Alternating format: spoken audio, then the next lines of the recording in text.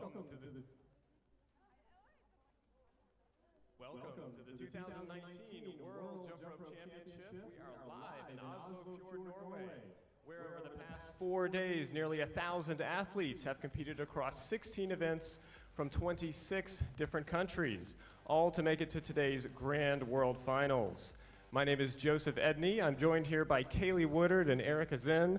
We'll be your hosts throughout this competition, and we're thrilled to be with you for today. As Joe said, we have athletes from many different countries competing today, and today truly is the best of our sport. Athletes will be competing across both speed and freestyle, single rope and double dutch. We're gonna move fast today, so be sure to stay tuned in. You do not wanna miss a second. If you have friends or family back home who you'd like to see the sport of jump rope, today is definitely the day to show them. And if you're in the arena, please do engage with us using the hashtag WJR2019. From here, we'll turn it over to the fastest feet in the world. Let's jump.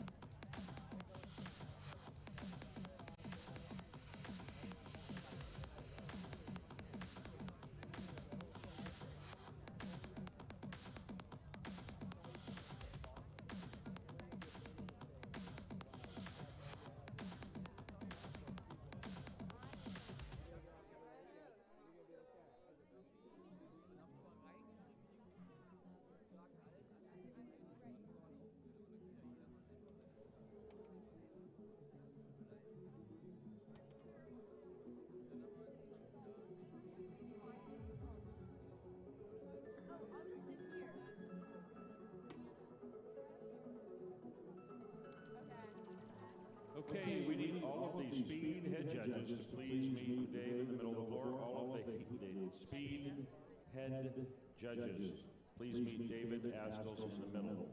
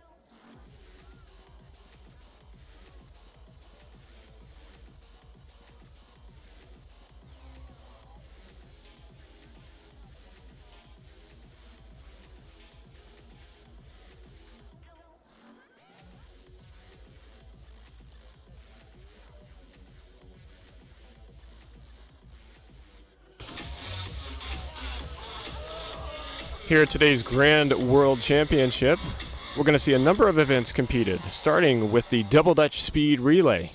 That's where we have 3 athletes all competing in Double Dutch Speed. They'll rotate for 40 seconds each inside the ropes. That will be followed by Double Dutch Pair Speed, with 2 athletes inside the ropes, each jumping for 60 seconds.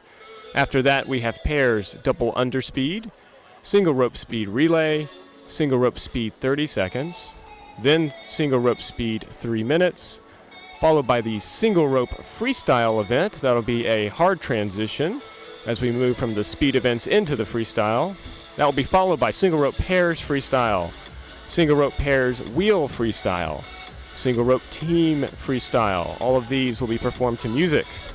Following those single rope events, we'll move into Double Dutch Single Freestyle, Double Dutch Pairs Freestyle, Double Dutch Triad Freestyle with 3 jumpers inside the ropes.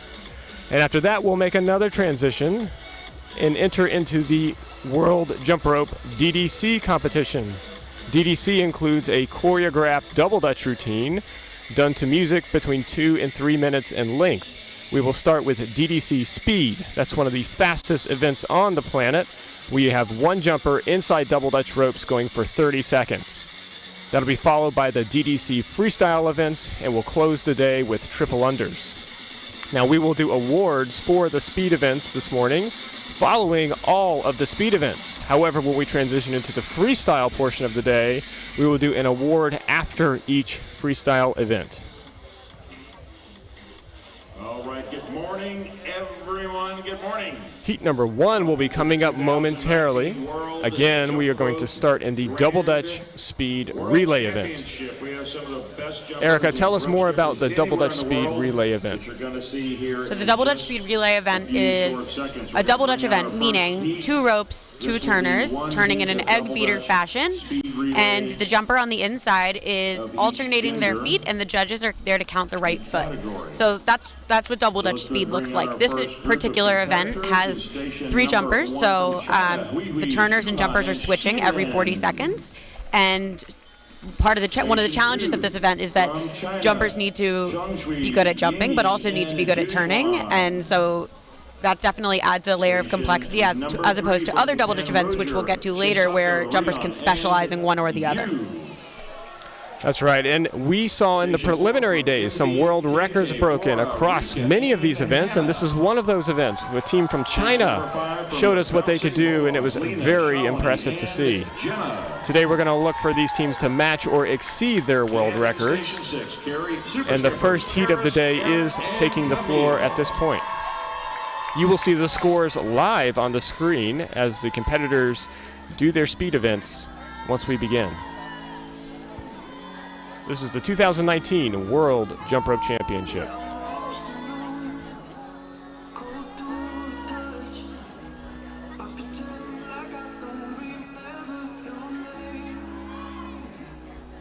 And ladies and gentlemen, as a reminder, obviously it's pretty dark in here, so it even enhances flash photography, which we do not want. So ensure if you have something that's powered at all and you're pointing in all right, so before we start, I want to give a little bit of context in what you should be looking for in terms of top scorers in this event.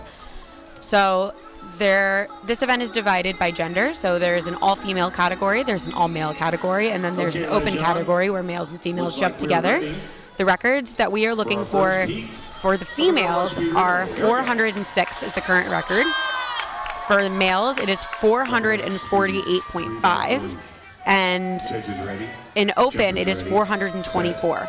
Now, these numbers are actually doubled because they're just counting the right foot. So when you look in the official record books, 406 would actually be more of an 812. The athletes are underway. Joe, can you talk about the different types of ropes the athletes are using? I can, and for the most part what we're seeing are plastic ropes. Those are easier to turn, and especially when there is a 40-second, 40-second, 40-second transition, you want those ropes as light as possible. You can see tight shots here on some of these teams. Again, the top scores in the tournament were taken for today's final championship. 10. You can see the scoreboard in the background ticking up. So remember, each jumper is jumping for 40 seconds, 3 different jumpers.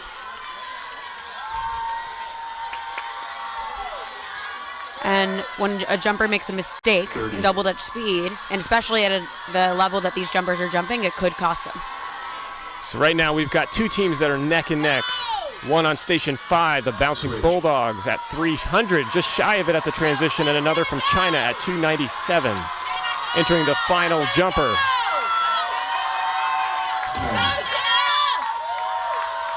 One mistake can cost these athletes a lot of points.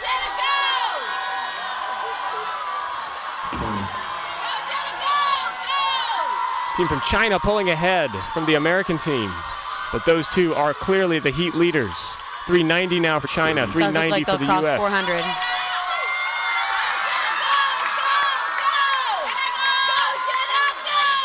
All right, and we have a new female record. Well done, 426 for the Bouncing Bulldogs and 431 for Team China. Wow, that's exciting. So the previous record was 406. So this is beating that record by a long shot, which is something we've seen happen quite a few times in this competition already. So a new competition world record on the very first heat. A great start to our speed events here today. Now, one of the things that you'll see on the floor are that there are 3 judges at each station. Those judges are wearing the teal blue shirts. One of those 3 judges has in their hands a mechanical clicker that is sort of a metal, mechanical, old style. Every time the button is pushed, a count is registered. One of the judges has an electronic counter. The judge with the electronic counter score feeds directly up onto the screen. Now, after each round, the scores are compared, and if there is more than a 3-point discrepancy between the judges, then the athlete is awarded a rescore based on a video replay. So one of the things that we're going to recognize as we commentate here is that we're going to look at the display scores up on the big board here in the arena. However, there's a chance that some of these scores could be amended after the fact, so these are unofficial. However, these are experienced judges. They are all certified, and we can rely on upon the fact that the scores, if not dead on, are going to be very, very close. Absolutely. All right, we're moving into our second heat. It looks like this is the all-male heat. So the way these heats are set up, it should be 1 race, 1 winner, very clear.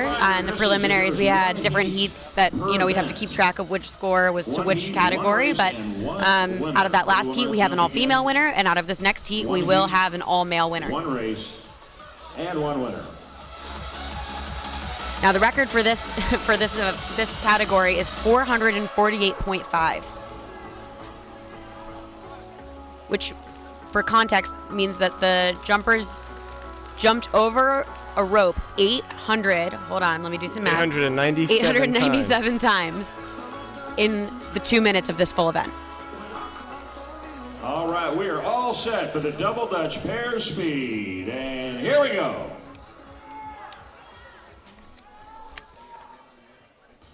Double Dutch speed, 3x40. Judges ready, jumpers ready, set.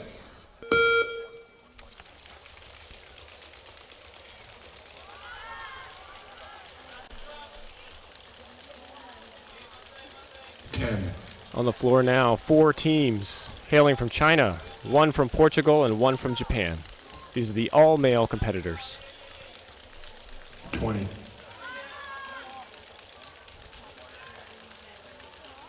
So far, a clean heat. Again, 1 mistake can cost these jumpers a lot of 30. points. So Station 2 is our world record-setting group. Switch. Well done. 187, the top score, again from that record-setting group. Now moving into the second 10. of 3 jumpers. And just again, for some context, 187 times 3 would be 561. So that first jumper really set them up for a powerful run here.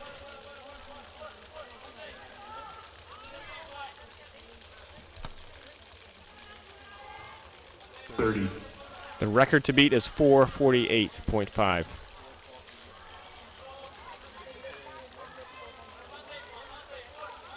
Switch. Well done at the split, 3:45. The clear leaders at heat station number 2 out of China. 10. I have a feeling they're going to beat their record. They are now crossing 400, and they are well ahead of the rest of the heat. 20. This is an all-male heat, one champion.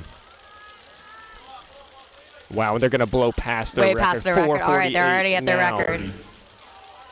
We have a new world record on the floor. Very exciting to see. And they are Wow. just destroying the record. 480. 490. 490. Wow. Wow. Incredible. Incredible. That's unbelievable. And you can see how tight their form is. They had no mistakes throughout that whole sequence. And each of the athletes, when they competed, their upper body was almost completely still. You could just see their hair bouncing and then their legs just pumping up and down like a machine. Those turners had to, of course, time every single turn of the rope under each foot. Wow, and not to overlook the 442, 429, 439 that also happened in this heat. In the sport of jump rope, this many 400s in this event is unheard of. A month ago, each of these would have been a new world record in its own right. Absolutely. But today, with an unofficial 492, the bar has been set very high. And this has been pretty representative of what we've seen through the speed competition so far. This Chinese team has been very dominant. That's right. And coming up next, we've got the mixed gender heat. So we've got 6 teams, each that includes both male and female athletes taking the floor now. And once again, this will be the final heat of the Double Dutch Speed Relay event. 1 heat, 1 champion per age category.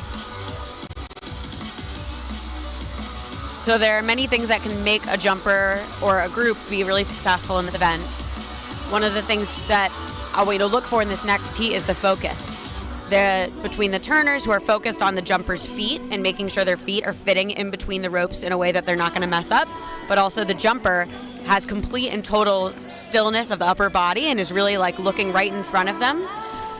And the slightest bit of off focus in this event can cause a mistake, and a mistake can be the end of your run. That's right, and one of the things that's exciting about this particular heat is you see a variety of competitors, but specifically you see junior competitors. So we see athletes on the floor who are very young, and all that means is that in the preliminary days, they scored so well that they were able to outcompete some of their older and perhaps more experienced peers to make it here to the finals of this event, particularly from Team China. We see a lot of younger teams, or teams who appear to be much younger than some of the other athletes on the floor, and so we'll see if they can hang tough here as we enter into the final heat. This is the 2019 World Jump Rope Championship.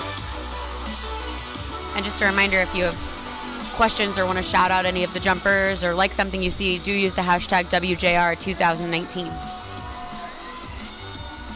All right, I think we are all set. All right, we are all set. Here we go. Double Dutch Speed 3x40. Judges ready. Jumpers ready. Set. And we have our record group here on the floor from Cleveland Air Magic in Australia. 10.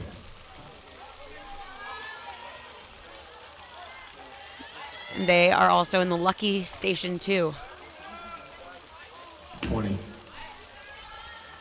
You notice different turners take different stances, but all of the athletes on the floor right now are using plastic ropes to ensure that they're lightweight, they can be turned quickly. Correction, there are some beaded ropes we're seeing as well.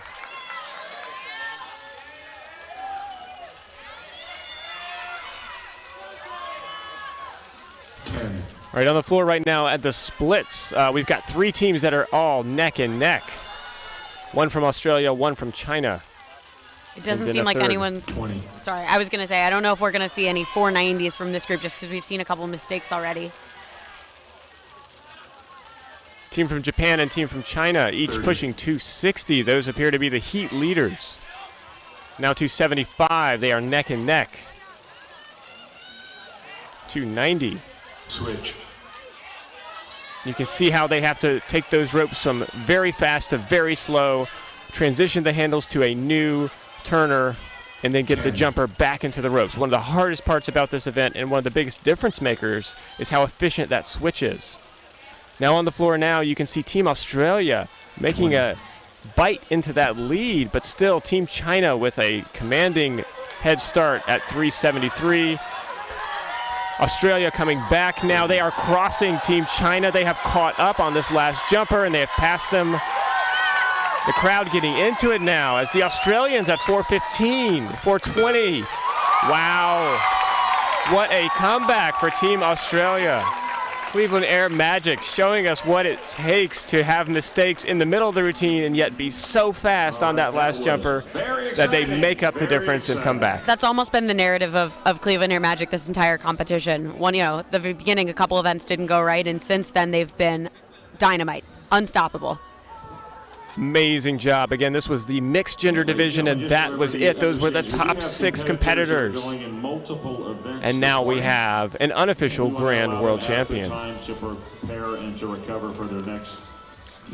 So these athletes train year-round to get these kind of scores. Something that's a little bit different about the sport of jump rope than maybe some other sports is there's generally 1 or 2 main events at the end of the year that the jumpers spend all year training for. We've talked to some of these athletes who practice as much as 3 hours a day every single day. And to get to the level that these jumpers are jumping at, that really is what it takes. While there's definitely talent involved, there's a pure dedication and time commitment to training that has you get results like these. That's right, and one of the things that we're noticing about these heats with these athletes is that you're going to hear and see many of the same competitors come onto the floor for event after event, and that's just a testament to what Erica just described, that we've got a lot of folks here in the competition who are able to translate success in one event to another. The conditioning, the training, the communication involved in success here definitely is transferable from event to event. Absolutely, and you won't be surprised to also see the same groups again and again succeeding. Also because as a jumper, the longer you compete together, the better you understand each other and the better you're able to just get on the floor and get down to business. So that Cleveland Air Magic group we just saw has been competing together for a while now, and it's showing. Okay, so the next event that we're about to jump into is Double Dutch Pairs Speed. So this event is very similar to the last event we just watched. The difference being that the turners and jumpers never switch places here. The turners are turners and the jumpers are jumpers. One jumper jumps in for 1 minute, then a switch is called, and the next jumper jumps in for another minute.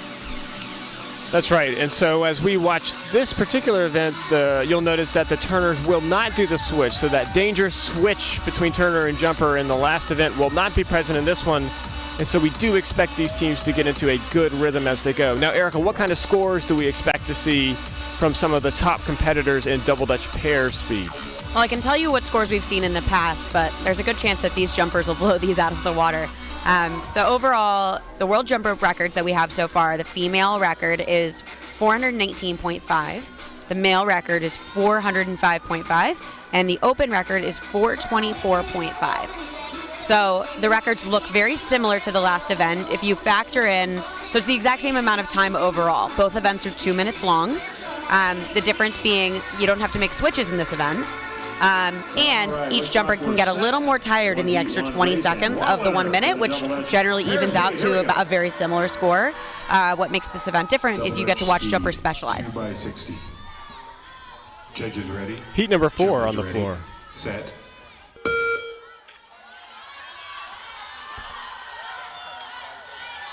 This is the all-female heat.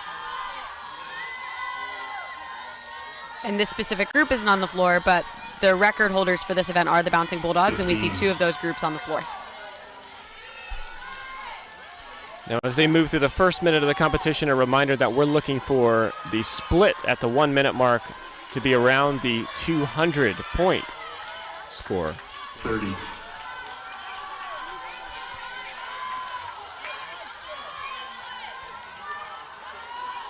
Team from Japan, currently the heat leaders in station number 2. They are on pace to exceed 200 45. after the first minute. And as a jumper, that's really where you want to make sure you are. If you're over 200, you can set your group up for 400 total. All right, one of the stations now crossing the 200 mark. The Bouncing Bulldogs with 210, Team Japan with 202, and the Bouncing Bulldogs, a second group with 202. Those were the 3 heat leaders. Now in the second jumper. Again, this is one heat. These are the top 6 groups, so the champion here will be the Grand World Champion. And a miss from Team Japan. One miss can be devastating in this event, but they're showing us what it takes to recover. Currently 300 has been crossed by the Bouncing Bulldogs, and they are the clear leaders in this heat. Now crossing 330. This gets to the tough part of the event as a jumper. 350, those turners are now feet up. tired. They have to maintain pace, consistency, rhythm. 370, 380, 390. Still going strong. 400 has been crossed. Well done, 406 from the all-female team. A clear leader in that, the Bouncing Bulldogs in heat. They're station number 6. All right, Nice job by those ladies. Marvelous. That was marvelous. Up next will be our male competitors. Again, folks, no Okay, the flash next heat we photography. have Make is sure going that to be there's our no all-male light of any competitors. kind coming from anything So one of the that's things in that we your noticed in this event is that despite the fact that we don't have the switches we saw in the last event, some of the top scores are still a little lower than what we saw before. And that is attributable to what Erica described before, where the fatigue factor does play a role. And so having to jump for an extra 20 seconds, so 60 seconds instead of 40 seconds, can make a big difference. Much like in track and field, a sprinter is going to be able to perform 100 meters faster than a 400 or a mile or a marathon runner. In the same way, some of these 40-second splits are going to be faster just by virtue of them being sprints. Absolutely. And as a jumper, you do train for this event very differently than you trained for the last one. Jumpers who jump this event need to be training their legs separately, like in addition to the training they're already doing for the 3x40 event. And the turners need to be turning so that they can keep up with that 1 minute, because while in the real world a 1 minute doesn't seem long, in those ropes it's a long time. Station number 2 from China. Jiaolin. Taking the floor now, the all-male heat. This is heat number 5. Station number If you're 3 following from along at home, use the hashtag WJR WJR2019 to engage with us on social media. Station 4. If you have a question, a comment, or a shout-out for an athlete, we'd love to hear from you. Pica, Miguel, and Hugo.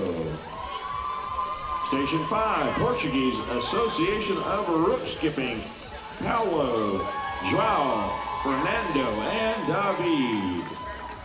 And finally from Hong Kong in station Common number 6, question I get about double dutch is double dutch speed particularly is there, why are the genders divided? Is there actually a difference between the genders in this event? My feeling on this is no, and the records are similar enough that there shouldn't be too big of a difference. But this is something in the sport that we're ongoingly talking about and kind of opening up and discussing, is which events do need to be divided by gender in terms of making things fair, and which events do we think we can put together. In this competition, we've seen some really strong performances in both genders, and the scores again look very similar, but for now we do keep these separate.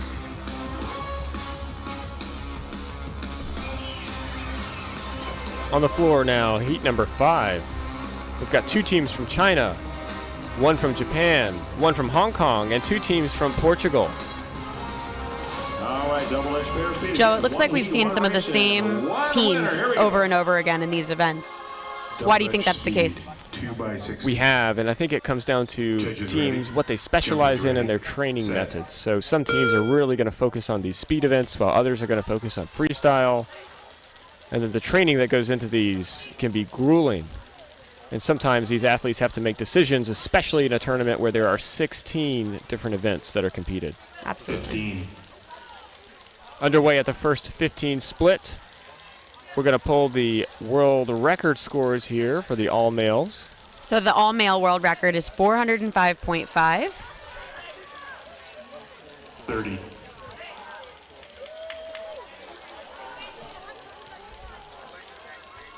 And if these teams can hang on to this pace, they will easily blow through that record. 45. Now, throughout the preliminaries, Team China was dominant in speed, but Team Portugal has really showed us a spark, especially in these speed events. Erica talked earlier Switch. about how some of these groups choose to specialize, and Team Portugal with the lead after the split at 240 from the first jumper. Team China right behind them with 234. And now in the second athlete, again, the judges, or those who are on the floor clicking or counting the jumpers, only look for one of the 2 feet. So they're counting the right foot, and there are 3 of them. Each of those 3 must be within 3 points of the total in order for that 30. score to be valid. Now the Portuguese team had a mistake or two at this point, so the Chinese team is pulled ahead. But they are neck and neck. Team Portugal really bringing it back. They're at 390 now. Team China crossing 4, Portugal crossing 4. Portugal seems to be creeping up on them. Can they catch them before the end, though? We've got a new world record. Team China made a mistake. Wow. So Portugal has pulled ahead at 450. Now 460. Wow. Good for them. 460 the high score, followed by 449. Portugal, the unofficial grand world champions. That's extremely exciting. Now they did have a mistake or 2 in that, and so did China. So it's amazing to think what a perfectly clean run would Might have looked like, right? That's right. Now, Erica, how many points might a team miss out on from a mistake? So in an event where they're moving this quickly, it could be up to 10 or 15 points. That said, the other thing you have to factor in the conversation of if I wouldn't have missed, I might have hit, is you might be more tired if you wouldn't have had that miss. The miss is also an opportunity for the jumper to step back and take a breath. So there's no way of knowing, and typically what we say in training is an event like this, a mistake will cost you 10 to 15 points. So one of the things we've seen through some of these first events today is new records being broken almost across the board, and that's an indication that the sport has not yet plateaued. And the fact that new athletes can enter the sport and have an opportunity to break some of these records is one of the motivating factors for new athletes to get into the sport. It's very exciting. Absolutely. The competitive sport of jump rope's been around for over 40 years. And to think that we're this far in and that things are still pushing is extremely exciting. And we've talked about this throughout the broadcast, but there is every time new records are set, there's this new sense of like, this has to be it. It couldn't get faster than this. Like, this has to be the fastest in the world. And then somebody comes in and shows us that we're wrong. And that's what keeps a lot of us coming back, is this feeling of there's always more. There's always more to do. There's always a new high to hit. Station number 5 from China, Yishin, Yisu, Jinyi. Now entering into the mixed gender division, again for the double Dutch pairs speed events. These groups are going to include male and female athletes partnered together. And the record that we're looking for in this event is 424.5, and it was set by that same Australian group, where it doesn't look like that they made the finals for this event today. But the group that we saw set that record earlier. And once again, each of these teams has to compete on the preliminary competition in order to qualify for today. And today, the top 6 scoring teams are taken and allowed to recompete for the Grand World Championship. Now, we've talked before, but one mistake or one off-turned rope can be catastrophic for the final scores, especially when the field is this competitive. The other thing to bear in mind is these athletes have been competing heavily for the last 4 days. So I know for a fact that some of even the most experienced athletes are very sore at this point. And we're underway, and one of the things to watch here in this final heat of the double Dutch pair speed is how does the turner and jumper communicate? So each of these athletes clearly has to be in a rhythm and in a pace, but sometimes they will use hand motions, and other times you will hear them verbally cueing each other to speed up, slow down, move from side to side. 30. And they will always want to keep the jumper in the center of the ropes where the arc of the turn is the highest. another thing to look for is not only when groups make mistakes, but how they make mistakes. How quickly a jumper or a team can recover from a 45. mistake can give you the difference in their score. Station number 2 from Team China already at 240. A good 30 points ahead of the rest of the field. 250. They are on an amazing pace if they can maintain this. Incredible. 270 nearly at the split.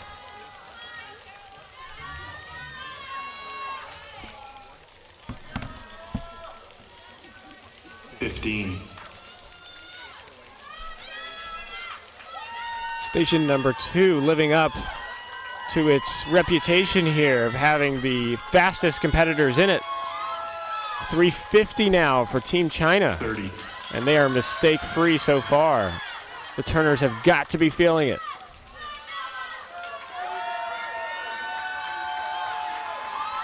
You also notice the jumper on the outside. There are many different approaches 400. to being the jumper on the outside. Some of them are in the middle coaching, some of them are sitting down, some of them are ready to get in the ropes. 420, 430.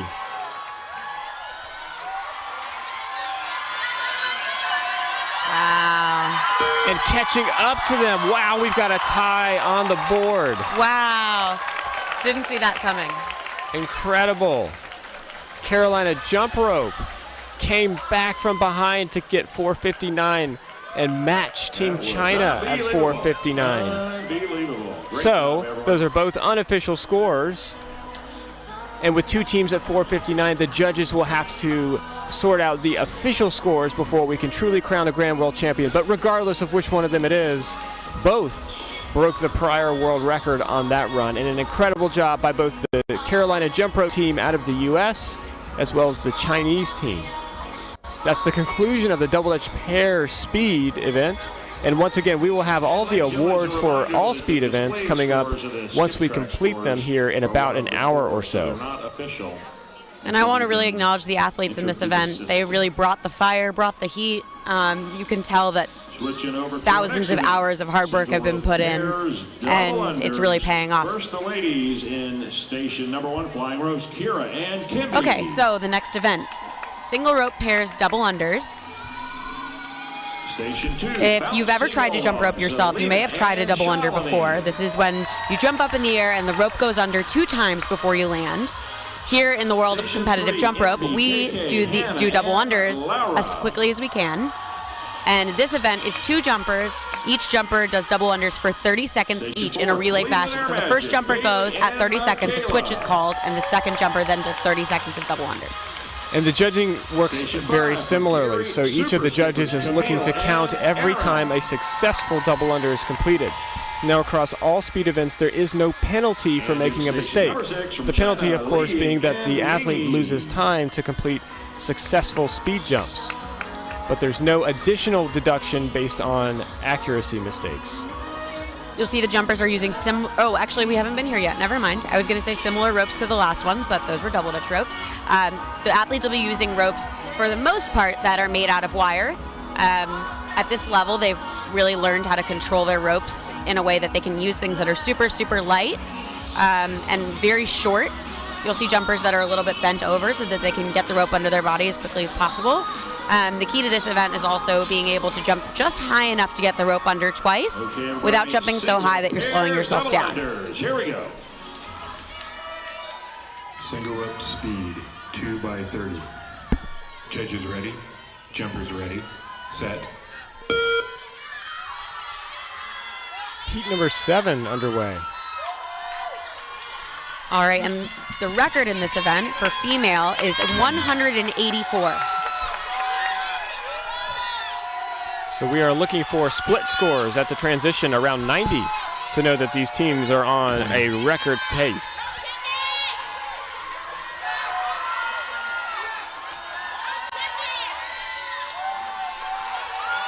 Switch. Couple teams at 89 there, and once again in these sorts of events, when you have a switch between athletes, it's incredibly important to make that switch as efficient as possible.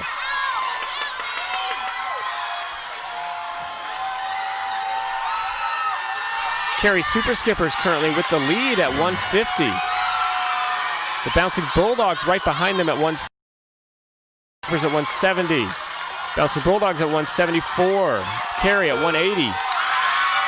Well done. Unofficially, Carey Super Skippers with a 183. Nice job. And you'll notice in this event when the jumpers get tired, they actually start to jump a little higher, which is funny and seems a little bit off of what you would think. But the discipline to this event is being able to jump really low and really quick. These scores were just below the record, so really, really impressive scores from these teams. If you're just joining us, you're watching the World Jump Rope Championships. We are on the Grand World Finals Day, and it has been so exciting so far. Nearly a record in every single heat we've seen, and for those of you who have not watched a ton of competitive jump rope, that's not normal. Usually we wait years before we see a record one at a time, maybe one per competition, and the amount of record-breaking performances we've seen in this year has been unlike any other year. And why do you think that is, Erica? To what do you attribute that trend? Honestly, I think for the most part, we have the Chinese team to blame for the spike in our performance. I think that the Chinese are relatively new to the sport, definitely fairly new to this competition, and I think what happens in the sport of jump rope is when fast people enter the field, everyone else steps up. And so I think not only are the Chinese incredibly fast and have been pushing scores themselves, but I do think that the rest of the world has risen to the challenge as they've entered this competition. I think that's right, and this is a competition that is large this year, featuring 26 different countries. This is the largest of the World Jump Rope Championships that we've seen so far across the last 9 years, and so I do think that one of the attributable variables here is the fact that we have more athletes from more countries taking place here at the competition.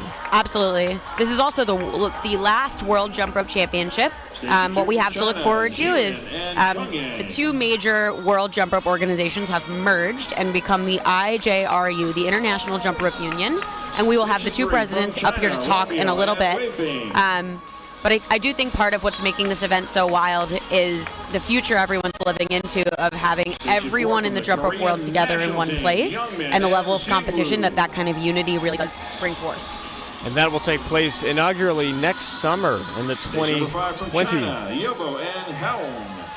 summer competition. More details coming up about that later today.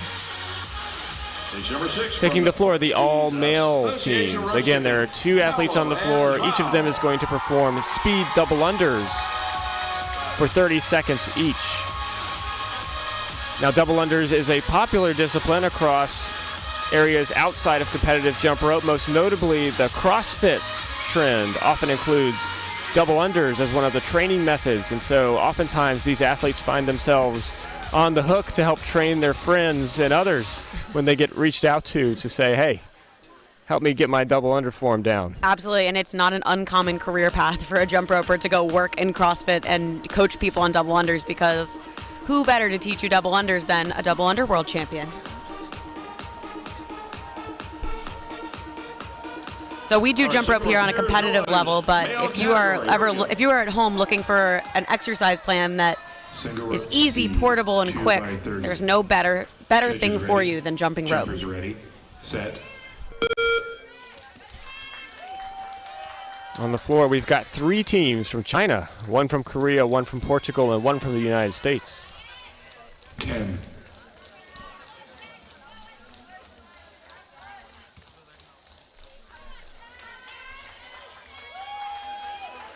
The record for this event is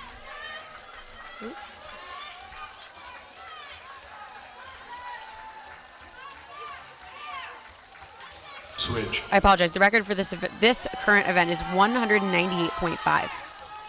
198.5, and some of these teams look like they are on pace 10. to match that. Let's see if they can hang on and have a mistake-free second leg.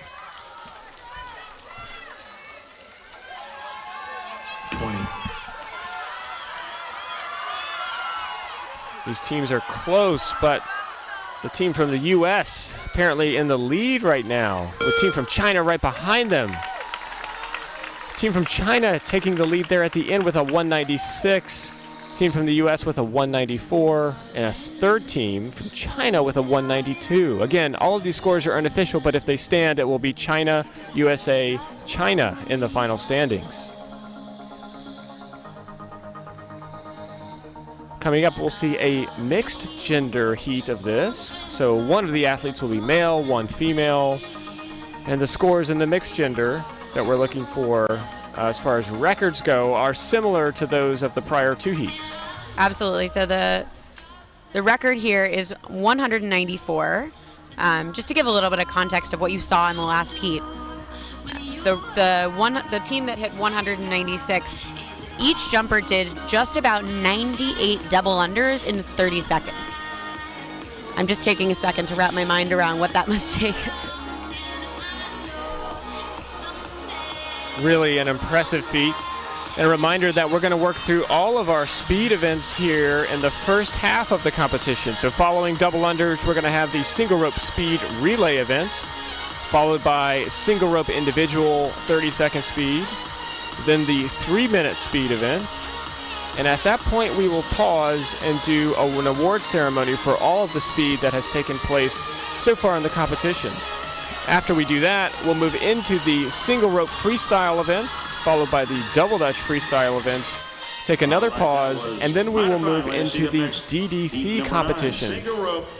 Following DDC, we will have the single rope triple unders event to close out the day. We're excited you're with us here at the 2019 World Jump Rope Championship.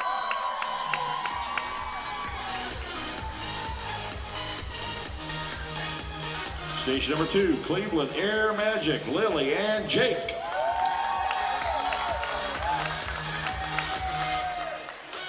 All right, we have halves of a couple of these world record teams out here.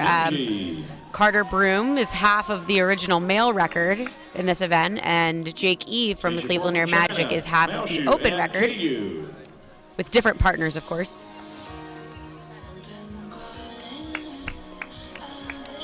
Taking the floor this time, Graham and Cameron.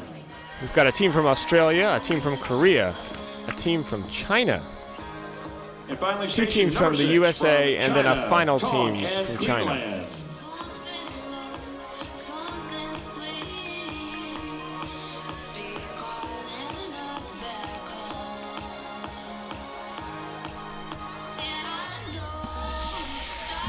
This is heat number 9 coming up.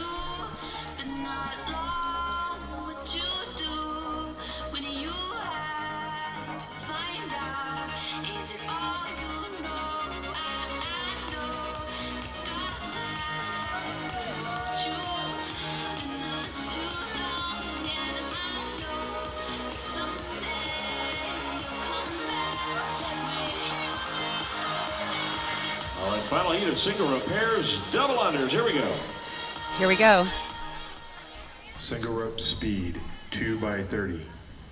Judges ready, jumpers ready, set.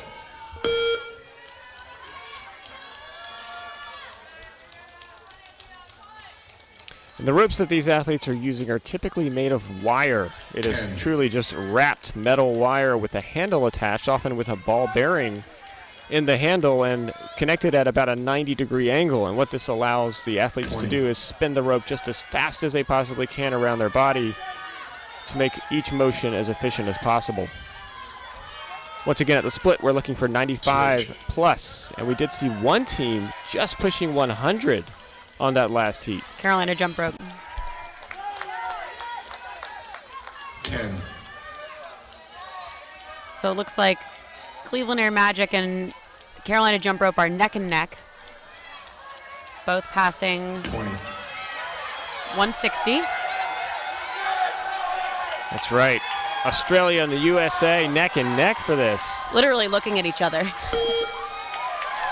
Wow. Well done. Looks like Team Australia unofficially has the top score, followed by one team from the USA and then a second team from the USA tying with a team from China. So again, we will look for these scores to be made official before we can call who the champion was, because they were so tight. But each of the judges must display a score that is within 3 points of each other. And if that's not done, then there is an automatic video rescore And so the athletes don't have to compete again, but they do have a camera trained on each station so that there can be an official video rescore whenever there's a situation where we have discrepancy in the judges.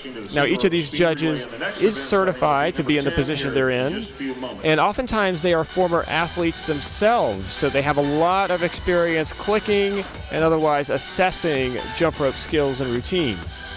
Now, Erica, one of the things that we see a lot of alumni jumpers do is come back and volunteer as coaches.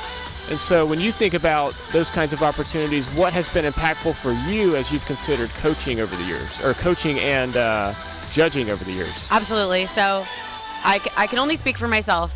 I know for me, I love the sport of jump rope and no longer wanted to compete, but did want to be involved. And I mostly say this for the jumpers out there who do love the sport and want to see it succeed and flourish. There are so many ways to give back in this sport. Judging is a huge and very important way that jumpers come back and give back, because without good judges, jumpers don't get fair scores. And as a jumper, you know, we've all been in some situation where a score didn't go the way we thought it should have. And the solution to this issue is really coming back and being judges for the jumpers today.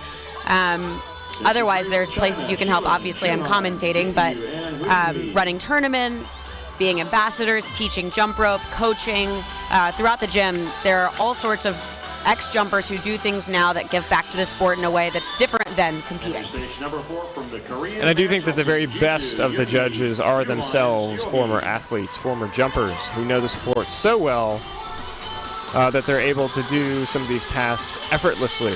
Absolutely. And certainly as an athlete, years ago competing myself, I recall always feeling reassured when I could look at that judging panel and say, you know, there's a former jumper or someone whose opinion or skill set I trust. Absolutely. As an athlete. Another really important place where jumpers have made a difference is with technological innovations. So, for example, with speed counting, we talked to Tori Boggs yesterday, who has created a contraption, a device, that's the word I was looking for, a device that you can use, you can put actually in your shoe, and it will not only count you, but it can let you know when you need to speed up.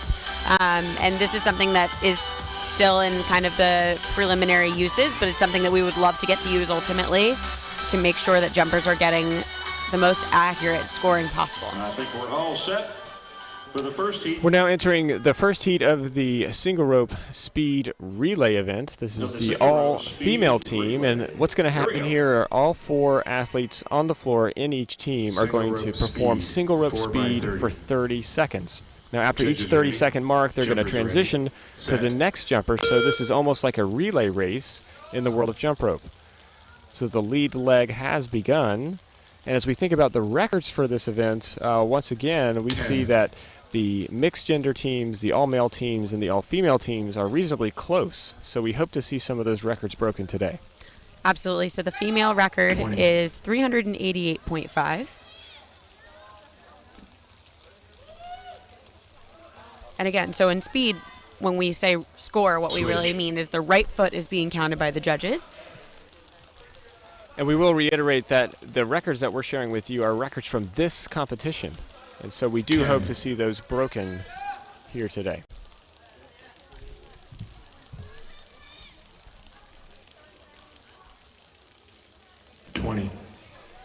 And it looks like we have our world record setting group in that's famous Station 2 from MBKK from Hungary. Switch.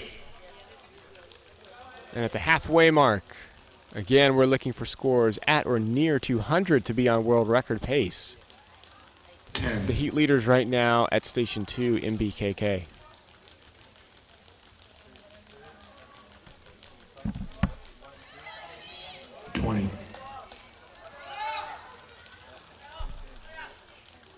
You'll see the jumpers cheering each other on or counting them or helping them hold focus.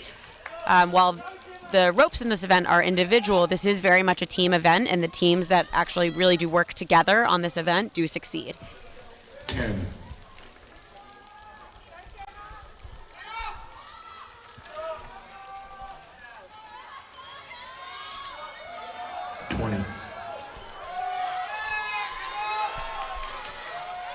All right, we're now coming down the home stretch. The all-female heat, station number 2, Hungary. Showing us a 382, and that will be the heat leader, so they will likely be the Grand World Champions once these scores go official. Well done.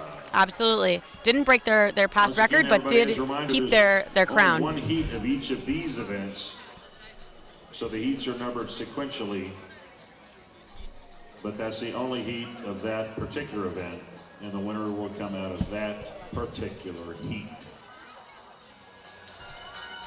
If you're following along at home, you can go to worldjumprope.org and click on the current scores link. There you'll find the ability to drill into each team and each athlete and look to find when your favorite jumper is going to be performing here. We're calling out the heats as we go through the day today. And currently we are on heat number 11, so the all-male single rope speed relay event. This is an event where 4 athletes jump for 30 seconds each, and their objective over the total 2-minute time period is to get the highest score possible. Finals for single rope. And if you've tuned in since the beginning, we'll introduce ourselves. I'm Erica Zen. I'm going to be one of your commentators for the remainder of this Grand World Finals day, and I myself am a former world champion, and I've been in the sport for about 20 years, and this has been just an incredible competition to sit through so far. I agree, and my name is Joseph Edney. I'm also a former world champion and have been involved in the sport for more than 20 years. And then, of course, our third commentator with us today is Kaylee Woodard. And Kaylee's going to be rotating in with us so that we'll have 2 of us at a time, each describing the events for you and giving you some insight about the athletes and the records.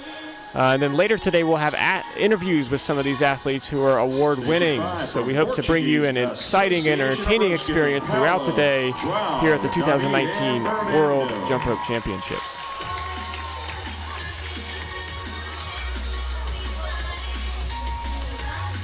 And in station number 6 from China, Heiyu, Mingzi, Kuifeng, and Rulin.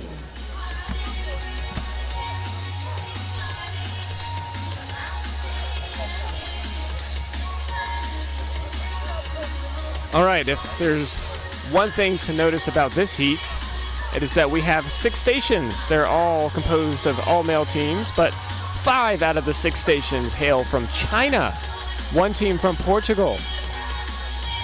So China definitely showing its strength not only in the male category, but also in the speed category. A proud moment for those athletes and teams from China, showing us how their persistence, performance, and discipline has paid off in this event. However, the record does belong to the Korean national team. The record we're looking for in this event is 426, and it looks like they switched up the groups, so the new record that was set in the open division is half of the same group that has the record in this event. So we've seen that a lot so far in the double under events. All 3 of the top winners have been record holders in this event in some capacity or another. Jumpers ready, set. And the males are underway, and Erica, having competed this event yourself, what goes into the composition of a team, of a group here? How does that get decided? So that depends on the team. In some teams the coaches do it, on some teams the jumpers choose. But once you have the group, there's definitely strategy to how you order yourselves. On my team, from what I'm used to, you would want to put your most consistent jumper up first so that they put you off on a good foot, someone who's not going to make a lot of mistakes. And you would also want to make sure that your fastest jumper goes last so you can get in all the extra points you can at the very end. 10.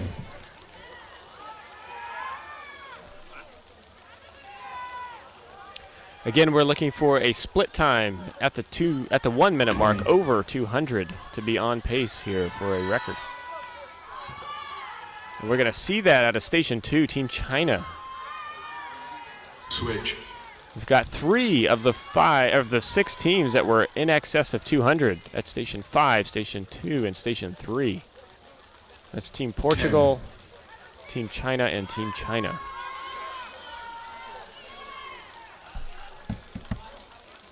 Now the other thing you'll notice here are 20.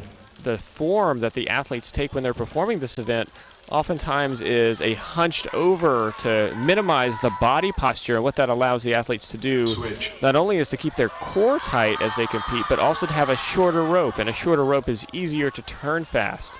So as fast as your feet can move, oftentimes if you can spin the rope and move your feet, then you can find the right rhythm to make it happen. Absolutely. Less rope to get under your feet. We unfortunately had a long delay for Team Portugal. It's going to set them back. Meanwhile, Team China marching ahead at 400 now. Grab station 2. 407, a 402. Both leading scores from Team China, followed by a 391 from Team Portugal, which is still fast, but they had a pretty substantial mistake in there, which cost them in the end. So they missed the record. However, any score in this event above 400 is world class. That's right, and we're going to see the next event up is going to be individuals, the fastest of the individual 30-second speed jumpers competing, to see just who is the equivalent of a sprinter in the sport of jump rope. Now coming up next, we've got the mixed gender division here in the single rope speed relay event, and that will include both male and female athletes on the floor at the same time. So the record in this division is new as of this competition. So we have a group from the Korean national team who also, 3 of these jumpers also have the male record as well. And they hit 4:15 as of this competition. And that means over the past 4 days during the preliminary competition, some of the new records were set, and so a lot of these teams will be seeking to exceed those records and even exceed them by a lot. So station 2 is going to be that Korean team we're looking out for. That's Jae-won Ahn, In-sup Kim, Yu-song Choi, and Hyunji Lee. Station 2, group to watch. National team, Jae-won, In-sup, Young-seung, and Hyunji.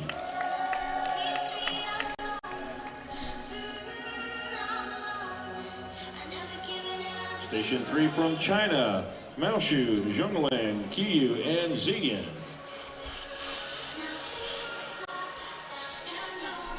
And this heat's going to feature 1 team from the USA, 3 teams from China, 1 team from Korea, and 1 team from Australia. A lot of these faces and names will look familiar because, once again, we are seeing that some of the elite athletes show up time and again because their skills are so transferable from event to event across this entire competition. Absolutely. It also is a work ethic thing. If you are a jumper who is willing to put the time and effort in for one event, you're likely to be the same jumper who's going to put that same time and effort into a different event. And you'd also be surprised to see how many of these athletes also cross over into the freestyle divisions. We'll get into that later, but this is in many ways a very holographic sport. The jumpers who put the effort and have the talent for one tend to have it in many. Now on the floor, you'll notice that there are taped off boxes or stations, and within those stations, all of our competitors must remain, because if they do go outside of the box, that is considered a deduction. So again, they have to stay inside the box despite the fact that there are 4 on a team at once. So they're all keeping an eye on each other as they go through. Now, different teams approach this differently, but I can recall competing this event, and the way we would structure it would be the first person and the third person would be partners, and then the fourth person and the second person will be partners. And what those partners do is ensure that each other's on pace, encourage each other, help shout out split scores and counting, and otherwise just be a general support structure. Some teams choose to do it differently. Other teams like complete silence. It is truly a personal preference during this competition.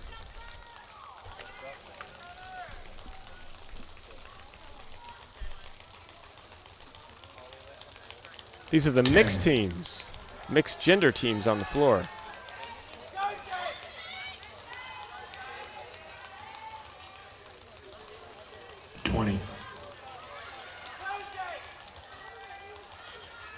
Team Korea with a commanding lead here after the first athlete. Switch.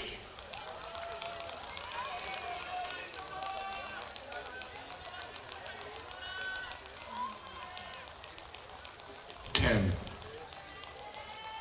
can see the mechanical clickers that are used as a secondary scoring method to the digital clicker that 20, shows up on the big screen in the arena.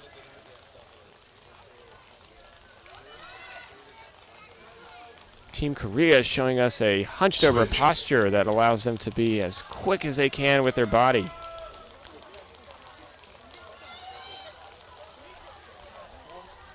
ten, Now, once again, these teams are looking strong and aiming to exceed the record that was set here 20. earlier at this competition. Team Korea now crossing 300, and they are clearly the heat leaders here. switch,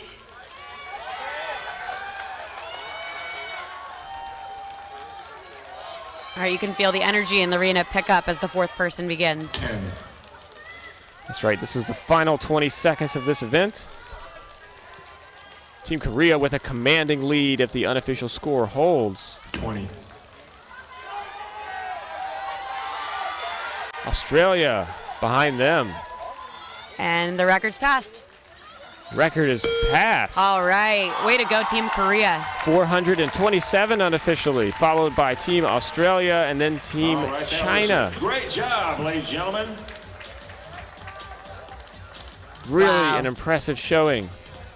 It's wild because usually in these competitions, so usually in these competitions, when you get to the speed rounds in the finals, it's a lot of very fast jumpers who somebody makes a mistake and whoever doesn't make the mistake wins. We're finding in this competition that not making mistakes isn't necessarily enough. Some of these groups have had perfect runs and there are still other teams that are just faster than they are, which is really, like, again, attributed to these teams like Team Korea that have just been so dominant in this event. That's right. It's so exciting to see how these competitors can come together. And as Erica mentioned, from year to year, sometimes groups will mix up or change, and the composition of groups each year can look a little different. And it's just like some of the things we see in other sports, where in relay races in particular, the athletes not only have to individually train, but then they have to train to have rhythm and communication with others on their team. So that's one of the nuances that we're seeing in this competition. Interview with the lovely Kaylee Woodard while they're getting set. Tonight, Next ladies event and we're going to gentlemen, see is the Gala, individual we're going to be 30-second invaded by the speed. Vikings tonight.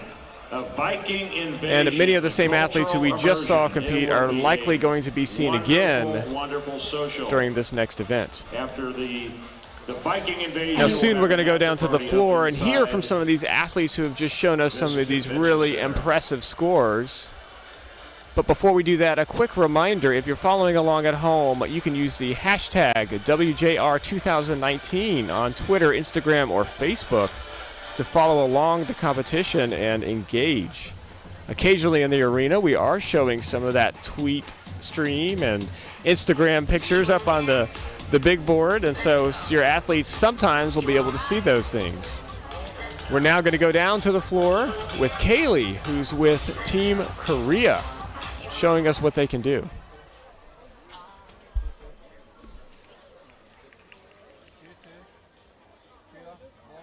Hi, we are here with Team Korea, and they just smashed that event just now, single rope speed relay. And you guys have been dominant also in many speed events.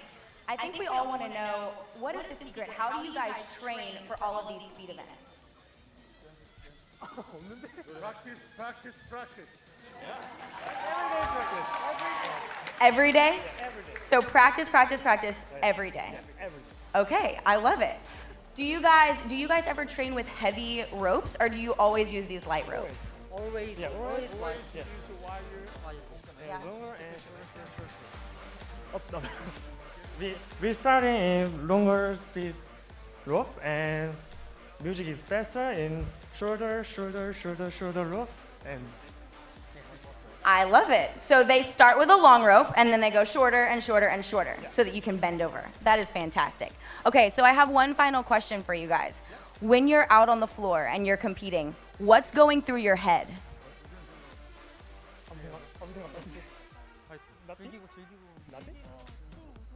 We try to enjoy and do our best to our team. Just enjoy the jump rope. That's what we do. I love it. I love it. Well, congratulations to you guys. You're so impressive. Thank you. Thank you.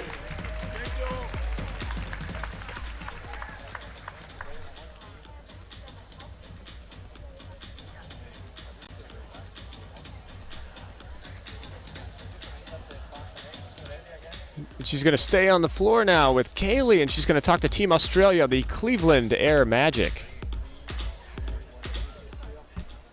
Hello, and we are here with Team Australia, who has really been dominating this morning. You guys have been doing a fantastic job, and these guys are known for both their speed and their freestyle. And so I'm going to ask you guys the same question at first. What is your secret? How do you train for all of these speed events? And also just how do you keep your body in shape for all of these different events? So we practice about 4 times a week as a team, and one of those sessions is purely just for our speed. So we'll spend 2 to 3 hours with a beaded rope doing our 30s, minute 30 drills. Then we go to our white ropes, and then we do it with our wire rope.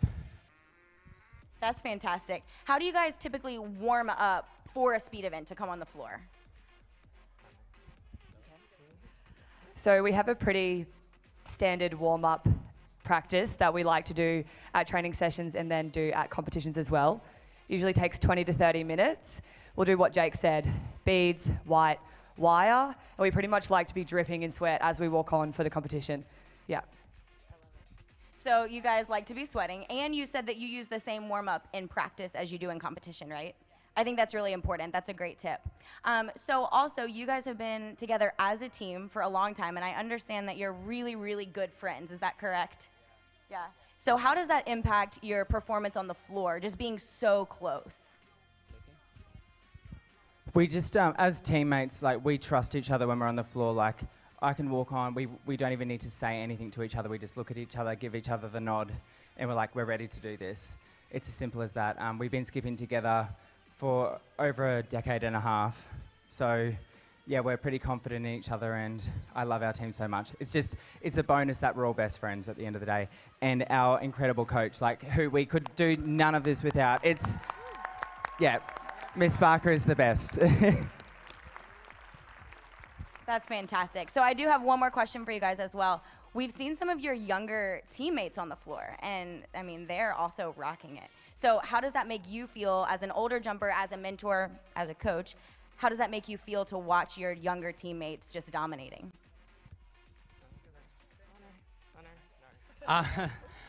Obviously, it's amazing watching the up-and-coming juniors of our club. I think we've all played a role throughout our skipping career as a coach and a mentor. And it was really special skipping with them yesterday in our team show. We've coached all of those girls at some point in their skipping lives, and it's really great to see them on the Grands floor representing Cleveland Air Magic and Australia. So I think we're all proud of them. Yeah. Absolutely. That's fantastic. So the future of our sport is clearly bright, and we really appreciate you guys as well. You guys are so fantastic. So congratulations. Thank you. All right, thank you, Kaylee, for interviewing some of those impressive athletes after that event. Again, you're going to see a lot of these same folks compete once again here in the individual 30-second speed. But one of the things that that Cleveland Air Magic team and the Korean team before gave an ode to was their coaches. And just a quick shout out to just how involved and how much effort it requires from these coaches who dedicate themselves, in many cases, who have not actually been jump rope competitors themselves. And so it takes a special kind of person to be able to dedicate themselves to this kind of a sport. And I know so many of us owe so much to our coaches of jump rope. Absolutely. Being a coach in many moments can, I imagine, feel like a pretty thankless job, and most of these coaches go without pay, and it really is just from the bottom of their hearts that they love the sport and they love the people that they're working with. And I just think coaches are a very underrated piece of this sport, and I really do acknowledge and appreciate all those coaches that made today possible through all the hours and hours of practice and working with their jumpers. All right, so Joe started to talk about this event before. This is single rope, 30-second speed. This is one jumper, 30 seconds. So very similar to the event we just saw, minus the relay. And the exciting thing about this event is it is like the 100-yard dash of jump rope. This is the fastest jumpers in this event, or excuse me, fastest jumpers in single rope speed get to show off in this event. And, That's right. And I know we've talked a lot in the preliminary days about how this event has evolved. Joseph, can you talk a little bit about how the records have changed from when you were a jumper up until now? So my competitive days of jump rope were in the late 90s and early 2000s, and when I competed, we were looking for scores to start cracking 80 and then just approach 90. But in the last 10 years alone, we have started to see scores in excess of 100 in 30-second speed, and now here recently starting to top the 105 and 110 numbers. And so clearly not reached a plateau yet in this sport. And it's super impressive just to see how far these athletes can push it with such a limited period of time. All right, so we have our world record holder on the floor, and she set this record earlier in this competition. That's Ting Ting Du from China, and the record is 106.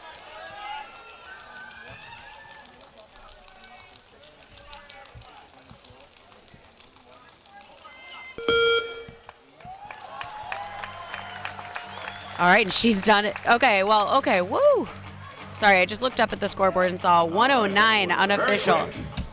And again, that's Team China showing us some really impressive skills. This is such a fast event. We have 2 teams from Korea, 3 teams from China, and 1 from the USA. And the 109 score is unofficial, but if it holds, that will represent a new world record in the female division of the individual 30-second speed. And again, just like that, the heat came on and it ended, and we now have a new grand world champion in the female 30-second speed.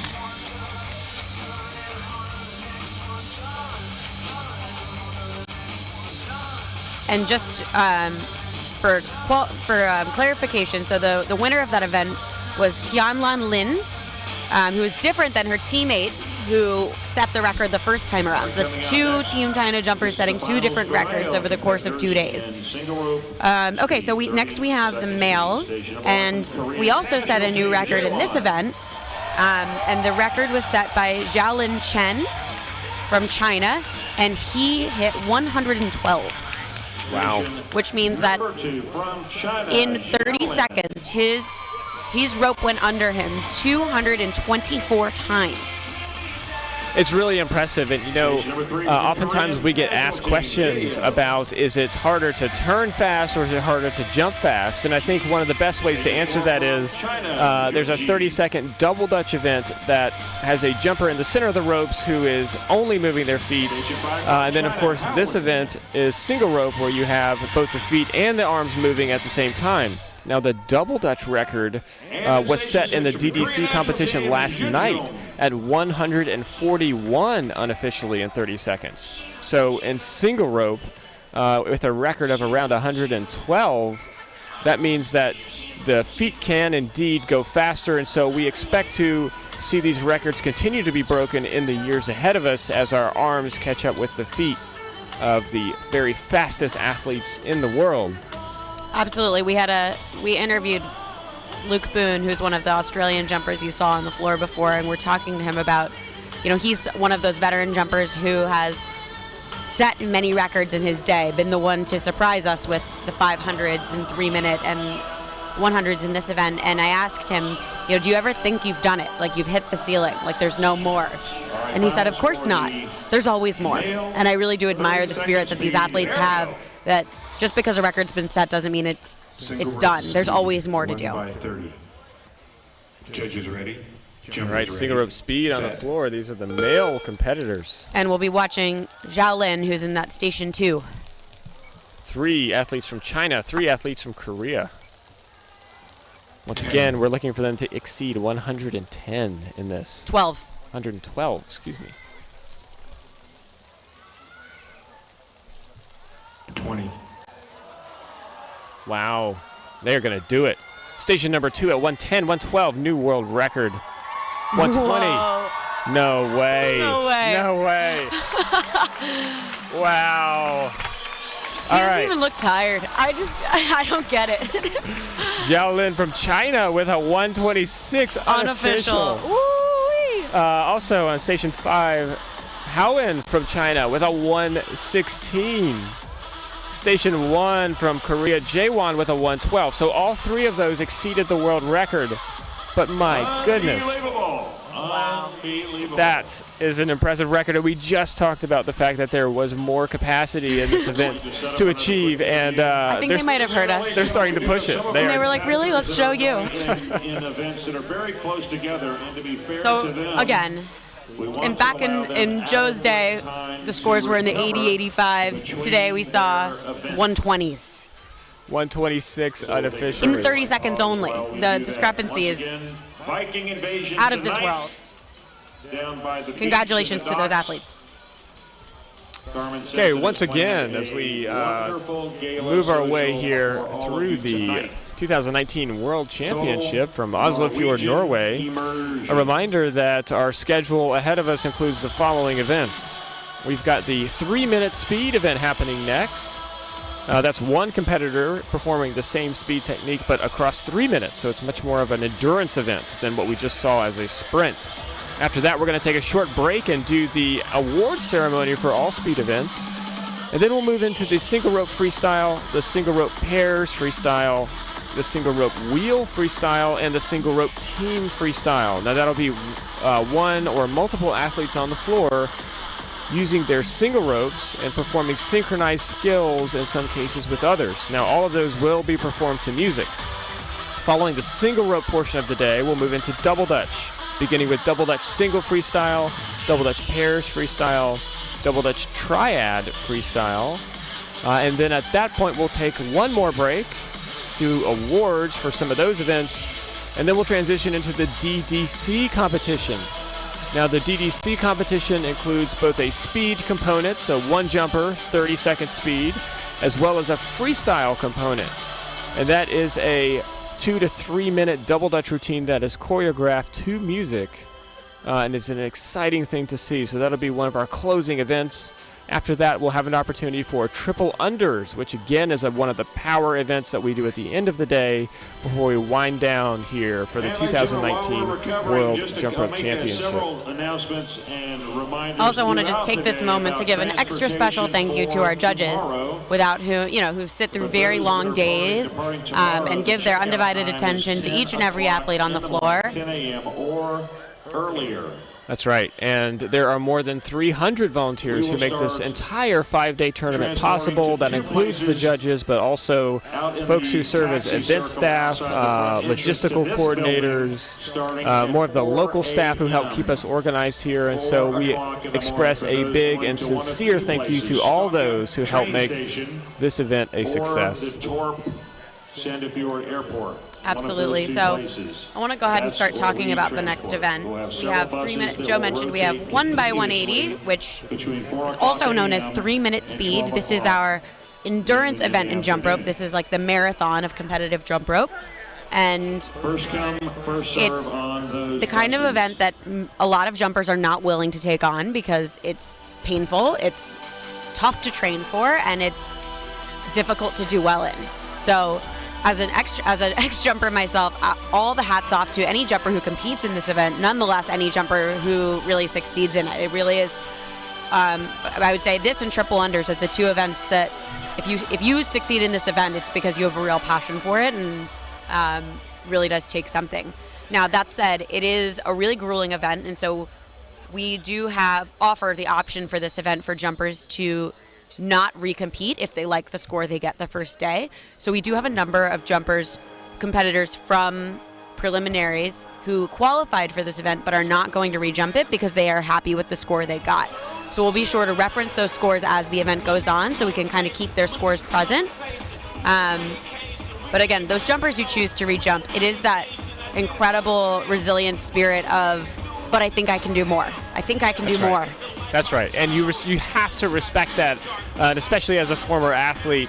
I love the competitive spirit that we see out of so many of these jumpers as they get prepared for this. Now, one of the things that we do here at the competition, because these events are so quick and back to back to back, we do try to give these athletes a little bit of a break here in between some of the events, and so we're going to take a break with them.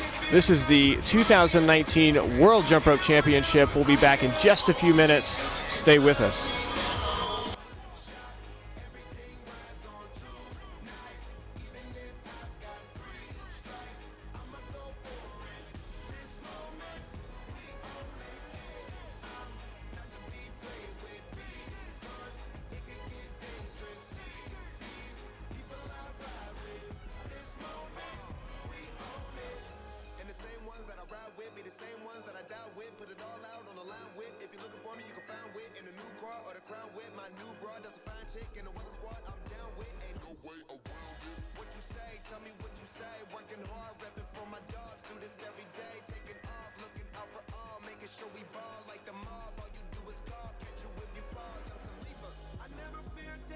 And athletes, as a reminder, please wear your credentials at all times while inside this building, unless you're out on the floor competing. That way we control who is in the house. Here in just a few short moments, we're going to switch to 3-minute speed. And in just a minute, we're going to go down to the floor here with Kaylee, and she's interviewing an extra special former athlete, current athlete, and ambassador for the sport of jump rope. Now, Kaylee last year, of course, was Kaylee Kuvion, and now she is Kaylee Woodard. And she is going to be interviewing one Nick Woodard. Her husband. Who now has some relation to her as her husband. So let's go to the floor with Kaylee. We're going to bring out, no, I'm actually going to do a quick interview. Hello, everyone. So we are here with Nick Woodard, and he's also my husband, so I have the privilege of talking to him today. But not only is he my husband, he's also a prolific figure in this sport. He's maybe what we would call a jump rope celebrity.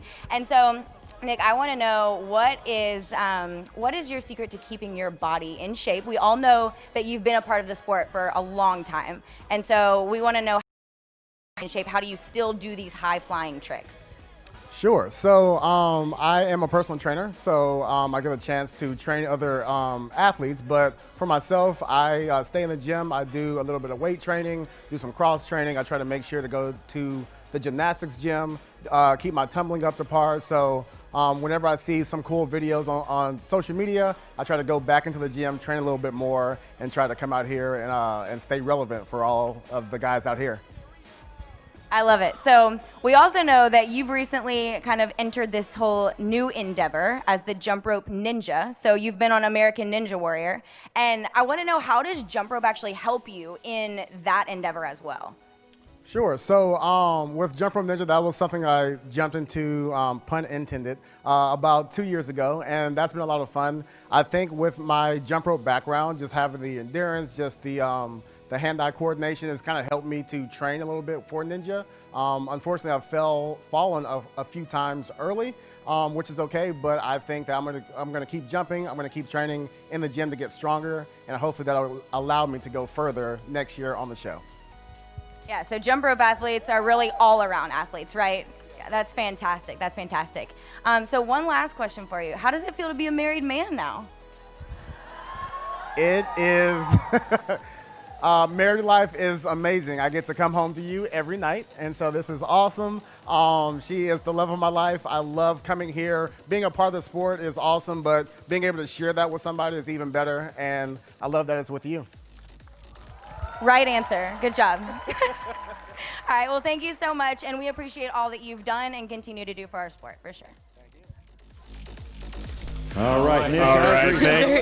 Kaylee and Very Nick. touching moment. 32 years. That's right, Nick clearly learning what it takes to be a successfully married husband early in the game. So well done to both of those athletes. Now, Kaylee and Nick are what we would finally refer to as a jump rope power couple, because both of them are champions themselves and continue to stay involved in the sport. And so it's really exciting to see them be able to engage with one another. And what Joseph isn't saying is that he is also a part of a super jump rope power couple. He is married to a fellow world champion, Anna, and it's not uncommon in the sport of jump rope. We spend a lot of time together. That's right. And so shout out to my lovely wife, Anna, who's Hi, Anna. at home with our 2 kids. Hopefully asleep right now, but waking up soon to watch the 2019 World Jump Rope Championship. Back to the floor, we're transitioning into the single rope 3-minute speed competition. Now, as Erica mentioned before, some of these athletes are competing today because they have chosen to. They qualified in the top 6 scores, and they have decided that they think they can beat their prior score. Other athletes have decided to keep the score that they achieved in the preliminary round and maintain that because this is an endurance style event. So we're excited to see from those who have chosen to come out here and perform just what they can do. And let's hear a little bit about the world records in this and what we expect to see here today. All right, unsurprisingly, we do have the world record jumping in Station 2 today. Her name is Tori Boggs, and she is from the U.S. The score that we are looking for from her is 505. She set this record last year in this event. And Tori is another jump rope celebrity who's pushed this record and owned this record on many different occasions. That said, we've had the fastest competition we've ever had, so I'm sure she will be pushed by the other athletes in this heat.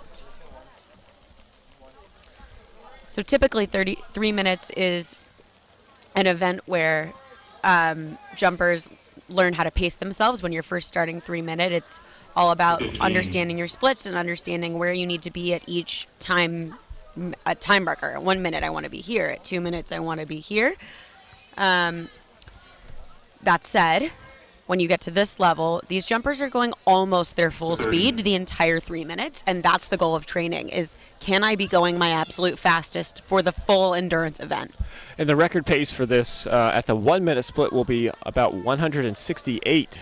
So we'll be looking for these athletes here at the 1 minute call to be close to that. 15 seconds to go. Now it can be difficult to maintain the same pace from the beginning of this event all the way through to the end. So sometimes the first minute might be a little faster than the latter minutes, but they are on pace, at least 2 of these 1 minute athletes. Well in excess, 3 of the athletes in excess of 170 in the first minute.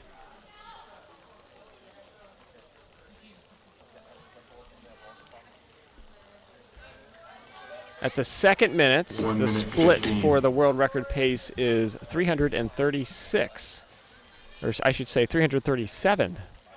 So again, as we approach the halfway mark, the world record being 5:05 in the female division. 1 minute 30. Team China, Team USA, and Team China, 3 athletes appear to be on pace to break that if they can hang on. Yeah, we're currently in what most would say is 1 minute 45. toughest. That's right. We're about to be in the toughest piece, which is that just about 2 minute mark. Oh yeah, your body's telling you it's time to quit, but your mind is saying, no way. I got a record to break here. Let's go. 2 minutes. Absolutely. There's this quote, train the mind to push the body. That really applies in 3 minute speed. All right, station number 1, China in the lead with 375 now. Station number 2, the current world record holder with 375 now. 15.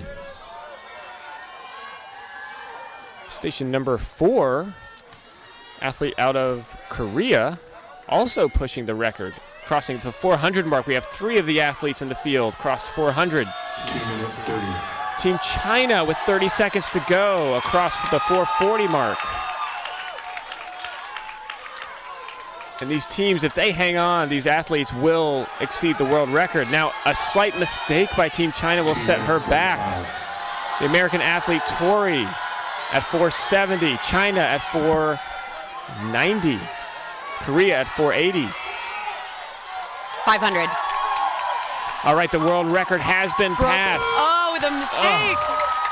Wow. All right, Team China with mistakes at 5:11. All right, That's a new world record if it stands, and they are thrilled about it. Yeah, She is it looks super excited. Absolutely. It looks like it may be a couple over what she actually hit just because the clicker clicked on a little bit afterward and she made a mistake, but it still looks like she'll beat the record, which is unbelievable.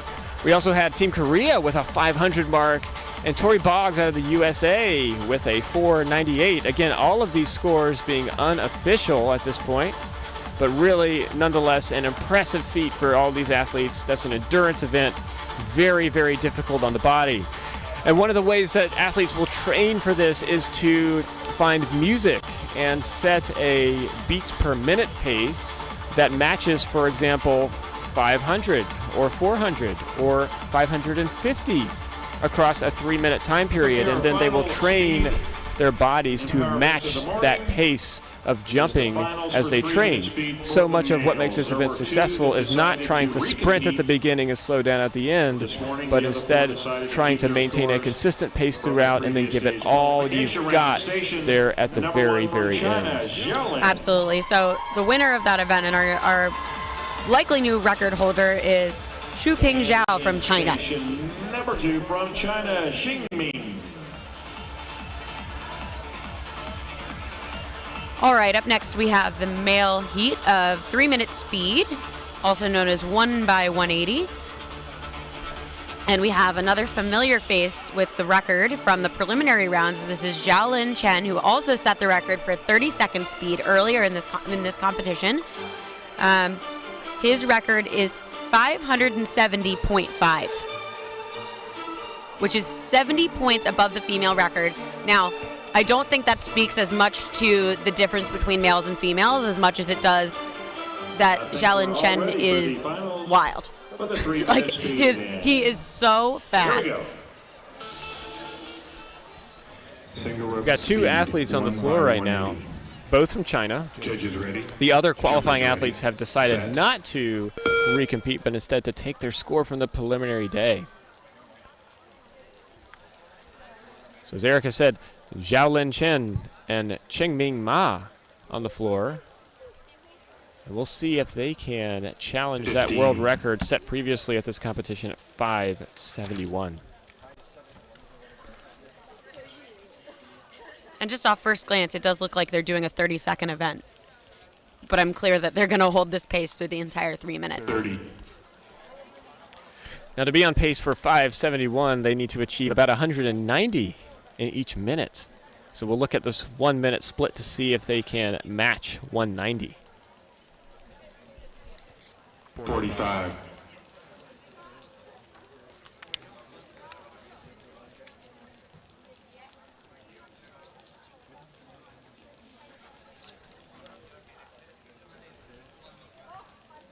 One minute. Incredible. Both of these jumpers well on pace to exceed that.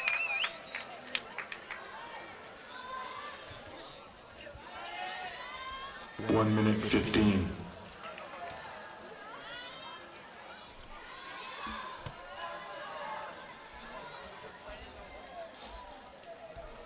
Looking for 285, and both of these athletes, despite having a mistake, have shown us that they are on pace for the world record here halfway through.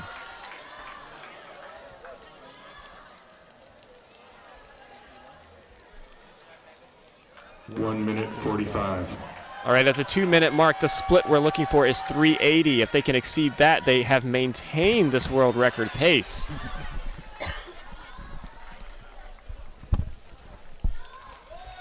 So in this event, mistakes matter because they always matter, but they definitely matter less just because you have the full 3 minutes to make them up. So we've seen some of these jumpers make mistakes and then still go on and hit world records. Xiaolin Chen is on pace to set a new world record if he can hang on. 2 minutes 15. Wow. Chengming Ma has had a couple of mistakes that have set him back, but he is still showing us what he can do at 440. Xiaolin at 475 now. 30 seconds to go. Wow, he's gonna, yep. It'll be close. It will be close.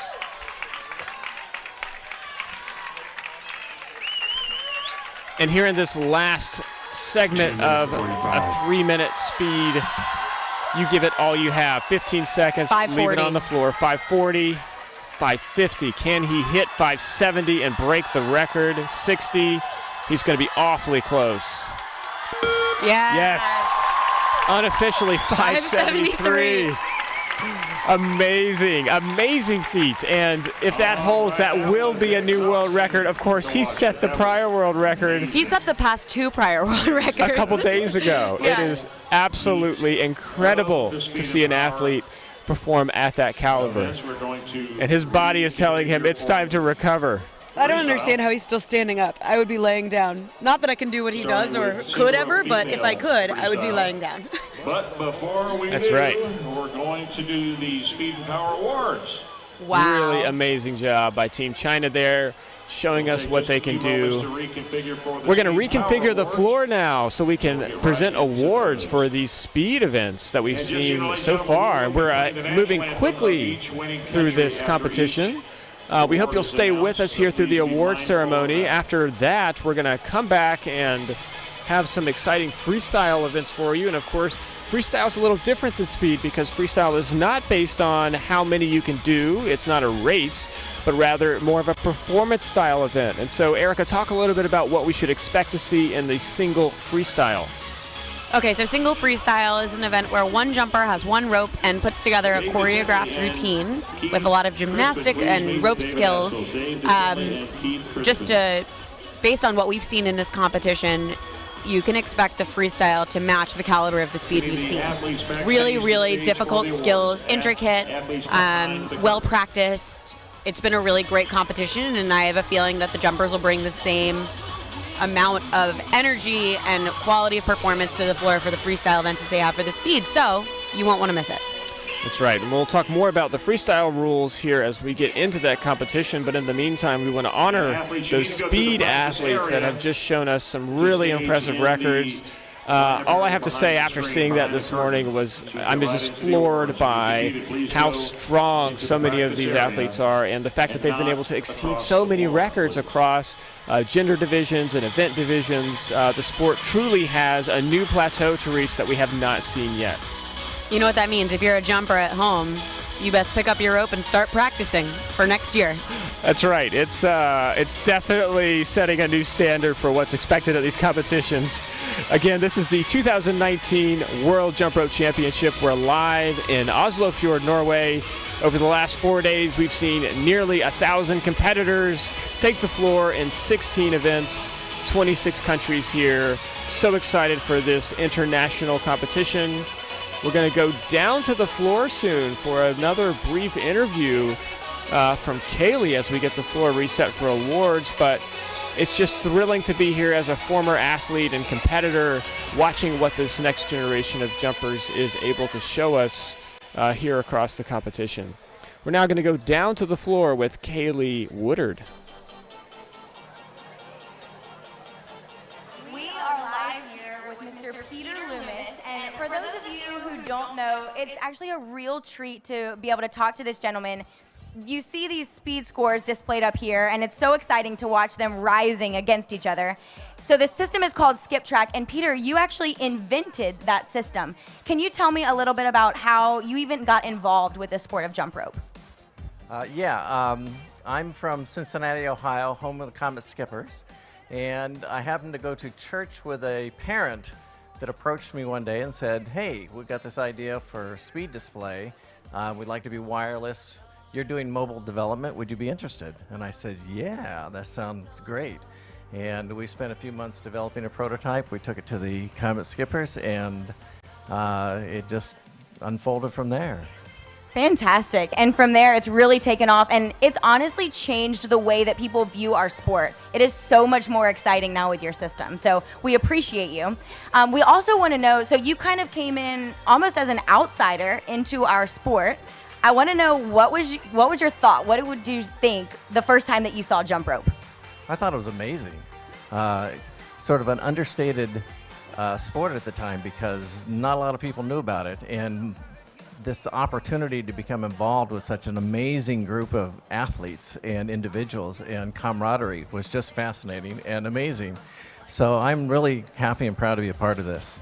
That's fantastic. Do you think that you ever might try to jump rope one day? Maybe. Like as a fitness tool, yeah? Sure. I think you'd be good at it. I love it. Well, Peter, thank you so much for your contribution. We appreciate everything that you've done for our sport. All right, thanks, Kaylee. And again, one of the things that has made this competition so exciting in the speed portion is being able to watch that skip track screen in the background. Now, of course, in years past, the jumpers have not known what their score was live right after the event. And so I can recall in my days going up to the judges and seeing if I could peek at their clicker to know what I scored and how I performed. In addition, I can recall having our teammates sit in the stands and count us and write with a pencil and paper every score down so we could keep track of it. So, Erica, this has certainly come a long way from those days. Absolutely. It used to be, right now all the excitement's on the floor. It used to be that the excitement was in the award ceremony because then we would actually find out the score. And I do think it's so much better that the jumpers get to feel the energy and the excitement of the event during the event versus 2 hours later.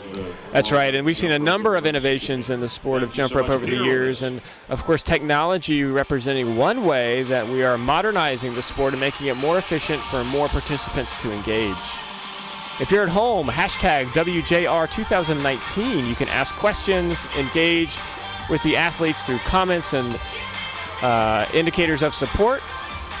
And we're here at the 2019 World Jump Rope Championship. We're going to set up for awards from the speed events here that have just completed. And we're going to take a short break, and we'll be back in just a few minutes as we get our awards set up. Stay with us at the 2019 World Jump Rope Championship. We are missing you, Roger from Team Japan.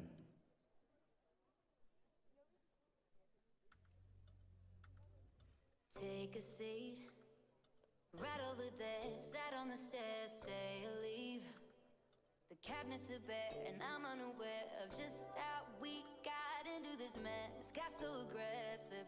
I know we meant all good intentions. So pull me closer. Why don't you pull me close? Why don't you come on over? I can't just let you go. Oh, baby. Why don't you just meet me in the middle? I'm losing. All right, while we do the final preparation for the awards, we need our freestyle judges to report to the check-in area to the right where the red doors are. The freestyle judges, please go down there now. So while we're doing the awards, we can get you all briefed in. This is the single rope freestyle events. Single rope freestyle panel, please report to the check-in area to the right where the red doors are.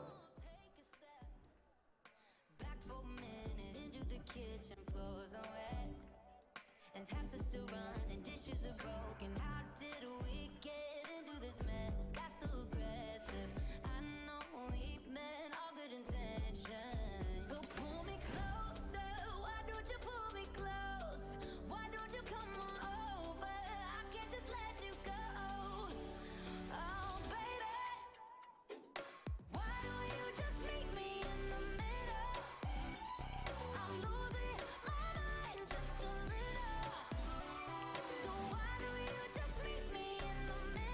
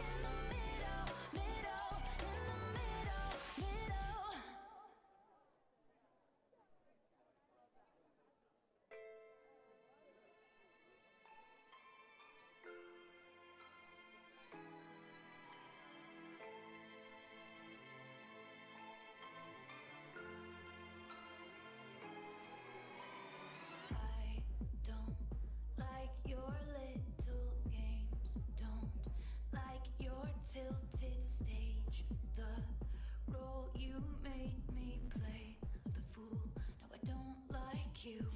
I don't like your perfect crime. How you laugh when you lie. You said the gun was mine. Isn't cool.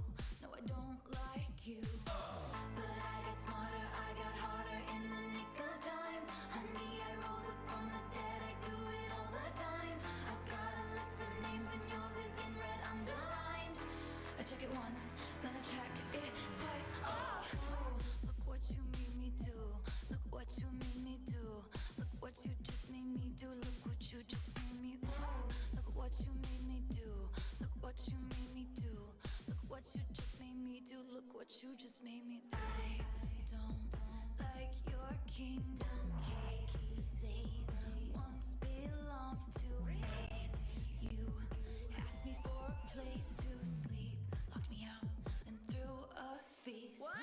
The world moves on another day, another drama, drama. But not for me, not for me. All I think about is karma. And then the world moves on, but one thing's for sure. Maybe I got mine, but you'll all get yours. But I get smarter, I got harder in the nick of time. Honey, I rose up from the dead, I do it all the times. I got a list of names and yours is in red underlined. I check it once, then I check it twice. Oh, look what you made me do. Look what you made me do. Look what you just made me do. Look what you just made me do. Look what you made me do. Look what you made me do. Look what you just made me do. Look what you just made me do. I don't trust nobody and nobody trusts me. I'll be the actress starring in your bad dreams. I don't trust nobody and nobody trusts me. I'll be the actress starring in your bad dreams. I don't trust nobody and nobody trusts me. I'll be the actress starring in your bad dreams. I don't trust nobody and nobody trusts me. I'll be the actress starring in your bad dreams.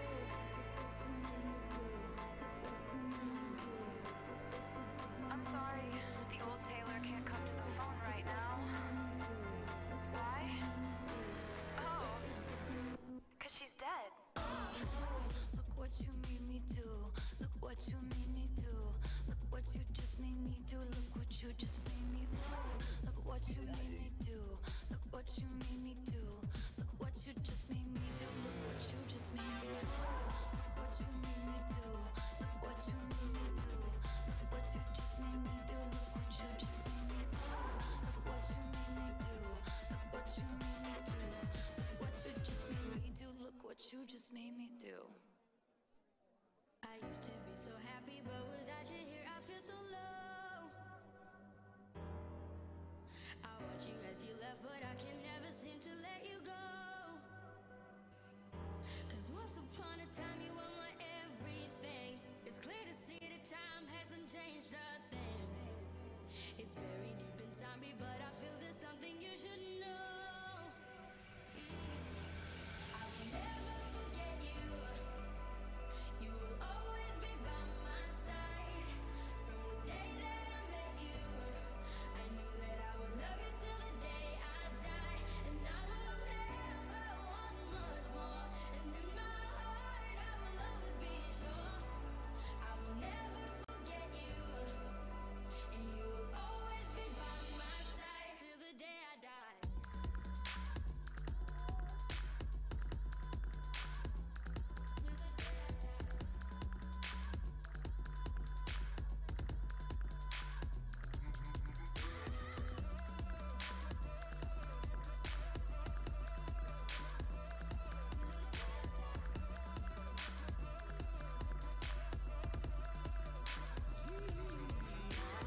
Funny how we both end up here, but everything seems so right. I wonder what would happen if we went back and put up a fight. 'Cause once upon a time you were my everything. It's clear to see that time hasn't changed a thing. So, in this world, do you think you'd ever take you off my mind? I will never forget you. And you'll always be by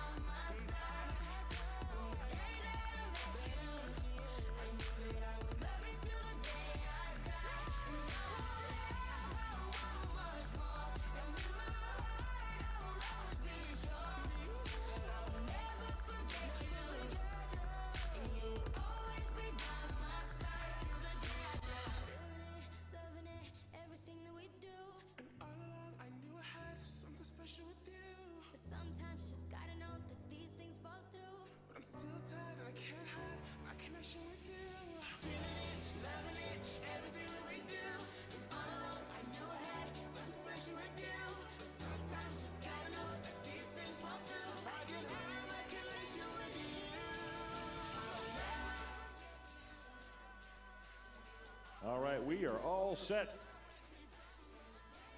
Double speed relay will be the first award. We need to bring out our special guest award presenter from Norway, Geir and his Viking Princess.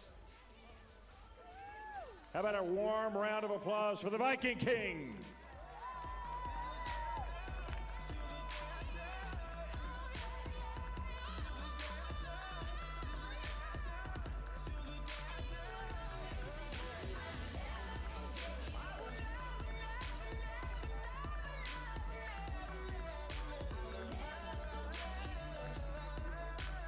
All right, without further ado,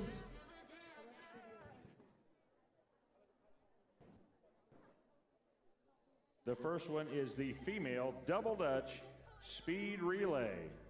In third place from China, Hui Hui, Shilin, and Shuhan.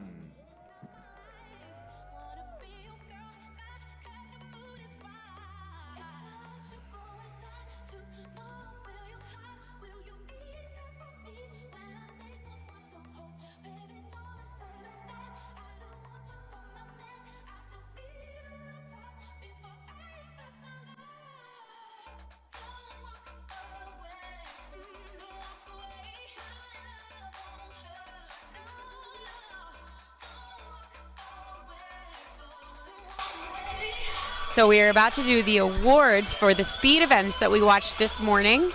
And we have a special guest from Norway, our current country, for the event that we have giving out the awards. Bouncing Bulldogs, Lena, Jenna, and Shalini.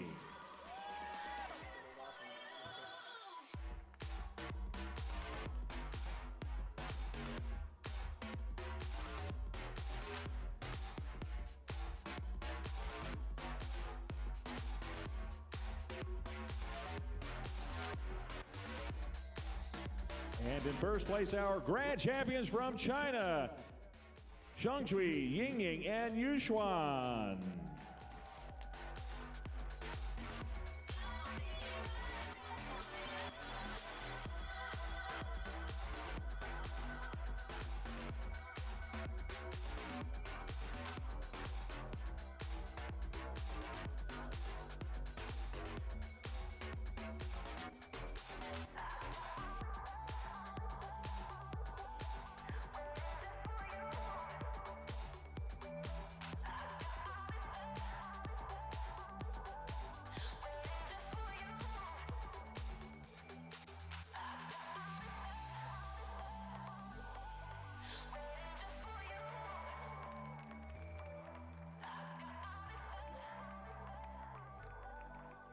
All right, ladies and gentlemen, please rise for the national anthem of the People's Republic of China.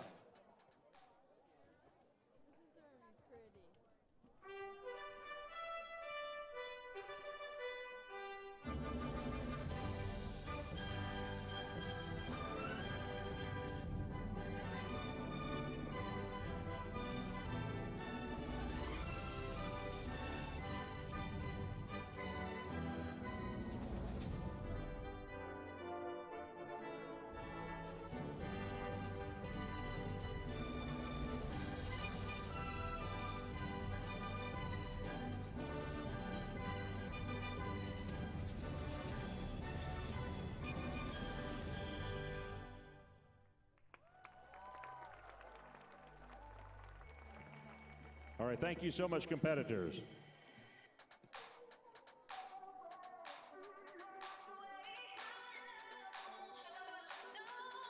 Great job, everybody. Up next is the Double Dutch Speed Relay.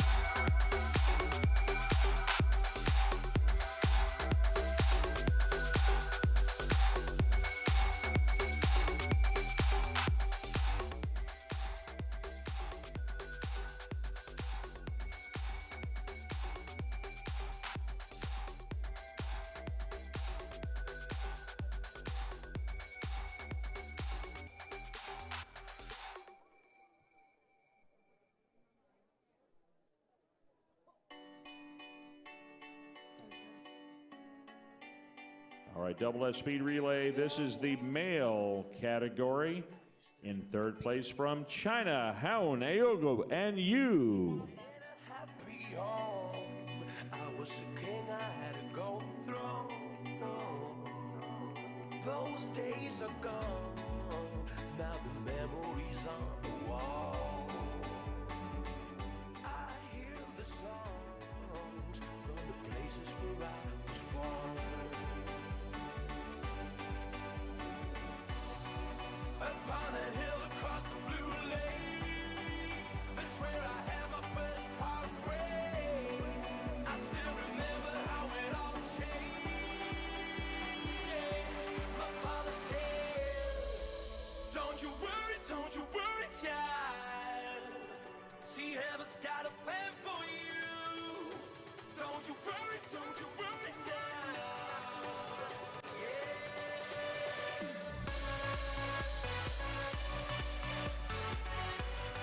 All right, we're going to go to second place from China, Dali, Junkai, and Jinyu.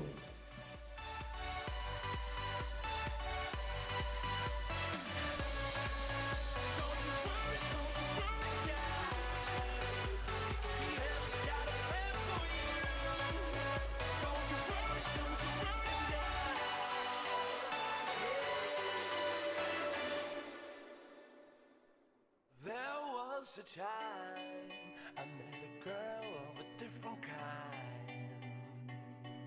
We ruled the world. I thought I'd never lose. All right, this is our third place from China, Haun Aobo and you, third place. Now we need the second place from China, Dali, Junkai, and Jinyu.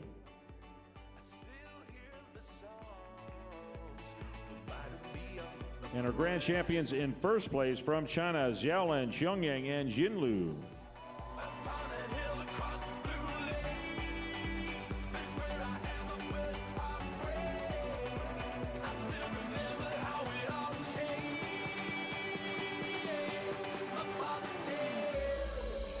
Don't you worry, child.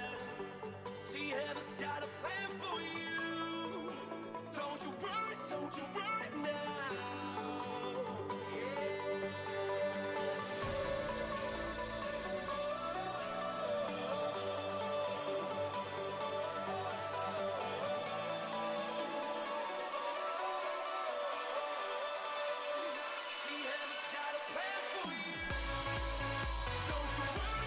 All right, once again, ladies and gentlemen, please rise for the national anthem of the People's Republic of China.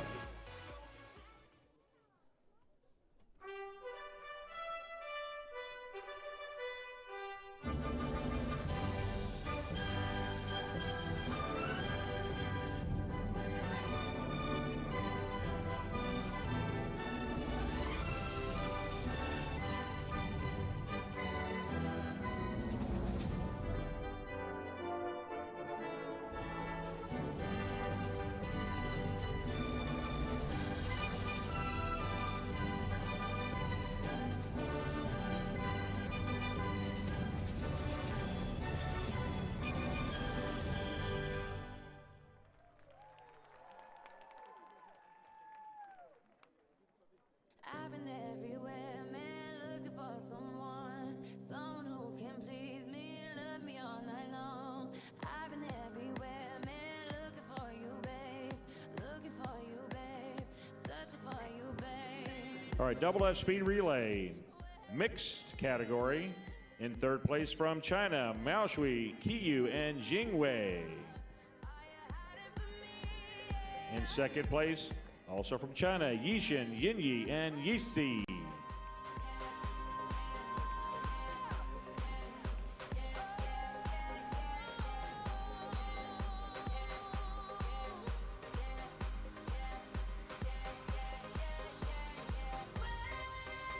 And in first place from Cleveland, Air Magic, Lily, Jake, and Luke.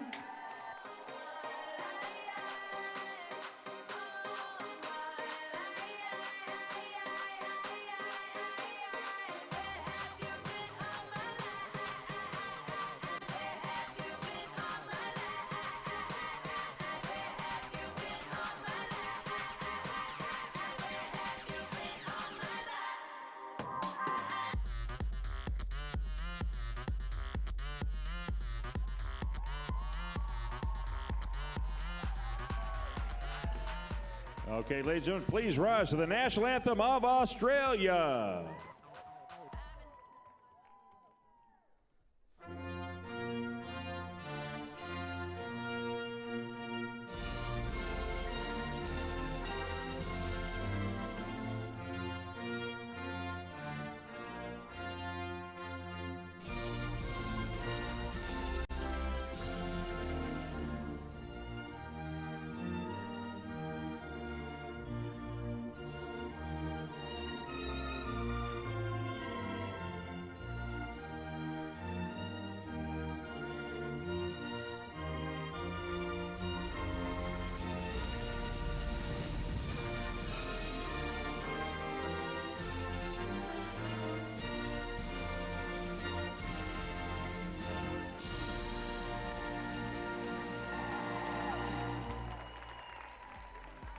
All right, wonderful job, everybody. Thank you so much.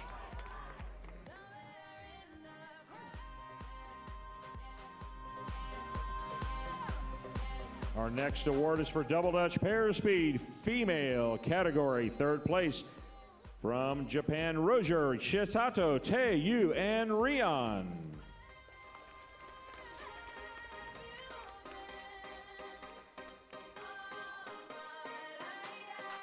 In second place from the Bouncing Bulldogs, Lena, Jenna, Shalini, and Addison.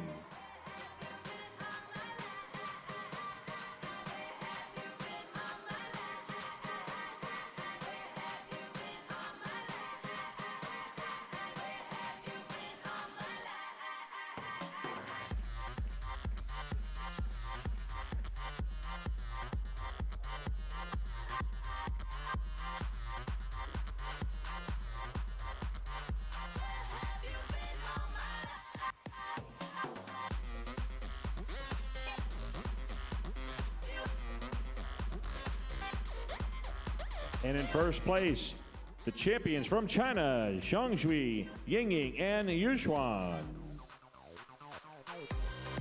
And Siki.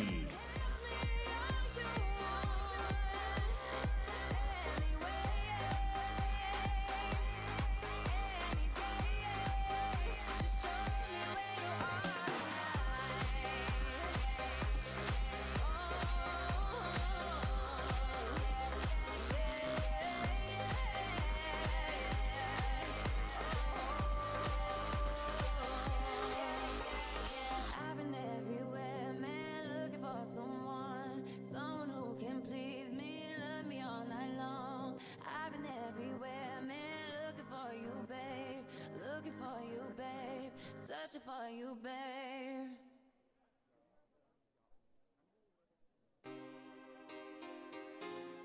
All right, ladies and gentlemen, please rise for the national anthem of the People's Republic of China.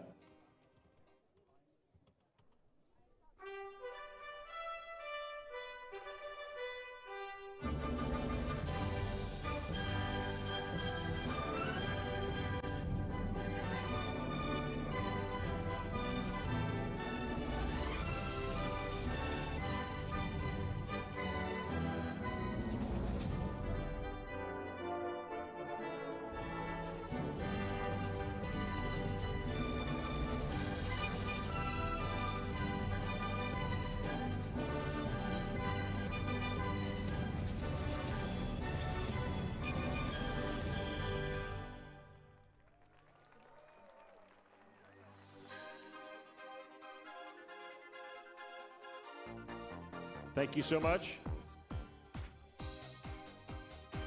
Up next is the Double Dutch Pair Speed male category. In third place from China, Jiwei, Ru, Weifeng, and Ryongbao.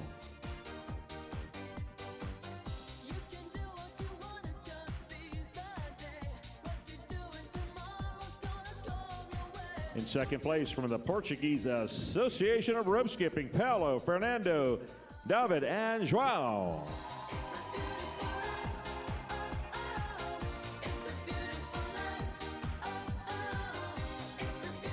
And our grand champions in first place from China, Xiaolin, Xiangyang, Jinliu, and Jingbang.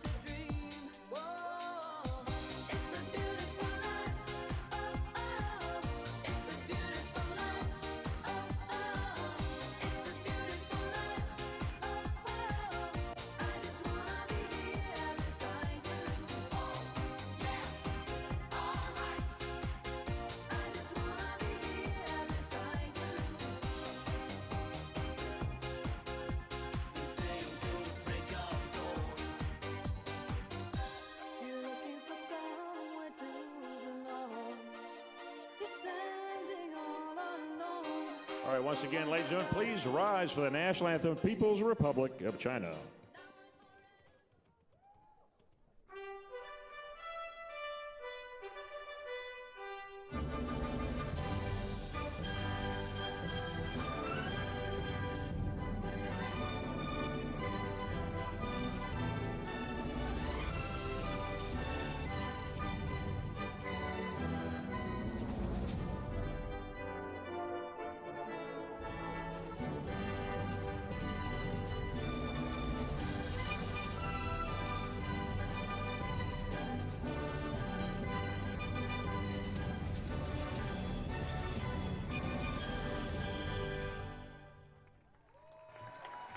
Thank you so much, competitors. Up next is the Double Dutch Pair Speed Mixed Division. In third place from Carolina jump rope, Graham, Noah, Cynthia, and Matthew.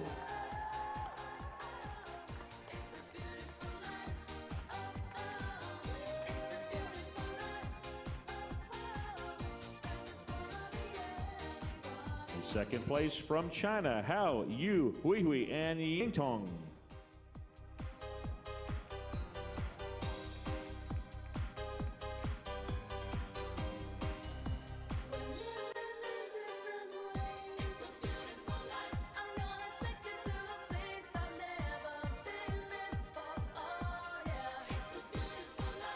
And in first place, the grand champions this year from China, Dali, Xinyu, Junkei, and Wenxuan.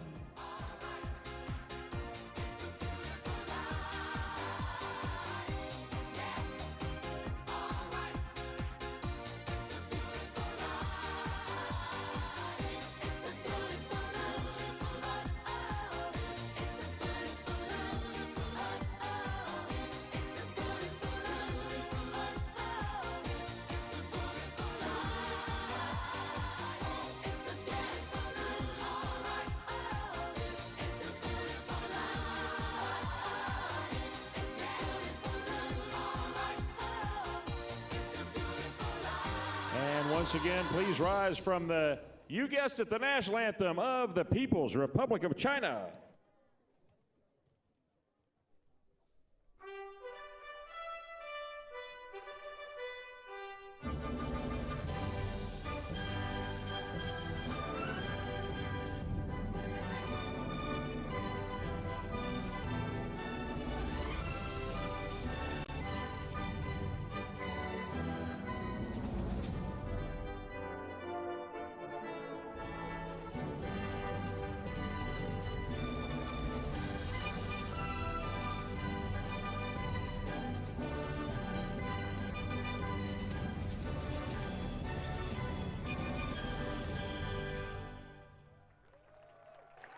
All right, wonderful job, everybody. We have a quick interview, I believe, lined up with Kaylee and Joe.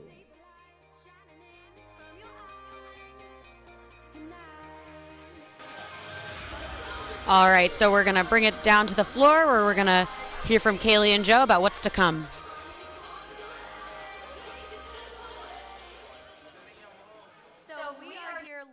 This amazing World Jump Rope 2019 Championships. We've already been seeing so many athletes receiving awards, and I'm telling you, there's nothing like hearing your national anthem played up on the podium. It's an incredible feeling. And so we're just going to take a moment to kind of reflect on the competition so far. And Joe, I want to know, what has this competition been, and how has it been maybe different than other competitions you've been a part of? Well, one of the things that stands out the most, I think, to anyone watching is just how many world records have been broken at this competition. I think that's a testament not only to having so many countries involved and competitors involved, but also to improved form. So one of the things we've seen, especially in the speed events, is just how consistent and tight and error-free so many of these teams have performed. I think that's really contributing to the athleticism we're seeing on the floor. Now, Kaylee, you're a former accomplished athlete yourself, and in some cases, hopefully we can recruit you back into the competitive space, perhaps as single rope pairs with husband Nick Woodard, if we can get a little bit of support for that out here. So, Kaylee, this morning we've seen some individual events and some team events, but one of the things that, as I'm walking backstage talking to athletes, that's going through their heads is just how to calm the nerves before you come on the floor. So, what are the kinds of things that you did as an athlete to help get yourself ready for competition? Yeah, absolutely. And that's a huge part, really, of any sport. And our sport is so skill-based. We have to be on point all the time. And so calming nerves is really important. I personally always try to get in the zone. And so I'm a few heats before, I really don't talk to anyone. I like to get in my head. I always like to pray before events as well. And then for me also, coming out, if I'm in a group setting, I kind of tend to do the same thing. I try to get in my own head, but then right before we compete together, you've also got to get in sync as a group. And so there's got to be some kind of moment where you come together as a group and you're just ready to compete and you know what each other is about to accomplish. Yeah. So it's really an incredible feeling. We're going to get back to these awards and back to these incredible athletes, and we're also going to send this live stream back up to Erica at the top. All right. Thank you, Thank you Kaylee, so much. for sharing a little bit about what goes on in the minds of these athletes before they go out on the floor. We're going to move on to the next set of awards. I believe this is pairs double unders, and we will check back in with you once these awards are finished.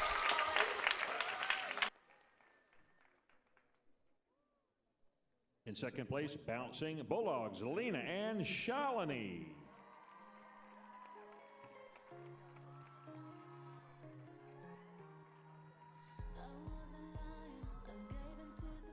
And in first place from the Cary Super Skippers, Camille and Aaron.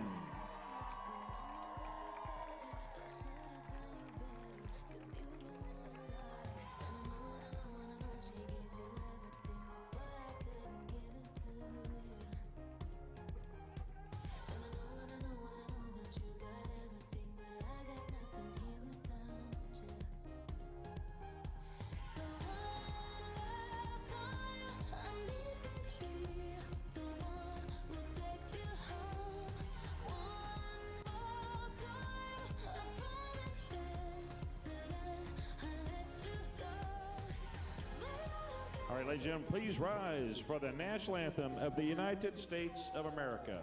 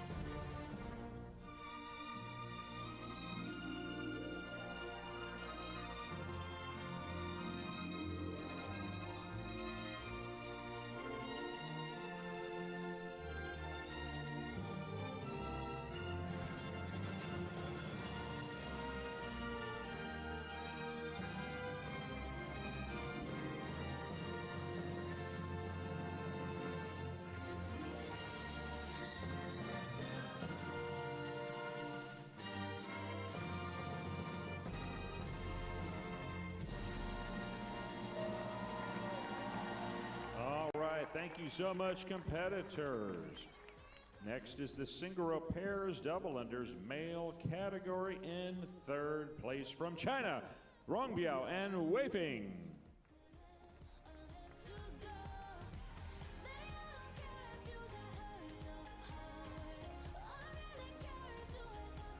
In second place from Jump Pro, Connor and Zach.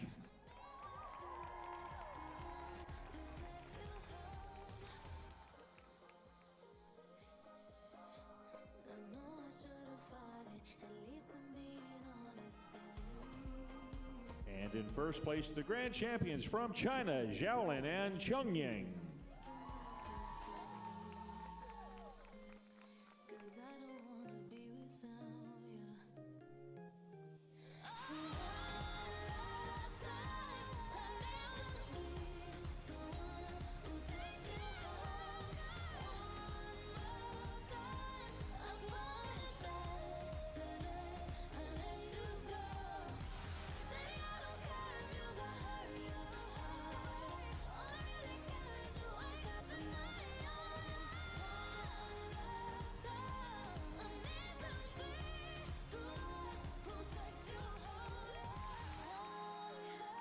please rise for the national anthem, People's Republic of China.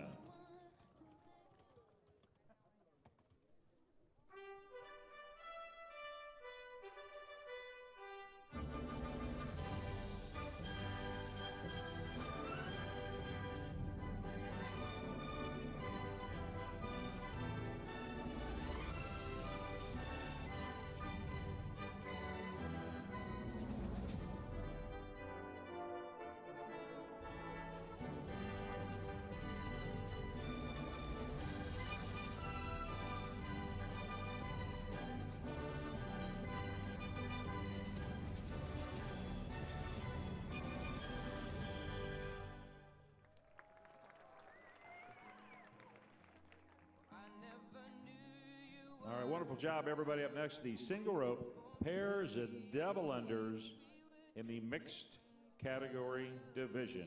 Third place from Carolina Jump Rope, Graham and Cameron.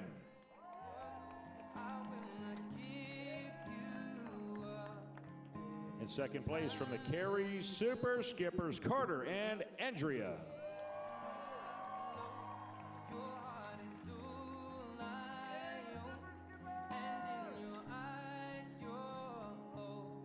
And in first place, the grand champions, Cleveland Air Magic, Lily and Jake.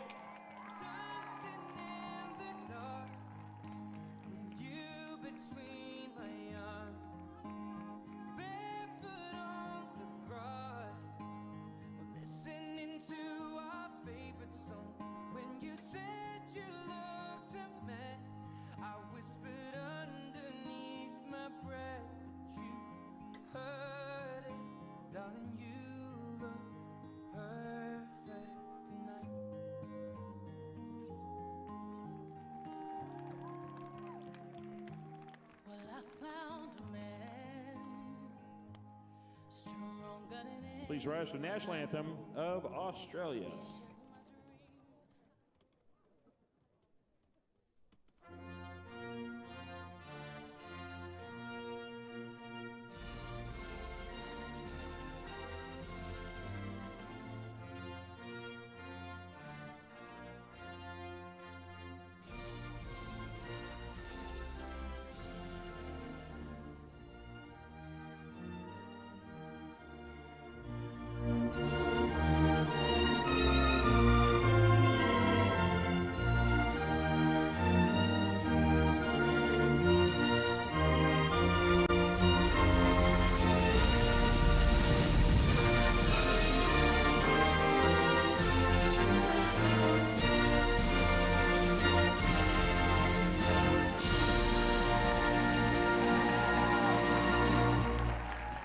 Thank you, competitors. Up next is the single rope speed relay female category.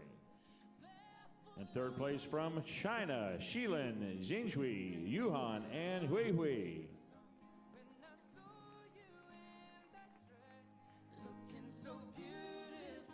Second place from Cleveland Air Magic, Michaela, Gemma, Amy, and Bailey.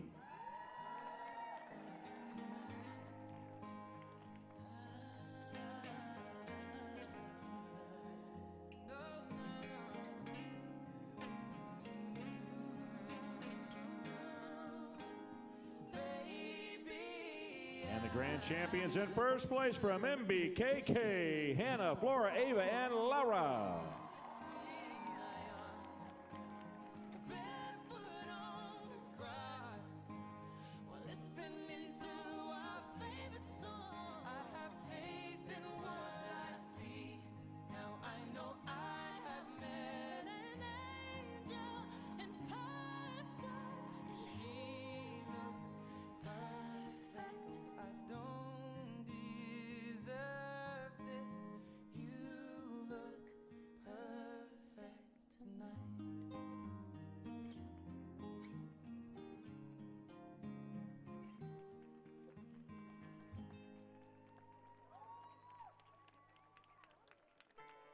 Please rise for the national anthem of Hungary.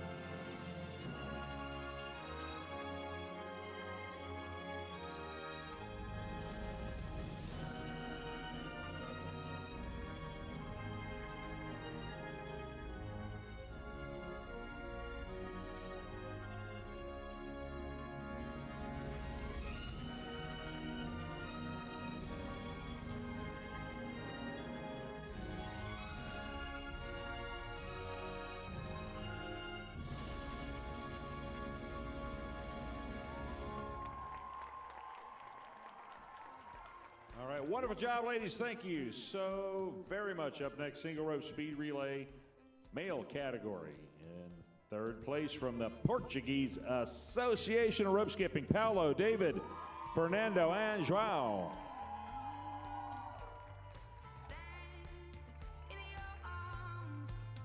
In second place from China, Xiongsheng, Jinlu, Jinbeng, and Xiaolin.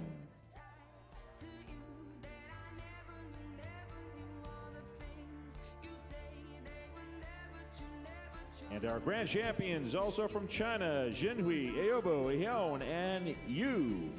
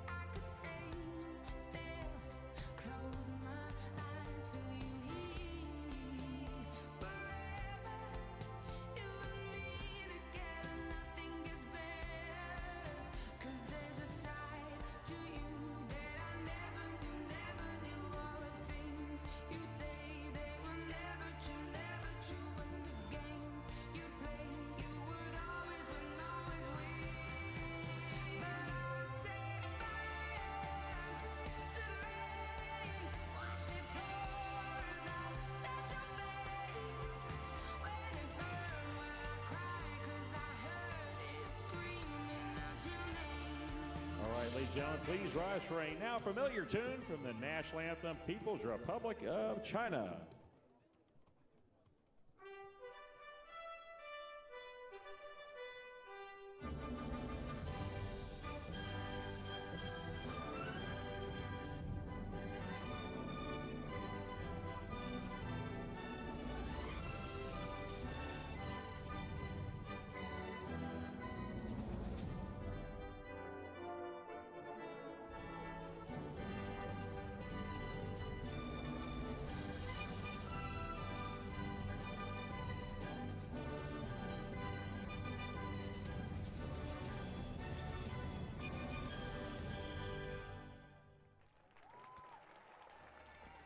Great job, everybody. Thank you so much. Single rope speed relay, mixed category.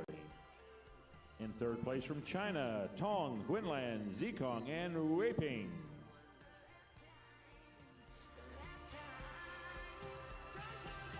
In second place from Cleveland Air Magic, Lily, Jake, Ben, and Luke.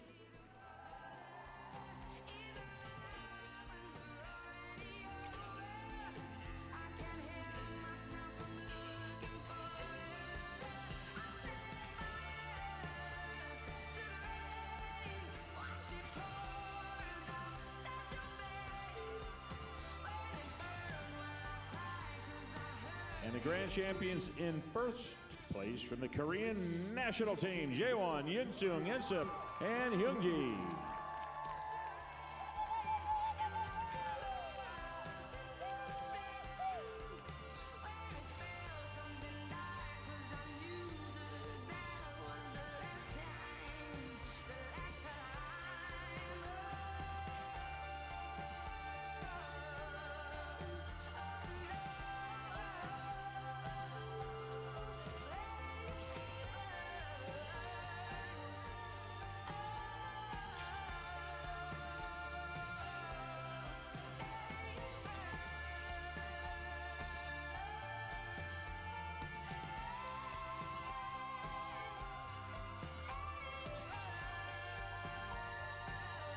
Everyone, please rise for the national anthem of the Republic of Korea.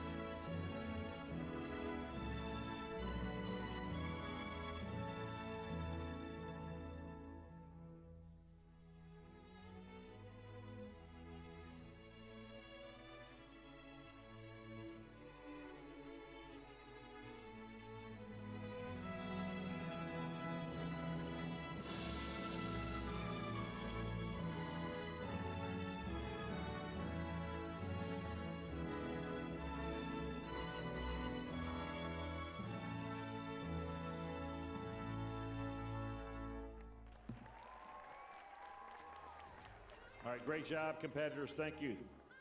Up next is single rope speed, the 1x30 event. This is the female category. In third place from China, Hui Hui.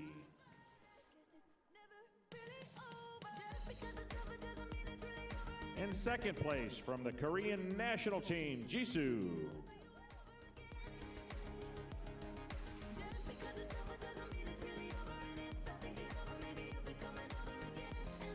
And the grand champion in first place from China, Queenland. I guess I could try hypnotherapy. I gotta rewire this brain. 'Cause I can't even go on the internet without even checking your name. I tell myself, draw the line. Now do I do? But once in a while I trip up and I cross the line. I think of you. 2 years and just like that, my head still takes me back. Thought it was done, but I guess it's never really over. Oh, we were such a mess, but wasn't it the best? All right, once again, ladies and gentlemen, please rise to the national anthem of the Republic of Korea. Excuse me, China. The Republic, People's Republic of China.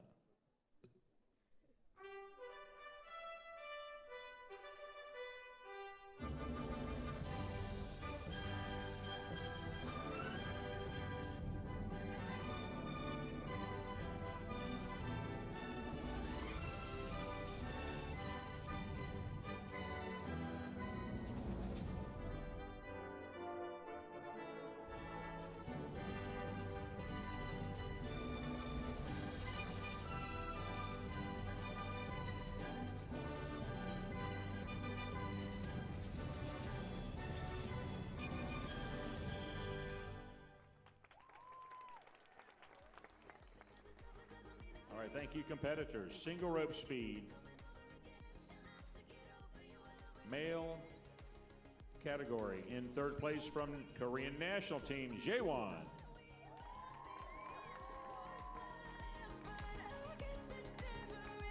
In second place from China, Haun.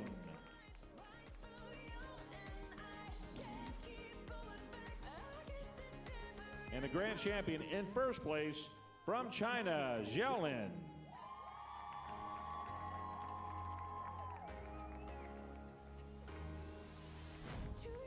Just like that, my head still takes me back. Thought it was done, but I guess it's never really over. Just because it's over doesn't mean it's really over. And if I think it over, maybe you'll be coming over again. And I'll have to get over you all over again.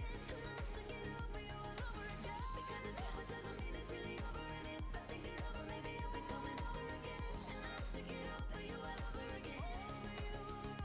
And once again, ladies and gentlemen, please rise to the national anthem of the People's Republic of China.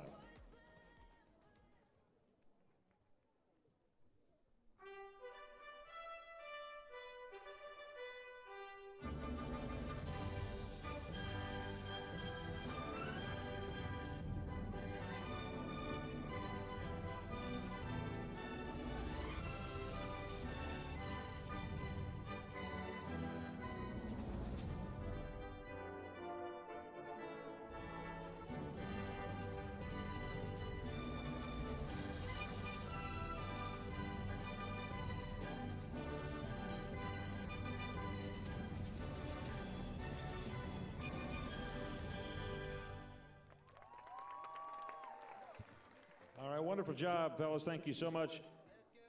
Up next is the 3-minute speed female category. In third place from the United States Jump Company USA, Tori.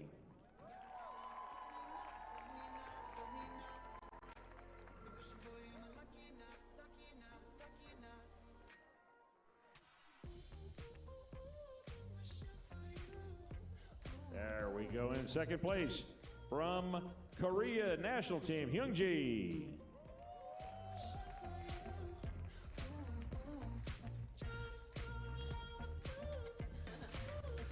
And in first place from China, Shuping.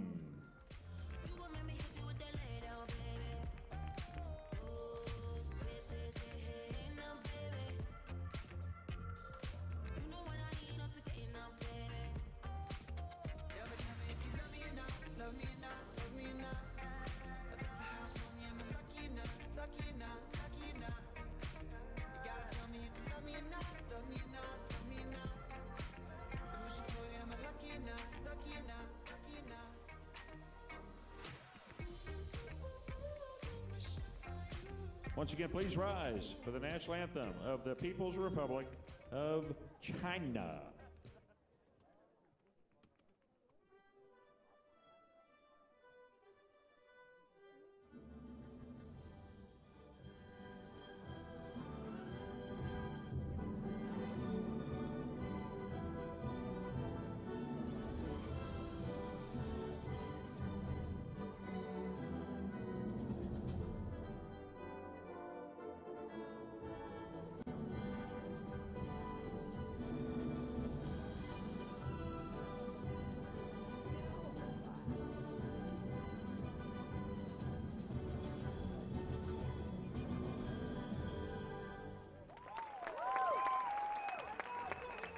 Thank you, ladies. 3-minute speed male category.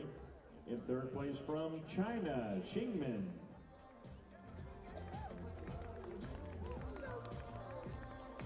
In second place from the Korean national team, Jaewon.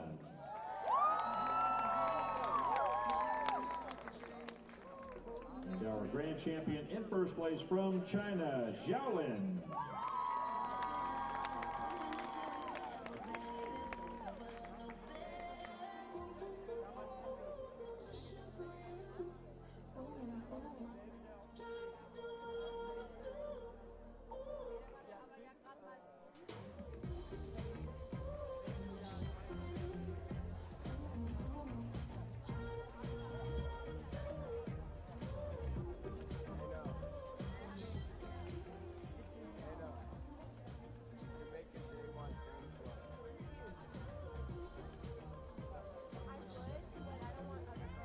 And once again, ladies and gentlemen, please rise to the national anthem of the People's Republic of China.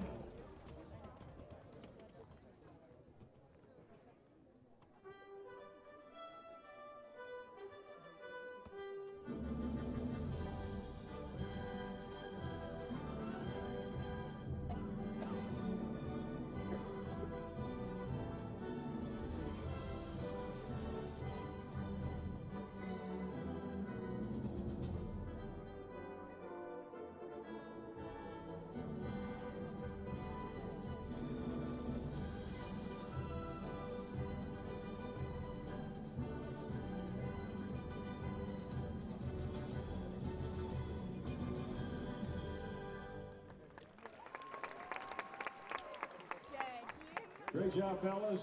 We're going to take a very, very brief pause while we do another quick interview, while we transition to freestyle. Single rope freestyle will be coming up here in just a few moments. We need all the freestyle judges. Go ahead and take for single rope freestyle. Take your positions now. Thank you.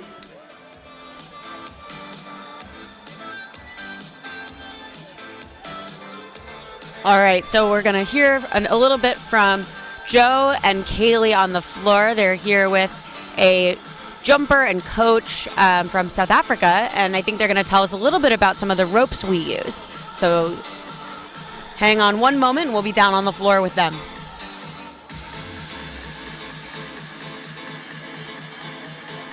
And just a reminder, if you are tuning in, just use the hashtag WJR2019 to engage with us and shout out some of your favorite athletes.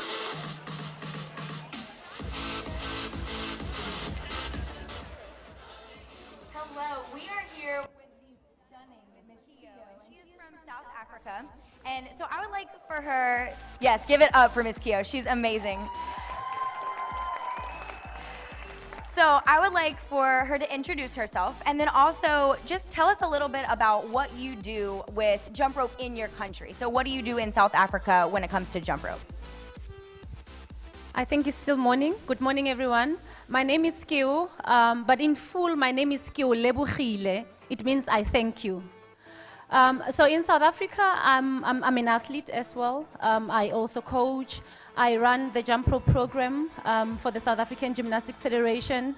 And so we develop jump rope throughout the entire country. We have 9 provinces in South Africa, and we have managed to do very, very well in introducing jump rope in all the 9 provinces, so much so that every year we've got the National Schools Championships, and they happen every year in December, and it's insane because that's where you find all the provinces under one venue, similar to this, doing jump rope as one of the competing sports, and is amazing.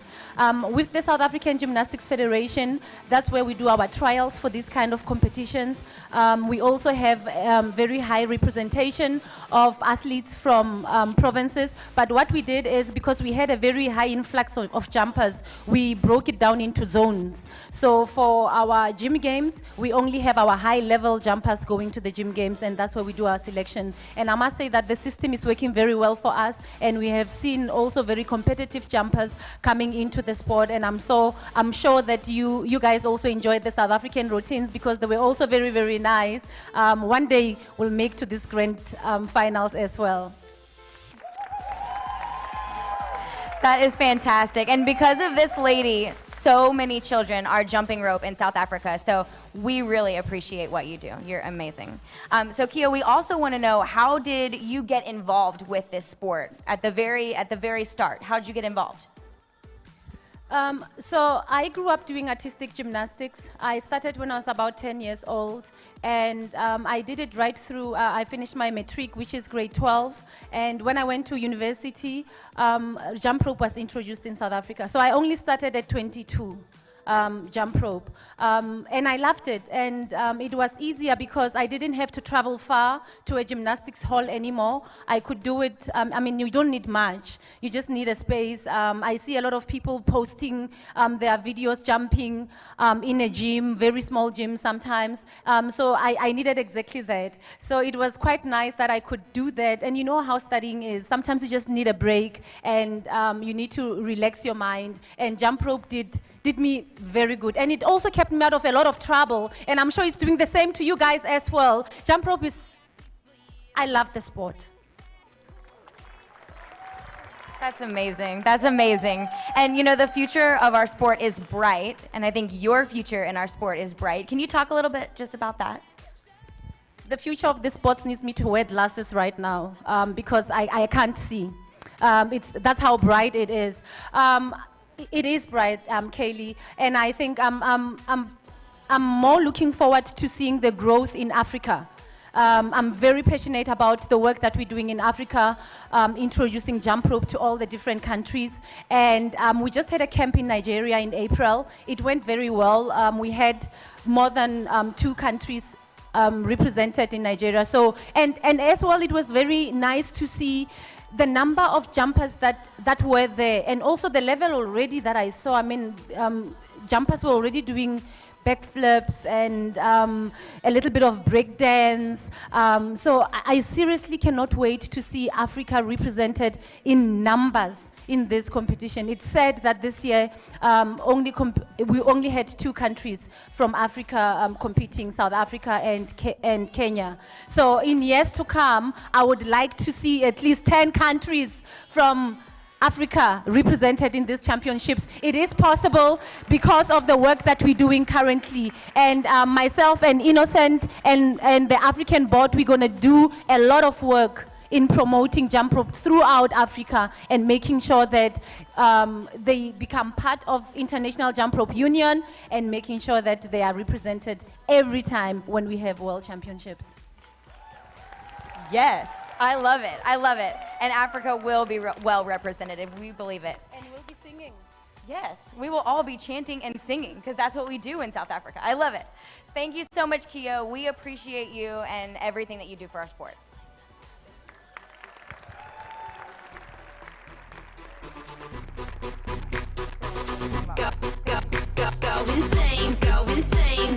And thank you, Kio from South Africa. I think we're pretty much all set for the single. All right, it's great to hear from Kio. She's an example of, we actually have many people like Kio in our sport who very selflessly spend a lot of their time, effort, energy making sure that people around them get the sport and get all of the things that jump rope has to offer, both children and adults. And we are grateful for people like her. All right, so it looks like we're ready to move on. We're starting the single rope freestyle event. This event is an event where jumpers will compete from 45 to 75 seconds. They do a single freestyle routine, which is choreographed, and there are certain elements that the judges are looking for. Those elements are rope manipulation, so crossing skills and releasing skills. Another element is inversion displacement, so that's anytime the jumper's doing something other than standing up. So handstands, push-ups, flips. Another element is multiples, where the rope is going under more than once in each jump, so double unders, triple unders, quadruple unders. And then the last thing that the jumpers need to do is move around the floor. They have to go at least 3 feet into each of the 4 quadrants. Up first, we have Lauren from Carey Super Skippers in the U.S.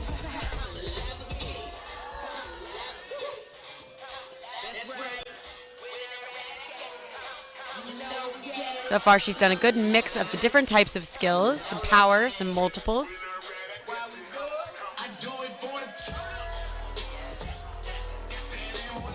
Complicated wrap. So those are quadruple unders she's doing. The rope is going under 4 times.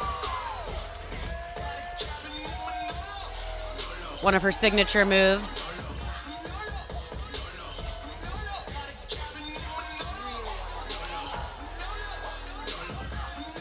These are some really difficult power moves, adding double unders in between handstands and push-ups.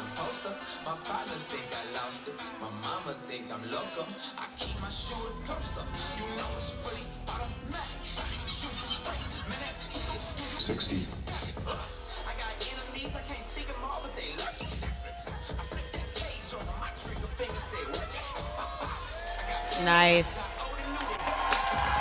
And a great routine by Lauren. She had a great mix of power skills, multiple skills, rope manipulation, and she was very, very creative in the way she put them all together.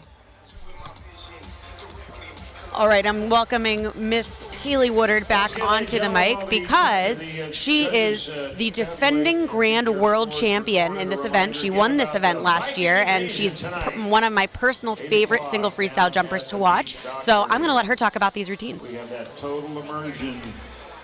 And as Kaylee comes into the booth here, a quick reminder about the rules of this event. 40% of the score is composed of the presentation score. 40%, of course, coming from entertainment value, the creativity, all those things that make up presentation in the sport of jump rope. 60% of the score is made up of content, which is difficulty and density of the routine. So we're going to be looking for that as we go through the afternoon and morning here. And then, of course, there's a head judge who's looking for deduction. So they're checking to see are there mistakes or errors that are made that will take away from the score. But then they will also be looking for things like required elements and any space violations. So the head judge can only deduct points, while the content and presentation judges can only add points. So, Kaylee, this is an event that you are the current reigning world champion in, and so it must be exciting for you to be able to sit here and watch these competitors, but probably a little bittersweet at the same time. Yeah, a little bittersweet, but it's also so exciting to have this seat in the house and to be able to watch these really strong female athletes just kind of show off their stuff, and they're really pushing the envelope. And so I'm just really excited and really proud of where our sport is going at this point. So right now, we have Leave on the floor, and she looks like she's getting ready. I know this feeling so well because you have a little bit of time before, they say go and before your music starts, and that time is a little bit nerve-wracking. A lot of people have different thoughts going on in their head during this time, but it's also a time to just collect yourself and gather your thoughts and breathe and get ready for a phenomenal performance. So I think that that's probably what she's going through at this point. And this young lady is from Germany, and she actually spent a little bit of time in the States on a foreign exchange venture as a student. And so she's gotten to experience that, and I know she trained really hard while she was in the States, and then she went back to Germany to continue training hard there as well. And it's really been showing in her performances during this competition. All right, Lee, sorry about that. We are all set. All right, it looks like we're about set to go. Freestyle event. Judges ready, jumpers ready, set. 5, 4, 3, 2, 1. And this is Liv from Germany on the floor now.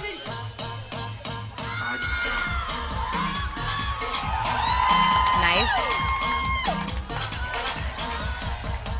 It's always really tough to recover from a rope drop like that and get back into it mentally.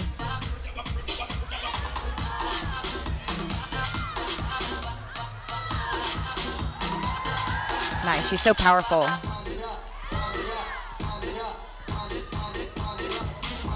And when she's doing those skills, she's turning the rope under her feet 3 and 4 times before she lands. Yeah, and you know, she's doing a really nice job of hitting that beat too, which is a huge component of this event.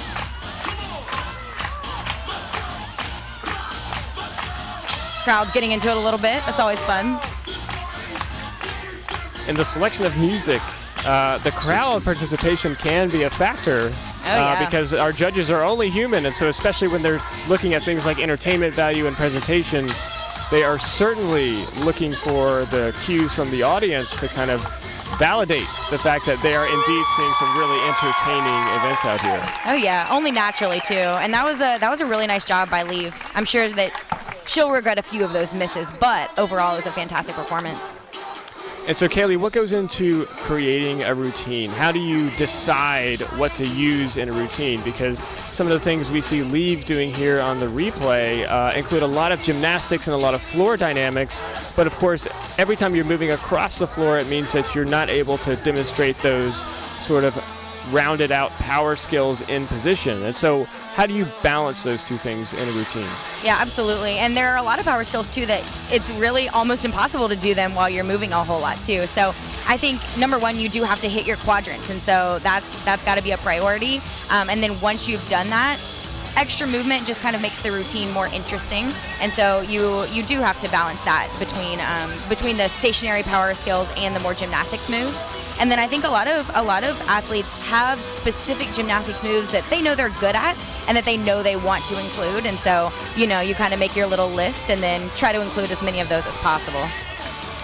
And so now we're seeing where some of these competitors are hanging out over in a little lounge right off the floor. This is kind of a unique thing here with the sport of jump rope in the grand finals. And so the way this works is we're going to do each freestyle event, and then as the competitors finish, they'll be able to go relax in this sort of lounge area. And then as soon as the last heat performs, then we'll move right into the award ceremony. And so all those competitors will be close by for that. Yeah, absolutely. Coming up next from the United States, we have Tori Boggs, one of the competitors that we saw previously in the 3-minute speed event. So truly one of the most versatile and well-rounded athletes that we see in the sport.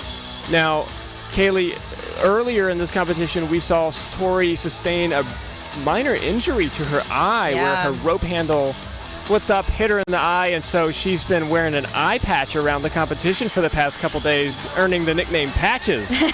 She sure has, yeah. And, you know, Tori's a trooper. I mean, Tori's one of the toughest people that I know, and so if anyone can perform this routine with a minor eye injury and, you know, partial vision, it's Tori Boggs for sure. But yeah, she's been wearing that patch around, and I'm really hoping that she's starting to feel better today. I don't see a patch on her, so that tells me it might be getting a little bit better. And she had really good speed scores as well, so I think she's handling it. That's right, and one of the things that speed helps with is the endurance and the conditioning of these athletes. So when we're doing these things like multiple sequences and other power sequences, having your body in tune for that can be a real advantage from the speed training. Oh, absolutely. Set. And Tori's such a joy to watch. You'll see in a second. She's so powerful. Just makes it look so easy. And that's her signature move, and she nailed it, of course.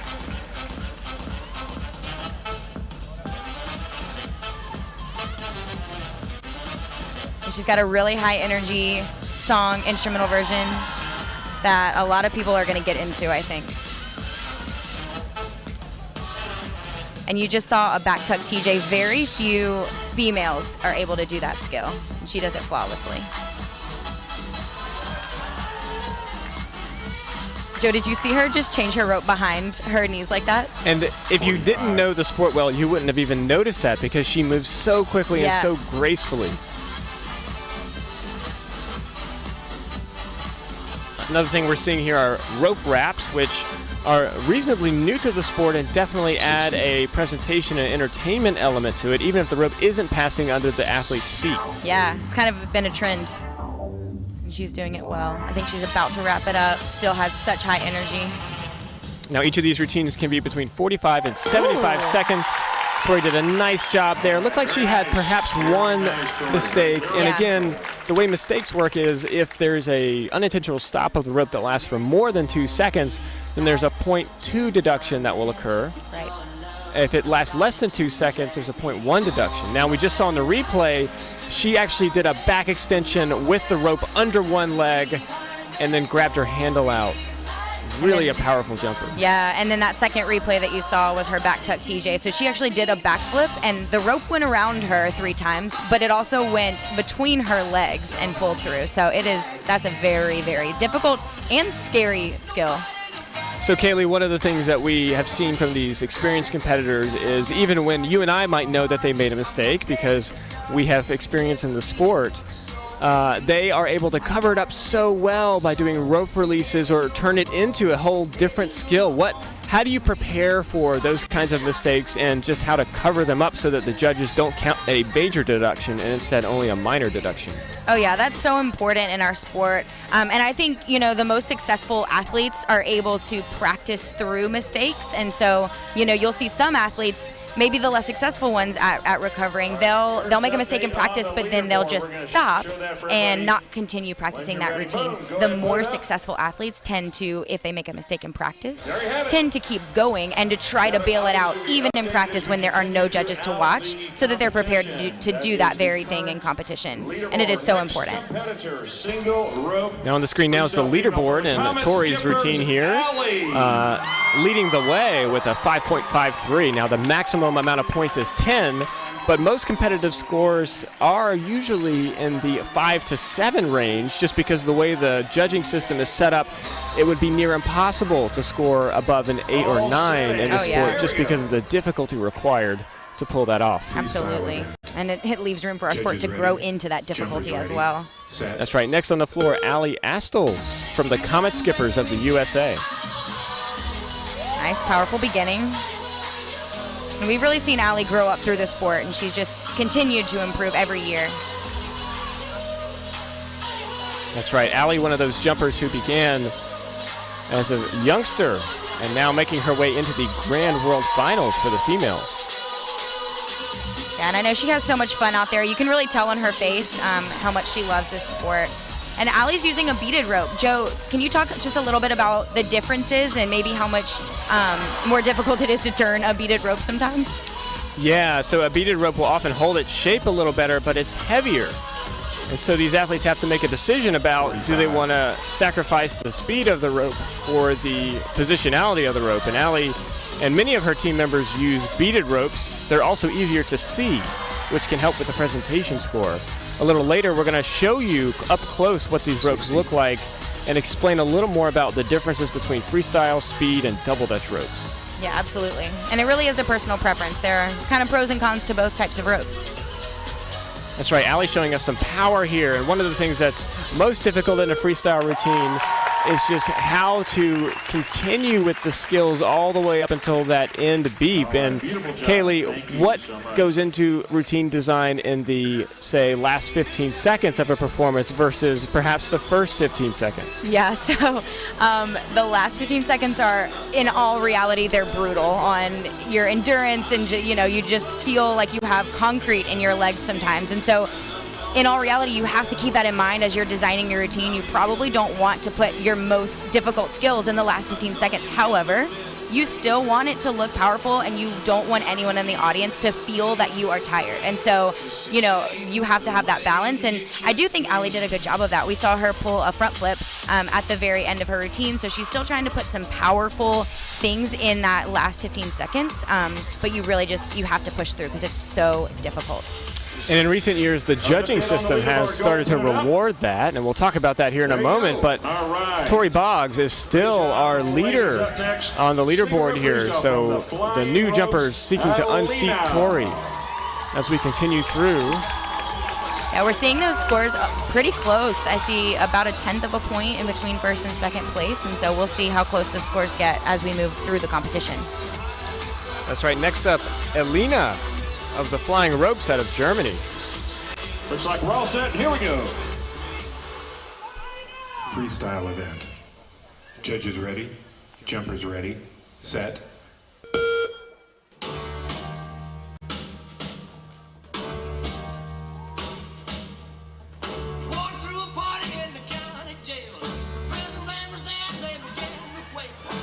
Catch.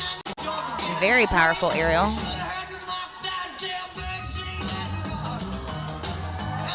Again, this is an athlete who's using the music, and you can see each bounce is right on the beat. That will add to her presentation score. Sometimes jumpers will just play a song in the background, but we're seeing more and more that the top competitors are in fact choreographing their routines right on the beat.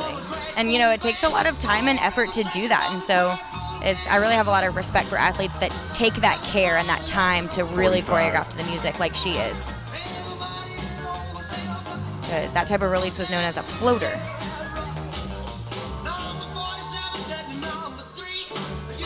And she's moving across the floor quite a bit. I haven't seen her in the back quadrants a whole bunch, which could be strategic. You know, sometimes you want to stay close to the judges so they can see what you're doing. That's right, and I know a lot of teams, even some of that we have talked to, intentionally put some of the more intricate skills in the front quadrants so that a judge doesn't miss anything they're doing. Now, these judges do not get a copy of their routines ahead of time, so they have to instantaneously assess the routine as they go. And let's take a look at some of what she did. We're showing us some of those gymnastic skills. Again, Kaylee just spoke about the movement across the floor and using the beats of the song. Now, one of the things that we've discussed is the fact that the routine is easier to perform in the beginning as opposed to the end. And so the judging system rewards that by having the scores of the skills that are done at the end automatically be awarded a 15% premium when they come at the end. So there's a linear relationship of the tricks performed at the beginning versus the end. And because we now use a digital scoring system, in fact, the score increases for each of the skills. So if I do a quadruple under at the beginning of my routine, it might be very similar to doing a triple under at the end, and the scoring system acknowledges that. Yeah, which I think is a great addition. Honestly, I think athletes should be rewarded for doing difficult stuff when they're tired. And now up next, we have Olivia Seiler, also from the Comet Skippers out of the US. So she's on the same team as Allie, who we just saw a few moments ago. Looks like we're all set. Here we go. Freestyle event. And she's another one. You'll see a lot of gymnastics, a lot of strength skills and power out of this lady.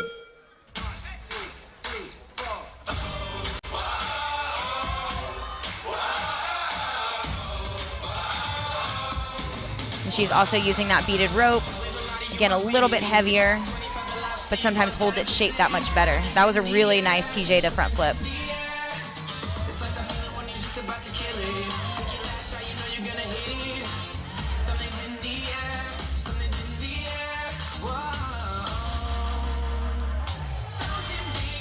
Sometimes the athletes will wait for a cue of the music with some of their power skills, and so they've got to have the strength to kind of hang on before the cue if they're a little too fast. So we saw some good timing from her here. Absolutely. And so she just did that front walkover with one hand. I don't know if you caught that, but that just ups her difficulty a little baby bit, which can make all the difference in a competition like this.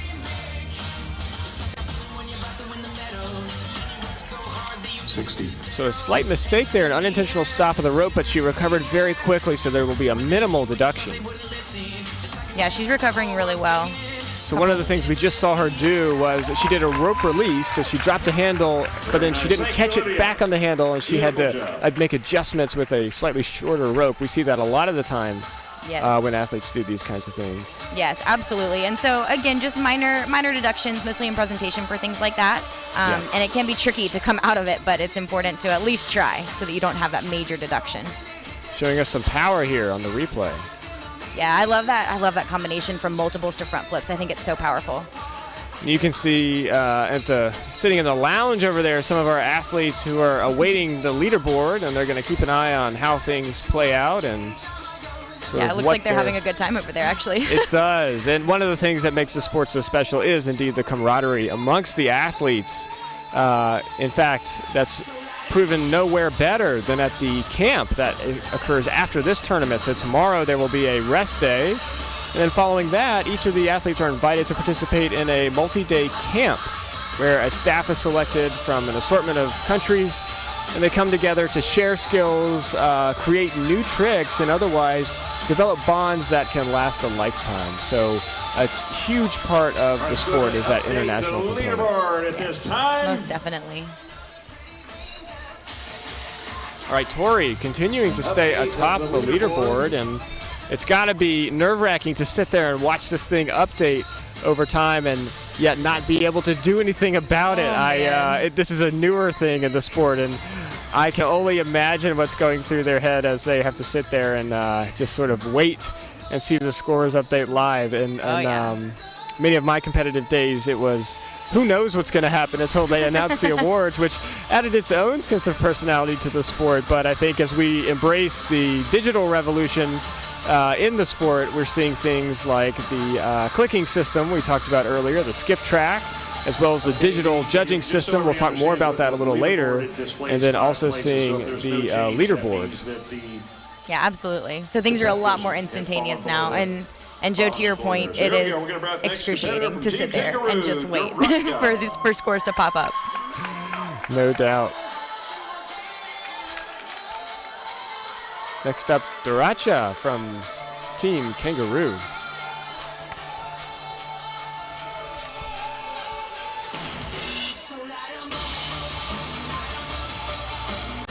Also, here we go. All right, looks like we're all set for Miss Daracha. Judges ready. And she looks in the zone. Ready. Set.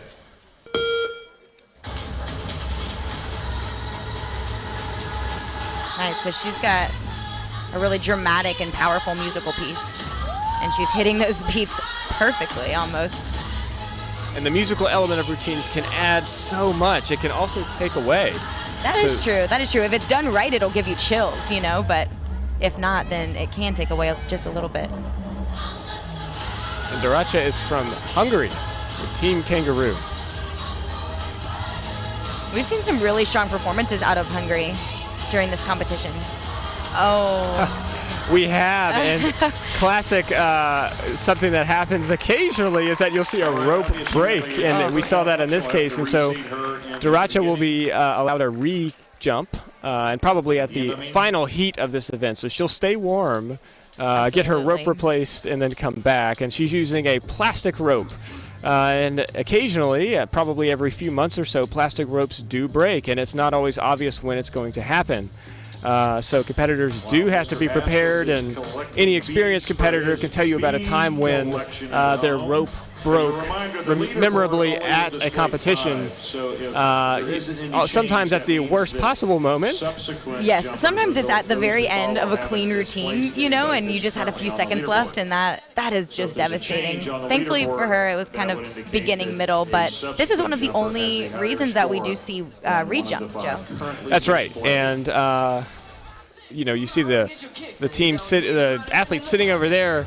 And you can see Tori now sporting that eye patch, at least having it on her head to sort of relieve some of the visual pressure perhaps on that eye. But I think she wants to rest that eye. Yeah, and you see them still having a great time over there too, even though I know they're nervous. That's right. Change to the leaderboard. We're going to have to reseed Daracha. Yeah, we're going to go ahead and bring out next from the Black Widow. So it looks like they're going to bring out the next competitor. And I know that they'll be handling that re-jump as well. Again, like Joe said, probably the final heat just to give her time to recover and then get back on the floor. That's right. Now out of Canada, from the Black Widow rope spinners, Isabel. Freestyle event. Judges ready. Jumpers ready. Set.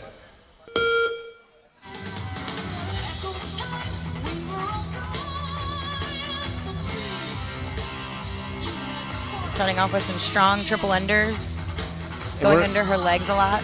That's right, and one of the things that you see her doing is sequencing these skills together with no pauses in between. Every time she comes off the ground, she's doing another multiple skill.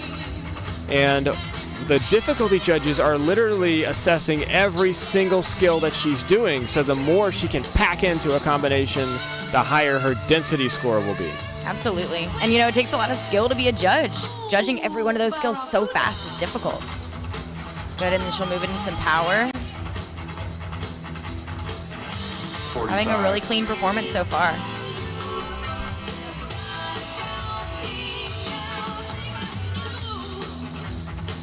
And again, she's kind of staying in the front two quadrants a lot.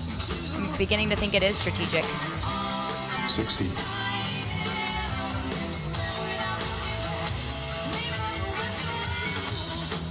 Seeing more of the rope wraps. Yeah, and she actually released that one over her shoulder. Nice ending too, very sharp. All right, mighty fine, great job. Very sharp out of Canada. And a nice hug from her teammate. I know that's always the best feeling too, because you know when you're out there by yourself, Joe, sometimes it is more nerve-wracking, and you just feel all alone. And so coming off the floor after a great performance like that, and then getting that hug from a teammate, it just makes you feel so good. It kind of gives you chills a little bit. So Kaylee, when you were performing and competing, even last year, who did you want on the sideline to lend you support close by? So last year, I remember having my pairs partner Josh on the side, and he is always so encouraging, and he's just kind of like my little security blanket. And so I had him on the side. My husband Nick wanted to be on the side, but he actually makes me nervous. Like, I think maybe because I want to impress him. I don't know. But I had Josh on the side, and then Nick had to hide and come out later. Certainly understandable, as I could definitely relate to that, having my own spouse be a former competitor herself. So we're going to keep moving along here through the women's single rope freestyle event. Coming up next on the floor from the TSG 07, Alina.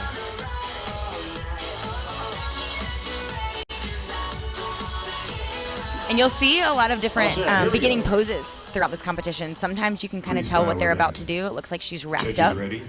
So she'll probably do some kind of a spin and a wrap out of it. Or a release, you know, maybe you can never tell.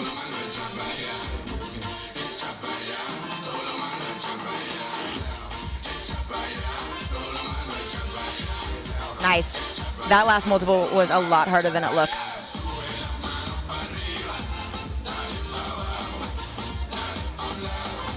Another floater release, and we're kind of seeing a trend towards floaters. I've seen that actually a lot on Instagram lately, and so maybe that'll become almost the new rope wrap. Alina out of Germany.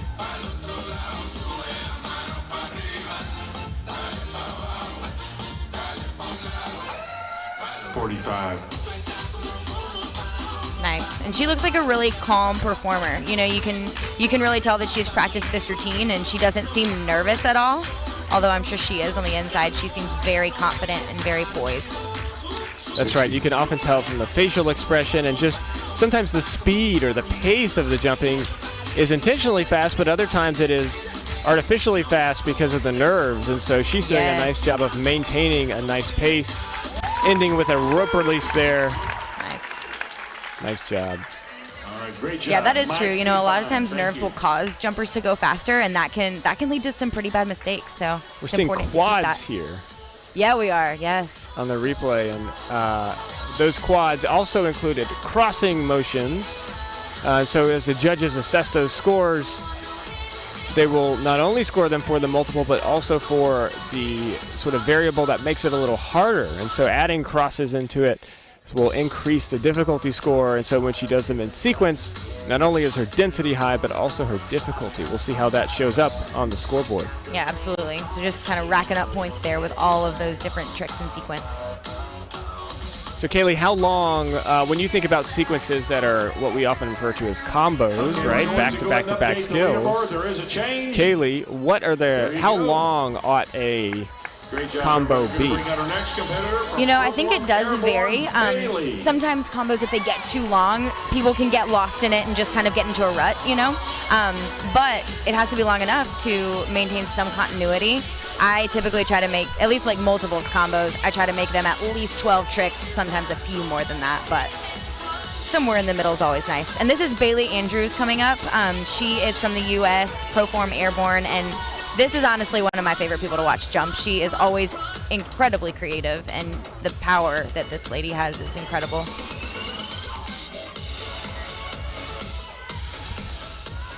All set. This is the 2019 World Jump Rope Championship. Freestyle event.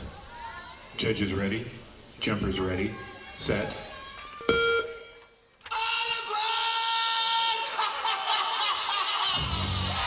And again, we see that back tuck TJ from Bailey. I know that's actually a recent skill for her, so the fact that she put it on the floor is incredible. Such a high aerial, too. Oh, that was nifty.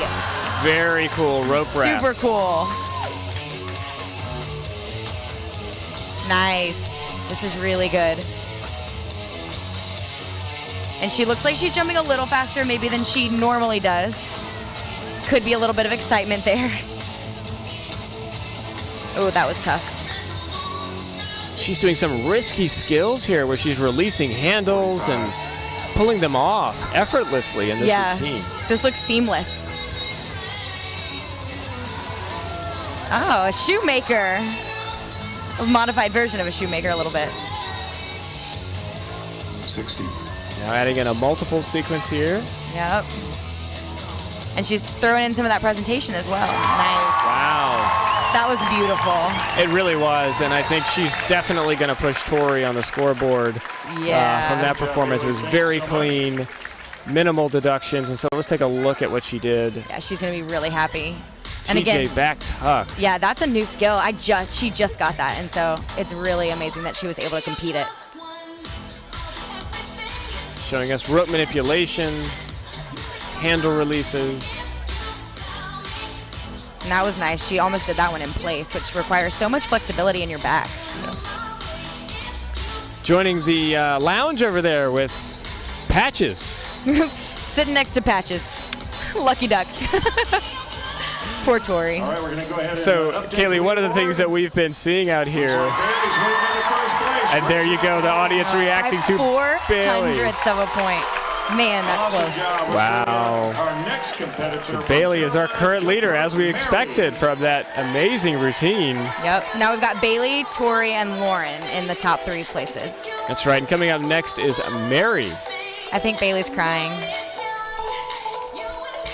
All right, so this is Mary, and she is from Carolina Jump Rope. So she's on that collegiate team, and we've seen some really impressive things out of her this competition as well. Judges ready, jumpers ready, set. And after a music reset, we'll see her kick off once again.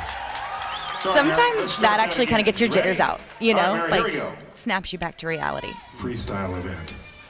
Judges ready, jumpers ready, set. Oh, I jumped to this song a couple of years ago. I really like it. And we're seeing some really springy multiples out of Mary. That's how I would describe that. Very minimal ground contact time, which is always nice to see. And again, the difficulty judges are counting every single skill that she performs. So the more she does, the higher the density. And some of the elite competitors are going to do more than 175 different skills over the course of up to 75 seconds of a freestyle Really routine. crazy.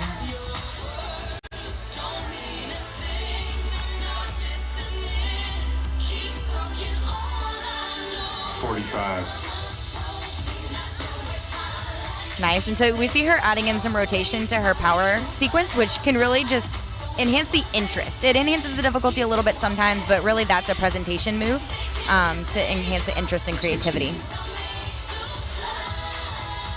Now there are required elements in single rope freestyle, and so each athlete must perform rope manipulation, which can be accomplished with things like that rope release we saw there, as well as multiples, inversion and displacement, as well as spatial dynamics. Those are all the required elements, and we're seeing multiples here on the screen now. Nice. Yeah, she did a really nice job with that sequence. Now seeing some rope manipulations. Again, another required element.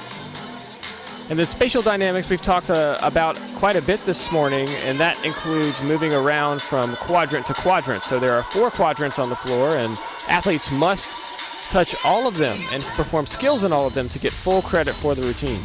Yeah, and you know what a lot of people maybe don't realize, they don't only have to hit the quadrant, but they have to be at least 3 to 5 feet into the quadrant for it to count. So, you know, you've got to get a decent amount into each quadrant. So it kind of requires a lot of Let's movement. bring out our next competitor, single row freestyle female category from Berg Gritesh, Sophie. Okay, coming up, Berg Gritesh. This is Sophie onto the floor. And Kaylee, another trend that we've seen here this morning is so far we've only seen 2 countries represented with these female single rope freestyles, the USA and Germany. And Canada as excuse well, me. yeah. Canada, we had one of the athletes from Canada. And so talk about country specialties. Are there things that certain countries will focus on more than others? Oh yeah, absolutely. You know, I think the U.S. traditionally has been has really focused on freestyle, but now recently you've seen kind of the U.S. taking up some speed as well. Clearly, we see China, Japan, a lot of their focus seems to be on speed, and then you'll see other countries that are primarily focused on freestyle. So absolutely, countries will specialize, and jumpers will specialize as well. Nice. That was a really good little choreography point. Nice presentation. And she's playing to the music as well. Some of these little accent points. She's really taking careful attention to detail.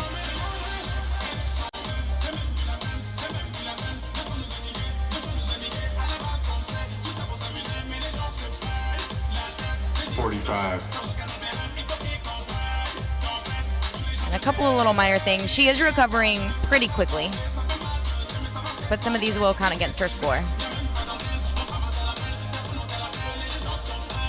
Once again, presentation accounts for 40% of the score, while content accounts for 60%. Yeah, so sometimes, you really do have to make that trade-off between, are you going to really push the difficulty and maybe sacrifice a little bit of your presentation, or are you going to go for that presentation and maybe sacrifice some difficulty? Very nice, Sophie. Thank you. And so, Kaylee, if an athlete wants to increase their presentation score, what are some of the kinds of things they might do in the midst of a routine to increase their score? Yeah, so really taking any opportunity you can to connect with the judges, I think that's the most important thing. If you can connect with your audience and connect with your judges, even on an emotional level almost, and just make them feel a part of your performance, that's really the most important. And then also, what I used to do is practice with a video. I would video myself, and then I would just scrutinize my technique, and if anything did not look pretty, you got to practice that little part, over and over. And so really just making sure to take close attention to detail. And as easy as videos are to take now, with most athletes having a mobile phone or other device that they can use to record video, you do see that in the warm-up area and in the practice gyms. A lot of folks using videos to improve their skill, improve their form, and just overall have a better presentation. Oh yeah, absolutely. Joe, did you feel like when you competed, did you focus more on difficulty and content, or did you focus more on presentation? What did you do? It's funny you ask that, because when I competed, I was never the strongest jumper from a content perspective, so I had my own strengths, but some of the things that I chose to focus on were more of the presentation skills, because particularly in the single rope pairs event that we'll see next, my partner Ted Lehman and I often said most of the males who are competing here are not doing very good presentations. So that's an opportunity for us to be different and show the judges something they haven't seen. So we often thought very carefully about how do we find the right balance of presentation and content. Yeah. Next on the floor, Flora from MBKK, and that's out of Hungary. So a new country represented in the female division. Yeah, and this is really strong so far. We've seen some really difficult multiples, which doesn't surprise me. We saw really strong competitors out of Hungary last year. Again, nice use of the music. Yeah, and this is a pretty upbeat, fast song, and so it's difficult to hit some of these skills at that pace, particularly some of the more intricate crossing skills. And one of the things that Erica talked about yesterday or the day before was that different countries have a history of using music better, and Hungary is one of those. Especially the European countries often do a really nice job of choreography and hitting skills right on the beats of the music. Yeah, absolutely. I think they work really, really hard on it as well, which honestly I have a lot of respect for. I think that's one of the directions our sport needs to go, you know, is it makes it so much more entertaining if you can hit that beat and then still do the difficult skills. And she's still hitting that beat, even at the end.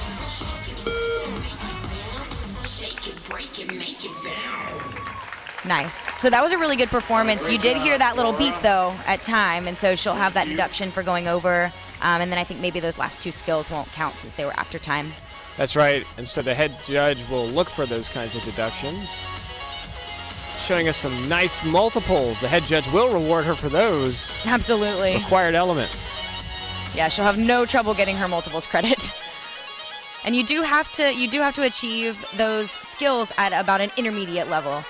So a pretty decently high level that you have to achieve in multiples, in rope manipulation, in inversion displacement in order to receive full credit.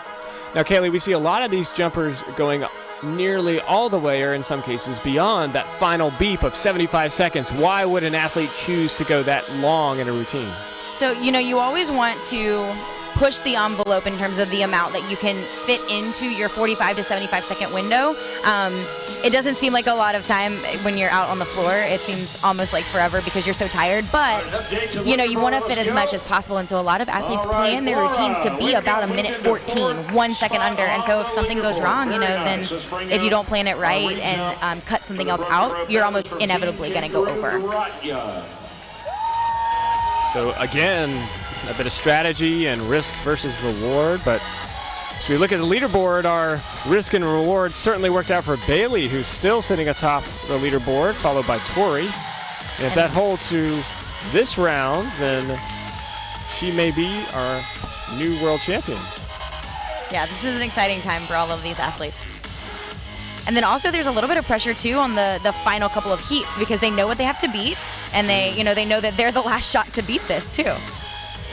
So kind of some pressure there. So this is the re-jump after the broken rope earlier today. And so again, if a rope breaks, then a competitor's allowed to re-jump that event. However, if there's a second rope break, then, well, maybe it's time to replace the equipment. So for now, we're going to see a re-jump here. And then we'll continue. Did you ever have a re-jump during your competition days? I did. I can think of at least two in competition. Unfortunately, both of them occurred at the beginning in the first few seconds, which isn't as bad. And so for her, it was the same situation. And another strong start from her. She doesn't look phased. That's right. Psychologically, she's got to come back from, hey, I've been out here once. I pulled this off before. Can I do this again? Yeah, I know. For me, nice. That's a really fun skill that we don't see a whole bunch anymore. That's right. But for me, yeah, re-jumps were almost nice because then I felt connected to the audience already. And I was just coming back to be with friends. Not sure if all athletes would consider the audience their friends at all times, but for someone as experienced as Kaylee Woodard over here, I'm sure the audience does feel like a friend. It's a nice mental trick to tell yourself that we're all friends. She's performed very clean routine here. Should be minimal deductions. And you know, her form is pretty good as well. So her presentation score should be high. Once again, the European team showing a real strength with that discipline. That was a little bit different way to do a press up.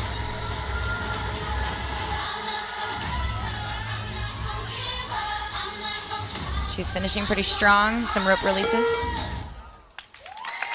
And barely going over time, but a really nice performance. All right, very nice. Thank you so much. Nice job out of Hungary. The final awards in.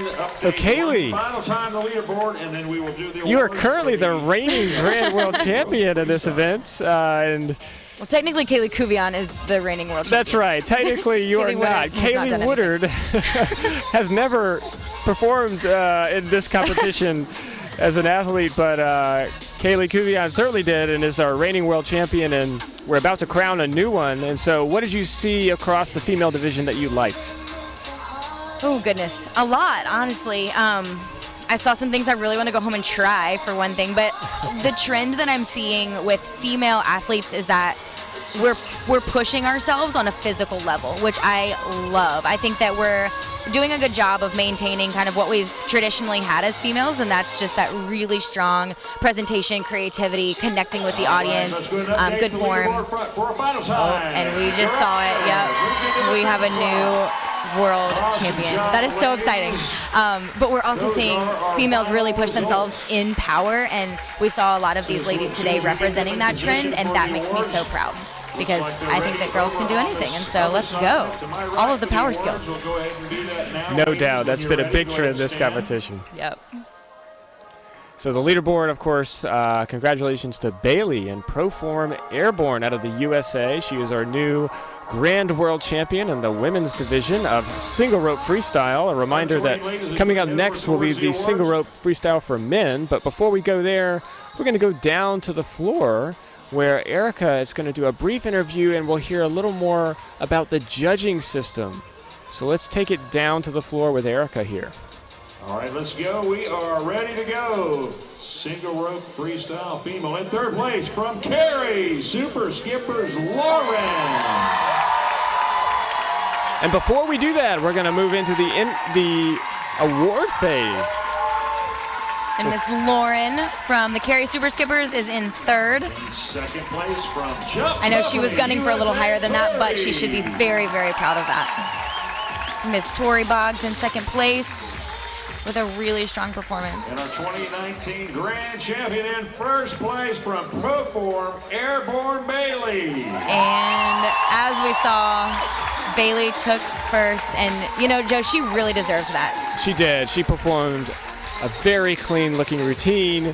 She had a lot of power, a lot of presentation.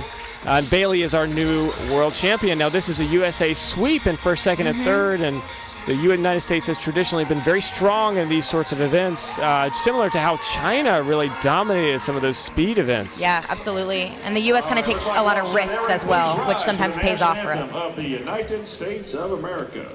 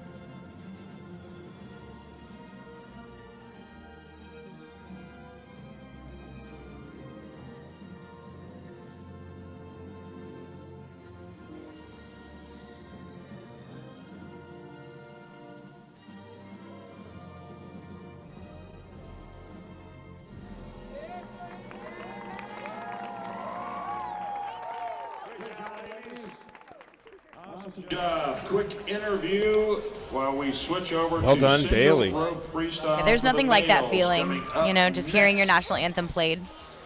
There really isn't. And Erica's going to grab Bailey, our new Grand World Champion, and hear more about her experience down on the floor. And we'll go down to her in just a minute. And a reminder that coming up is the male single rope freestyle event. This is the 2019 World Jump Rope Championship. We are on the grand finals day, and we'll take it down to Erica here in just a minute with our new world champion, Bailey. All right, we're here with Bailey, the winner of the single rope freestyle event in the female category. You can give her a hand. You had an incredible routine. Was there any part of that routine that you were nervous about or a little worried about that you were excited once you hit it? Well, thank you. First of all, my back tuck TJ. I was not going to do it today, and then I was in the back, and Kevin from Comet Skippers was like, no, just go for it. So I said, if I do it once in the practice gym and I make it, I'll do it, and so I did. I love it. Congratulations to you. It was an incredible routine, and we look forward to seeing you in other events today. Thank you so much.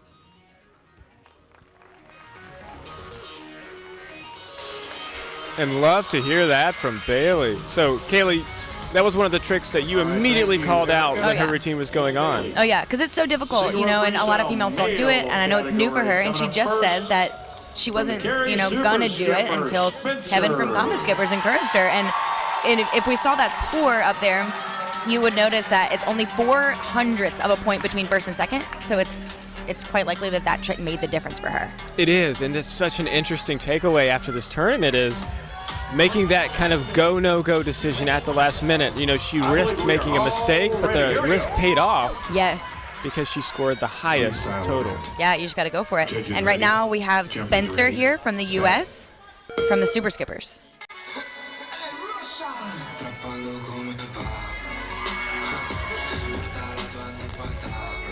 And we'll see him starting out with some rope manipulation, some really strong wraps and releases here from him.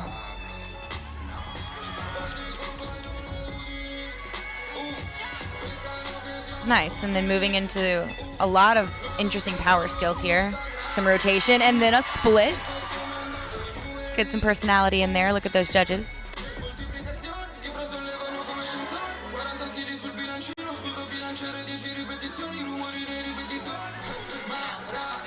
Nice, so he's recovering well from some of these really minor little mistakes. 45.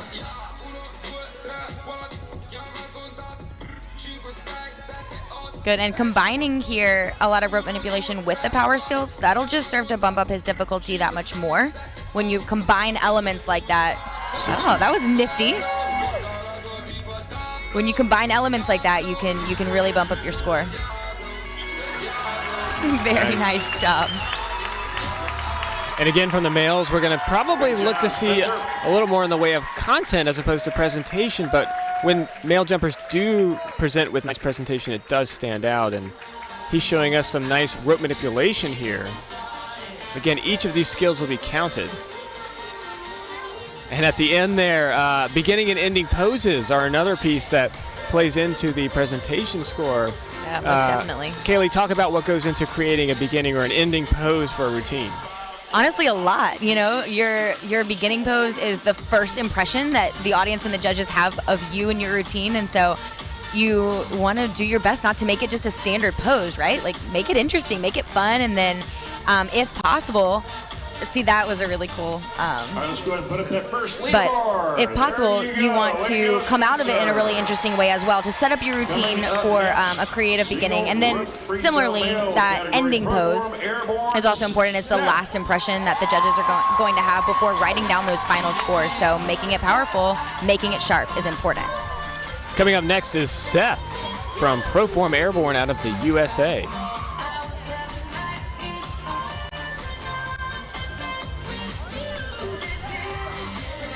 And Seth is a really powerful jumper in his own right. We see a lot of gymnastics out of him, and he's like a little powerhouse. Freestyle event.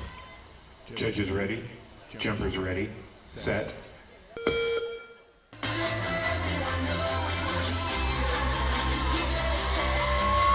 Nice.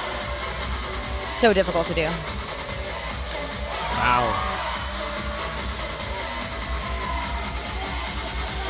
Man, really amazing multiple skills here. And zero breaks. Nice. Zero Man. breaks in between his skills. Using the music, no open bounces. He's showing us some really great stuff here.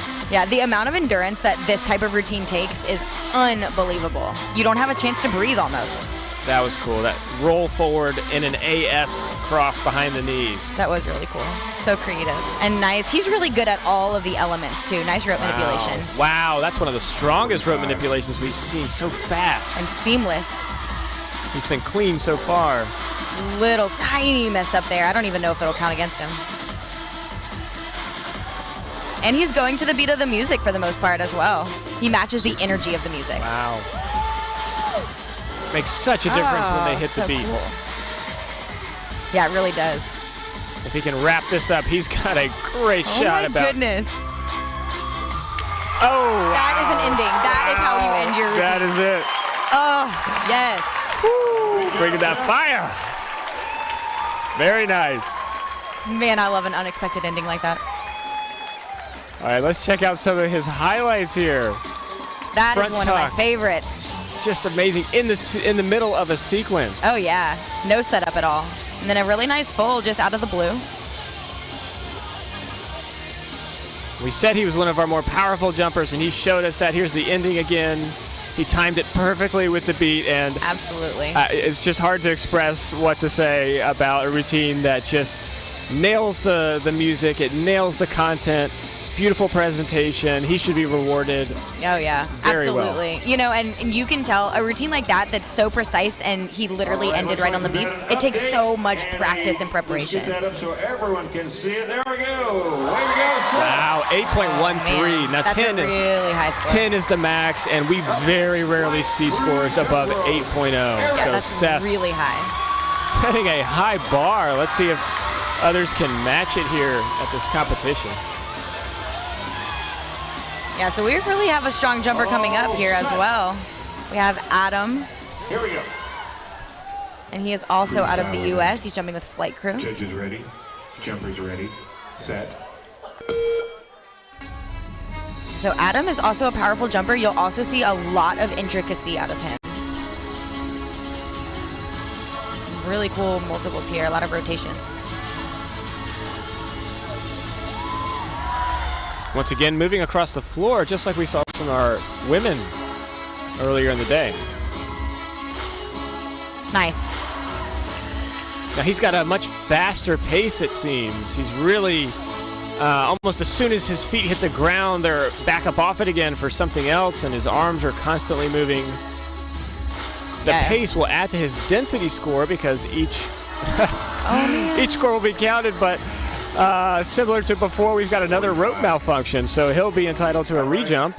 Yep. And unfortunately, that one happened probably halfway through his routine, so he knows he's got to do it again. But he'll be back soon. He will as he be gets back. his rope figured out. Collect himself, get a new rope, and then he'll be back.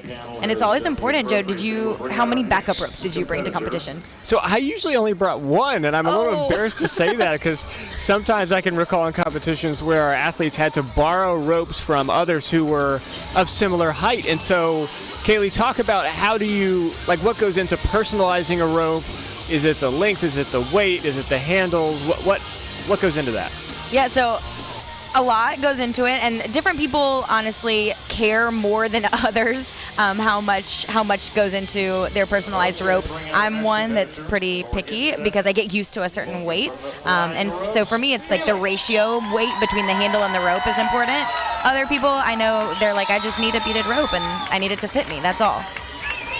Next up, Felix from Germany. Yeah, and Felix is one that has really improved over the last few years. We've seen him kind of grow up in the sport, and he's watched a lot of his role models from his own country and from other countries as well, and he's really Judges improved. Ready. Jumpers ready. Set. Seeing a nice opening pose using the music there. I'ma do what I want. I make the moves 'cause I got the jump. Just call me for delivery. Yeah, you can tell he's very intentional about hitting the beat. Nice form there on that back handspring. And on that split. That's not an easy skill from the frog.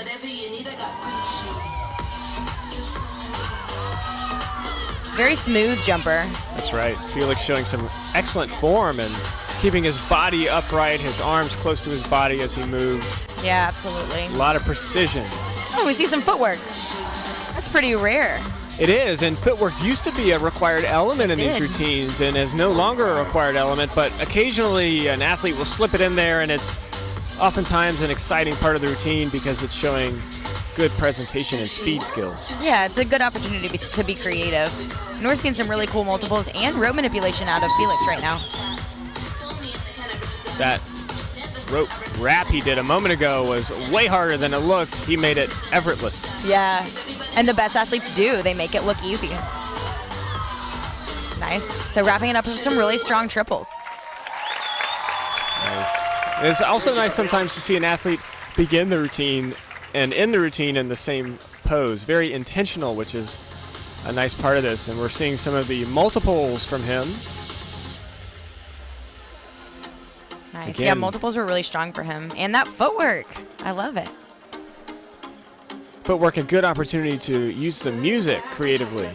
Yeah, absolutely. It is tough, especially under this new system. It's tough to get a good difficulty score, though, when you do footwork. So if you do it, it has to be intentional, and it has to gain you those presentation points, sometimes in an absence of the higher difficulty points. We see the guys sitting over there in the lounge after coming off the floor, waiting to see the changes in the leaderboard as we move throughout the competition here. Yeah, I kind of wonder what's going through their heads, you know? No, I was kind of freaking out at that point. Felix moved into second spot. Way to go. Nice. So now we have Seth in first, and Felix has moved into second place right behind him. But Seth still has that commanding lead. He does. He's going to be tough to beat. But there are a lot of heats ahead of us, so we'll see. That is true. And some really strong competitors. That's right. That's right. If you're just tuning in, this is the 2019 World Jump Rope Championship, and we are live in Oslofjord, Norway. This is Carter from the Super Skippers in the USA. Set. Don't that feel real funky, y'all? And Carter's typically a pretty smooth jumper, so we'll see some really interesting skills performed pretty well from him. Nice, that was a Sunny D. And the creator of that skill is actually here in the house, Mr. Sun Win. Sun Win, another alumni jumper who's now on the medical staff here as a doctor. Yep. So multiple ways to stay engaged in the sport. Absolutely. And this is a really difficult power sequence that we're seeing. I feel like he's doing a lot of those skills out of nothing with no momentum, which is really difficult.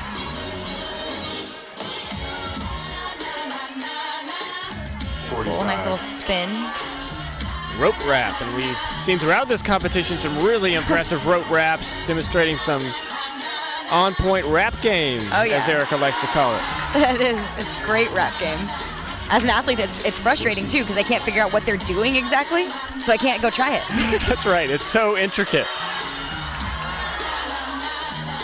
He's got to pick this back up mentally. That's always tough. That's right, a handle drop is a difficult miss to recover from. It was right at the end there, but he still had really beautiful presentation, and so while he will have a deduction for that miss, he had a lot of power and a lot of beautiful rope manipulation. Yeah, absolutely. Presentation and content were both really high in that routine. So I don't know. I don't think that he'll push first place out, but I don't know about second. I think it'll be tough for anyone to push first place out without a clean routine, and you can see on his face in that replay there, he was having fun with it and joins the competitor lounge there, awaiting the score, getting a glass of water, and having a discussion about the routine and what worked and what didn't and what's next, perhaps. Yeah, maybe about how it felt out there.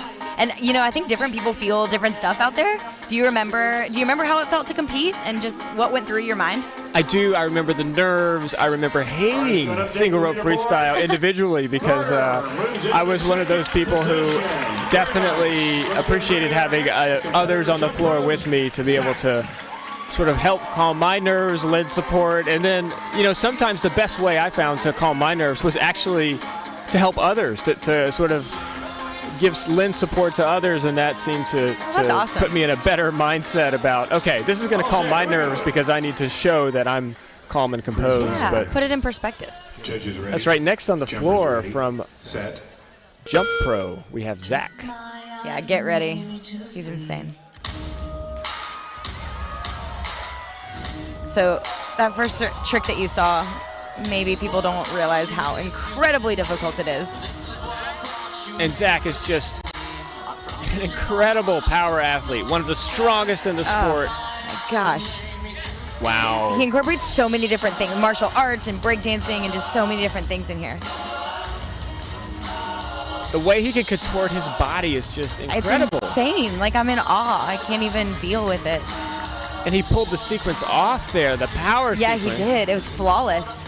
Now, I know he's exhausted for these multiples, rightfully so. Right.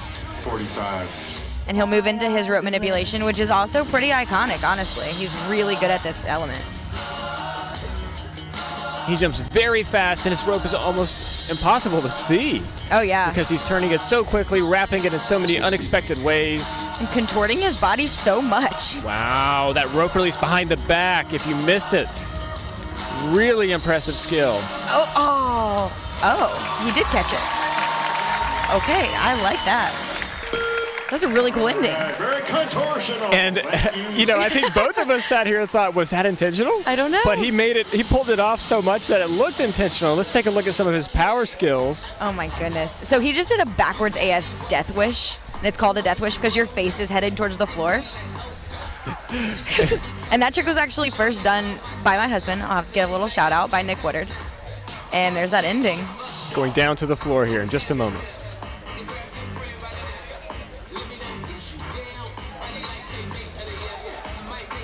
You can see these guys down there having a conversation with each other. Zach's probably trying to catch his breath after all of that. You can see him breathing. All right, Zach moved into third position. Great job. All right, after that routine, Zach in third position. I think his power was definitely among the best in the competition, but I can imagine that with some of those accuracy errors, he might be regretting having just a few minor misses that certainly took off of his total score. Again, a major mistake is a deduction of 0.2 points, and so that's when the rope unintentionally stops for more than 2 seconds, and a minor mistake is worth 0.1 off of the total score. Next on the floor is Porter. Porter out of Proform Airborne, a team who we've seen a lot of this morning. Yeah, he has a really strong team, and I think it's cool to see them because I think they really feed off of each other, all of these guys, and then Bailey is on his team as well, so I think they all push and all feed off of each other.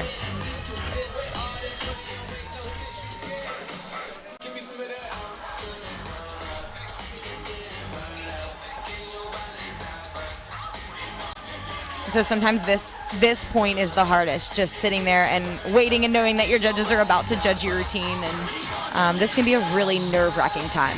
That's right, and the floor, the patterns of the lights on the floor probably doesn't help. Right? Kind of trippy. Not sure if I'm an athlete, if I want to be visually distracted quite that much, but nonetheless, this is where we are today. And so Porter on the floor, one of the quick stats about Porter 2 days ago, Porter was the winner of the preliminary round by a lot. It wasn't close. He had a perfectly clean routine.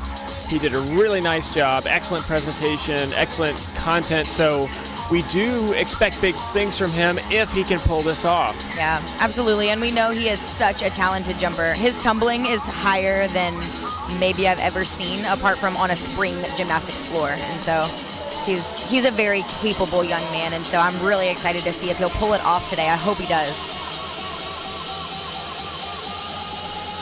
On the judging panel, there are 7 judges. 3 of them are content judges, 3 of them are presentation judges, and 1 is a head judge. Now, the head judge is the only one who can make deductions for the routine, while the presentation and content judges are awarding points for the skills that are performed. 40% of a routine score comes from presentation, while 60% comes from the content. The maximum possible score is a 10.0, but any score above an 8 is so elite that it's hard to attain, and so we've only seen one of the athletes so far today be able to achieve that kind of a score. Now we're currently on the male single rope freestyle. We've already seen female single rope freestyle, and we've also seen the speed events already performed here.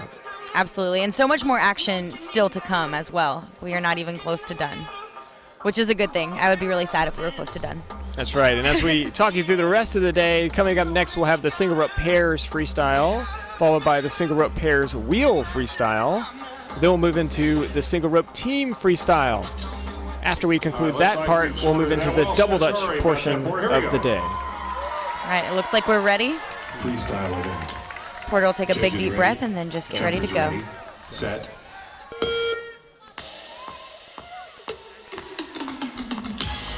Nice, so that was a standing back tuck, TJ, not an easy skill. And it was dead on the music. Yeah, it was. Wow, Nice. that too. Making that look really easy. Nice, and really good form, too. He reverses the direction of his rope. Those skills are so hard to perform. Absolutely. Oh, that was so well controlled. That is a really tough skill. You can over-rotate so easily. Nice, really Porter. good multiples.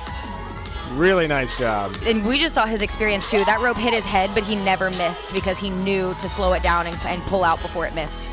And his pace of jumping, he's not as frenetic as some of the other athletes, but he's also not slow by any means, which seems perfect. It does. It just seems calm but energetic at the same time, which is really a difficult dynamic to achieve. And we saw him pull out of a miss here. You know who he's reminding me of here is LJ. 60. Just a really, really solid jumper. That's right. LJ LaVecchia, of course, being one of the most decorated competitors here. Nice job by Porter. Now, he did have a couple of bobbles, perhaps, and so it will really depend on that head judge and how strict they're feeling today. But let's see some of his highlights. Yeah, seeing some of those backwards power moves. So difficult.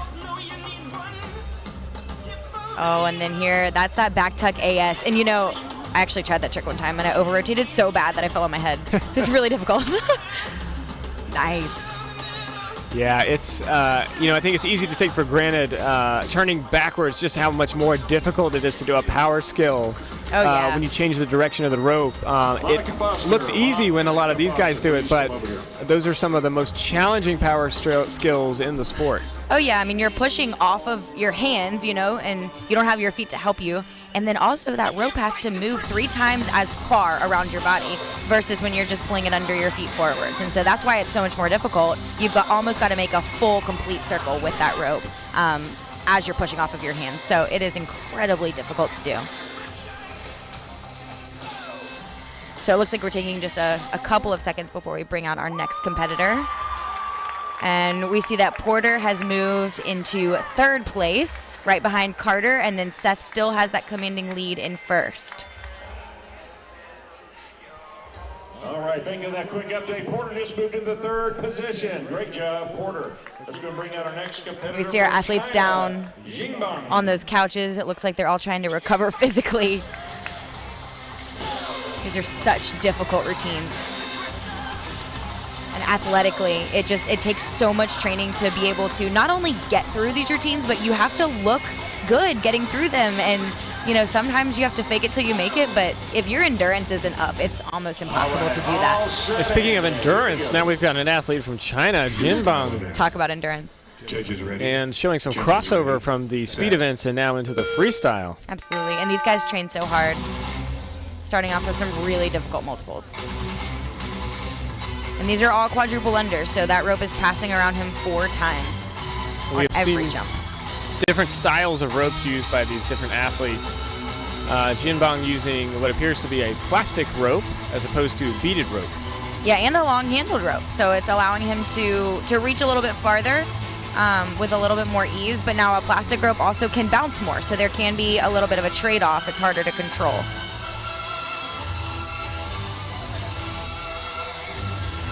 And we see him facing away from the judges quite a bit.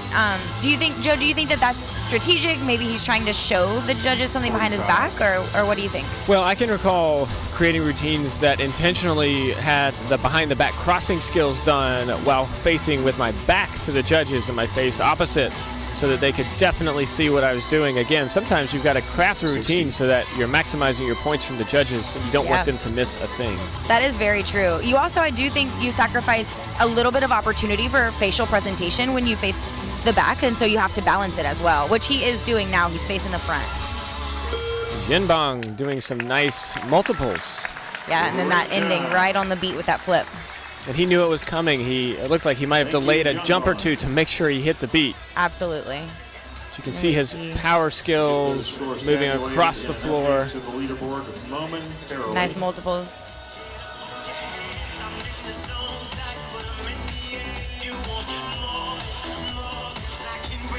Jinbang won't be the only competitor from China in the single rope male freestyle event. We'll see another one coming up in just a few heats. If you're watching at home, you can use the hashtag WJR2019 if you'd like to engage with us. We're here in Oslofjord, Norway, on the 5th day of the World Jump Rope Championship 2019. You know, Joe, we are on the 5th day, and these athletes have been giving it their all for the past 4 days, 4.5 now. Do you remember what that's like as an athlete to just push that hard for that long? And then this is their most important day, so this is where they want to be at their peak. You know, it's funny. I remember it being tiring, but not noticing it at all because I was so in tune with what was happening around me that kind of mentally blocking it out. Barring an injury, I think many of these athletes don't even notice how much demanding this competition can be on their bodies until afterwards when hopefully each of them has an opportunity for some recovery. Now, of course, if they're participating in the camp, then they'll get to really push it even further. But Kaylee, what about for you? Was that an issue ever at competition?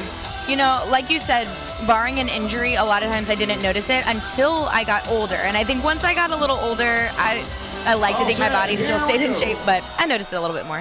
Freestyle. Now this is Hiro, Judges and ready. we will see some really Jumpers ready. entertaining Set. things out of him. He's a really fun jumper to watch. Hiro out of Team Japan. Some really strong, effortless-looking quadruple unders and a multiple with a release. Just so hard. Hiro known for his ability to choreograph and jump right on the beat. Yeah, he has a lot of personality when he jumps. And he's really showing some very strong form here. He makes everything look so effortless, even backwards quadruple unders.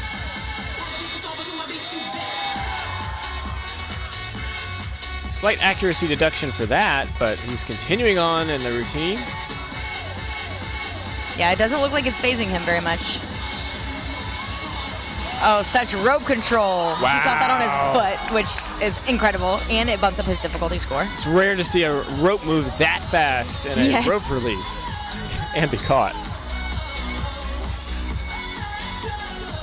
So he's one that, we talked about this yesterday, the rope is an extension of his body. You can tell. He knows exactly where it is, what it's going to do, how it's going to act, because he's done this so many times. And he uses a pretty short rope for freestyle. You can see that the arc of it just barely comes over his head, and in speed that's common, but signature move. Check that out. His handle sticking under the tension of the rope on his back. Hiro definitely impressing with some of his skills. So a couple of little accuracy deductions there. But overall, and such a high back tuck too. That's right, seeing some of his highlights here. Once again, he uses a shorter rope, which can be more difficult to not miss with, but check that out. I love that move. The timing of that is so difficult, and he hits it literally every time. Really an impressive job by Hiro, and you can see him talking with some of the other competitors there in the lounge while he relaxes. Yeah, and I think a lot of these guys are friends off of the floor, and that's really cool too, to be able to compete against your friends and then come off the floor, and although it's competitive, it's still very friendly and very supportive. We're just going to bring out our next competitor from Nakitari Kotoudor Club, Vince. All right, coming up next is Vince. Vince out of Hungary.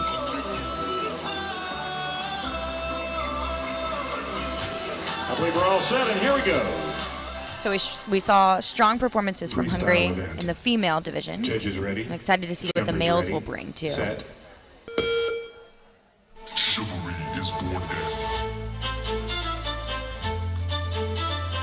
Again, only- making sure he hits the beat. That's right, only 4 male competitors remaining in this division. Nice, that was a really smooth under the leg catch.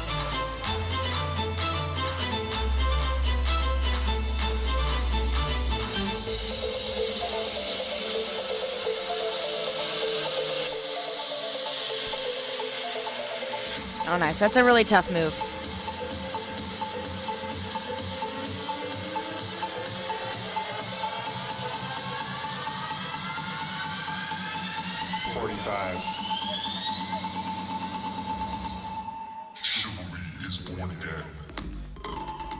Nice backwards multiples here, under the leg triples. Good, and he actually released the rope right there under his legs.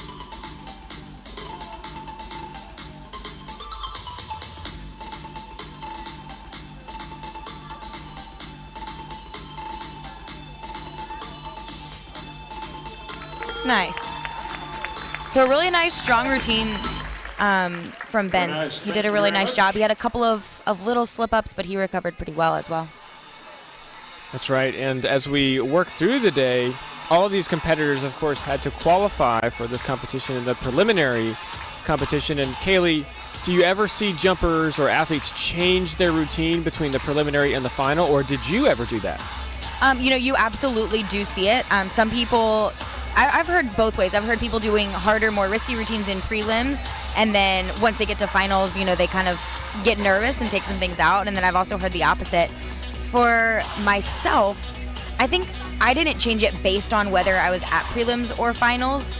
That maybe didn't matter in terms of changing it, but I did change it based on the day and based on how I was feeling, how confident, and what was hitting in the practice gym. So it's kind of a momentary decision for me.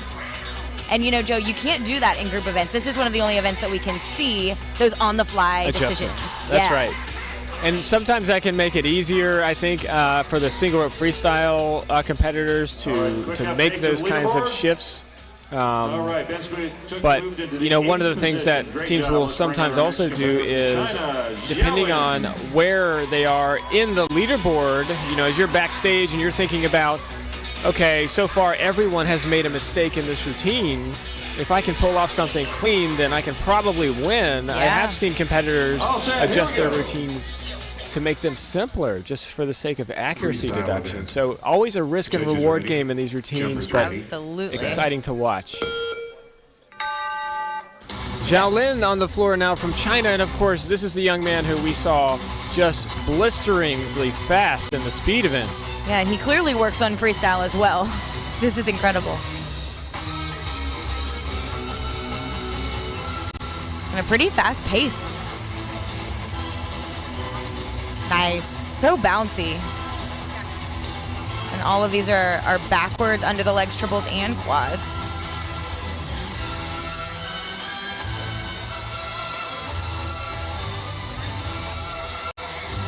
Zhao Lin using his music well.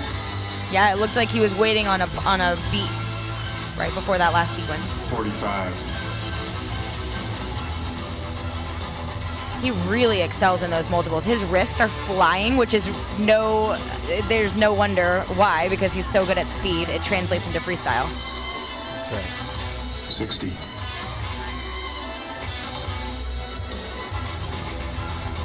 Nice job by Zhao Lin. Oh my goodness. Yeah, he's just going. It's so effortless. And he's fast, so he's packing in the skills. And again, when each skill is assessed, that will increase his density score. Absolutely. Really nice ending, too, right before the beat. So he packed in as much as he could. We'll see this instant replay showing some of his incredible multiple skills.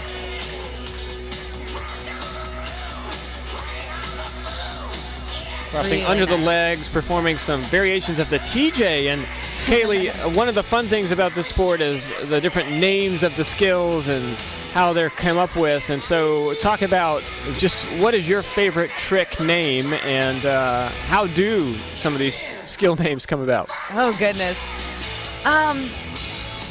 I don't know if I have a favorite trick name. Some of the ones that I think, I know the story of a couple of them, which is kind of cool. Like we mentioned the Death Wish earlier. It's called a Death Wish because your face is headed towards the floor, and, it's kind of scary. There's the Money Maker that we've seen in this competition. And hold on, we're gonna moved into the second position. Very nice. We're gonna see that updated leaderboard. We now have USA, China, and then back to the USA in first, second, and third. But so there's a trick called the Money Maker, which we've seen, and that was actually named because someone just jokingly was like, "Hey, I'll give you, $10 if you could do this skill," and then It was $100, and then it was $100? double or nothing. It's funny you bring that up. We interviewed Nick a few days ago, and he talked about that story of that funny. skill. I didn't know it was quite that much. Maybe Yeah. I would have done one too. Probably not. Next up, Jaewon from the Korean national team, another one of the speed competitors who is translating over into freestyle as well. Yeah, his opening flip was so difficult. He did a front flip with a cross behind his legs, known as an AS, and that is so tough. Really cool. We call that trick a chicken, and he did it in a triple under. That was tough. I love the variations of his legs in multiples. He just jumped up and kind of split his legs, and that just adds interest. Nice. Using the music well there, and he's chosen a more dramatic song here that's instrumental as opposed to a more modern pop or hip-hop or electronic song that we often see from these competitors. 45. And Kayla, you've talked before about what goes into music decisions, but are there any sort of cues or recommendations that you would have as for a new competitor? Yeah, I always try to find something, oh, that was really neat and so fast.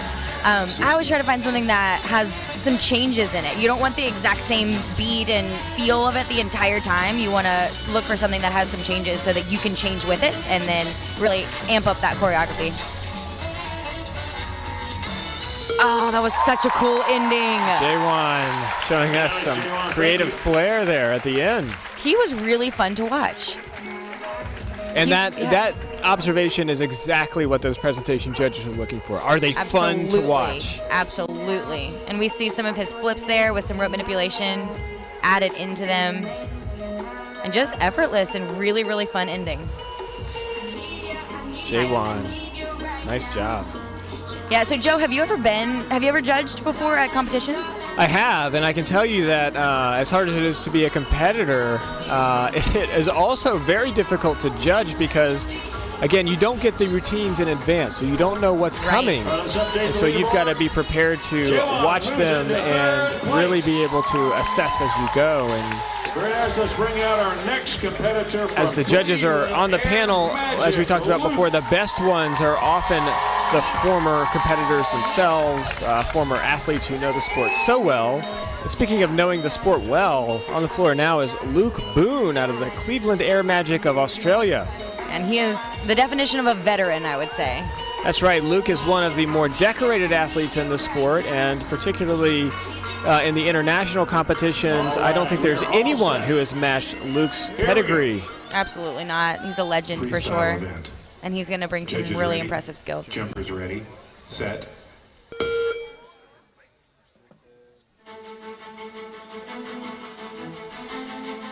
And Luke really makes everything look so effortless, even though it's not. These are all quadruple unders going around at least 4 times. Luke is a master at packing in density of skills during his routines. Yes. And you know, that's also really difficult. He just released the rope and caught it in the middle of a flip. And sometimes people don't realize how difficult that is. You can't see it.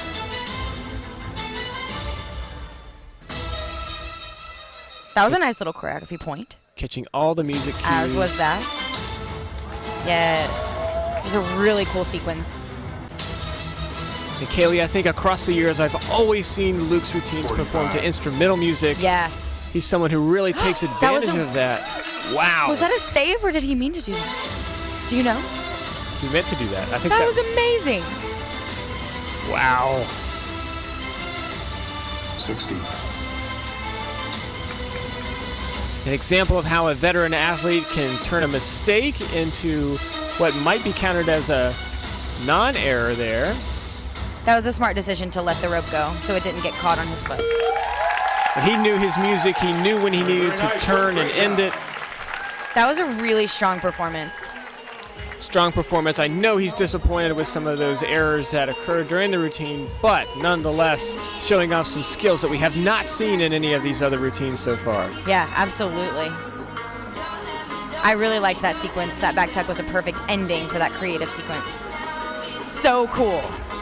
I can't believe he did that. I've tried that trick and it's so hard. It takes so much shoulder strength, which often is something that jumpers are too afraid to try. And part of our reaction was that intentional? And the because reason it looks so scary. That's right, and I think that's one of the things that the judges will reward him for, because literally in the rule book they are looking for unexpected changes in the routine throughout.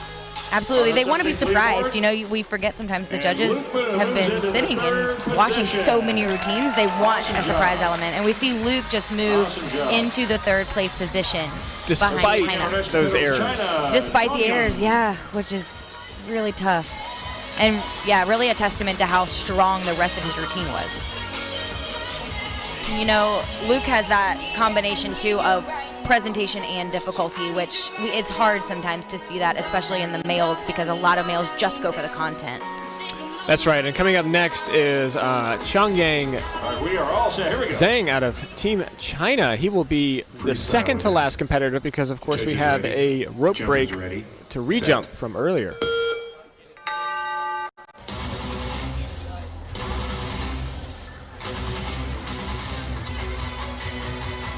Nice. So he had mostly quads here and all behind the knees.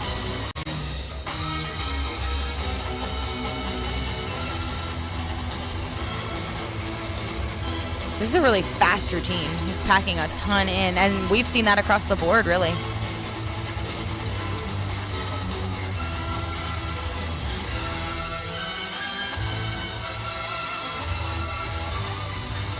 And another instrumental song as well, Joe. You mentioned that with Luke. Maybe that trend is coming back. 45. Again, another athlete who knows his music, so he waits for the cues. A little bit of deja vu as the song, I believe, is the same song that we heard from the other Chinese athlete, but he's definitely giving it his own flair here. Yeah, absolutely. There's a lot of different directions you can take with the same song. And again, waiting on that cue, it looked like. Nice ending.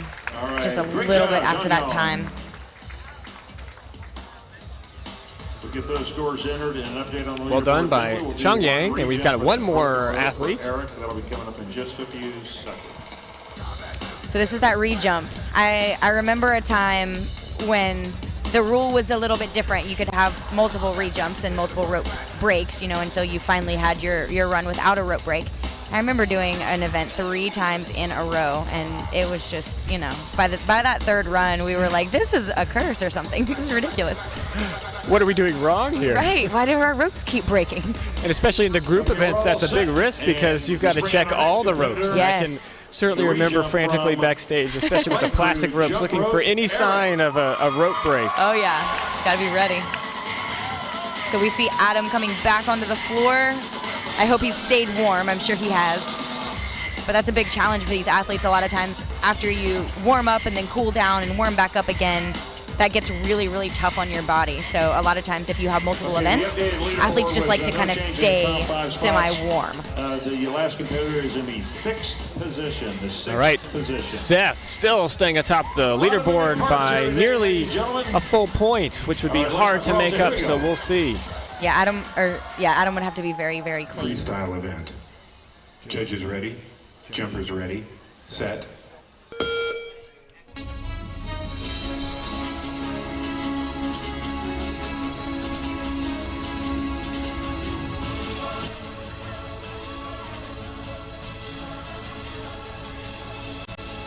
A very high back tuck there.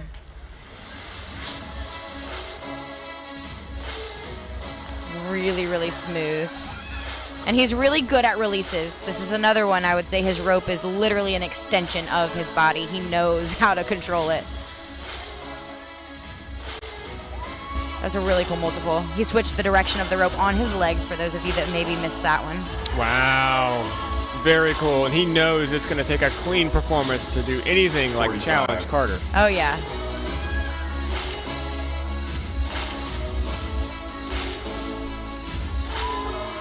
Really cool. Another jumper with a fast style. Yeah, he has so many skills he wants to fit in.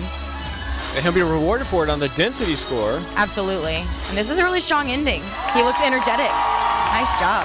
Nice job. That will be a strong competitor in the freestyle scores. I think we might see him take a podium spot. We'll see. The awards, Britta. We're going to do the awards for the The male awards are single coming up, so we'll see freestyle. very, very shortly. Again, let's see some of these releases he did. Multiple throughout his routine, and there's always a risk that you miss your handle, but sometimes a release can be easier to clean up after a mistake than elsewise because you can turn it into another release. That is true. We've seen jumpers do a release, miss the handle, do another release, miss the handle, do another one, and no accuracy deductions Because the rope taken. never stops, right? The rope never stops. It all feels intentional. That is true, yeah. And sometimes you can't give it away on your face either. You know, a lot of younger jumpers they pull it off physically, but their face gives it away. Okay, So you got to be careful. Leaderboard. That's right. All right, I think Eric moved into the 6th spot. No change in the top 3. There's your final results for the male single rope Seth. freestyle. We Out are of all Pro set. Forma We're gonna move right Airborne. over to the awards. Maintaining Gentlemen, his go ahead and lead. Stand up, please. And what a performance from him. Absolutely. The new Grand World Champion. And really, all of these guys were so much fun to watch. But Seth, I mean, there's a reason why he's up there. Cleveland Air Magic, Luke. Nice job. So we've got Luke from Australia in 3rd. In 2nd place, from China, Jilan. And then representing China in 2nd place. I do like when we have different countries up here. I think it's really cool to see how our sport is diversifying and how different countries are really dominating in multiple events. And these competitors are accepting their awards from a couple of our traditional Norwegian garbed friends here who are presenting the awards to honor our host country this year in Norway. Absolutely. All right, very nice, gentlemen. Please stand for the national anthem of the United States of America.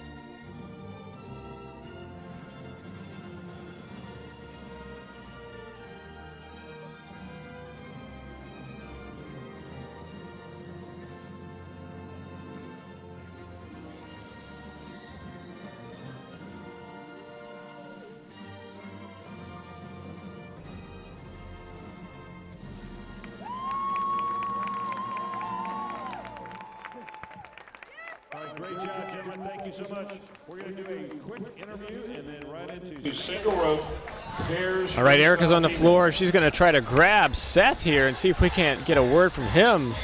Yeah, I'm excited to hear from him. I know. After a routine like that was pulled off clean with the kind of content that he did, we haven't seen difficulty pulled off that cleanly in a long time. Absolutely. It was unbelievable. The mental strength that takes too is incredible. After this, we're going to move into the single rope pairs division. But for now, let's go down to the floor with Erica and Seth.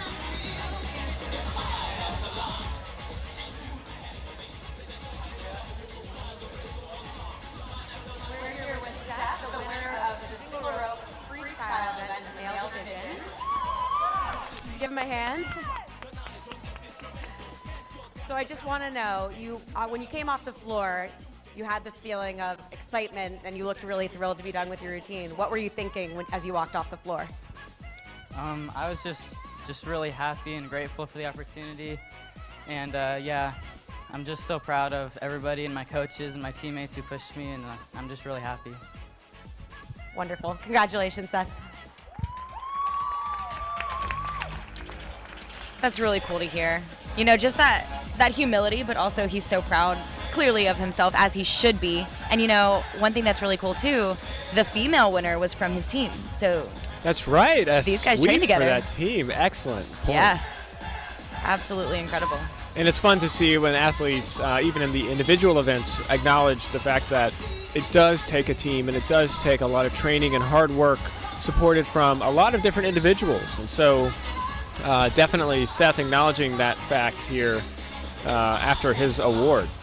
Absolutely. And you know, the best athletes are built through a team. I'm a strong believer in that. It's very difficult to be an individual athlete without a team around you. That's right. We're going to move into the single rope pairs division next. And if you're just joining us, this is the 2019 World Jump Rope Championship. The judges are getting reset and the floor is getting reset. And so we're going to take a short break. We hope you'll take it with us. Stick around for the rest of the 2019 World Jump Rope Championship.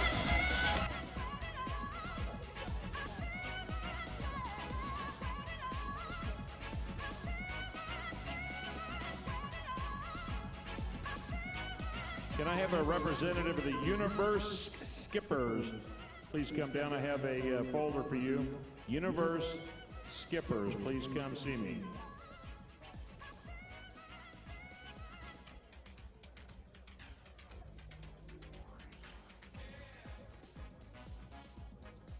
All the freestyle judges, please report back to your panel so we can get started with the single rope pairs freestyle.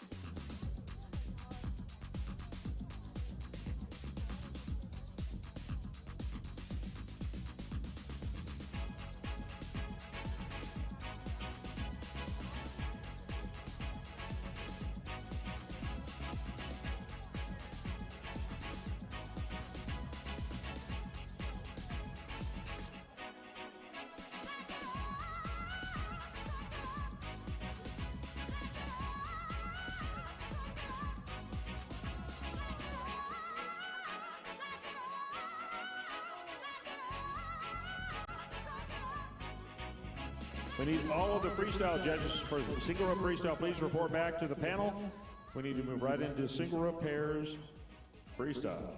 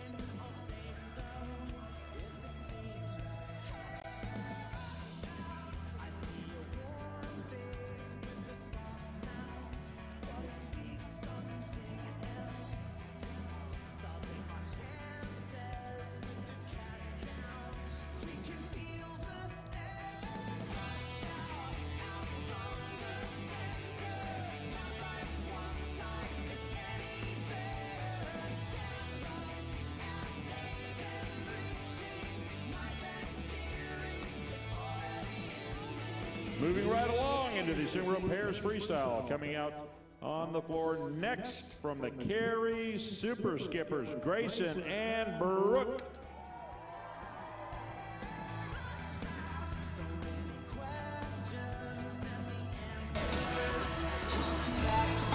Okay, now we're moving into the single rope pairs freestyle division. You'll see this is the all-female division, and so we'll see kind of a different dynamic when we have both females on the floor versus both males and then mixed. So it'll be a real treat to see that different dynamic. Jumpers ready. These are the Cary Super Skippers.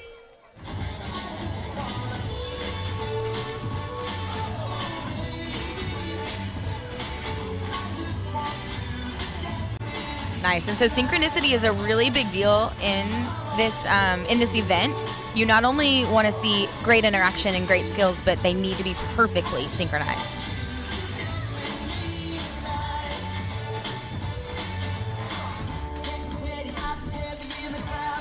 The judges are looking for the same scoring criteria as for the individual event, but now there's a pair, so these jumpers have to do it in sequence, and that can make it a little more difficult to do some of the hard skills because, of course, both athletes have to pull it off well. Absolutely. And you do have that extra requirement of interaction between the athletes, and that is usually done in the form of a scoop, which you just saw a couple of those, where one person's rope goes underneath the other person and they kind of share for a second.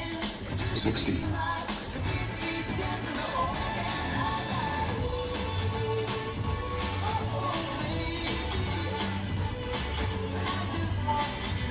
Good. Finishing out with some really strong multiples.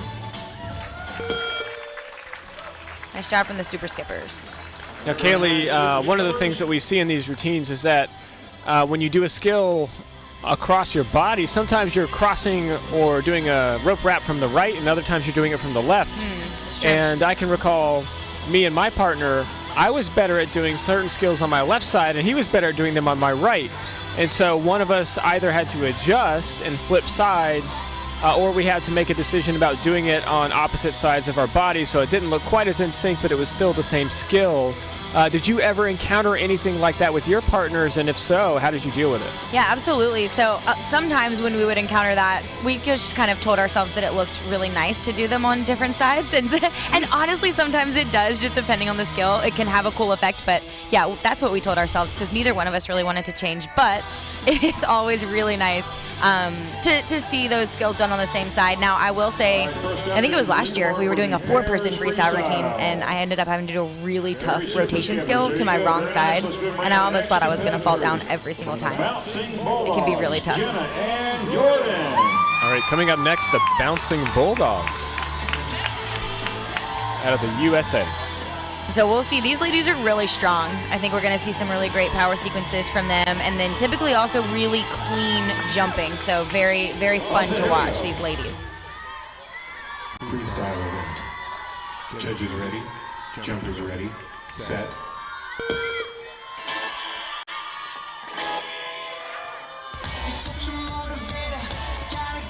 So they're a little off there in the tuck, but I think they'll pull it back together. And again, even with a rope mistake, continuing to just jump and pace with your partner is a great way to stay in sync and recover. And to just keep the energy up in the routine, you know? Makes a visual difference.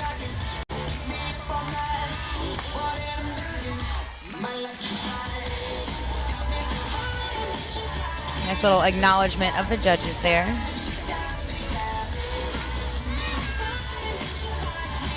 And a lot of times, too, you'll see teams playing with their directionality. So you saw those two girls kind of facing away from each other in a line, and then they come back together. And so the way that you position yourselves on the floor as pairs makes a huge difference in terms of how the routine comes off. And we talk a lot about the pair interaction skills, and depending on the length of the rope, sometimes that can make a big difference in just what you're able to do. So when you see athletes with a rope where the arc is just coming around the top of their head, sometimes it can be difficult to scoop your partner, but these guys pulled it off in this routine nicely. Yeah, that was a really strong performance. A little bit of trouble at the beginning, but they pulled it off. And really powerful back tucks from both of these ladies, I'll say. Nice job spreading the floor, and the same rules apply about needing to touch all of the quadrants and be at least 3 to 5 feet or about 1 meter to 2 meters into each of the quadrants. And so it's easier to do that when you've got 2 jumpers on the floor at the same time. Yeah, absolutely. And so, Joe, you were kind of known for dominating this event, you and your partner Ted. And I grew up watching you guys, and so I'm going to be really interested to hear your take on a lot of these jumpers, their choreography, and kind of their creative choices during this event. So one of the things that I like the most about the single rope pairs event is just your ability to be creative and to do skills that you could not do as an individual. And so the things that I am biased toward are definitely whenever we see those pairs interaction skills, and when they go beyond simply scooping each other, but instead show things like rope releases, multiples, and power that the judges may not expect to see in a routine. Yeah, absolutely. Next up, a team from Cleveland Air Magic in Australia. Again, we're in the all-female division of the single rope pairs freestyle event. Very strong multiples. A lot of quadruple unders from these ladies hitting that beat.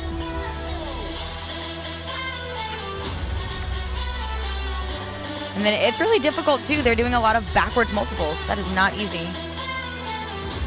They're gonna need to get back in sync, and they're back.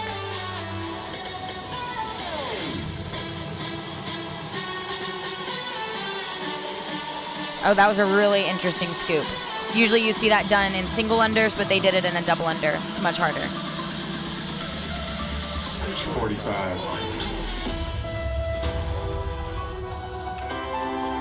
Again, using an instrumental song.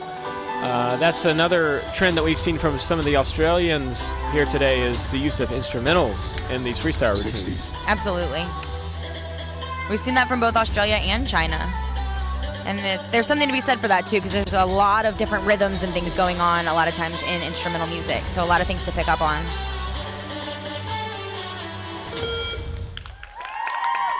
Nice. I liked the levels that they played with at the end. So one person did a front flip and the other one did a front handspring. Made a nice visual.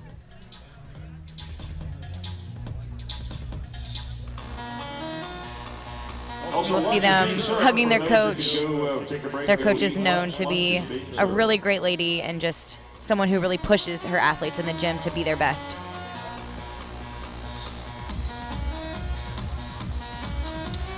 So yesterday we talked about ways to increase the content score of routines, and we've already talked about presentation a little bit, but one of the things that Erica Zen mentioned yesterday was the idea that one of the simplest ways to improve your score is to simply remove the single bounces. Yes.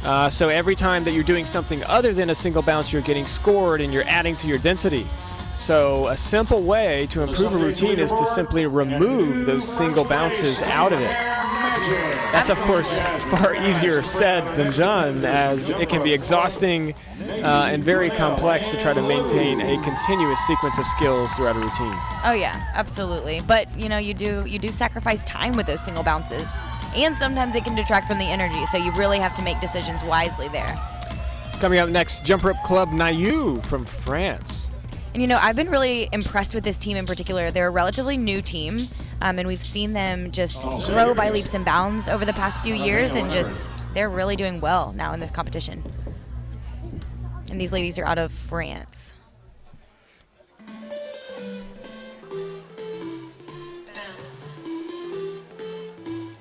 Now we're really Freestyle event. Judges ready, jumpers ready, set.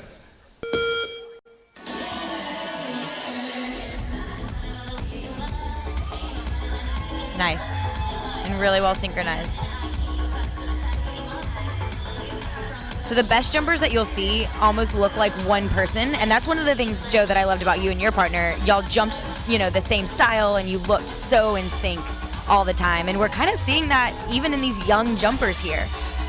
Yeah, one of the things that we are looking for are the kind of arc of the ropes and how often those are turning at the exact same time among both jumpers. And when you see really in sync athletes perform, it is something that the judges will reward on the presentation score.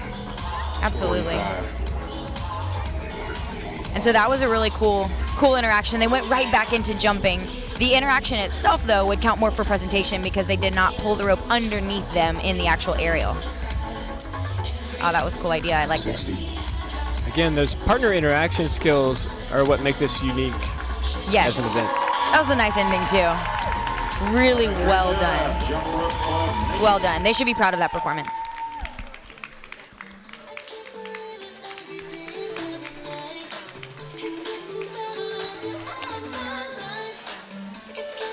You can see them doing some nice gymnastic skills in sync, and that backwards skill was almost perfectly timed with each other. This looked really nice.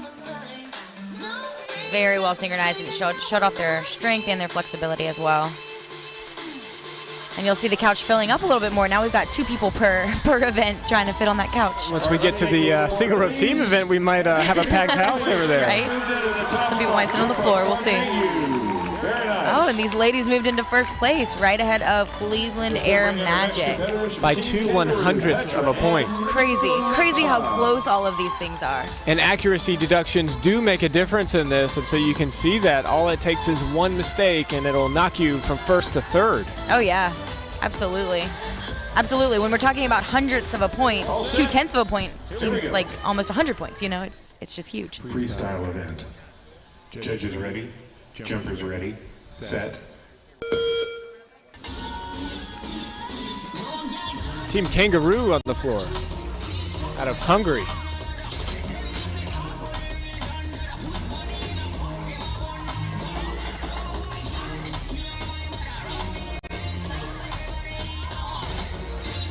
Nice, really strong performance so far.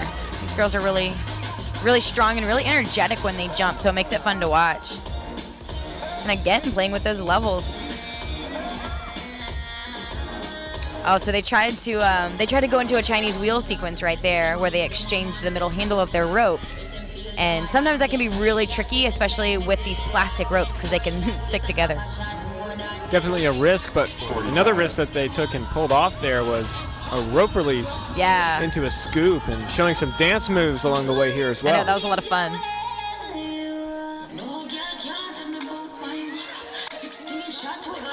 There they go, right back.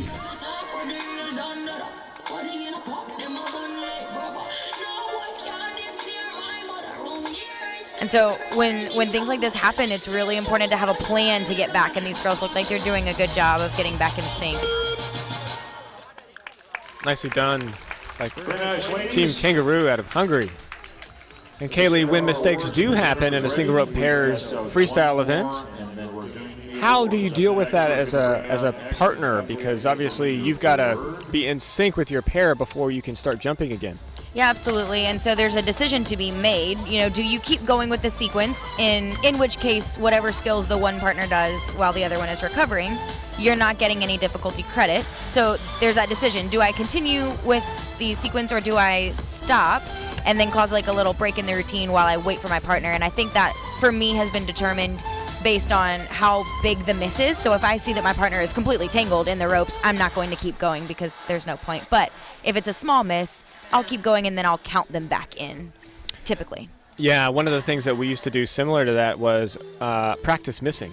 And so we literally would identify where in the routine we were likely to miss or we might miss, and then ensure that we had a plan to get back in sync. So we knew if we missed on a TJ multiple, we weren't going to try to catch each other on the EK multiple. Instead, we were going to catch each other on the push-up. Absolutely. Yeah, you got to be strategic. Now, inevitably, when you get on the floor, you miss in that one spot that you never planned for. Which is always so frustrating. And I think that sometimes that happens because of nerves. I think that's right. And taking the floor now from the Carey Super Skippers, Ellis and Kim. Those, of course, being their last names, Lauren and Ellie. Oh, goodness. And these girls are relatively young. They might not look young, but I think these girls are like 16 years old. And so to see them on this stage is really exciting. Freestyle event. And we saw Lauren a little bit earlier with her freestyle doing very well.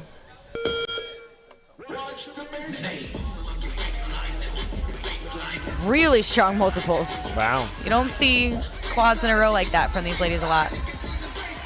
And I feel like the Carey Super Skippers are a team that has really shown the ability to perform high-level multiple skills throughout this competition. Oh yeah.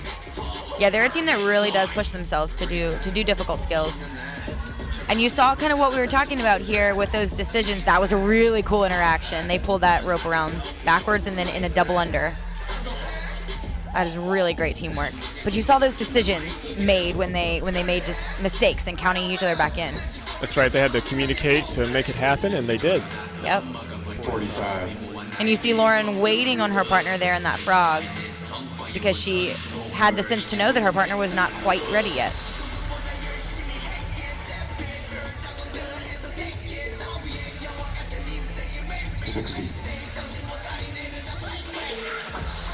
There we go, and they'll get right back into it. Another complicating factor, of course, is the music and ensuring that you're on cue. Absolutely. Great job, ladies. One last And you update know, to the leaderboard. I do think that they'll be disappointed with some of those mistakes, Joe. But how do you, as an athlete, how do you recover from that and then get ready for maybe your next event? Yeah, I think it's one of the more challenging things to do is to feel disappointment, and I always found that the best way to deal with it was to just allow myself to feel disappointed and almost have permission to experience that before making the mental shift and saying, okay, as soon as I walk back behind that stage or behind that curtain, I'm going to be in my next event only. And so I think the psychological conditioning that these jumpers have to go through as competitive athletes and just be prepared for is a big part of what creates success, and something you see a lot of the more senior athletes display time and time again. Absolutely. And you know, you said something pretty profound. You said you have to allow yourself to feel disappointment. It's okay to feel disappointment, and if you can allow it and then flip the switch, you're much better off than just burying it inside. Very nice, thank you, everybody. That's right. And in the female division, it looks like Jump Rope Club Nayu out of France is in the top spot, and they'll hang on to that by 2/100ths of a point. Looks like we're ready with the awards. Crazy how close it is. So we're going to go ahead and award these athletes. Jenna and Jordan.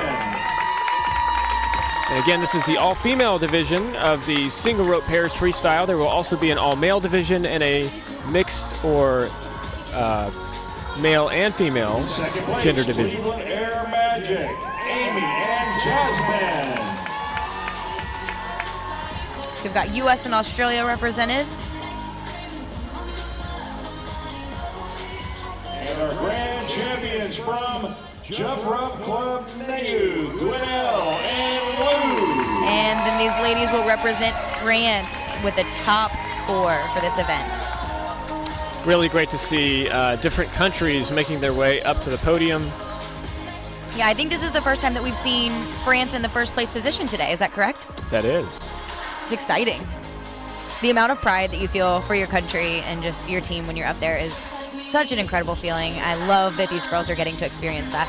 And you're hearing it from someone who knows. Kaylee Kubion, or excuse me, well, I should say yes, Kaylee Kubion has been up there Kaylee a lot. Woodard has no idea. Kaylee Woodard but is Joseph still. Eddy has an idea as well.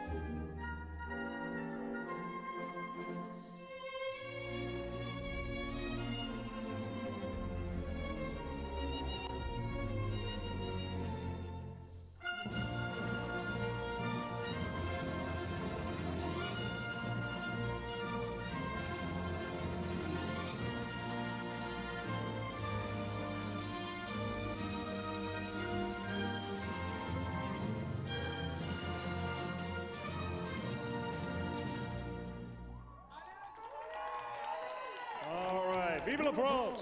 Thank you so much. We're going to switch next to the male single rope pairs. Well done by the women there. Now shifting over into the male division. And Kaylee, what can we expect to see that's different from the all-male pairs? You know, I think that we can expect to see a lot of risk.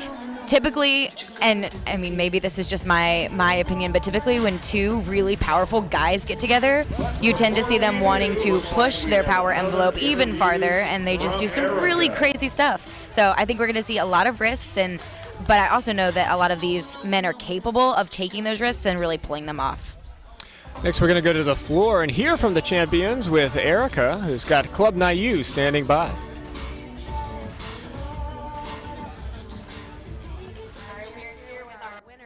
Jump Rope Club Nayu, and we just had a quick question. So first, will you just tell us how long you've been jumping?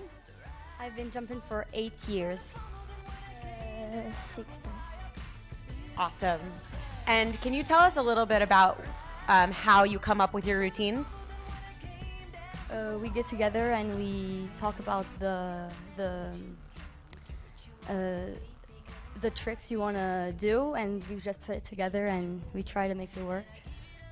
Looks like it worked this time. Congratulations. Great job, ladies.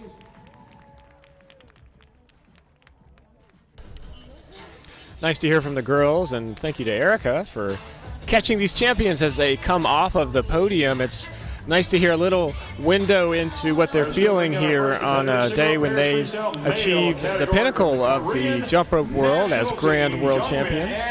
Absolutely. Absolutely. And this is something that they'll never forget this moment, which is really cool to think about. And so we've got the male division beginning now, and you can get ready to see some really high flying skills here. First up, the Korean national team, and a few familiar faces we're going to see across this event. Jungmin is definitely someone who we have seen before here. And they're going to kick off the all-male single rope pairs freestyle. All right, all set, here we go. Freestyle event. Judges ready, jumpers ready, set.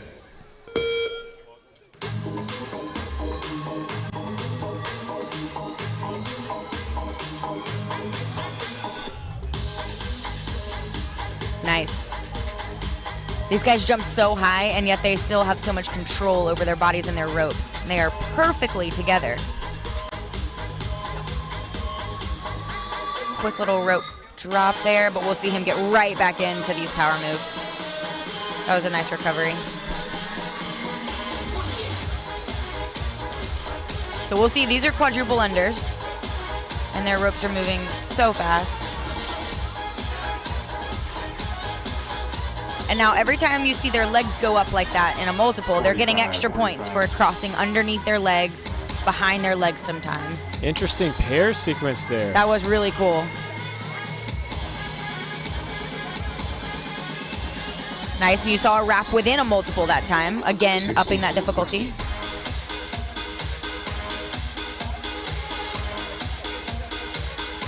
And again, the feel of this sequence now goes to the feel of the music. So even though sometimes the beat isn't perfect, the feel of it is, which is nice. Oh, cool ending.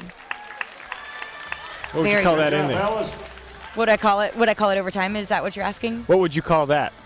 It's almost like a one-leg rope pulled, balanced See, I would have named swan it pose. after an animal. That's what I was going to say. That's Maybe right. maybe it's the swan pose. And so many of the skills that we see are, in fact, named after animals. And we've touched on this throughout the tournament, but when you see tricks like the crab or the spider. There's an octopus. The octopus, the elephant, the hummingbird, all of these are fun ways that the sport of jump rope offers room for creativity for its That's athletes. true. Do you have a favorite animal? Completely off topic, almost. Ready on the first look at the You know what? Let me think about that question. Because if you do, we need to make up a trick and then name it after that animal. Well, one of my favorite animal named tricks is actually the hummingbird, just because I can recall when that trick was named, hearing from, in fact, it was someone who was foreign to jump rope, and he came up and said, "Hey, do that, the hummingbird skill, the one that sounds like a hummingbird," and the name stuck. That's cool. So somebody not even a part of the sport named the skill. That's right. So we've got, again, from the Korean national team representing here. Freestyle event. Judges ready, jumpers ready, set. This team featuring Jaewon, who is one of the most decorated speed athletes in the sport. And then his partner, Ensup.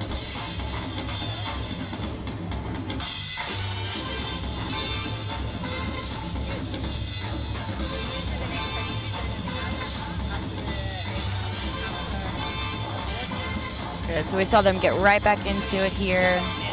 Some really, really nice multiples. Good, so that was a really nice front flip. You'll notice that they did not turn the rope around their body, so the difficulty credit won't be there for them, but again, presentation is always nice. And it's a powerful skill to include. 45. Nice, and still able to do those really nice quads straight into a front flip, even this late in the routine when you're tired. That's impressive.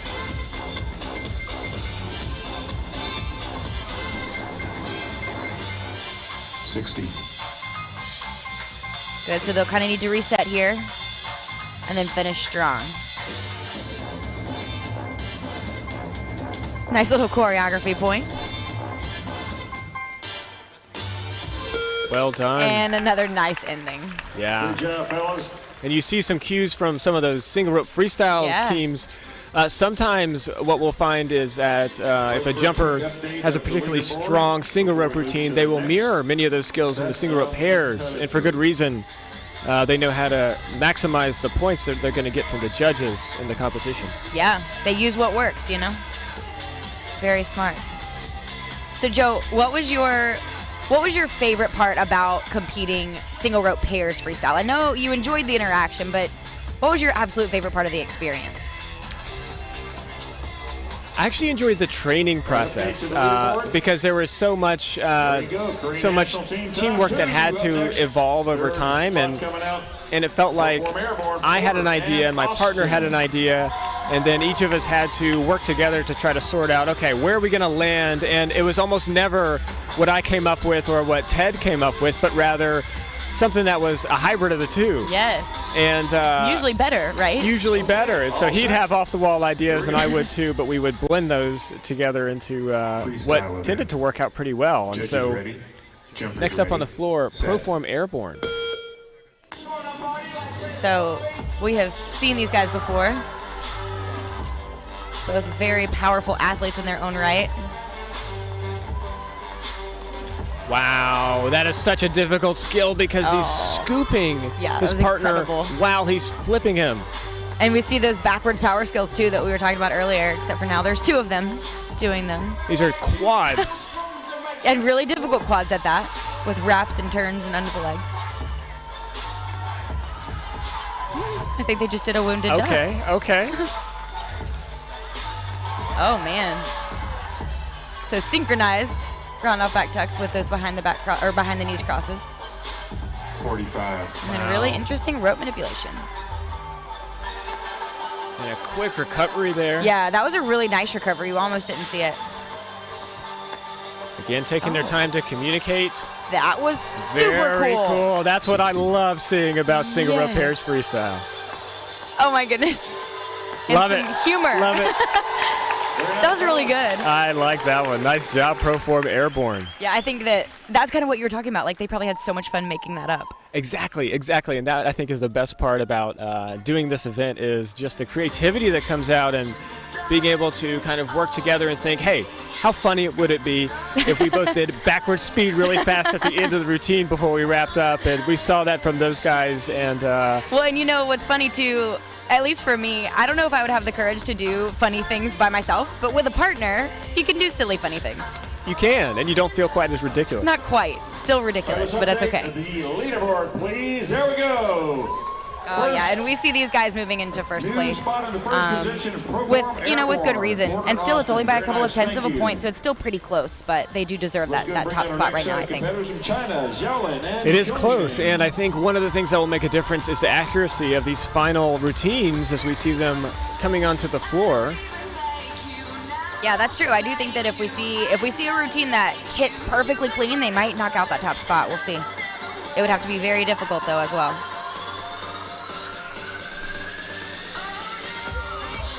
Coming up next from Team China.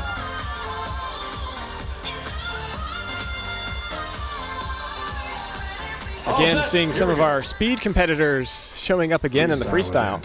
Absolutely. Judges So we've ready. got Zhao Jumpers Lin ready. and Set. Shang Yan.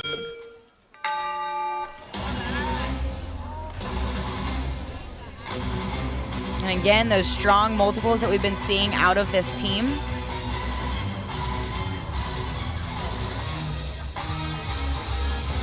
And that hit the beat really nicely.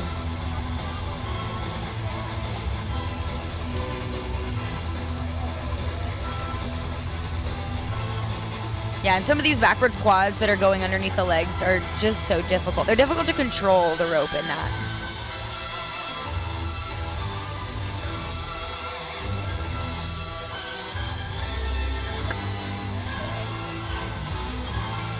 Nice, and perfectly synchronized too. 45. We're really seeing nice synchronicity from these guys.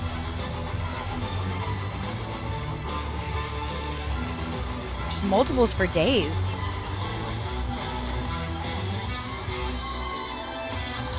60. Again, the arc of those ropes, it's difficult to have them be quite so in sync, and so they're showing us how to do that well. One of the other things that factors into this event, of course, is using the same style of rope, and that was amazing. That was a really hummingbird scoop. So difficult. Very cool by Team China. And we were talking about how these jumpers need to use the same type of rope, because if I'm using a beaded rope and Kaylee's using a plastic rope, it can impact the speed that it turns and how visually obvious it is. Absolutely. And they act differently, you know, and so, like Joe said, if one person's using a beaded rope, they're almost inevitably going to naturally jump slower, and so that can throw off the synchronicity. So Kaylee, what was your favorite single rope pairs skill?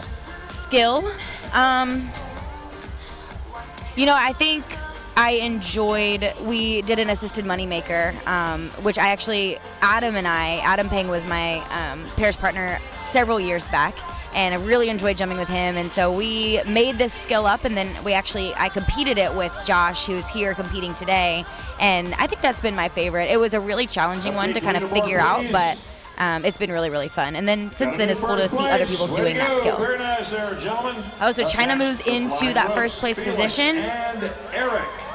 Actually, pretty far ahead of Proform's score.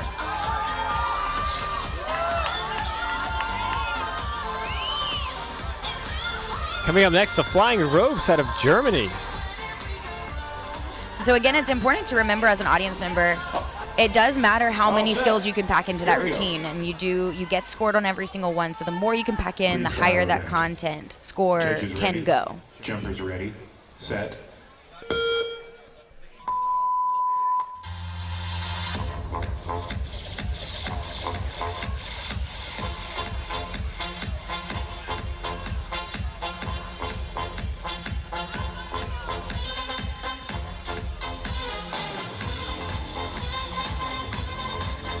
We're seeing a couple of mistakes, but all of them have been recovered really, really quickly.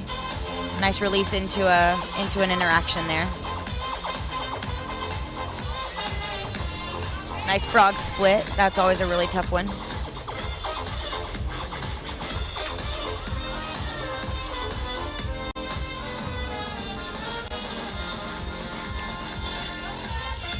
Good, and you saw one partner there waiting on the other one. And again, that just comes from being in tune with your partner and kind of knowing where they are at all times.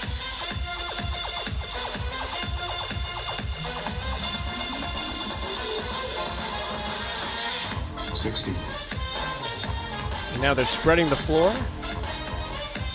Yeah, that's kind of an interesting visual. I think I like it for this. We haven't seen a whole lot of that where the partners go in different directions from one another across the floor, mostly staying together so far today. Right. And a nice routine by these guys. They did have several bobbles which will impact their score for sure, but they recovered well, and you know it was still a good performance. And again, our judges are looking for presentation, content, and then deductions. And so a major miss will result in a .2 deduction, a minor miss and a .1 deduction. We see really nice aerials into backwards triple under TJs here. Not an easy transition to make. And just like many sports that are similar to jump rope, it has its own sort of dictionary or trictionary, as it's sometimes called. And so a backwards triple under TJ might sound like a foreign language to someone not affiliated with the sport. But Kaylee, in words, what is a backwards triple under TJ? Yeah, that's a good question. So a backwards triple, a TJ just simply means that you jump up, you do a triple under, which means the rope goes around you 3 times in one jump. And the TJ part means that during that triple under, the rope goes underneath your legs and crosses between them. And so if you do that backwards, that just means the rope is spinning backwards, making it that much more difficult. And so now we have Team Australia coming out. It's like we've got Ben and Jake. And these two jumpers, we've already seen them all morning for speed, and they're going to show us what they can do in freestyle, and I know that it's pretty impressive, so we're in for a treat with these guys.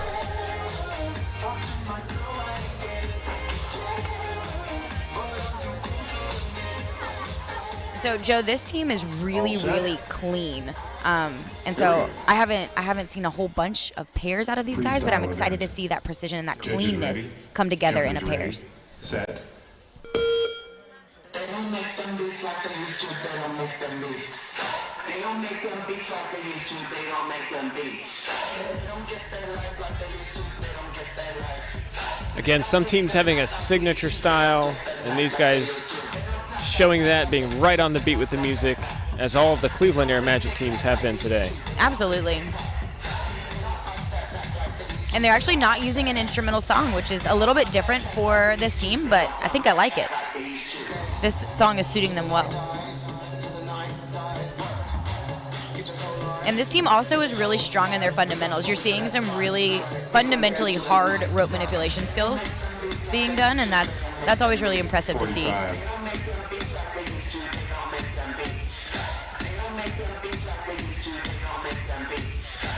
Nice little creative point there.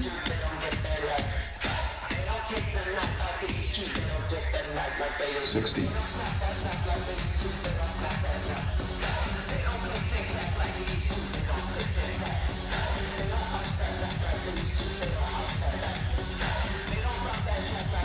And finishing up with some really strong multiples into a flip. Nice We've seen this job. ending a lot with the front flip into the ending. We have indeed, and I think it's a nice way to kind of land with the final beats of the music into a pose. Absolutely. Seeing some of the highlights of these guys, again, very much in sync from Jake and Ben. Yeah, really nice duo.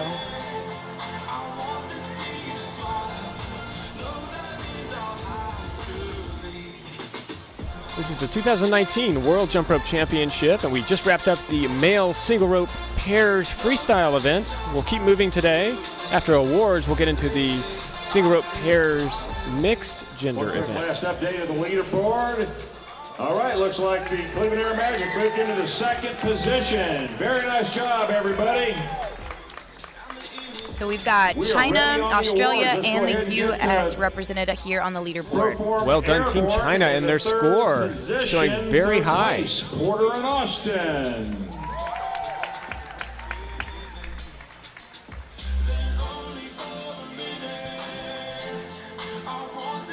So congratulations to these guys. We see Porter and Austin in third. And in second place from Cleveland Air Magic, Ben and Jake.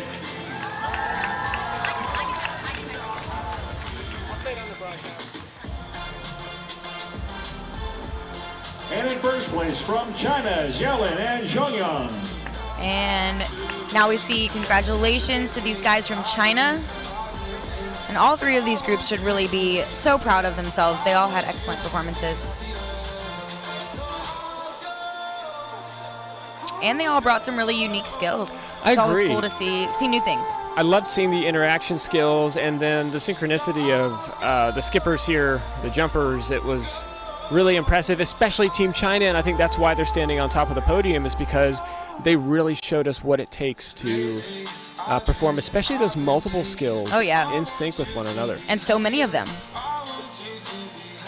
All right, ladies and gentlemen, please rise for the national anthem of the Republic of China.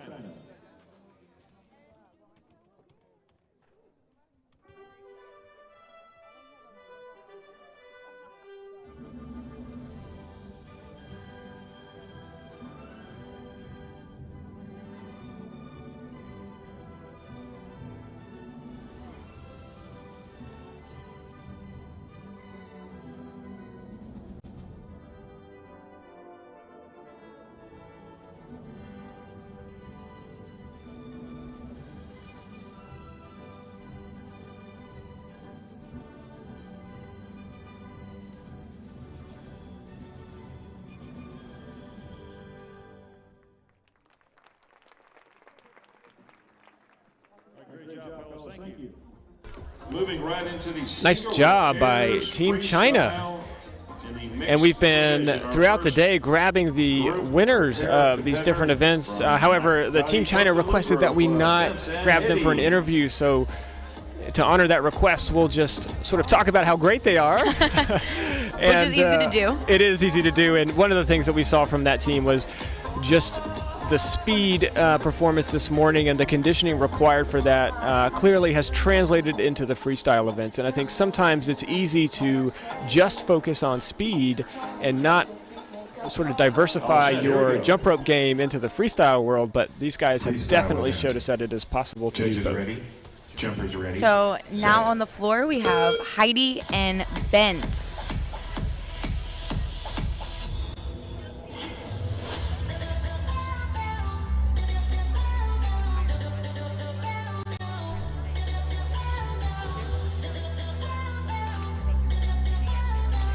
Nice, we're seeing some quads here from these guys, showing off their power. Heidi and Benz out of Hungary, our first team in the mixed gender division.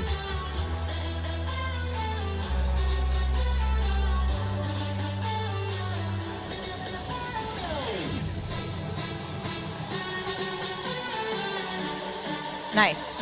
Their ropes were the exact same shape in that release, which is difficult. 45.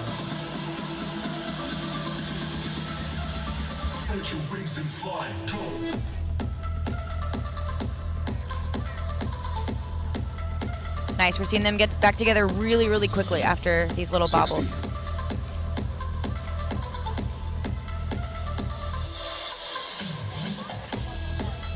It's always cool too. See, they're set up diagonally right now, and one jumper is behind the other. It's cool when you almost can't see the second jumper because they're so in sync with the first. That's right, and their ropes turn at the same time, and when they create that silhouette, one jumper in front of the other, it can be a neat effect, especially for those presentation judges in the audience. Absolutely.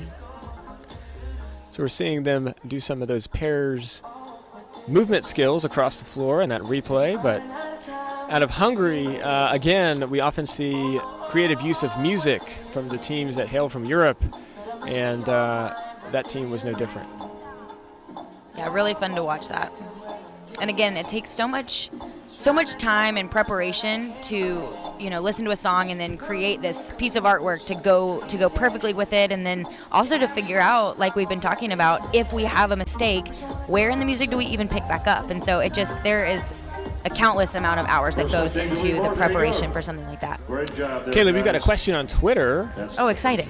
For you, how much did you practice to have a clean and no-miss routine when you competed? Honestly, so much. Every day almost, maybe 6 days a week on average, and practiced all year, and really just ran the routine as many times as physically possible, which is important when you're trying to synchronize to music. Thanks for that question. Freestyle event. Judges ready? Now on the floor, the Jumpers Sparkling ready. Skippers, Set. Pascal and Sabrina.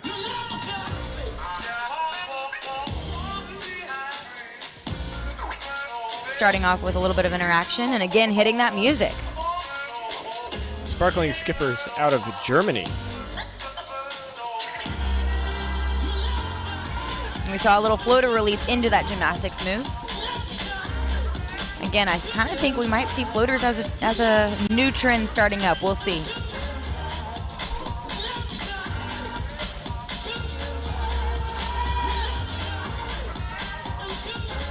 Again, seeing the same skill performed on different sides of the body there.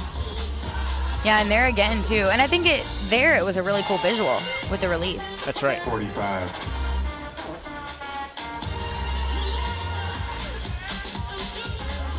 Nice, and I like how they're sprinkling in interactions throughout. Right, you know? there's not just one sequence of them, but they're constantly integrated in the routine. Absolutely. Nice. This has been really strong.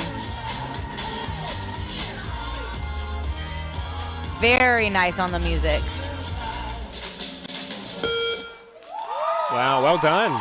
Yeah, really good. That was a fun one to watch. I enjoyed it. It was. So Kaylee, another thing that goes into creating these routines is obviously the preparation, and you just talked about some of what you did to prepare. I can recall with single rope pairs in particular, my partner for many years lived in a different country.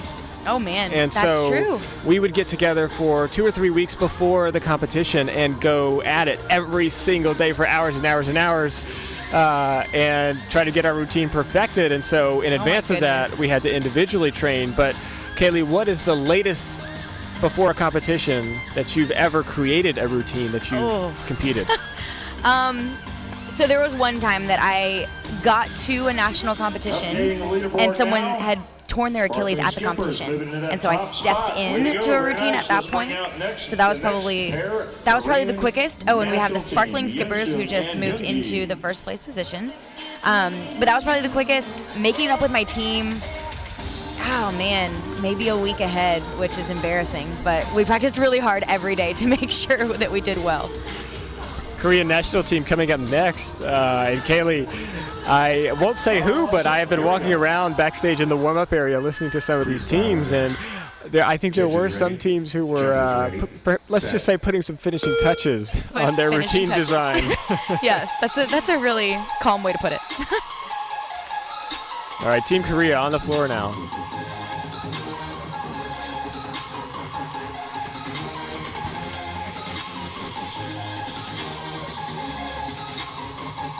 Nice, really powerful.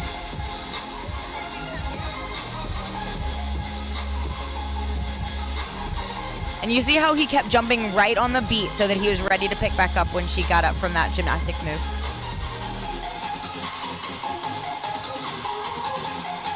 That was a nice presentation piece.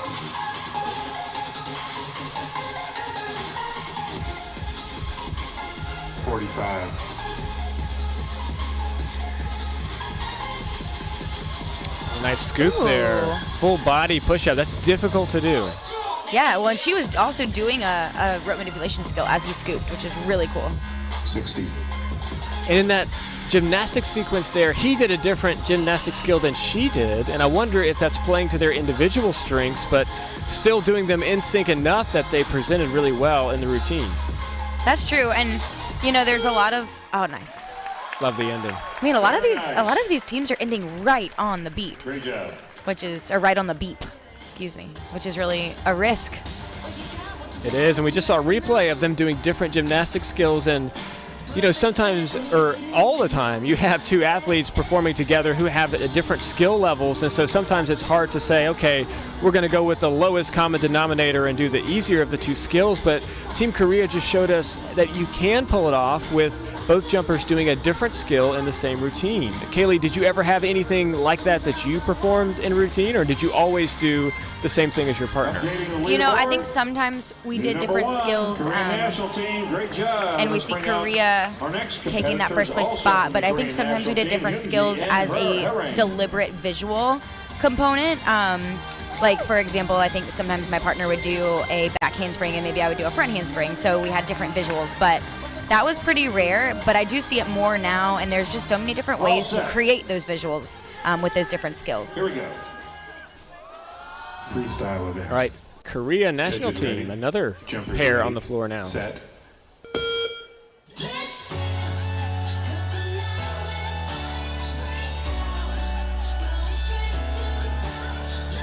Looks like we have Hyunji and Horang on the floor.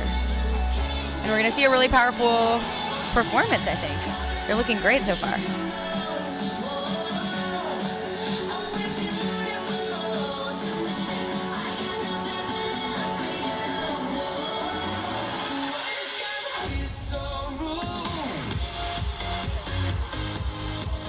And a pretty cool mashup, too, that they're jumping to. I like this song. Right, some of the athletes will choose to use multiple songs sort of all blended together to change up the pace, as Kaylee talked about before. That's cool. Yeah, that was really neat. And you saw them playing with levels too. He did a frog and she did a push-up. So Kaylee talked about before, it's important to have fast and slow points in the song that you can work your routine to. And so one way to achieve that is having two different songs spliced together. Yeah, that is very true. And they're doing a really nice job too. They've taken several little intentional pauses in order to create that presentation effect. That's right, and very in-sync performance there. Yeah, really good. Fun to watch. Thank you, Korean Nice job. national team. And I feel like Korea is often fun to watch. They have really great personalities, both on and off the floor. They're the nicest people, but you can also see that in their performances on the floor.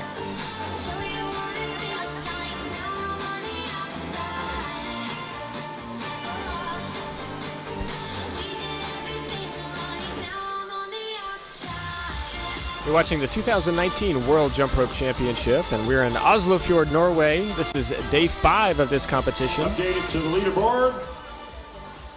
There we go. All right. Moved into the second position. Let's bring out our next competitors, Proform Airborne, Seth and Bailey.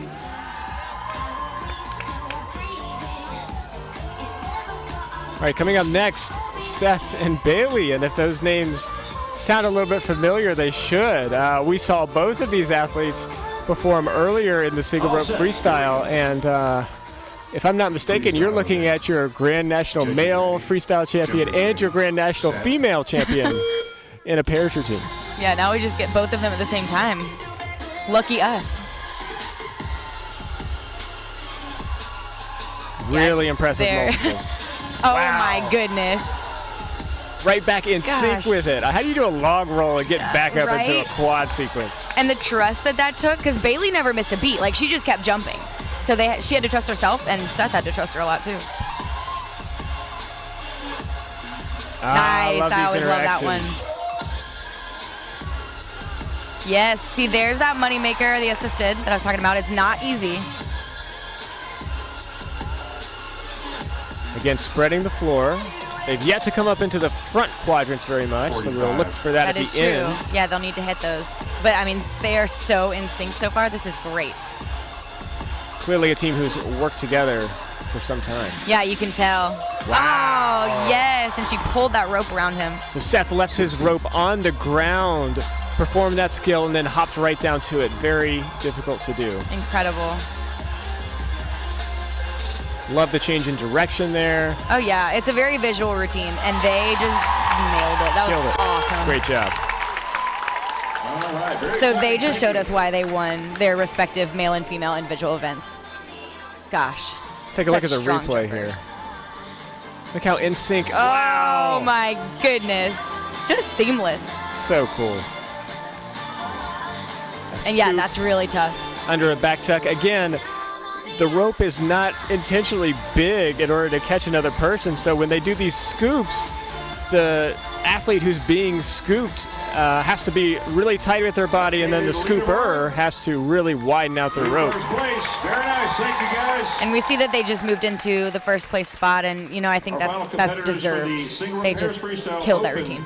Mixed division, Cleveland Air Magic. But there's one Lily more to go, and and they are an accomplished team, Luke and Lily from That is Cleveland Air true. Magic out of Australia. Now, if Luke and Lily can perform a clean routine, they've got a shot to challenge Proform for that top spot, so we'll see what they've got in store for us. Now, this is another group who is known to be very much in sync in their jumping. They know each other well and have performed together for a long time. All set. Here we go. Freestyle event. Judges ready, jumpers ready, set. Nice sharp beginning too.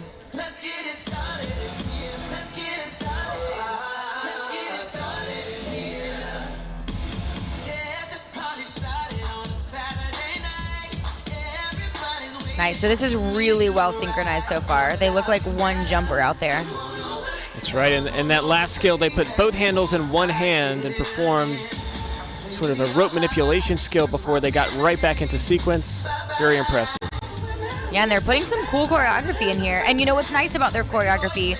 Although they don't get really difficulty credit for some of these things, they're quick, and so they get the presentation without sacrificing a lot of time. 45. Nice. You can see them performing some of these skills right on the beat. Oh, yeah. Takes so much planning.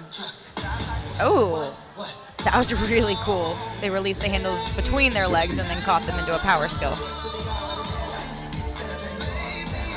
Nice scoop there. Nice. Again, we've heard some spliced music here to create We're seeing it again. variations. Woo. Such a sharp ending. Well done, right on the beat there. Let's check the One last replay out. update to the leaderboard, and then we'll do the awards for single rope pairs freestyle mixed. Nice. That was a really strong performance. It looks like Lily might be limping. Maybe, I hope he's just tired. These routines are definitely demanding on the body, and these athletes train all year for an opportunity to compete in these venues, and all of that training sometimes can put wear and tear on the body, and so we do hope that Lily feels better there after her performance, and she will be back in some of these other events today, so I'm sure she's thinking about that well. But as we look at the leaderboard, it paid off because Lily and Luke are now the leaders on the leaderboard, and so that clean routine that was densely packed showing up well here on the scoreboard. They did exactly what they needed to show off some presentation skills. Yeah, absolutely. So she's going to have to walk to make it to the podium, but I think it's well worth it. Hopefully she'll be able to make that, and I think it's an exciting moment for her. Absolutely. And she and Luke have won this event before, and so they're no strangers to the podium. Yes, definitely, and they've won this and many other events.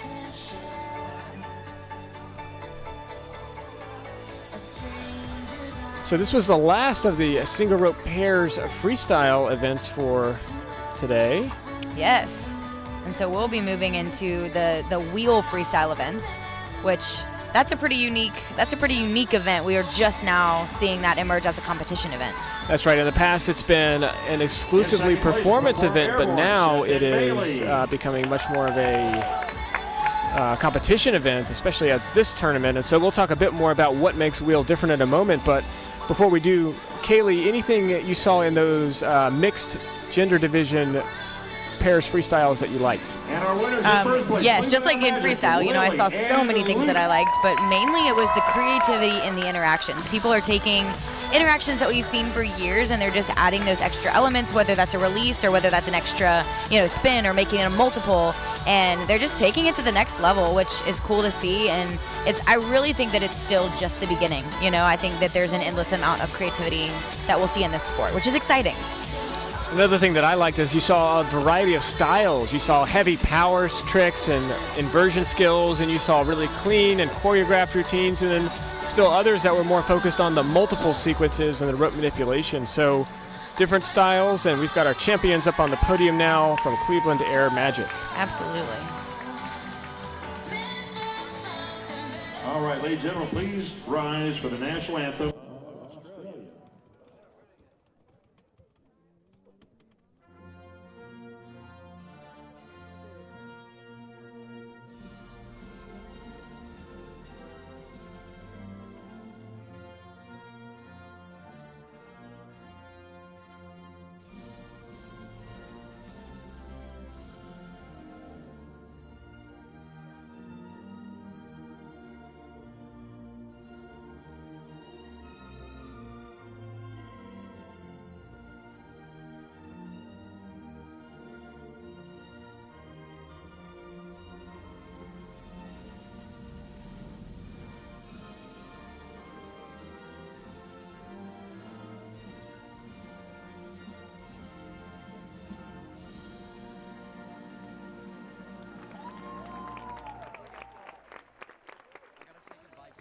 Wonderful job, guys. Thank you so much. We're going next to the single rope wheel freestyle. Very exciting. All right, coming up next is the single rope wheel freestyle event. And Kaylee, tell us a little bit about what to expect with the wheel event. Yeah, absolutely. So wheel is typically a performance element that we'll see. And so you still have two people and you still have two ropes, similar to the event that we just saw. However, now we'll typically see a little bit longer ropes, and that's for good reason.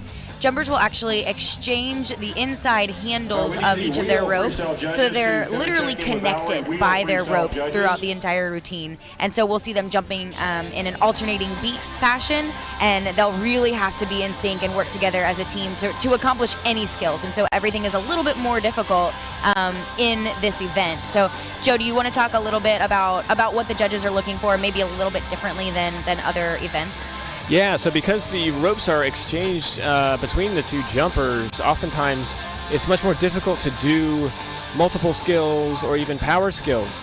So sometimes the difficulty is not as high in these, but the presentation becomes really the key part of a routine. And so as they do those sorts of tricks in the routine, the judges, of course, the judging system doesn't change. So 40% still is based on presentation and 60% is based on content.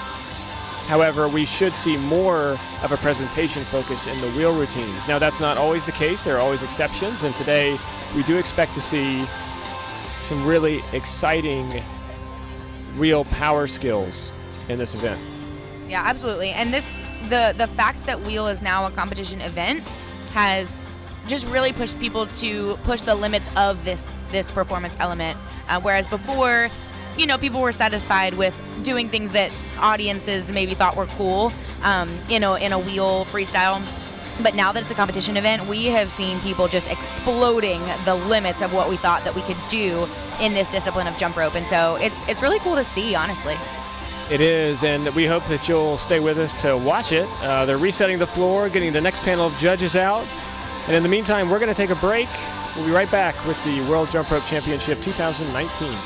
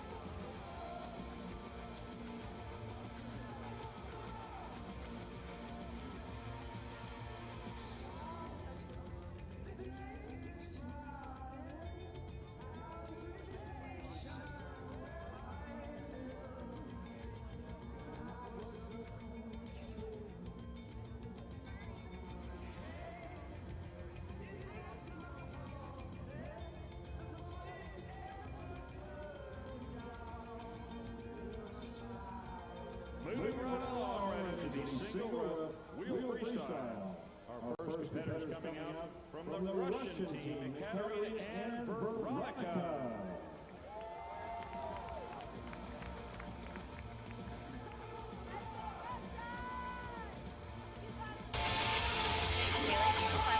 So we are back here at the 2019 World Jump Rope Championships, and we are about to kick off wheel freestyle with Team Russia. And as we were talking about before, this event is still 2 jumpers and 2 ropes, but now they are interconnected during the whole event. And we see these ladies starting out with a really interesting pose. I'm excited to see how they'll get out of this.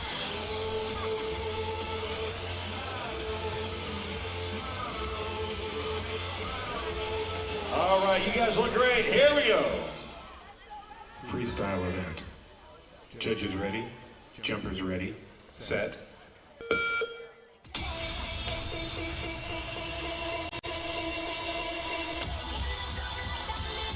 Oh, very nice. Really creative way to get those ropes.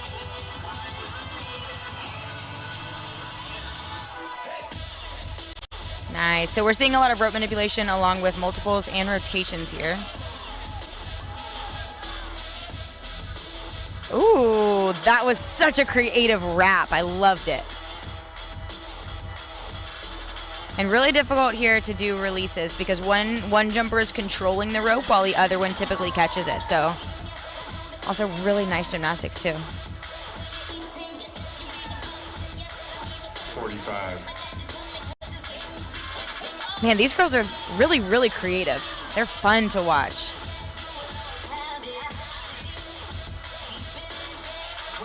Oh my goodness.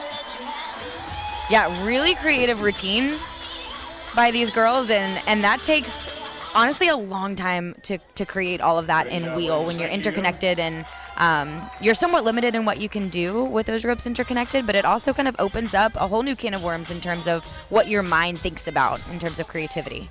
So really excellent job by Team Russia. There's not going to be a leaderboard in this round, so we're going to bring out our next set of competitors from the Kangaroo Kids, Isla and Evelyn.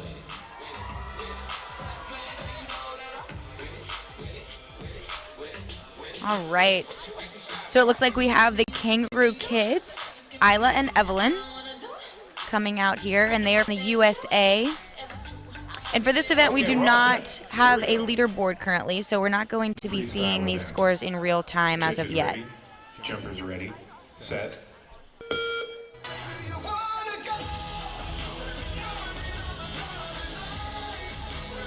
Nice. And so multiples are a lot more difficult in wheel freestyle for a couple of reasons. The ropes are longer and they're heavy, so they're more difficult to turn, but then also if you're not in sync here, you will absolutely miss. So you've got to maintain that synchronicity. Nice power moves there. Very cool.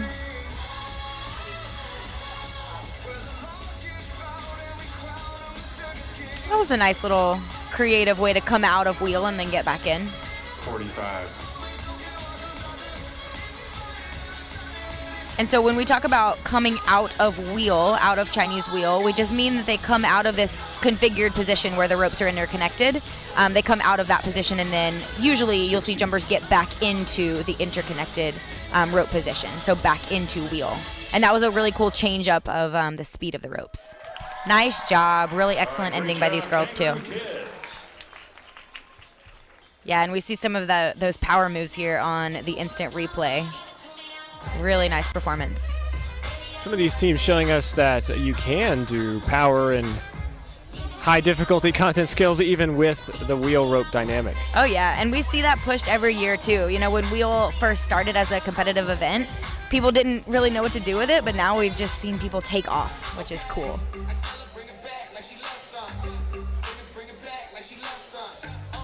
So Joe, do you remember doing a lot of wheel in performances? Because you never competed this event, right? No, this event wasn't competed when I was still a competitor, and so my only experience with wheel was actually in the team show events. Oh, that's true. As well as in performances, and so I always remember wheel being a lot of fun, but we never did anything nearly as difficult as what these guys are showing us out here today, and these girls, I should say, because when we were doing it, there wasn't sort of a pressure to compete it or adhere to any rules. We were just kind of having fun with it and doing things that would impress a audience that didn't know much about jump rope. But of course, these jumpers have to impress a very well-tuned jump rope audience, and it makes it much more difficult. Yeah, absolutely. And I remember, growing up, wheel was kind of a filler in performances, and it is no longer the case. Now it is a main event. So up next, we're going to have the Carey Super Skippers come out and show us what they've got. We've got Camille and Emily, and these are two really strong competitors.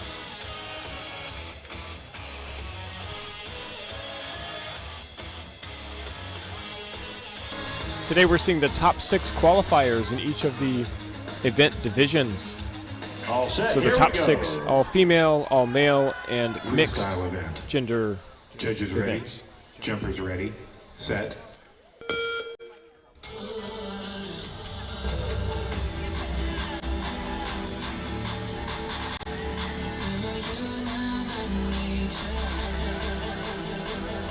Nice. That was a good adjustment on that catch of the handle.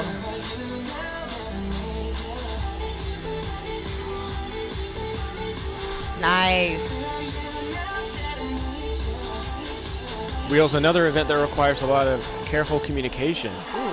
That was really difficult to do, to pop up and rotate while you pull the rope around your legs 3 times. With a pair. With a pair. And the rope handles exchange. Nice, and this is really fast rope manipulation with doubles too.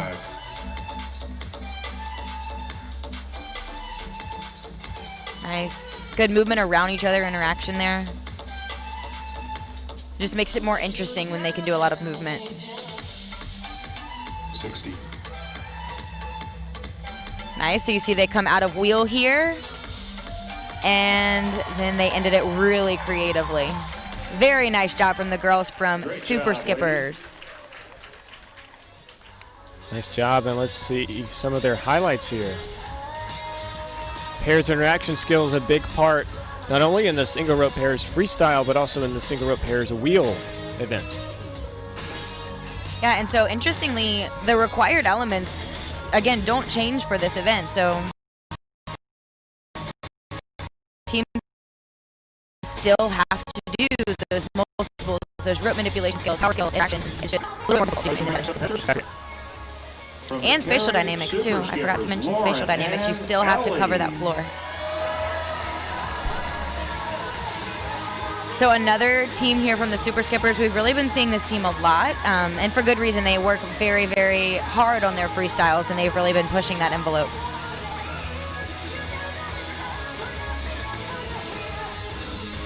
All set. Here we go. Freestyle event. So this is Judges Lauren and ready. Ellie Jumpers representing ready. the U.S. Set. from the Super Skippers.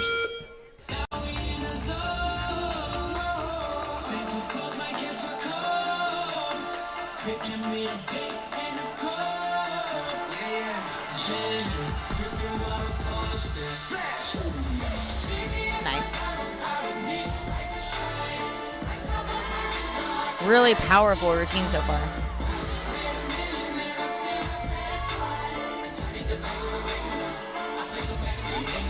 Nice Oh, that rope was release. cool. And I like how they're moving. A good job moving the floor. I was thinking the same thing. These girls are working really well together. You can tell that they've practiced a lot. 45. Good recovery from a slightly Absolutely. off-balance landing.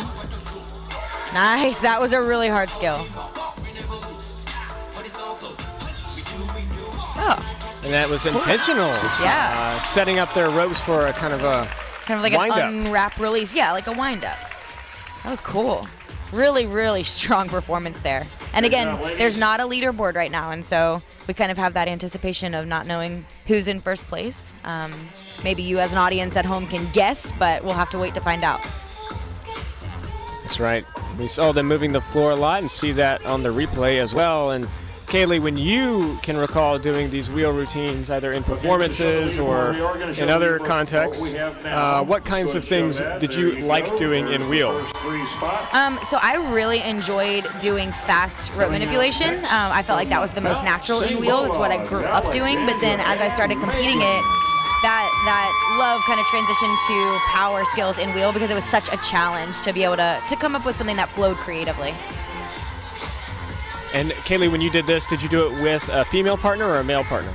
So I competed this with Adam Pang, with a male partner, which, you know, it does introduce some challenges there too, because it's a little bit harder to synchronize sometimes when you've got, Adam and I had a difference in strength level, and so he was much stronger than I was. And so that introduced an issue, but a challenge that's good to overcome.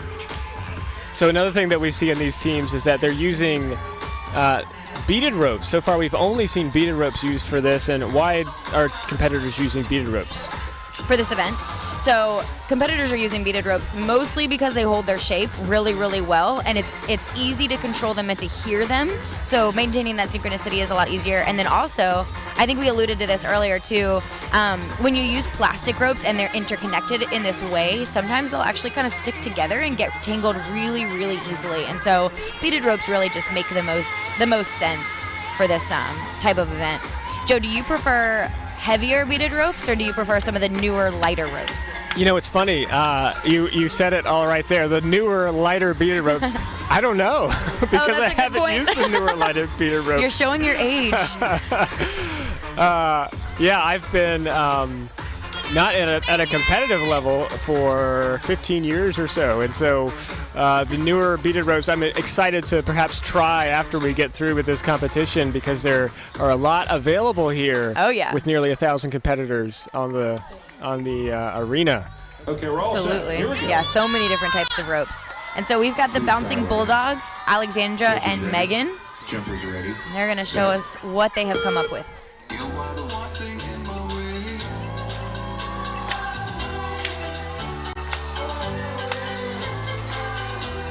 And this team has kind of been known for their wheel routines. They've done some really great, interesting ones in the past.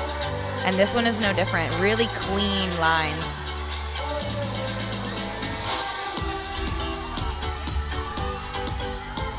See some wraps. So we see that single rope trend with all the wraps kind of making its way into wheel, and that was a really cool release. Always risky to release in a wheel, but when you pull it off, it pays off. Yes. Ooh. Nice. Good a recovery. Really good recovery. And she doesn't have the handle yet in her hand, and she's working it up to her hand while she performs the routine. A sign of an experienced athlete. Absolutely.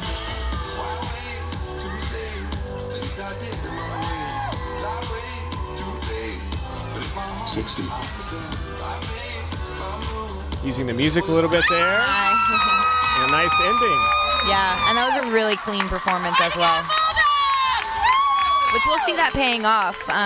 As we'll remind you, there are major and minor misses. Major misses are those that last 2 seconds or more, and they count 0.2 of a point off of your final score. That might not seem like a lot, but we've seen lots of places decided by hundredths of a point, and so 0.2 is really a lot. And then if you can pull it off to where you make your miss last less than 2 seconds, it's only a 1/10 deduction, and so athletes will really fight for that lesser deduction.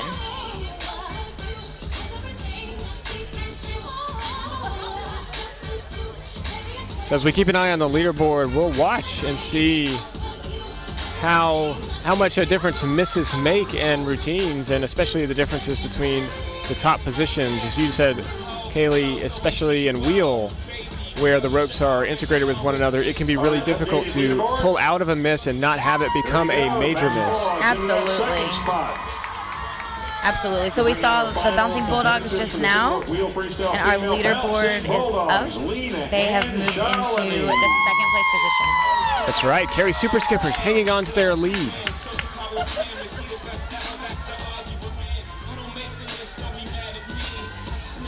Looks like we're all set. Here we go. So we've got another team here from the Bouncing Bulldogs. We've got Lena and Shalini. Set.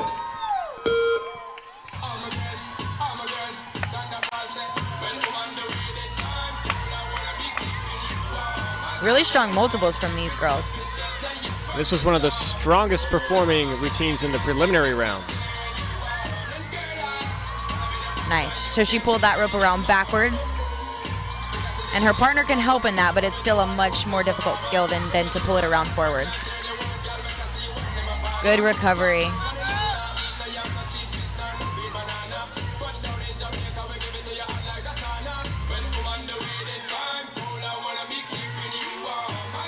Nice.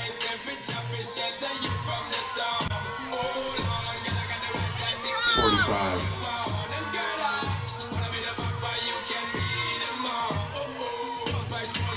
Another release there. Yeah, that was a really difficult one, catching it under the leg.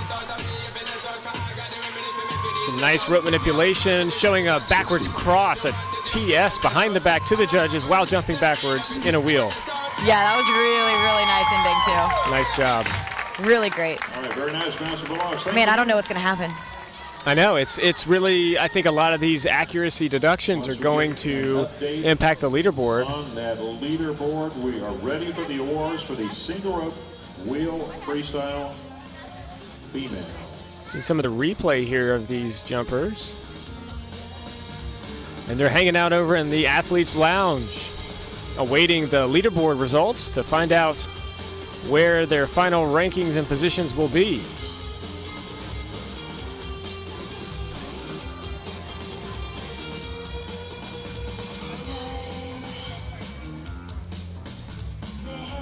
All right, let's get that last update of the leaderboard posted, and there you go, Bowsy Bulldogs winning that top spot.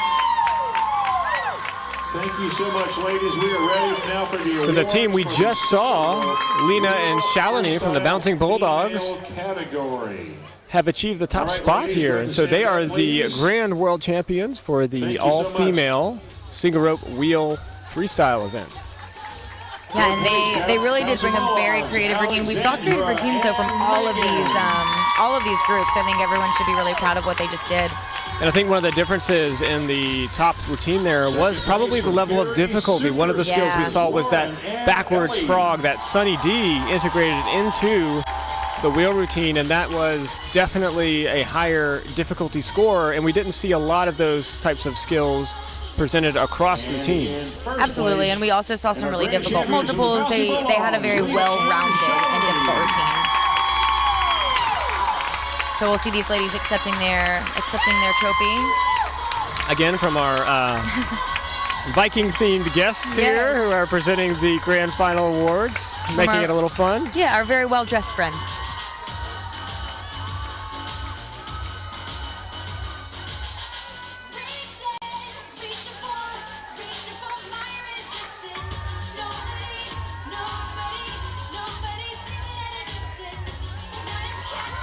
All right, and the USA doing a nice job here, sweeping the podium.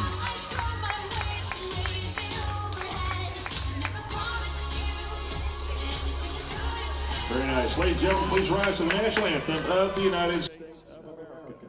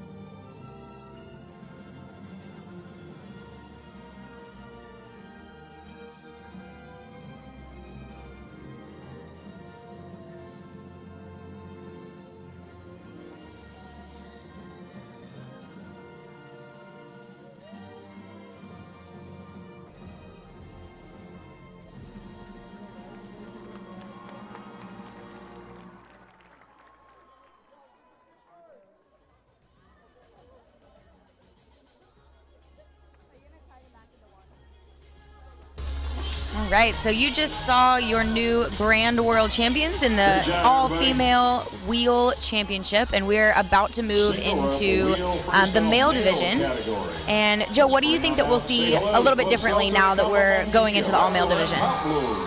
So the male division, like many of the other events, will probably be characterized by riskier skills and higher flying skills. The males tend to infuse more of the inversion and displacement types of tricks into their routines, but that's not always the case, and so I think a male group can separate themselves by having exceptionally strong presentation and choreography with music. Yeah, it might be kind of a refreshing thing to see on the judging panel, you know, a refreshing change to see within the all-male category. Judges ready, jumpers ready, set.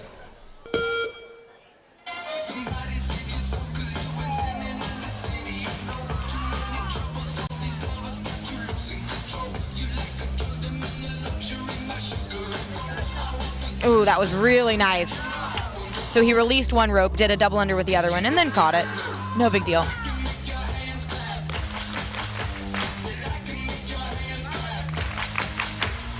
Nice. All right, let's see what they've got in store for us here. Nice. And that's really hard to catch with one hand as well. You gotta have a lot of trust for your partner.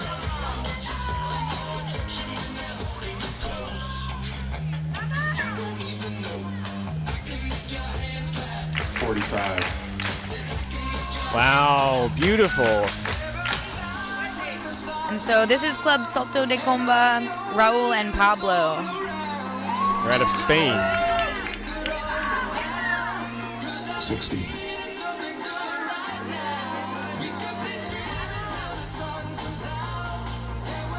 Working to make their way out of a few mistakes there while setting up another interaction skill. Yeah, and it can be really difficult, as we said earlier, to come out of mistakes in this event. It can just take a little bit longer on average. Nice job by those guys. Yeah, they had some really creative things in that routine. Very nice, fellas. Particularly this. Yeah, what a rope release. Again, a setup here and a flip. If anybody happened to see Very a cool. message over there that said, please leave the arena, that was the computer acting on its own. That was not anything we were undertaking to do.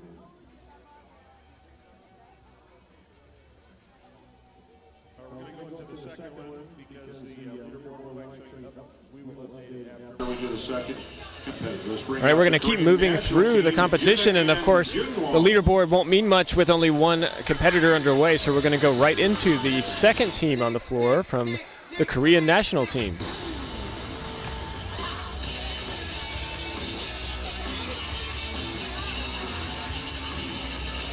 All set, here we go. Freestyle event. Judges ready, jumpers ready, set.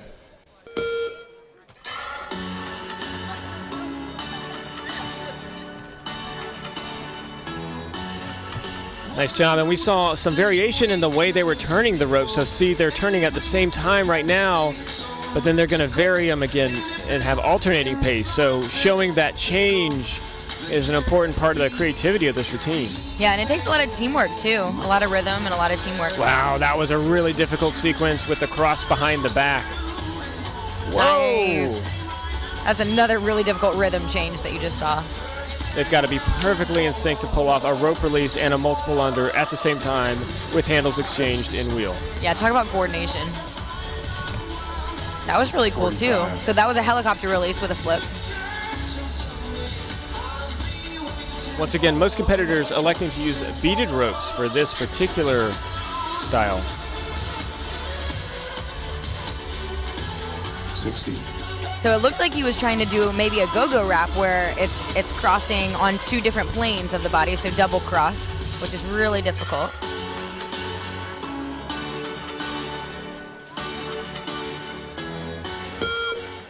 And ending right on the beep. We've seen that a lot today So across much. all of the events, and these competitors, I think, if I had to guess, I'd say that what they're doing is trying to maximize the amount of skills that they pack into a routine so that their density score goes up. Yeah. But they run the risk of, if they jump past that beep at all, then they can get a deduction from the head judge for going over time, and so they have to be right up to it without going over. Absolutely, it is a risk, but you know, with the new density rules, where that becomes so important, the faster you can jump, honestly, and the longer you can go, the more tricks you can fit in, and so that density score is going to rise, and it's much more important now under this system. Now again, the judging system includes a maximum of 10 points that are possible to achieve, and 3 content judges and 3 presentation judges are each going to award those points, while the head judge can only deduct points based on accuracy or space the next competitors, issues. Carey Super Skippers John and Simon. Carey Super Skippers taking the floor out of the USA. We saw some of their all-female teams competing earlier. All set. Here we go. Freestyle event. Judges ready, jumpers ready, set. So here we have John and Simon, and this team has been doing really, really well so far, and these are some of their younger jumpers, and they have a lot to look up to.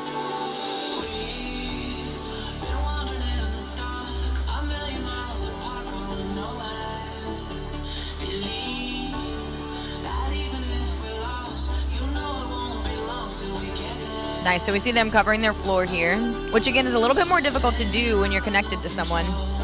Nice. Really creative use of a helicopter.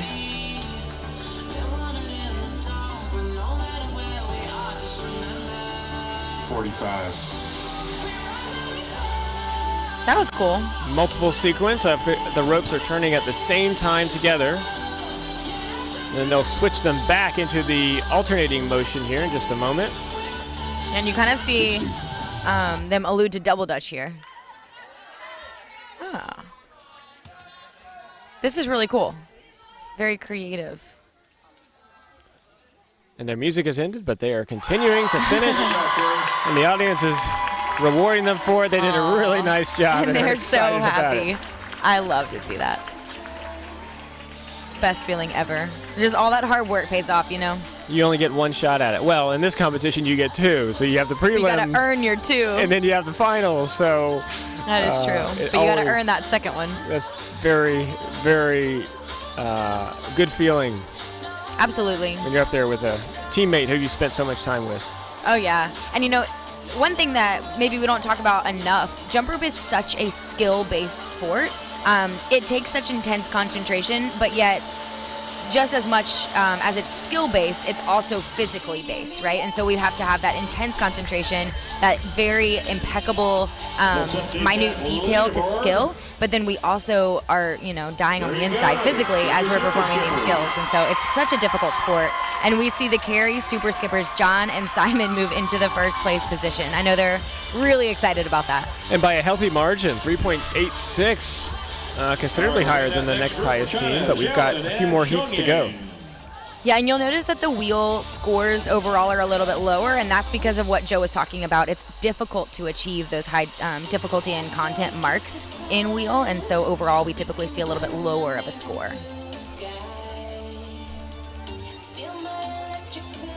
Looks like we're all set. Here we go. Freestyle event.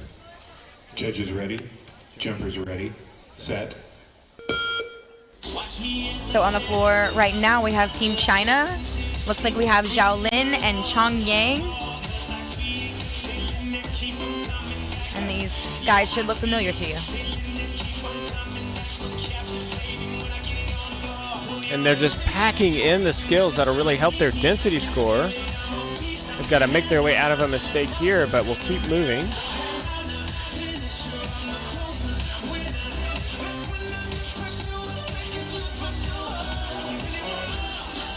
So this is why mistakes are difficult in wheel. You have to actually reset those ropes and make sure that they're set up correctly so it can take longer. Nice. I like the way he got out of that. 45.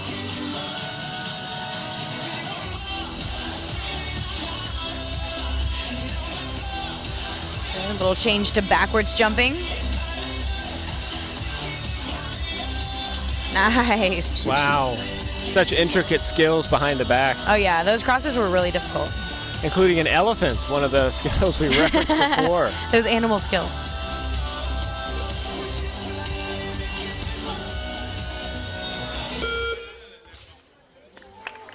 There we go, and again we see them pushing that time envelope. That time they were a little bit over, trying to pack in all those skills. So Kaylee, we've talked about how much concentration the sport requires and the skill-based, as you referred to it earlier. But what makes it fun? Why do you keep doing it if it's so intense? Oh yeah, I mean there are so many things that make it fun. I think honestly what's kept me in it for the past 22 years has been the friends and just the relationships that I've formed through the sport. And you'll hear so many athletes talking about that. Having lifelong friends that live literally all around the world and that you can basically call family is just, it's such a blessing and it's so rewarding. So that's what's kept me coming back. But then also just on the purely jump rope side of it, I've fallen in love with just the amount of creativity that I see and that I get to experience myself. So that's what keeps me coming back. Yeah, I agree, and I think one thing that you and I share in common here is that we both found our spouses in the sport. You know what? That's true. So that makes it fun, right? You know what? We have not talked about Miss Anna, one of my favorite people in the world. So Joe's beautiful wife. You guys grew up on the same team together. We did. We grew up on the same team. We even competed one year together. Nice. Long before we were married, and we survived it. And so it's a fun shared experience to have. Absolutely. How cool. Taking the floor now, zero gravity jump rope. This is Brandon and Miles. And we've seen Zero Gravity do some really amazing group freestyle events. They've really improved throughout the years. I've seen them grow a lot. Some really intricate crossing here. Nice, and you'll notice that one partner jumped the rope as the other one did a back handspring. That was cool interaction.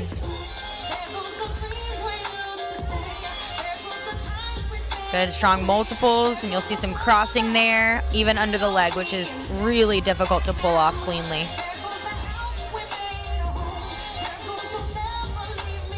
So you'll see some of the skills that people are doing. Oh my goodness. Here we go. Good, he caught it. Well done. Oh, I liked that. And they moved across the floor. But you'll see some of the skills and some of the trends in freestyle single rope jumping translate over into wheel. And so that's one of the things that pushes the creativity of wheel. Just trying to figure out how to translate those skills.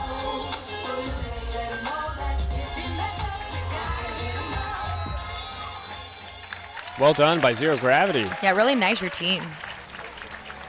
These guys, I think they might be ones to watch in the future too as they continue to grow. We'll get an update on that leaderboard. Then we'll bring in our sixth and final competitors for the Nice, and showing that synchronized back handspring together at the ending, really strong. So Joe, we mentioned earlier, as the routine progresses and you get later and later, the percentage of difficulty actually goes up. So, you know, maybe a triple under is worth an X amount in the beginning, and it's just worth a little bit more at the end. Do you think that athletes are really using that to their advantage? Or what do you think about that? You know, I think one of the best ways for an athlete to improve their competitive game is to go through the judging certification, learn what the judges are looking for, understand it well. And Kaylee, I don't think a lot of the athletes are using that to their advantage yet. And it's a relatively new rule that's only made possible by the fact that we have a instantaneous digital system. And we see that Zero Gravity Jump Rope has moved into the top of the leaderboard with a 4.09, ahead of the Carey Super Skippers and the Korean national team. One more team coming up, Porter and Seth. So we've seen these guys. Yeah, they are incredible, and we know that. So just imagine when they're hooked together through their ropes. That's right. And returning to your question from before, I really do believe that it's important for the athletes to take judges certification so they understand the rules if they're serious about the sport. I agree. You've got to be a student of your craft, right? That's right. So we'll start it off with a round off full.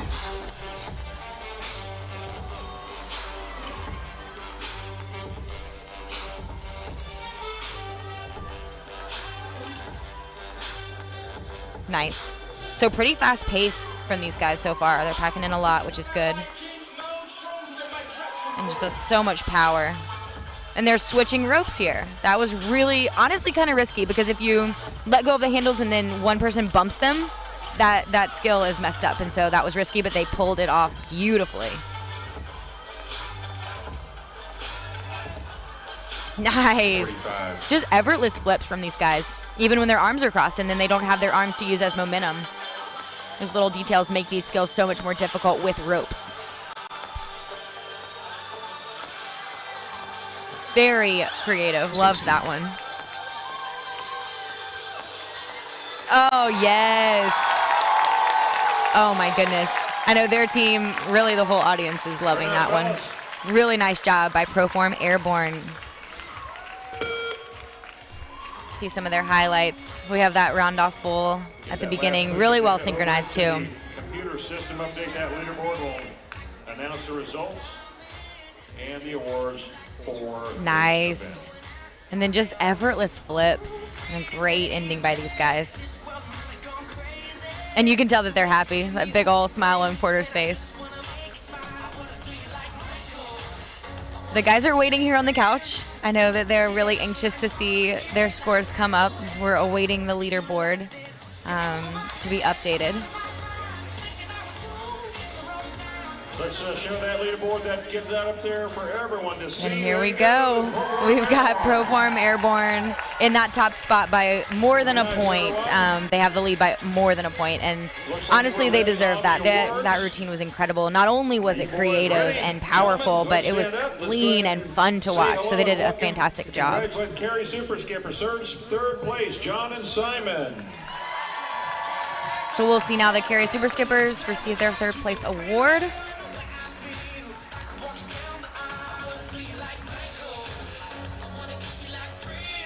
Great job to zero gravity jump rope. Second place, Brandon and Miles. So as we've talked about, this event has really been developing over the past few years, and we see jumpers push the envelope. And I think that we're going to continue to see that more. Jumpers seem to have a lot of fun with this event. It kind of just challenges their creative muscle in a way that other events don't. And so it's really cool, and I can only imagine where it will go in the future. And we see these guys receiving their first place trophies and becoming the new reigning world champions in male wheel freestyle.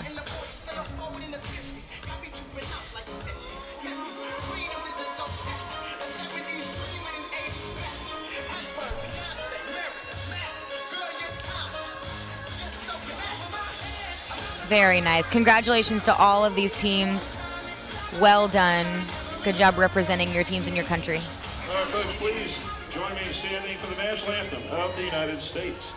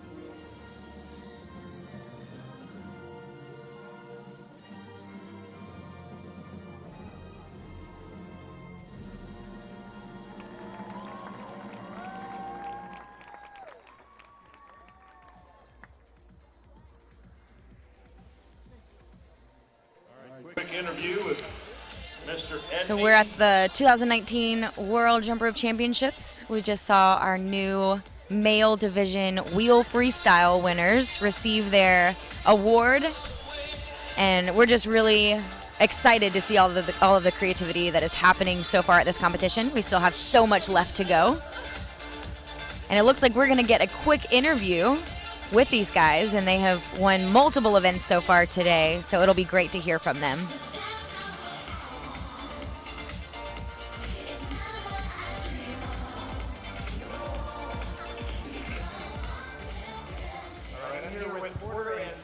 The new Grand World Champions in the male single rope wheel event. Congratulations. And Porter and Seth, you just showed us an amazing routine that had a lot of partner interaction skills, and that's one of the things that makes the event so spectacular. So which of those was your favorite skill? I personally really like the full at the beginning. It's a lot of fun and it feels cool during it. So tell me what that means. What is the full? Backflip 360. Easy. Easy, backflip 360. Okay guys, tell me about your creative process. So you did a lot of interaction skills. How do you come up with some of these things that are truly unique? So we watch a lot of other routines from other competitors and learn from them. When we make mistakes, sometimes we just play off them and turn it into a new skill we learn. And then we just focus on our strengths, which for us is a lot of flips and stuff. So that's what we do in our routines to do what we're best at. All right, Porter and Seth, thank you both. Congratulations once again. We'll head back to Kaylee in the commentation booth. Yeah, so it's really cool to hear these guys talk about their creative process and talk about how much they enjoy jumping together. And you heard Seth say something really interesting that happens a lot in jump rope. Sometimes mistakes happen in practice, and those mistakes actually turn into new ideas for some of the best skills that you'll see out on this competition floor. So sometimes mistakes in practice can actually pay off with creativity. So next, you're going to see this same event, but now we're in the mixed gender division. So now we've got one male and one female. And because it's mixed gender, a lot of times you'll see a different dynamic here. Just seeing them play off of each other in a different way, and it makes it really interesting to watch. Jumpers ready, set.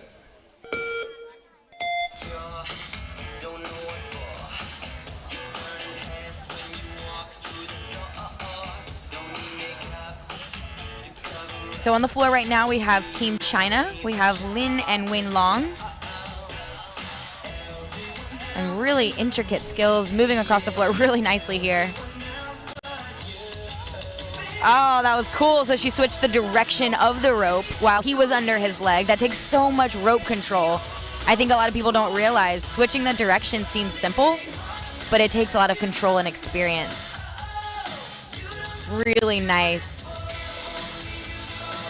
Ooh, and that was a really, really nice save. He still doesn't have the handle, but he's working with a shorter rope here.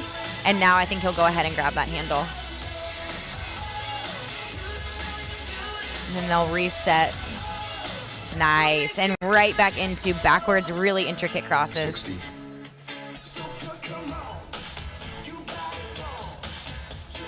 Nice. So there was another one of those wraps. And he wrapped it several times.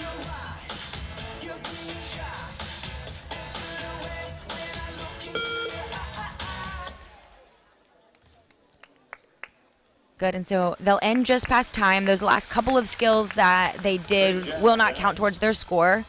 They were just, again, just trying to pack so much into that time frame. It's a little bit risky, but really strong routine overall for these guys. Nice job representing your country.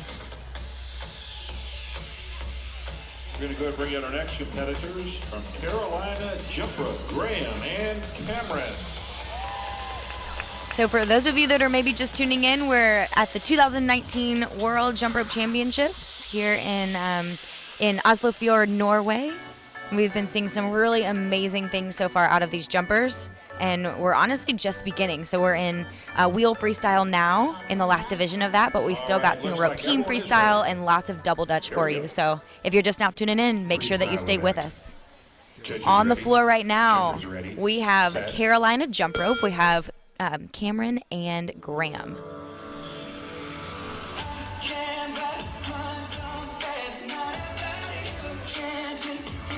So they're doing a really nice job of staying on beat to the music. A lot of times you don't see that so much in wheel, just because it's so much more difficult, but they are doing a really good job of it. Nice, so that was a go-go cross from Graham. He crossed twice with one arm at the same time. Nice, good choreography from these guys. And those multiples are so difficult, backwards and under the leg. 45. Nice. Really powerful sequence there.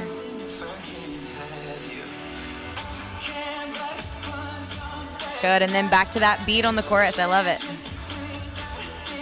So there you saw their ropes just got tangled in midair, and so that created that little bobble that you saw. Good, and overall that was a really strong routine from these guys. Good job, Carolina jump rope. Cameron and Grant.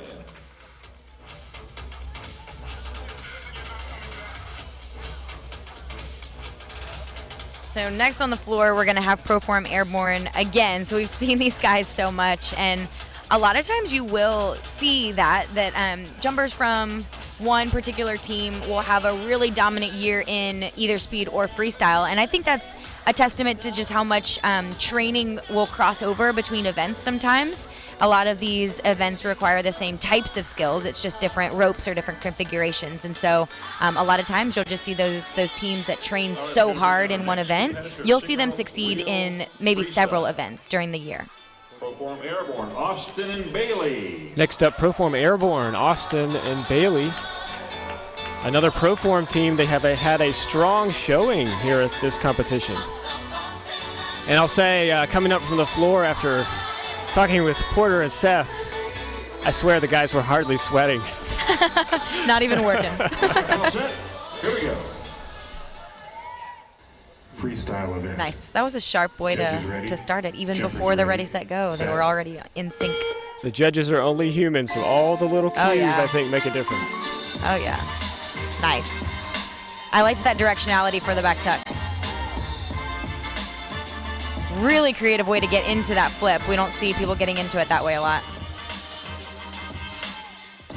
Another use of the helicopter. We've seen people really liking that skill during this competition. And there's a lot you can do with it.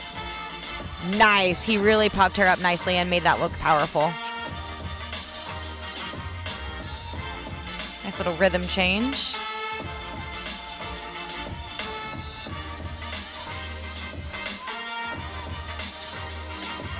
Oh, that was cool. And I love this too. That is so difficult. Those ropes have to be perfect. These guys are looking really strong and a clean performance. That was a great one. Great job, guys. Yeah, these guys are so impressive. And you can tell too that they work really well together. They just seem to know each other out on the floor. It's incredible. Just waiting for a first update of leaderboard momentarily. Nice. So powerful.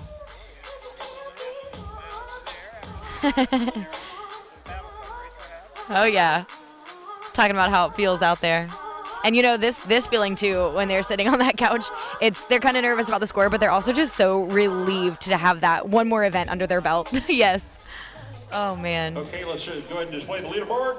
There you go, Proform is in the Yeah, top and so spot. Proform, Great job. Austin, and Coming up Bailey next from did take China, the lead Zihao by and exactly a point. So that's a really commanding lead for them right now. A point is so much in these events. Oh yeah, I mean it's 10% if you really think about it, and 10% in a competition like this is incredibly large. So we have Team China out right now.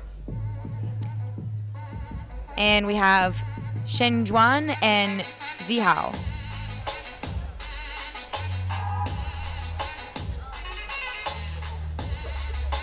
All right, here we go. Freestyle event. Judges ready, jumpers ready, set.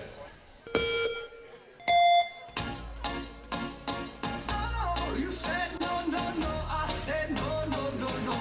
You say take me home. I said no, Perignon. You said no, no, no. I said no, no. Really clean style from these jumpers.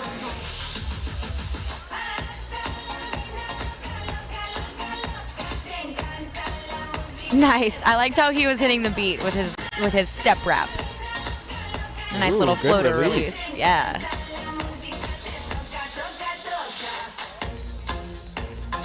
Another one. Nice. And it's all on the beat. I love it. 45. Nice job. Even coming out of that push-up skill, they both started back on the beat, which is really cool to see. Yeah, I have a lot of respect for that. It's attention to detail, and that was a really cool cross behind his neck there too. 60. So far, a clean routine, very dense as well from the Chinese. That is very true. They're packing a lot in here, and they're maybe not taking all the risks that some of the other teams did, but they are getting a lot of clean skills and a really good ending. Nice job. And Kaylee, one of the things that you just mentioned during that routine was the attention to detail. And so as you are a recent athlete yourself, I wonder if you tell us about some of the things that you would classify as attention to detail from your routines. From my own routines, I think I can tell you how I attended to detail a little bit easier than I can give specific examples. So I mentioned earlier that I would video myself performing my routine and then just kind of scrutinize every little detail. So I would do that with technique, but I would also do it with musicality. And so there was a specific section in last year's routine with some footwork, and I probably spent like 10 hours just trying to figure out what footwork sequence. It was 1 8 count. And, you know, I mean, it was so long to figure out that 1 8 count and how it perfectly fit. So maybe that's just the perfectionist and nutso in me, but I think it pays off if you really spend the time. I suspect many of the competitors who make it to this level have that in common. Yeah, that nutso quality. It is. Very nice. Thank you, guys. Proform is hanging on to the lead, but that Team China moving into second place by 1/100th of a point. And they did a really nice job, again, with what Kaylee just talked about, the attention to detail and the density in that routine. We've got another team from China coming onto the floor now. We'll see if they can challenge that leaderboard. All set. Here we go. So here we have Junji and Ting Ting. Judges ready, jumpers ready, set.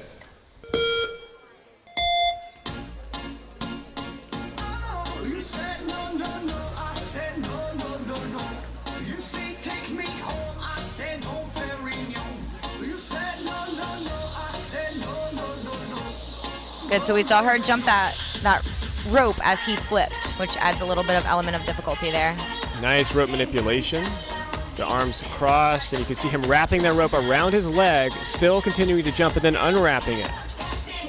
Really nice releases there. Double release.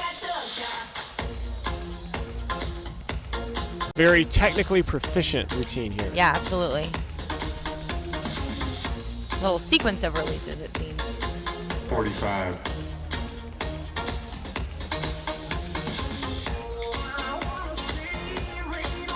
Nice. TJs are always difficult, and we talked about a TJ earlier. It's a triple under where your rope goes between your legs, and that's really difficult in this event. Oh, nice. So he released that behind his back as he turned. It was really hard to catch. A nice ending on the beat. Yeah, that was a really strong routine.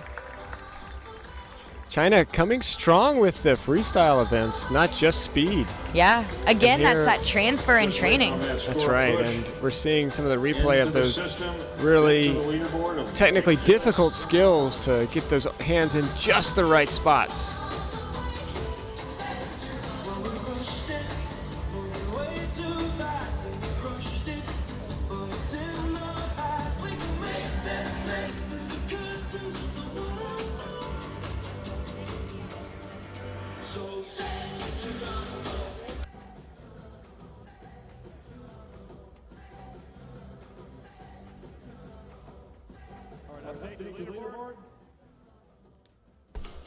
There you go. And on the leaderboard now, Proform Airborne hanging on to that lead. Up next, Cleveland Air Magic, Lily and Luke. Okay, the final heat coming up. This is Lily and Luke from Cleveland Air Magic out of Australia. These should be familiar names by now. Lily and Luke have worked together for a long time. We saw them win the single rope pairs freestyle competition just a short while ago. So here we go. And now they've got an opportunity to compete here for the mixed gender wheel freestyle. Judges ready, jumpers ready, set.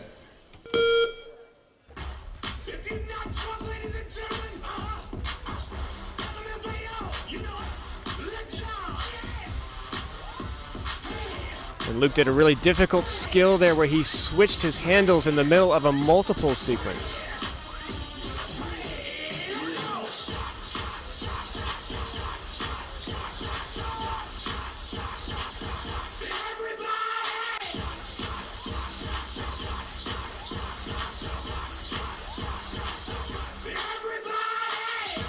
And that longer accuracy miss earlier might cost them as they try to get themselves back onto the beat. But we'll see if they can finish strong here. 45.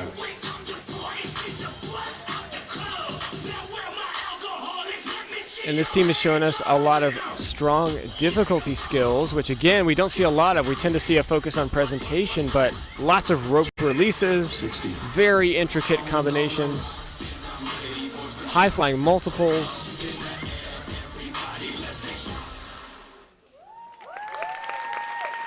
Thank you, guys. And they knew to end on the beat with the music, despite the fact that they had to cut out a section as they recovered from that earlier mistake. Now, because they only had the one mistake, they'll only have one deduction.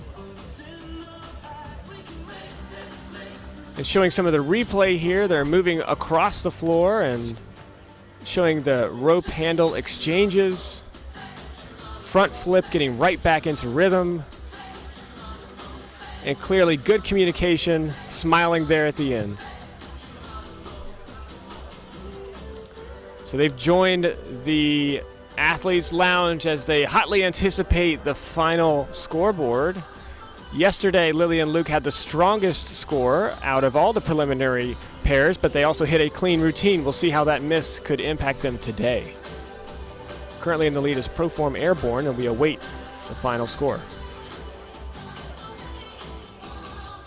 Coming up next, after the conclusion of the pairs wheel freestyle, we're going to move into the single rope team freestyle. That's where we'll have 4 jumpers on the floor at the same time doing a single rope freestyle routine.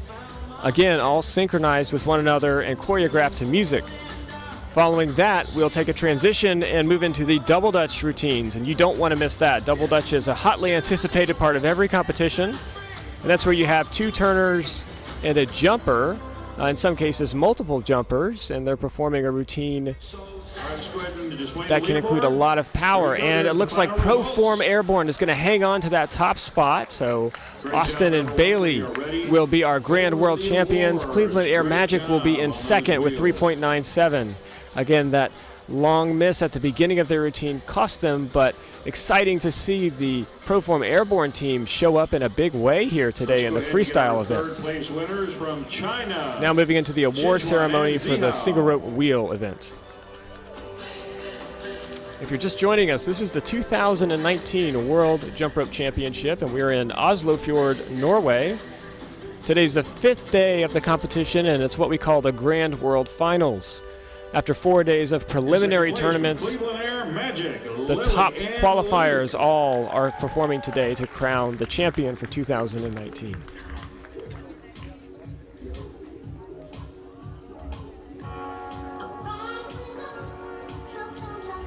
And in first place from Proform Airborne, Austin and Bailey. Congratulations to Austin and Bailey of Proform Airborne, our new Grand World Champions.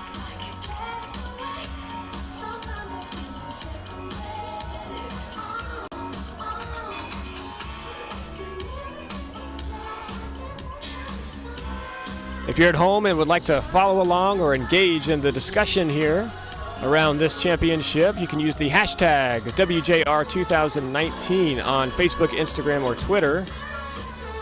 If you've got questions, comments, or other expressions of support for these athletes, please do share them.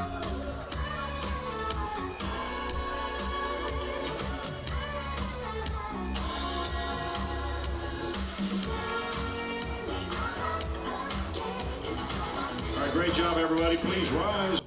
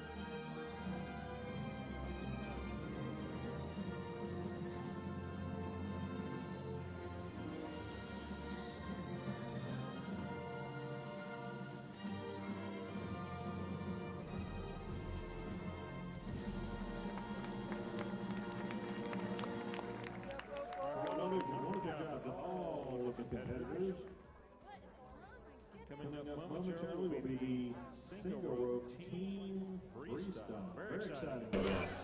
But first, we have a couple of words with the winners. All right, we're going to go down to the floor with Proform Airborne, and Kaylee's going to hear a word from our winners of the mixed gender single rope pairs wheel event.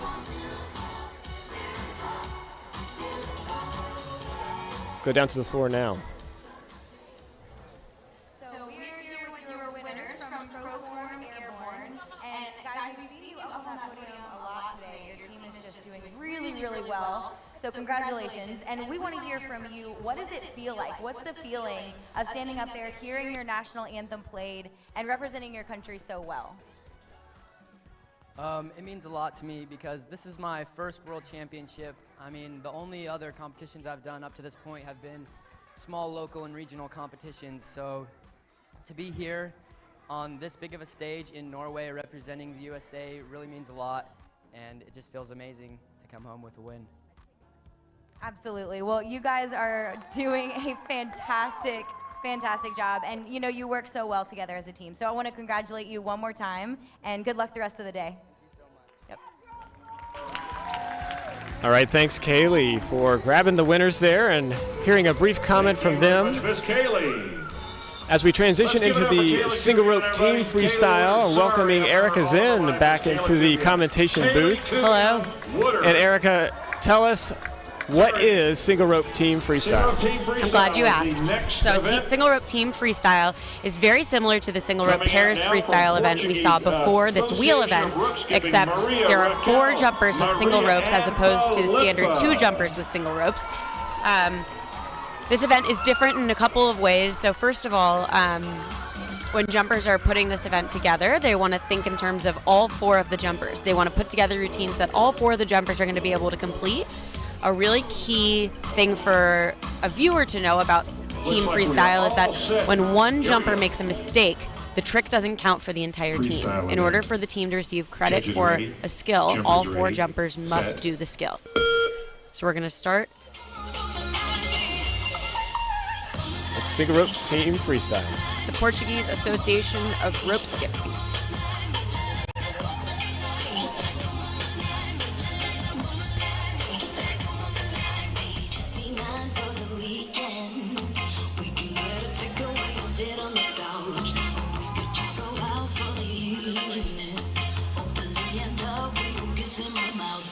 Nice job showing us some difficult skills there with a rope release in the middle of this routine. And again, they're spreading the floor. The same rules do apply in the single rope team freestyle event. It's a traveler skill. You don't often get to see that because it requires multiple jumpers. Absolutely. They're also using their music well, which becomes a really important aspect in the 4-person event just because to communicate across 4 jumpers is difficult while you're on the floor. And so these jumpers are using their music really well, and they will be rewarded by the judges for that.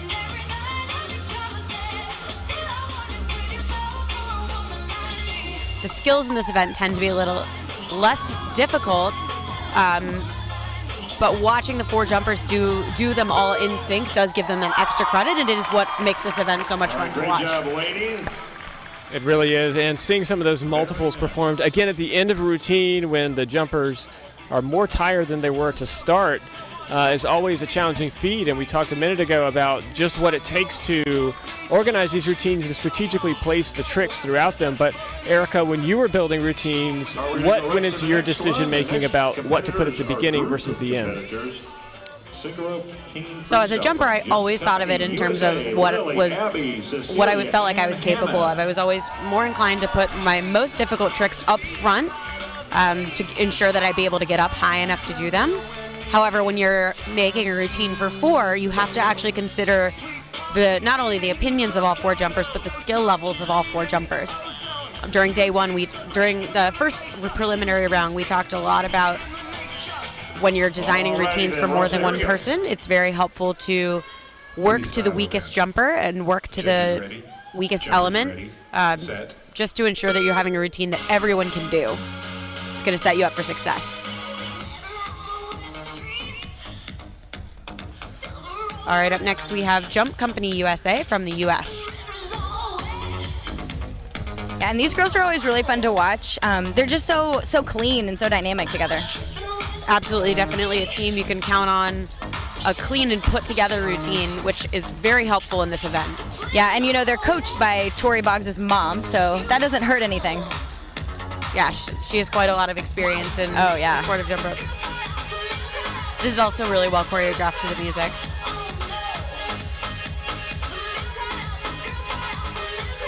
Nice. So good recovery there. We had a couple of little places where they got off the music, but good recovery.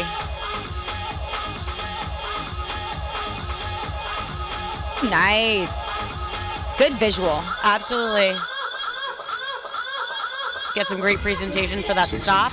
Really played the judges. Absolutely. Another key piece that Kaylee was just pointing to in this event is the formations. There's a lot of opportunity for the jumpers to do interesting things with the formations when there's 4 jumpers, and that's definitely something that plays into the creative score. It really is. And it takes a lot of preparation too, a lot of planning. Absolutely. It was a good routine. Yeah. Definitely very difficult for a 4-person routine, especially in the female category, I'd say. And they had a couple of mistakes, but were able to pick them up pretty quickly. Yeah, and so ultimately that was a good performance. And, Erica, you talked about the difficulty. When you have 4 jumpers out there on the floor, it's really important to remember that you've got 4 times the likelihood of a mistake. Exactly. And so difficulty is really risky. Absolutely. So we tend to say in jump rope, every time you add a person, you increase the chance of a mistake. Simultaneously, you also add the opportunity for creativity. And so there's much cooler things happening in events like these. However, there's also more risk. Yep, absolutely. And so we see the Portuguese Jump Rope Association maintaining their lead here. Kaylee, you were in one of my favorite 4-person freestyle routines of all time. Oh, thanks. Can you tell me, you know which one I'm talking about, right? Are you talking about last year's? Yes. Yeah, it was so fun. Can you talk a little bit about the experience of working with those jumpers and what you liked about that event? Absolutely. This was one of my favorite events, and because, like you said, there's so much opportunity for creativity and for formations and all of that different work to the music. And jumping with those 4 jumpers, they were 3 really powerful guys, and so it pushed me. But it was one of the most fun experiences of my life. It was one of the better routines I've ever seen. Thank you. Yeah, it was so much fun to do. All right, up next we have Indy Air Bears from the USA. And reminder, this is single rope team freestyle. Like all of the other freestyle events, the jumpers have between 45 and 75 seconds to complete the routine. And so we've really seen jumpers pushing themselves in this event in the past couple of years. I remember when I first started watching the event, it was a lot of single bounces and a lot of just cutesy choreography, but now we're seeing some really, really difficult stuff being done, which is cool. Very risky, but very cool. We're seeing just a little bit of trouble here, but they're getting back on pretty quickly, which is good. Yep, and a reminder just to be able to watch through a judge's eyes, any skill that every jumper does not complete does not count. That is true, and so as a judge, you really have to be watching and be on guard for that. It's a lot of people to watch. Oh, that was nice. That looked really good. 60. All right. Really strong ending. Yeah. Great job, ladies. Very creative routine. Had a couple of mistakes, but we'll see how that pans out for them. Yeah, absolutely. And Indy Air Bears is a traditionally strong team in this event. Absolutely. In jump rope, we have something called group routines where it's very similar to team show event we had the other day where many jumpers, up to 20 or 30 jumpers, are all doing the same somewhat basic routine together. But clean form and clean lines in the formations all become really important in group routine. And Indy Air Bears is one of those teams I would love to watch do a giant group routine just because they have such good form and they very clearly train their jumpers on the fundamentals in a way that pays off for them when they're on this elite stage. Absolutely. Absolutely. That synchronicity, that attention to detail, it all does pay off. And that's another thing that we've talked about. Teams that are really experienced in performances typically perform really well in competition as well because that translates so well. Absolutely. Being able to perform under different kinds of pressure. Yes. Different floors, different audiences, different circumstances. Absolutely. And a lot of that is so mental but so important. Here we go. All right, we've got the Carry Super Skippers coming up here. Judges ready? Jumpers four ready. ladies, and this team Set. has been so strong today. So we're going to see what they bring when there's 4 of them at a time.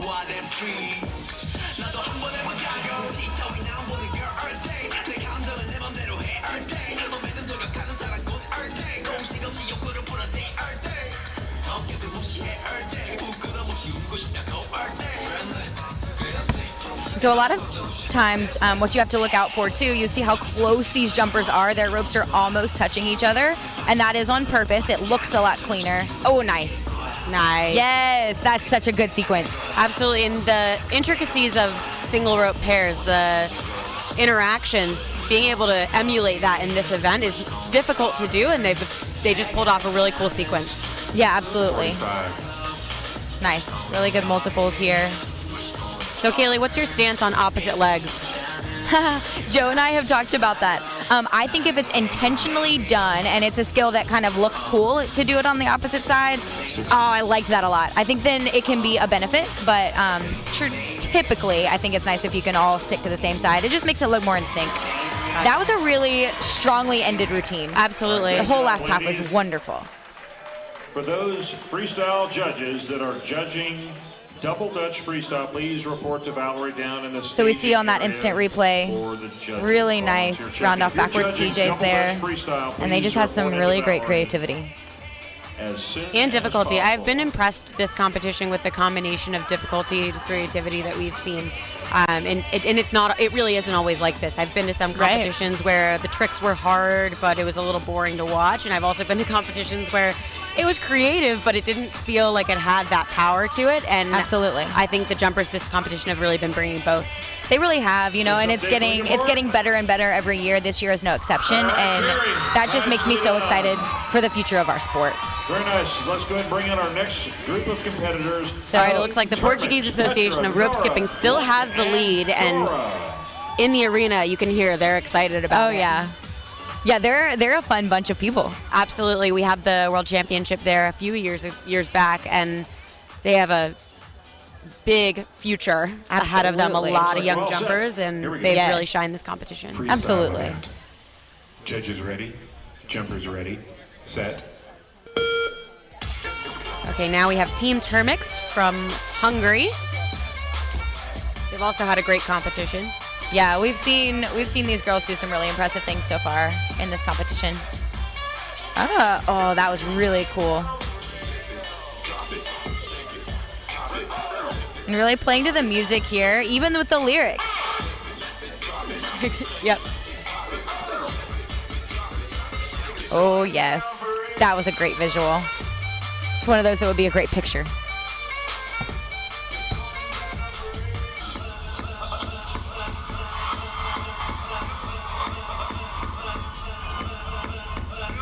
Nice. This looks great. Yeah, it really does. Very synchronized, really clean. Very nice. I feel like in a good routine like this, at some point you should have the thought like, is this the same person doing it 4 Right. times? Am I They being look tricked so here? Similar, That's exactly. so true. That's a sign of a great team freestyle routine. That is so true. And Joe and I were talking earlier, it's not just their bodies being synchronized, but the arc of the rope actually is synchronized and goes at the same pace. And I think a lot of people don't realize how difficult that is. All right. Great routine. All right, Yeah. good job, ladies. Those are some really powerful jumpers. So that was Team Termix, and we'll see their instant replay here. We saw some really great releases, and again, it's just really hard for all 4 of those jumpers to catch those releases right on point. Absolutely. As Kaylee mentioned before, the risk is amplified in this event because if you do a release in a single event, it's risky. It has some inherent risk to it. Make that times 4. That's what these jumpers are choosing when they put these kind of skills into their routine, and it pays off. Okay, the leaderboard, please. Up next, we have the Jumping Swans. Oh, There you go. oh right. Looks like Team Termix is now in second place behind the Portuguese Association of Rope Skipping, followed by Jump Company USA. Yeah, and again, we see less than a 1/10 of a point difference between first and second place, so these scores have been really close all day. All right, now we have the Jumping Swans from Germany. We've seen their jumpers in the single freestyle event. We've seen them in a couple of the events throughout the day. Another, and Kaylee, and of all the people to be commentating this with me, this feels right. We have such a strong, powerful group of females in this event. Absolutely. Jumpers ready. And Which it is rocks. so cool. So cool to see. I know. I really love it. Jump rope has not always been this way. That's so true. That's so true. But girls are stepping up. Yep. Yeah, that was good. And again, playing to that beat in their multiples here.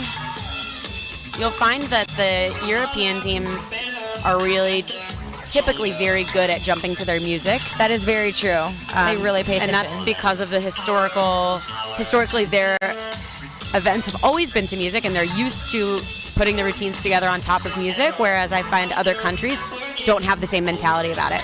That's a really good point. Yeah, I think it's kind of a culture that's passed down too. Yeah. Nice. Nice. 45. Good, and so you'll see a lot of formation changes in this routine as well. They're covering their floor really nicely. Nice. That's called a waterfall, when the jumpers go up at different times and then come down all together. Yeah, and it's rare to see that done exceptionally well. It's very difficult to hold that first handstand for long enough.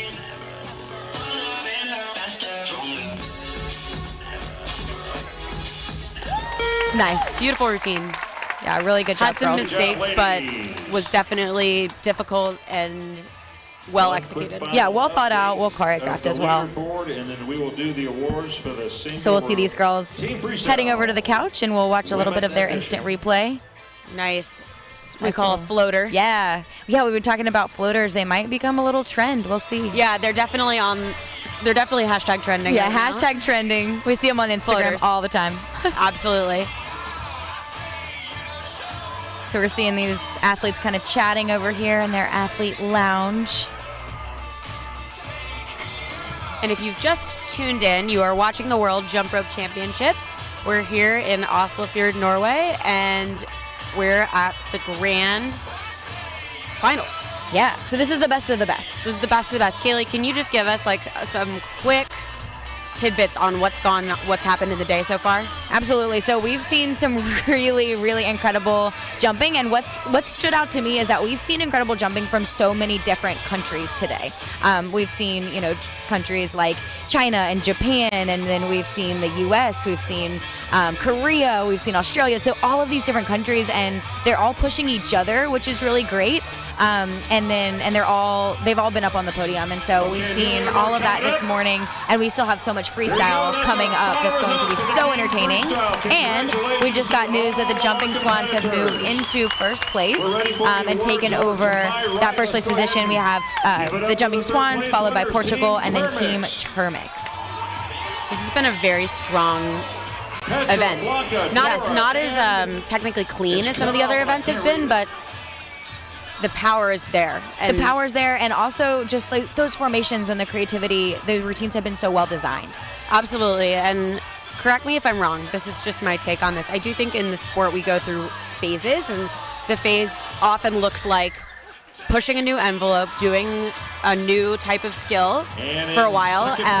It's messy, and there are a lot of misses for a while, and then those jumpers get older, more mature, and learn how to hone those skills, and then you end up with really difficult skills with cleanliness. Absolutely. And then it starts over again with the next generation. It goes on over and over and over, and I do think we're in a phase with this event right now where there's a lot of power.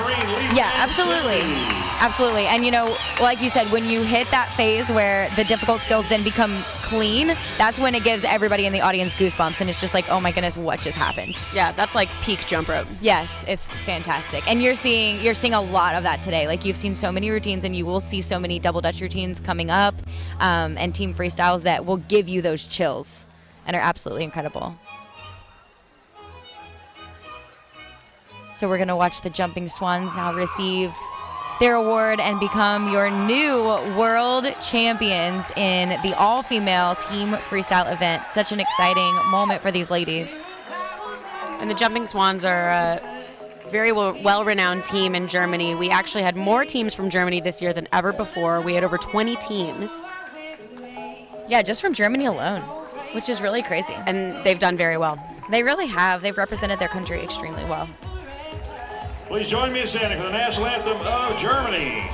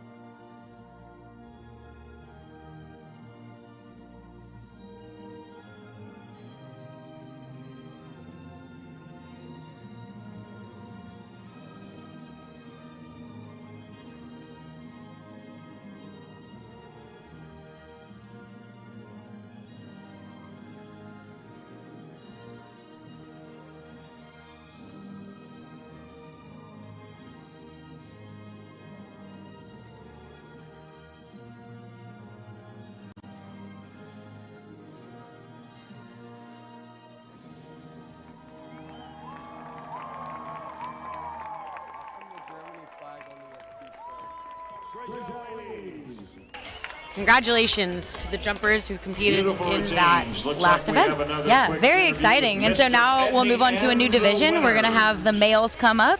And Erica, what can we expect to see now that we've got 4 guys on the floor? I believe it will look somewhat similar, only because the females this year have been so powerful.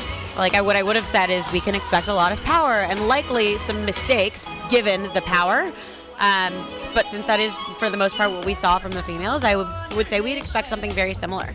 You know, I think that's a good point. We did see that power coming out of the females, and so I think we might see a few more flips, but it'll be an exciting time. And right now, we're going to move over into an interview with Mr. Joe Edney.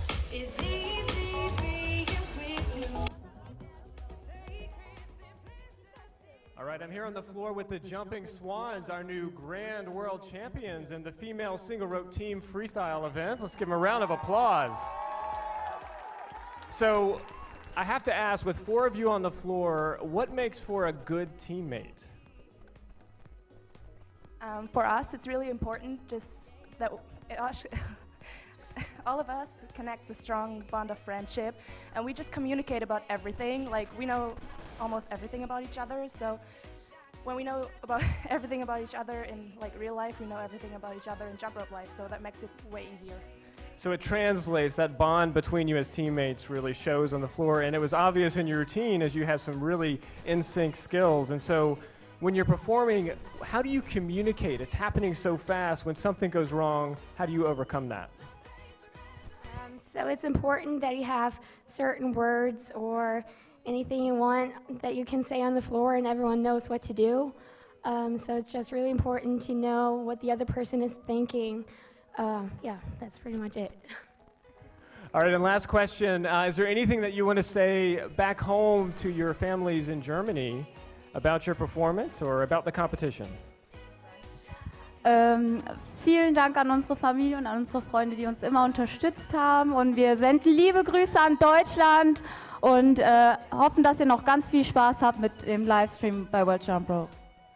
Jumping Swans, thank you, and we'll go back to the commentator booth.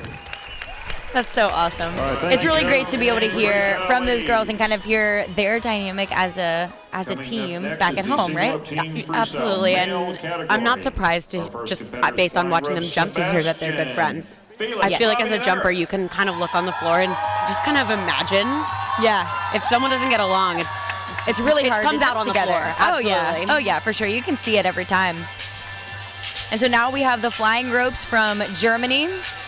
And this is a really cool team. We have some veterans. So Sebastian here is absolutely a veteran. And then we have a little bit younger jumpers that I know have looked up to him over the years. Now they're jumping together.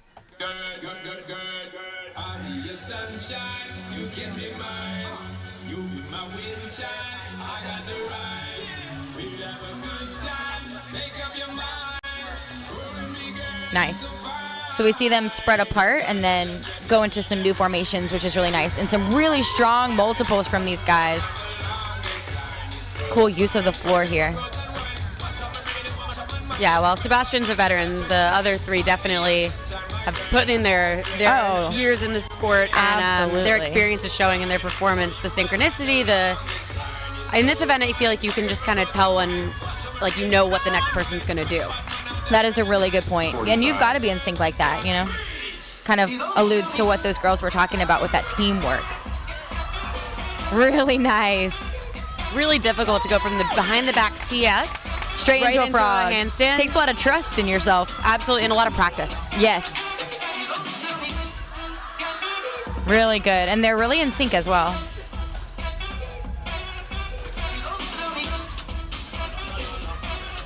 Good. We see a lot of just finesse out of these guys. I was going to say, they almost ended it with a very clean note, and I know that as a presentation judge, that makes a big difference, like what you remember last. Absolutely. So I was definitely taught to make sure that the last thing you do is something you're going to hit, because you don't want the judges remembering a miss. Oh, yeah. You want a clean last sequence, you want a sharp ending every time. All right, so about as we predicted in terms of very powerful, very strong, very creative, with some mistakes. Yeah, absolutely. So kind of what we saw with the females, maybe amplified a little bit, and then now we're going to see another all-male team coming up here out of China. And again, we've seen China dominate in speed, but now we've seen that is transitioning into freestyle. And what I've noticed, Erica, you can tell me if you've seen this, the Chinese jumpers are really, really strong on multiples. And my theory is that they train so much in speed, their arms are just conditioned, and they go so fast, and so multiples are a strong suit for them. Freestyle event. I am totally on board with your assessment. Set.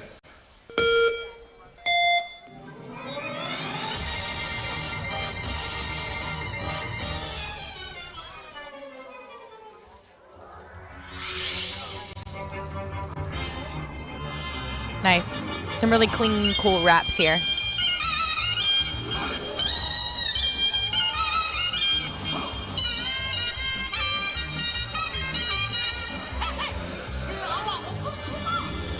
Nice, and so we'll see them all get back here.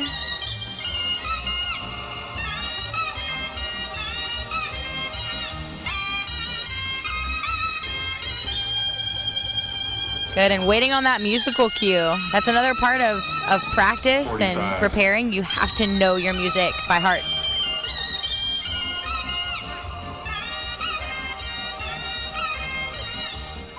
Nice, so that's known as a traveler. You see one jumper is traveling down the line. 60. And there's a lot of creative things that can be done with that element.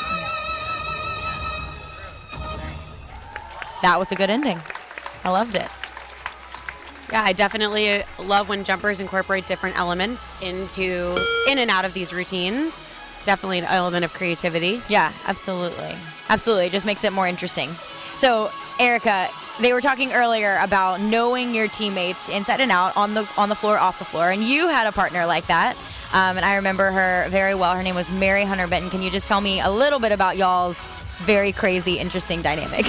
Absolutely. So I had the same partner for maybe 8 years, and to this day we are still best friends. And part of what made us great was we really, without a second thought, knew what each other was thinking. I knew her nervous habits. I knew what she needed to make sure we were okay.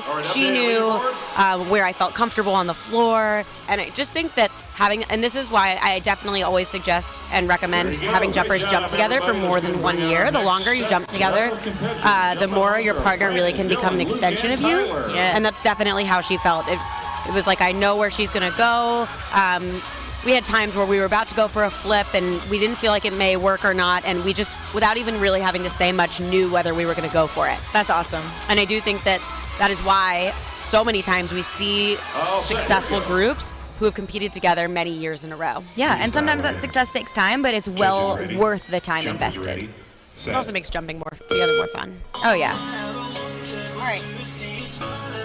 Right now we have the Jumpin' All-Stars from the U.S.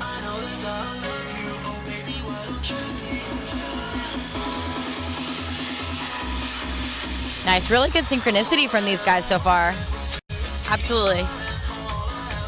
And good musicality there, good change in rhythm.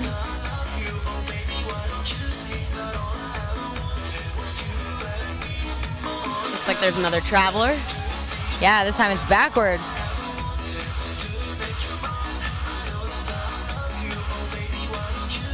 Little adjustment there, but a really good recovery. 45.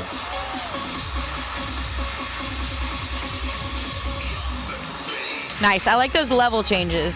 Absolutely, and the jumpers aren't all doing the same skills at the same time, but alternating like that gives a very cool visual effect. 60. It really does. Attention to detail.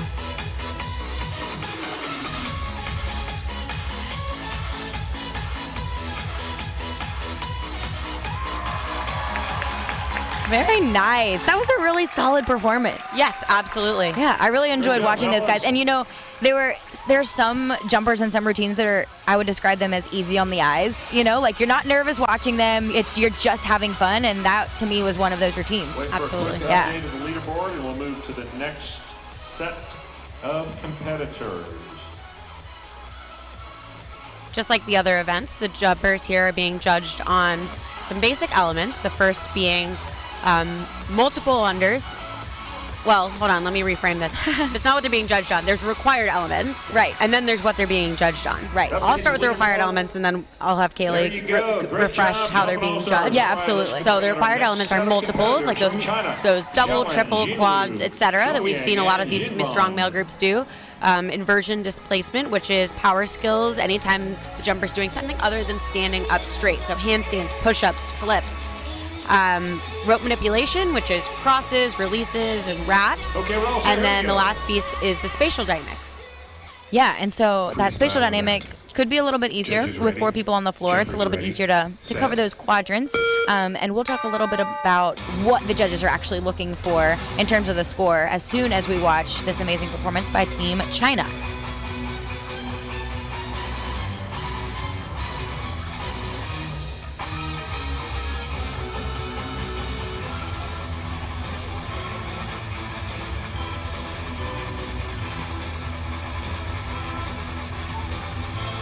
Yeah, so we're seeing that they're trying to communicate with each other right now. There we go, and we're getting back on time, back in sync with each other. And that's so difficult, Erica, sometimes when you do get off sync a little bit and there's 4 of you, it's a little bit difficult to get back on.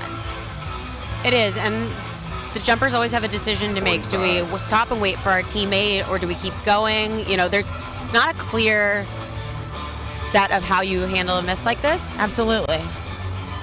But the best a jumper can do is try and get back on, and if nothing else, definitely complete the skill, so at least they can get credit for the skill. Yes, very true. And that's what you see these guys doing. Yeah, they've had a bunch of very difficult multiples. Haven't gotten credit for a few of them just because they've had some misses. Ooh, that was a really nice scoop. And because of the misses, they were off pace with one another, which will impact their presentation score. One of the things the judges are definitely looking for is synchronicity. Yeah, absolutely. And so the judges are looking for presentation. That's worth 40% of the athlete's overall score. And there's 3 judges looking for that in particular. And then in terms of content, we're looking at both the difficulty of the skills that they're completing and their density. So how many skills are they able to complete within that 45-second to minute and 15-second time frame?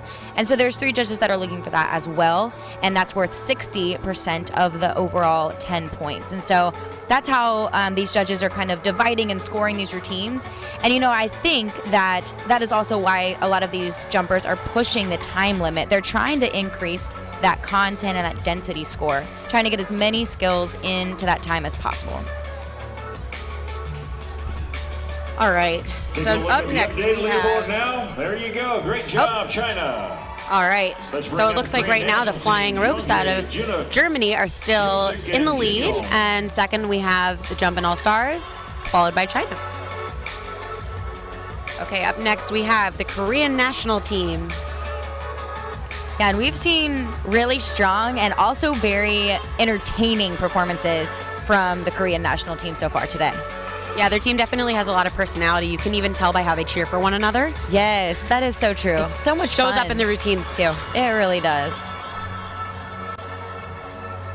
And if you're watching and you have comments or questions or want to show support for a jumper that you're watching, just use the hashtag WJR2019.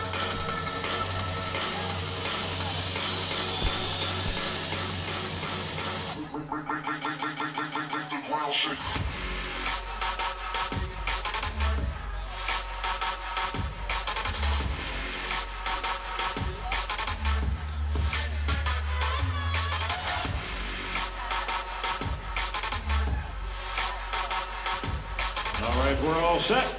All set, Alright. here we go. It looks like we are set to go. Freestyle event. Judges And ready. we are watching Team Jumpers ready. Korea. Set.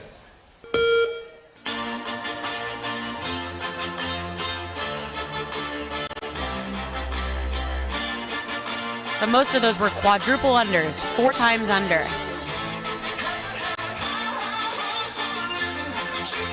Doesn't it kinda look like they're flying? Yeah, very well synchronized. And they jump so high. Yes.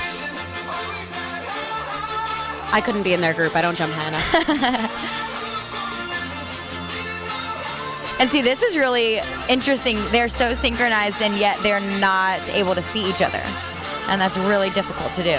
Absolutely. In most events, the judges will not give points for having their back to them. So it's not a good idea to face away from the judges. 45. However, there's some really cool formations that can be done facing the sides in this event, and they did a good job of that with the multiple sequence at the beginning.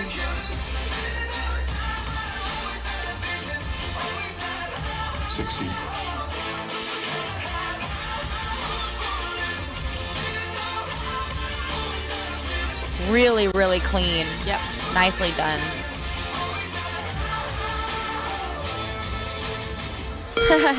And the ending. There's that personality. Yeah. There it is. I knew it was there. I love it. All right, great job, Korea. We're seeing some of those really impressive skills on their instant replay, some of those multiple unders. Really nice.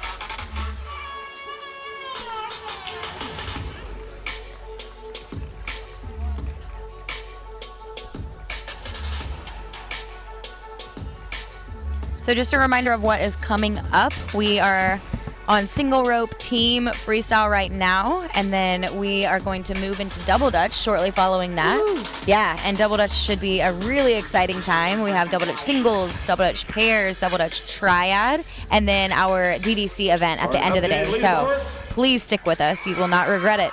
All right, it looks like those guys ended up in second place. Let's bring in our final set of competitors for the single rope team freestyle. So the current standing is the flying ropes are first, the Korean national team second, and the jumping all-stars in third. All right, we're gonna finish this event out with Hong Kong.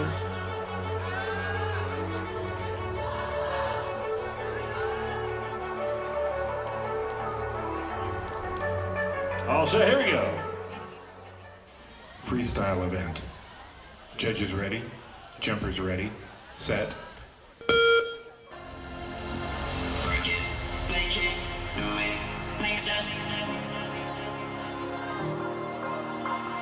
So it's a very cool sequence. Unfortunately, they don't get credit for it.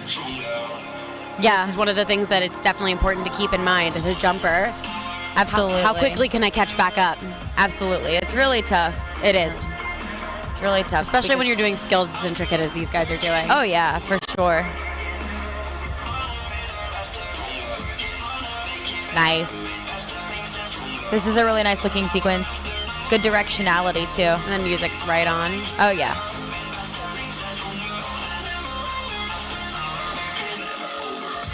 Yes. 45. So well synchronized here. And clean. Yes, absolutely. They'll get a lot of credit for the sequence. However, okay, good. I was going to say, they've been facing the back for a little while now, but this turn right around. 60. Cool little frog scoop there. I really like how they're doing those tricks to the side. You can really see the full trick. I do too. Nice. Great routine. Really good job by Team Hong Kong. Yeah, really sharp Good job, ending fellas. too. We're going to get one quick update of that leaderboard and then the awards for the single rope team freestyle. For Great, the and then we're male seeing those category. synchronized round off TJs here in the instant replay. And they will head to the athlete lounge and wait to hear how they did.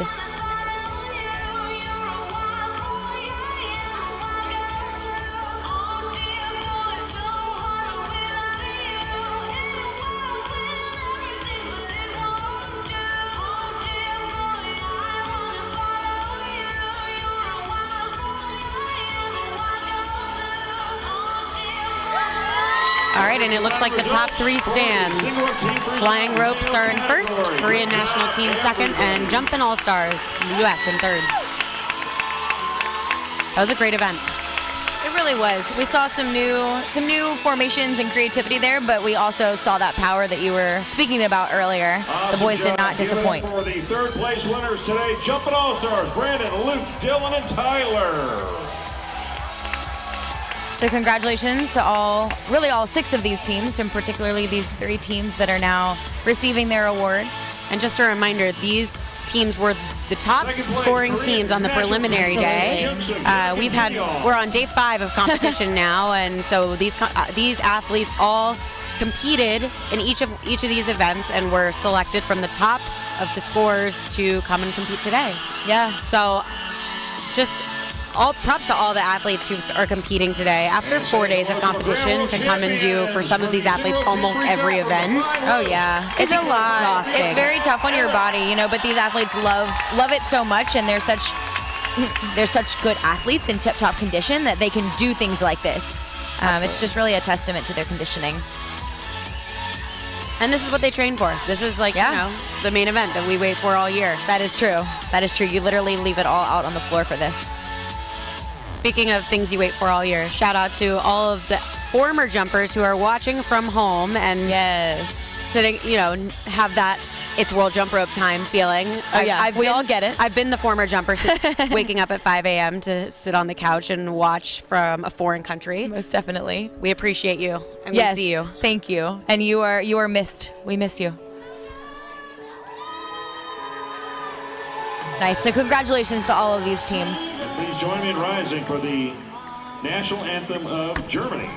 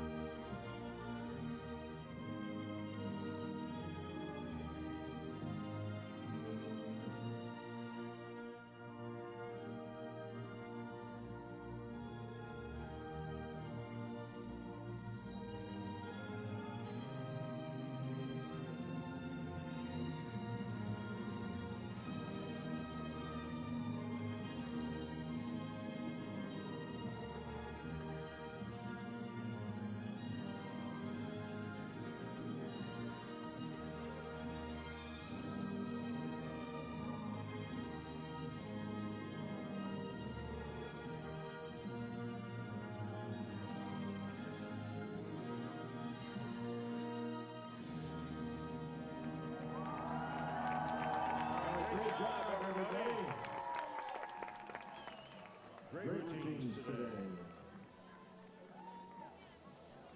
Our final single rope event of the day is the single rope.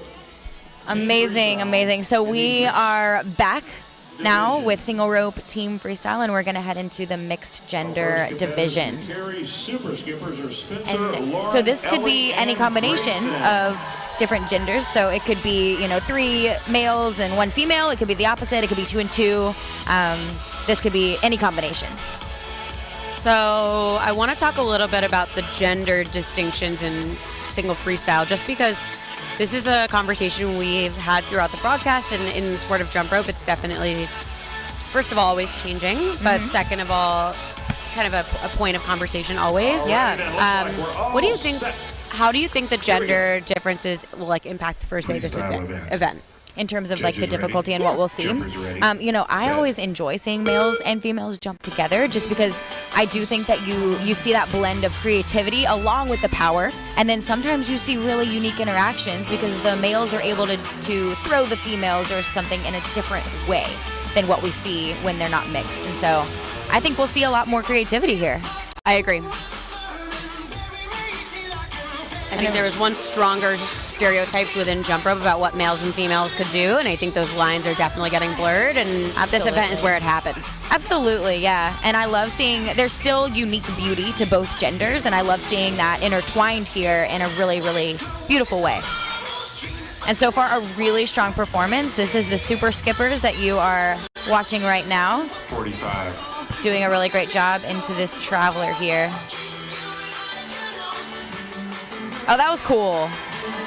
See, using the size difference there. Yeah, that's a perfect example. And that was able to happen because his rope is so long.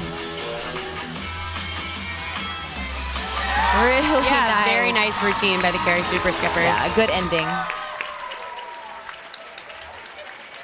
Great job, ladies and gentlemen. Awesome job. Carey Super Skippers.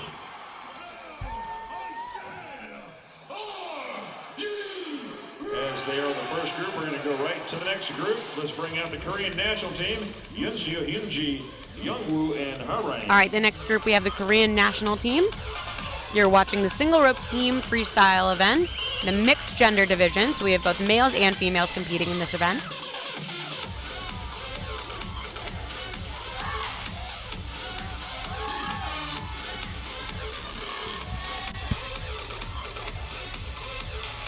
Looks like we're all set. Here we go. Freestyle event. Judges ready, jumpers ready, set.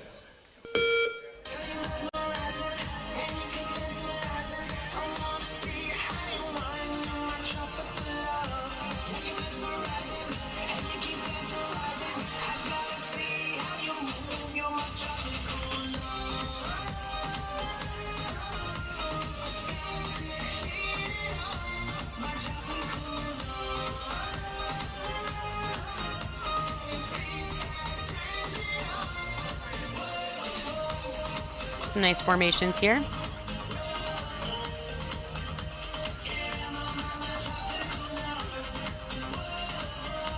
And they'll get credit for those interactive pieces. It's definitely something the judges are looking for in this event, how the jumpers can interact with one another.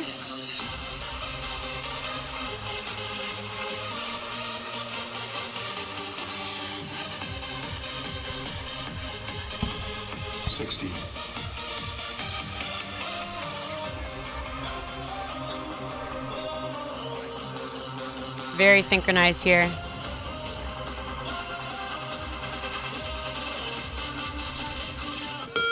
And a great ending.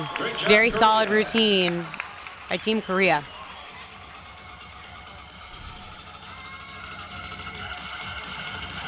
We'll take a look at the leaderboard update here in just a moment.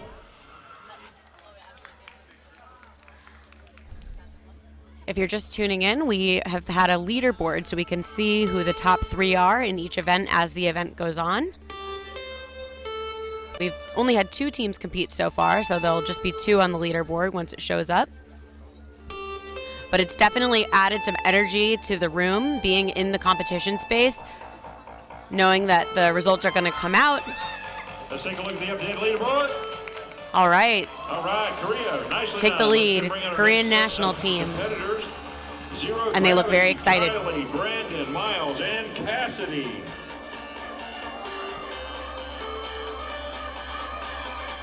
Sorry, correction, that's Proform Airborne, Porter, Seth, Up next, we have some Austin, familiar and Bailey. faces. We have from Proform Airborne, Porter, Seth, Austin, and Bailey. These 4 have been fairly dominant in this entire competition, particularly in the speed realm.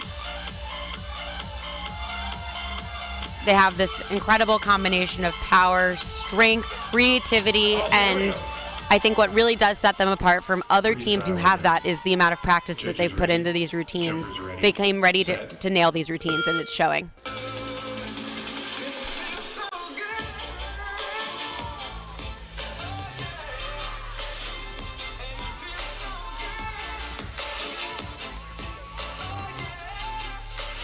These skills would be incredibly difficult even if in a single routine.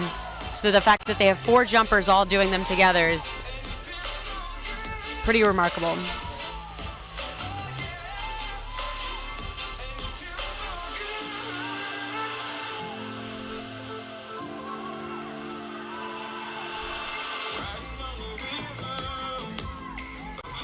Nice movement as a group, looks great.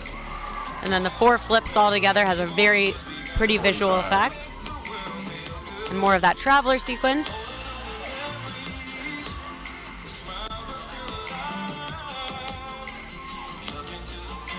It's a waterfall. 60.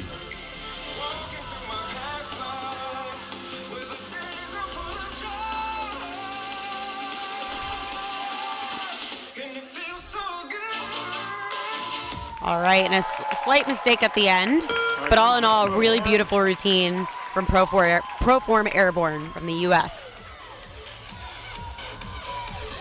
Very cool entrance in the beginning with the back handsprings all together. We interviewed these guys before, and they said something about really using their strength, and gymnastics is truly their strength. And it's been fun to watch them develop and, you know, bring the gymnastics they have into their routines with great creativity and poise and great presentation.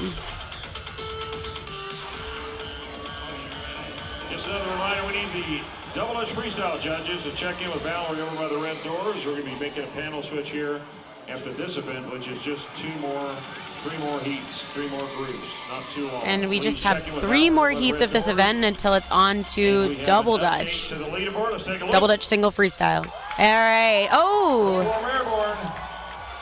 There, Korea, there will be a tiebreaker. there is We're a- not sure yet what it is, though. Okay, so they just announced that there will be a tiebreaker. Currently, there's a tie between Proform Airborne and the Korean national team, which is very exciting. They haven't figured out how they're going to break the tie yet, but they will be sure to let us know once that happens.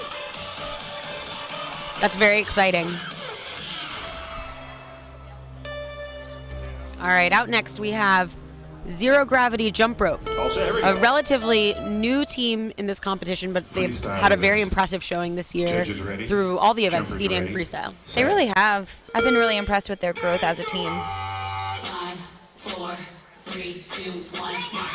Oh, that was really well done.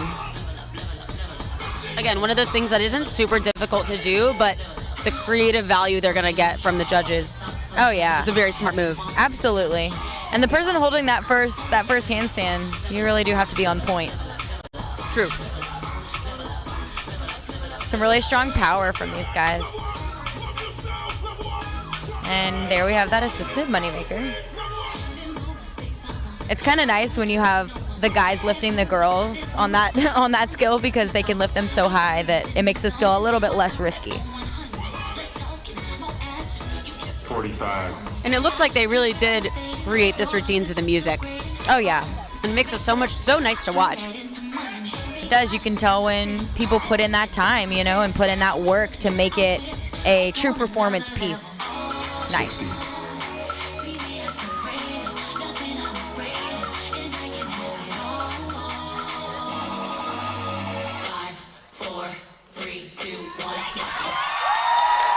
That was beautiful routine. Really well choreographed. Well written, well choreographed, difficult. Yeah, it had it all. Now, if just from a technical perspective, the difficulty will not be as high as, say, the Proform Airborne group we just saw.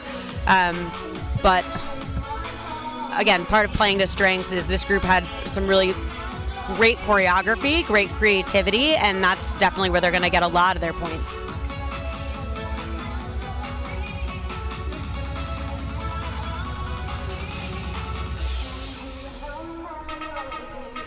Is anybody out there? Do you want to go with me? Look back now, here we go.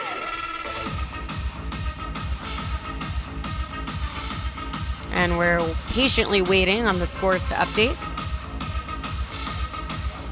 Yeah, Erica, I wonder what will happen with that tiebreaker, too. Zero Gravity. We don't know yet, but we do know that Zero Gravity has taken over first place. Korean national team. Good for them. Of Yoonsung and Hyunji. Okay, up next we have Korean national team.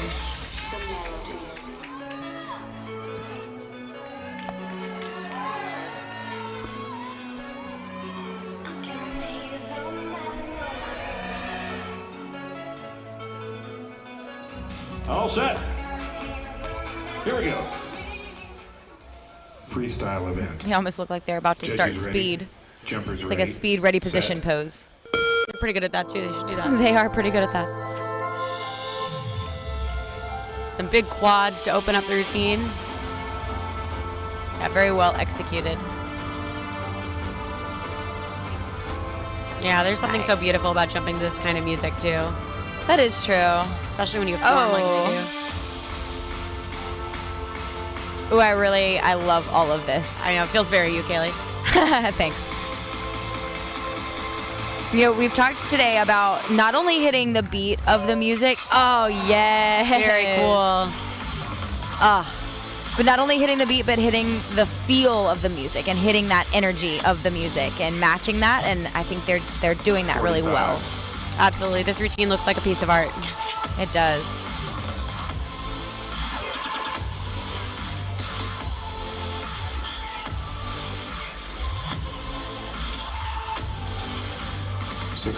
That was a nice save.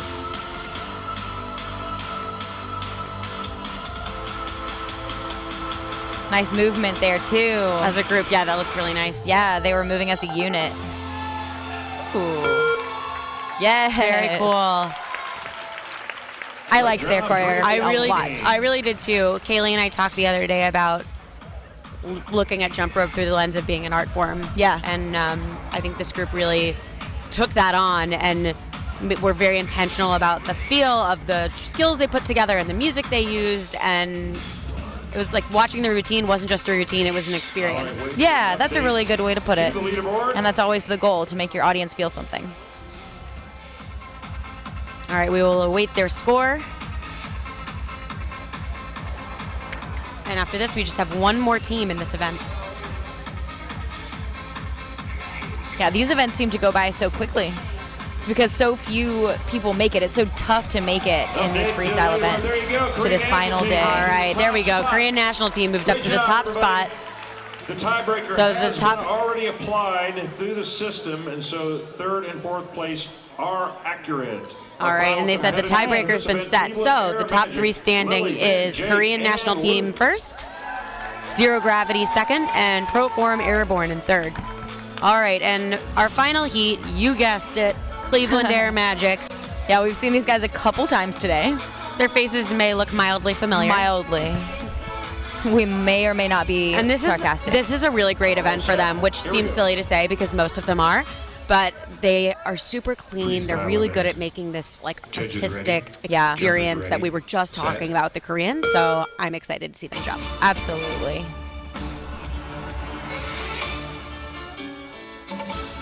Awesome quadruple unders. And again, right on with the music too.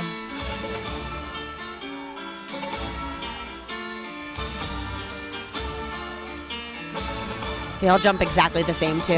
They have their heads kind of looking right down. They do. You can tell they've spent so much time training together. And teaching each other. Yeah. So in the interview, when we interviewed Lily and Luke earlier, Lily's 9 years younger than Luke, and she was telling us how jumping with them is like jumping with her childhood idols, which I thought was so cool. I did not know that there was that big of an age difference. Yep. 45.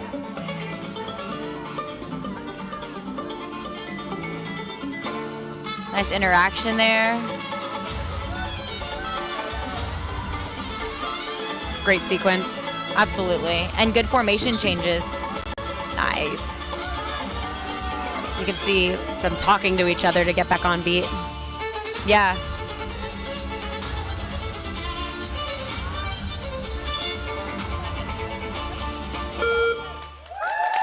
All right, great job. You know what? Something's going on with Lily. Erica, I hope she's okay. Yeah, so I think, and I don't know that I can confirm this information, but I was told in the practice court that Lily's foot has really been bothering her. I'm not sure what's wrong with it, but I think that's what's going on.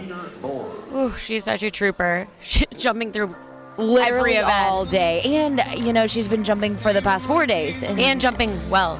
Yeah, she hasn't been doing easy things, and so I hope she takes care of it and that she's okay. That was a wonderful routine. Cleveland Air Magic. Yeah, even when they're injured, even they with the are injury, I mean, she toughed it out to the very end. Absolutely. Yeah, Lily, if you ever listen to this, you need to go take a much-deserved rest. All right, and that concludes this event. We're waiting on the final results. Oh, wow. All right, so we have Cleveland Air Magic, who just took over the lead by a full point, 6.47. And second place, Korean national team. And in third place, Zero Gravity Jump Rope. Nice. I think that's a really good, solid podium, and I think Cleveland Air Magic took that based on difficulty for the most part. Their difficulty was really, really high. Absolutely, and they were cleaner than the other groups we saw. That is very They weren't true. completely clean, but they were definitely cleaner, with the exception of maybe zero gravity, but their content was so much higher. That's and, true, And so I'm it not kind of looking at made the the- scores, but I'm just imagining based on what we saw. Yeah, absolutely. I think that could have made the difference there. So really, really strong leaderboard overall and strong event. We've seen, this is the end of single rope for our Grand World Championships, and gosh, we've seen some incredible things. And I don't want you to take what we're saying about how incredibly this is lightly. We've each sat through many, many competitions. And 20 years worth, honestly. Exactly. And it is not typical to have the kind of day we've had in terms of starting off the speed with so many world records, and then moving into the freestyle where we've seen content at a level that I haven't seen in a very long time, and a lot of good, clean routines. And a lot of creativity. It's just, it keeps changing. Our sport keeps evolving, and it's so exciting to watch. And you're truly, truly seeing the best of the best here today. Second place Korean national team, Jaewon, Yincheong, Insip, and Hyunji. So our athletes are receiving their awards from our traditional Norwegian dressed guests. And our grand champions in first place, Cleveland Air Magic, Lily, Jake, Ben, and Luke.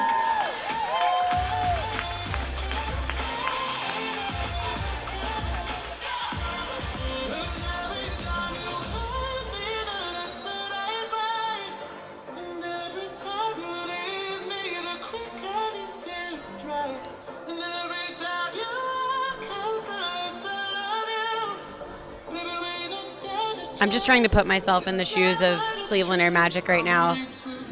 How tired. Oh my goodness. How exhausted must you be? And they have a full set of double dutch events to do. That's true.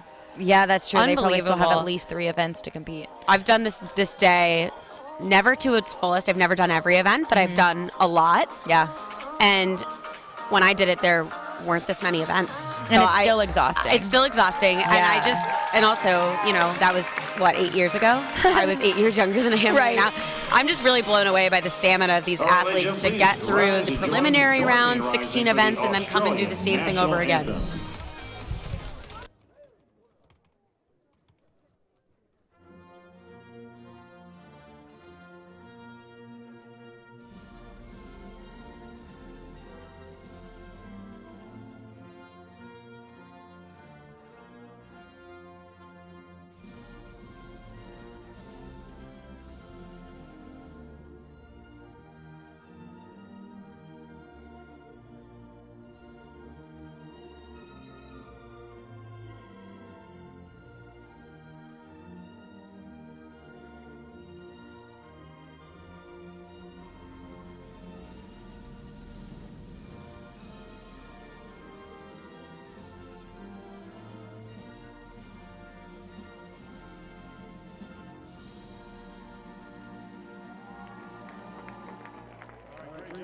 Everybody.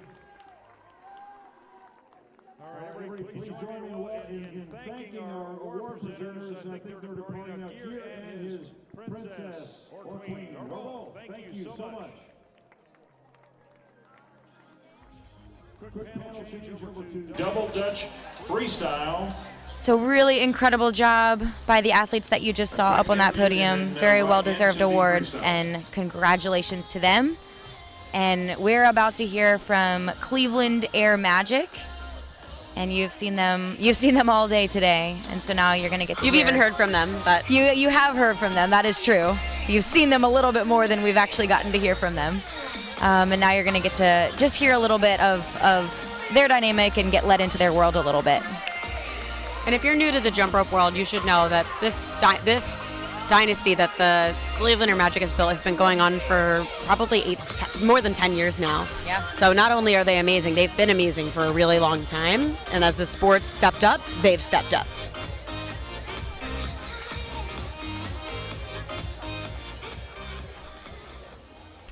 All right, I'm here with Cleveland Air Magic, who showed us an amazing team freestyle just now. And they have a team member who's had to push through a brief injury here earlier in the competition. And just what does it take to be a supportive teammate when you've got someone working through an injury like that? Oh, it's extremely tough. Like, Lily is one of the strongest competitors I've ever met in my life, and one of my best friends. And to see her push through that when we know the pain that she's in is absolutely incredible. I think everyone should give Lily a really big clap. Lily's been suffering stress fractures in her foot and back for a little while now, so just to get through that is enormous. And we put so much work into this routine, so to pull it off when it really counted was a huge thing for us. And Lily, like, we love you. So one other question for you guys. Are there any traditions? So Cleveland Air Magic has a proud tradition of winning, right? You guys have done an awesome job and shown us some tremendous skill and coordination along with choreography to the music. Are there any things that you would say are unique to your club or team that you do for competition? I guess, as everyone in this stadium would agree, practicing is obviously the first thing. Picking our music first and then writing the routines to that music is something that we always do as well. And then obviously just listening out for music that has those accents so that you can land on like a boom in the music. I feel like that's sort of the Australian style. All right, Jake, Luke, Ben, and most of all, Lily, thank you all, and congratulations once again on a grand world championship.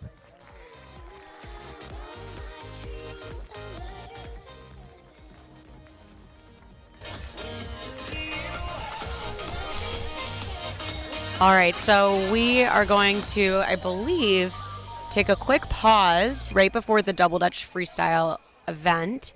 If you missed what just happened, this was the single rope team freestyle event.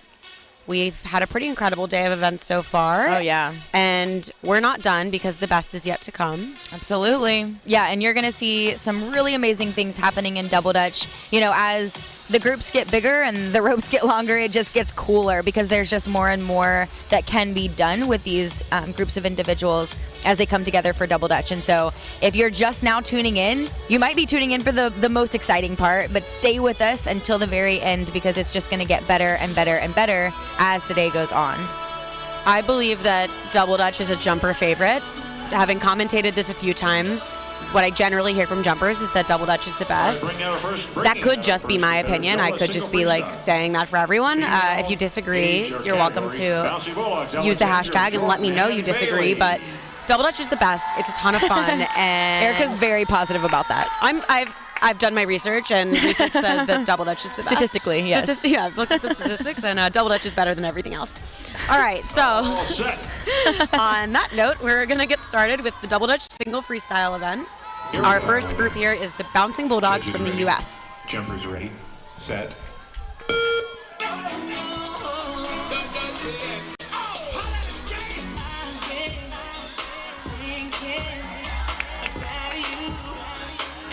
So the judging for this event is very similar to the other freestyle events we've seen. However, instead of rope manipulation, there is turner involvement. So things like pulling the ropes aside while Jordan just did that flip, and also exchanges between jumpers. Yeah, and so the way that jumpers complete these different elements can get very creative. There's a million different ways that you can exchange the ropes between turners and jumpers, and so jumpers have to use that creativity and do these elements in the most difficult and thoughtful way possible. 45. So this has been a really strong performance so far, Erica. I'm really proud of these girls. These girls are strong.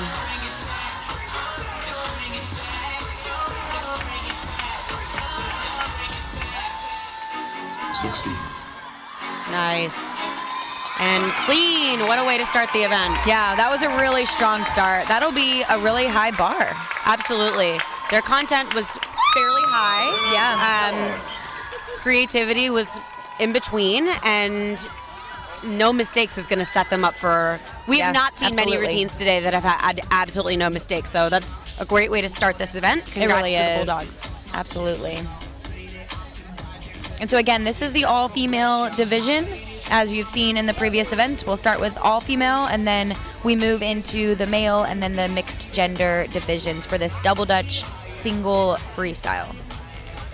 So we were going to talk before, and we never really got to it. Can you talk about how the judging works between content and presentation? Yes, so again, similar to the other freestyle events, you'll see 60% of this score going to content, and content is comprised of both difficulty and density. So how hard are the skills, and also how many of these skills can the jumpers pack into the time frame. And then also 40% of that score is presentation. So things like form and technique, facial expressions, and then how well did they choreograph and present this routine.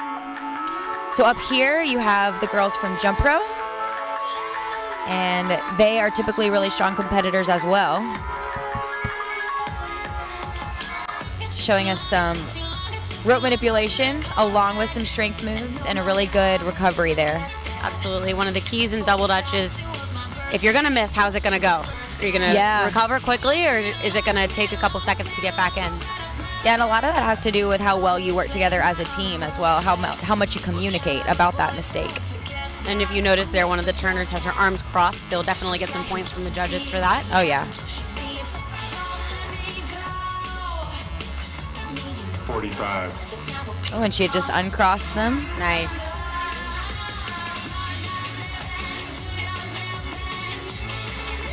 Oh. Rope throws were definitely that was common nice. in double Dutch this year. It was definitely a trend. That is so true. And, we're seeing people catch them more cleanly than we typically do. So people have really been working on these rope throws a lot. And a creative ending. Yeah, that was good. Good job, Jump Pro. That was an enjoyable Very nice, routine. ladies. Thank you, Jump Pro.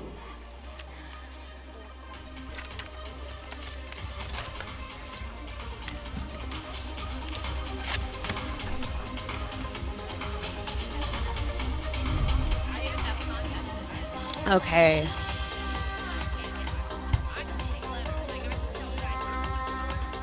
So we've seen some good routines so far. Just to give you a little preview of what's to come, we have the rest of this female division. From there, we will move into the male division and then to the open division. And after that, we'll add a jumper into the mix for the double Dutch pairs competition. Yeah, absolutely. And again, as we add athletes, it just gets crazier.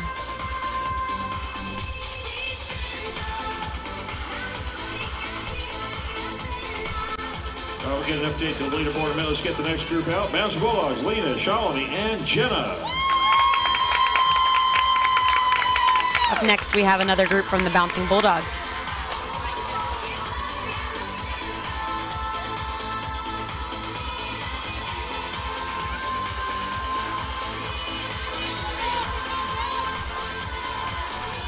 So again, this is a traditionally strong female team. They usually bring a lot of power moves and some gymnastics as well.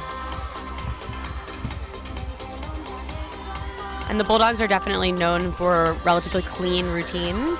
Absolutely. So while they may not have the creativity of some of the other groups we've seen, what you can almost always count on is a fairly clean routine. Yeah, very well practiced. You can always tell. Absolutely, and it's something we talked about, how different teams and countries have different approaches to what's most important to them, and I do know that the Bulldogs really do value not making mistakes. Yeah, absolutely. Set.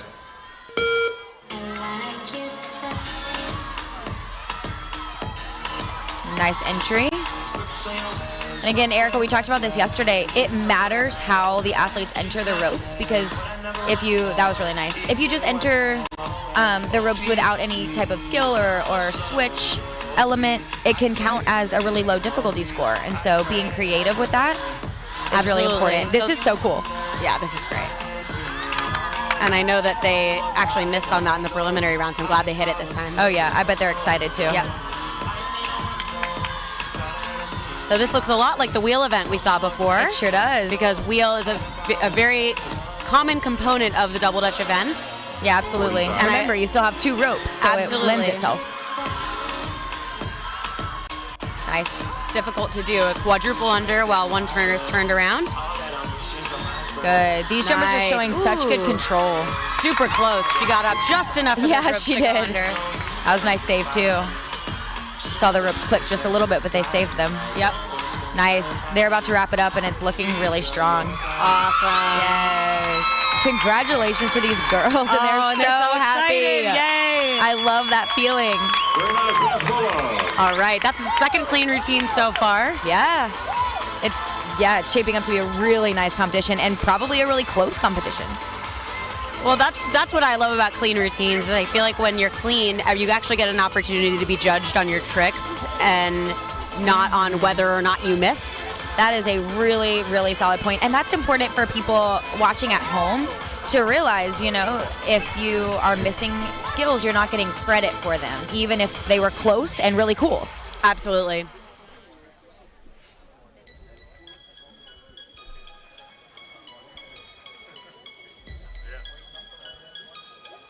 We're waiting for the scores here.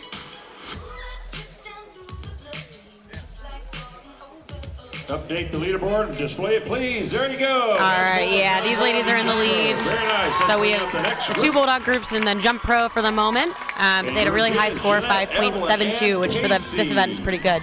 Yeah, absolutely. And so the scores are typically out of 10. Different events tend to have different highs and lows, kind of depending on misses and and how hard it is to actually achieve those high levels of difficulty. That's exactly what I was trying to say. Absolutely. You got it. Yeah, we saw in wheel it's a little bit more difficult to achieve that, and so sometimes it's the same thing in double dutch because so much goes into difficulty. You've got to do the ropes and you've got to take care of the jumper. Absolutely. So this is the Kangaroo Kids from the US. And they're starting out with a really intricate switch here. It's a very controlled pace, but still very intricate. And a round off into the ropes, which they'll get credit for.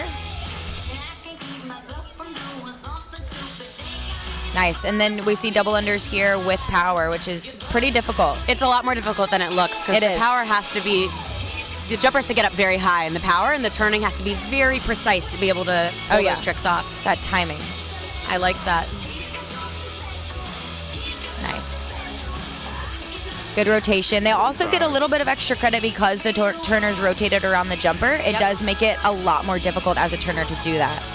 Right, and how hard each trick is depends partially on how difficult it is to physically do, and then also how impressive it is. 60. Absolutely. Nice. We're seeing some really powerful jumping from these ladies. They don't look like they're struggling with any of these power skills.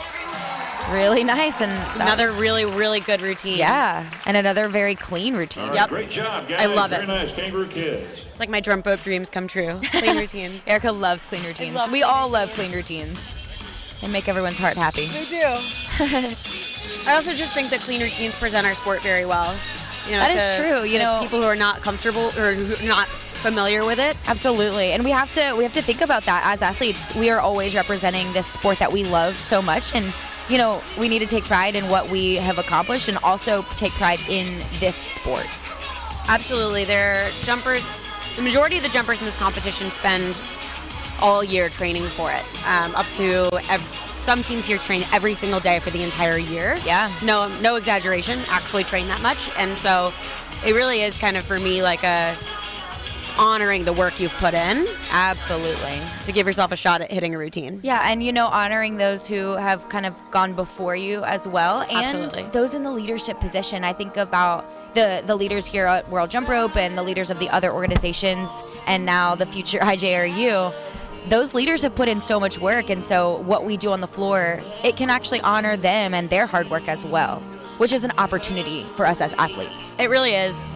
And every time I've been out presenting the sport of jump rope, or representing the sport of jump rope, the sport, it speaks for itself. Yes, it definitely does. I've been at sports conferences where other sports are trying to razzle dazzle about how great they are. We don't need to talk about it. We can literally just show you. Absolutely. And people will love it just by looking at it. But that means that what we're showing them has to honor what we're doing here. Yeah, we have to present a good product. Absolutely. And we've really seen that in this double dutch competition so far for these ladies. I'm really proud of what all of these girls have accomplished. Yeah. Very Very well practiced. Absolutely, and you can always tell. And now up next we have the Jumping Swans. These ladies are from Germany. We've seen some of these ladies so far already today. And so now we're going to see them in a little bit different dynamic here with the Judges double ready? dutch. Jumpers ready, set.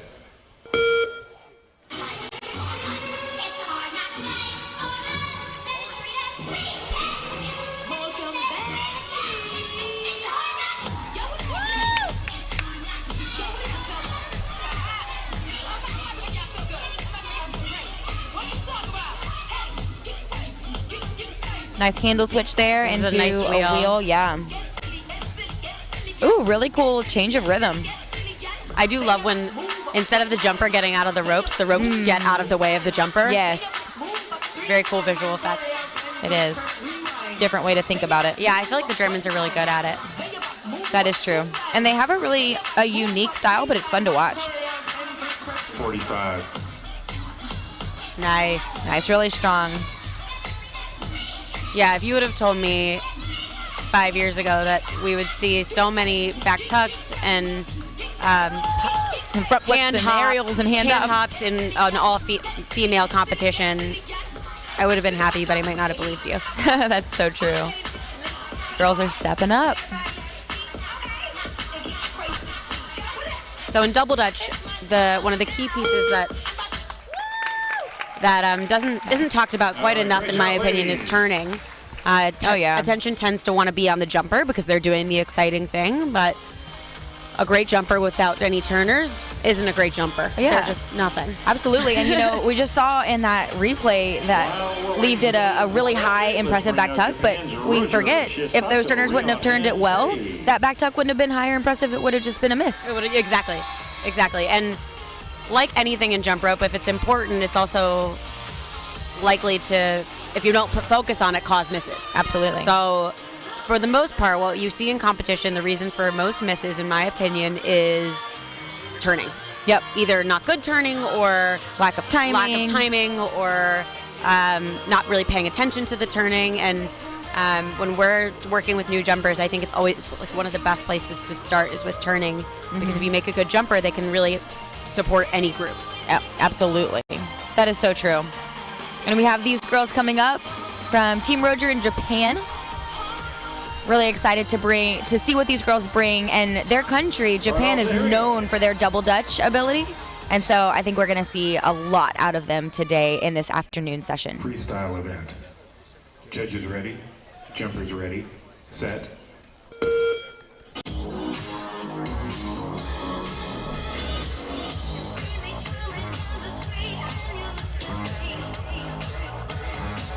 Nice. That was a beautiful front aerial.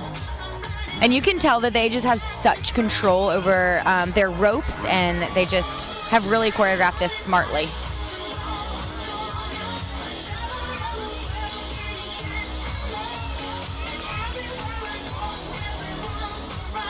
Good recovery there. Ooh, nice.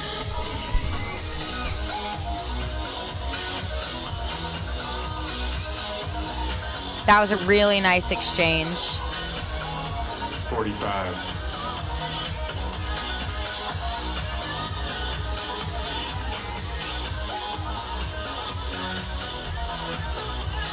So this routine is constantly moving. It's so interesting to watch. Absolutely. The turning it's not standard turning for longer than 2 seconds at a time. Yeah.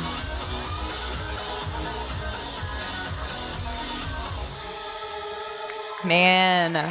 Wow, that was really cool. That was really, really strong. Very nice. Intricate, dynamic. Yeah, that was great. Fun to Had watch. really good flow. Who's the final competitors for the double dutch single freestyle? Over to the left, ladies. So, Thank you. one of the things that we've been talking about is these females and how powerful they are, and you're seeing that right now on the replay. They're doing some breakdancing moves and just some skills that we would not have seen females doing a couple of years back. Erica, did you, as an athlete, I know that I did a little bit of training outside of jump rope. Did you do anything to make yourself stronger and more capable of doing these power skills? Or what did you work on at practice to help yourself with that? I did a little bit of gymnastics when I was really young. But, There you go, Bouncing Bulldogs, Kangaroo Kids, and the Jumping there's the Swan. final. So there we go. The final scores, we have the Bouncing Bulldogs in first, the Kangaroo Kids, and then the Jumping Swans.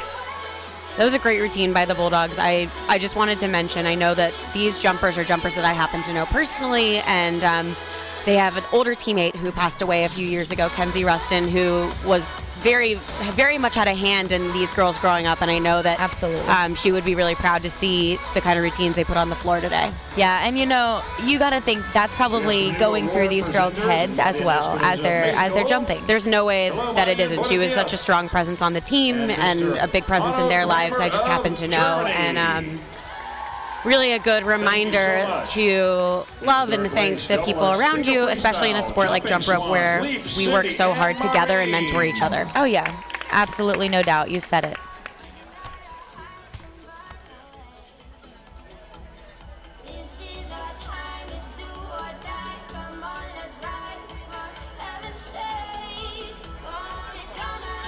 Second place Kangaroo Kids, Jeanette, Casey, and Evelyn. Seeing these ladies receiving their awards, and we've said it already today, but there's nothing like this feeling, just representing your country so well and all of your hard work paying off. And in first place, our grand world champions from the Bouncing Bulldogs, Lena, Jenna, and Shalini.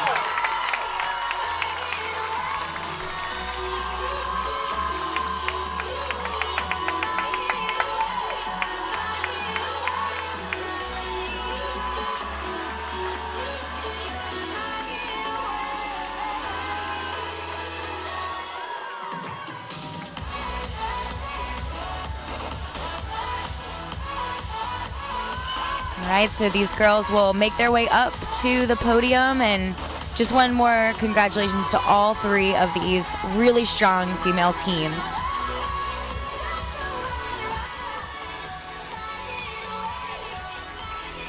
And ladies and gentlemen, please join me in standing for the national anthem of the United States of America.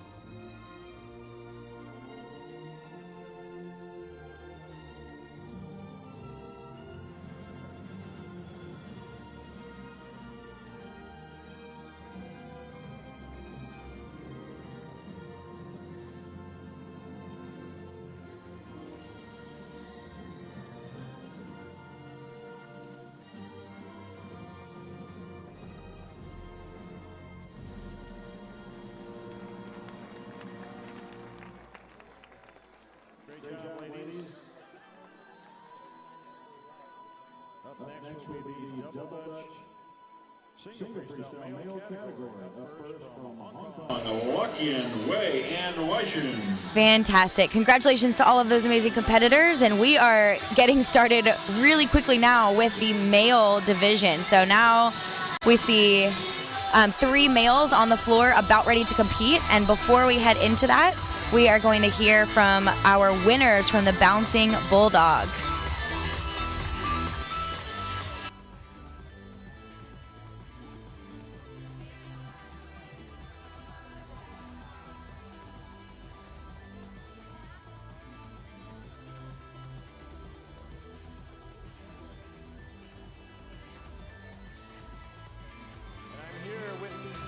Bulldogs, the winning female double Dutch freestyle team, Lena, Jenna, and Shalini. And guys, you performed a clean routine, and I want to hear, what does it take to perform a routine with no mistakes?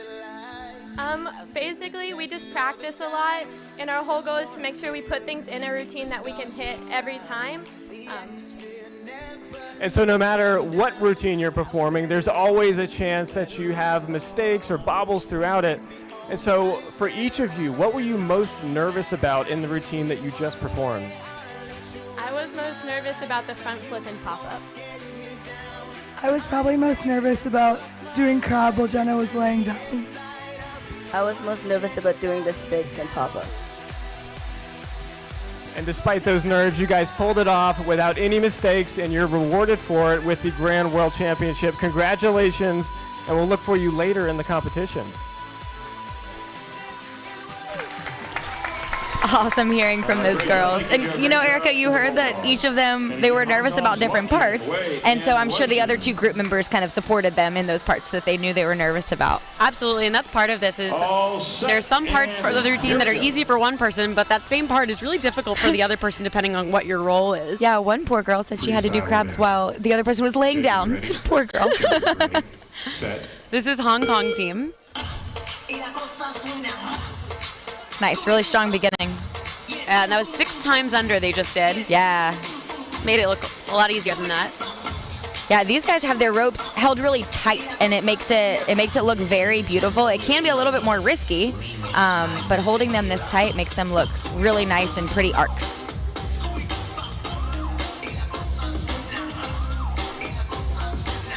Really nice use of the music here.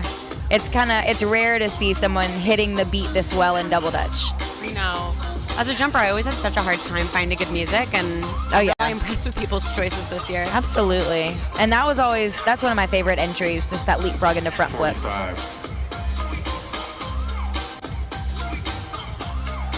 See if they can kind of pull this out. Yeah, nice recovery.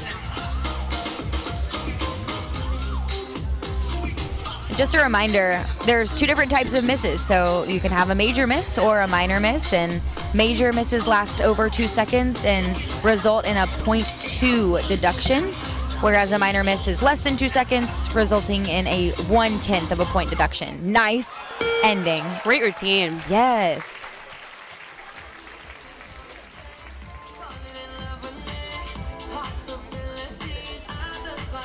Great job, gentlemen.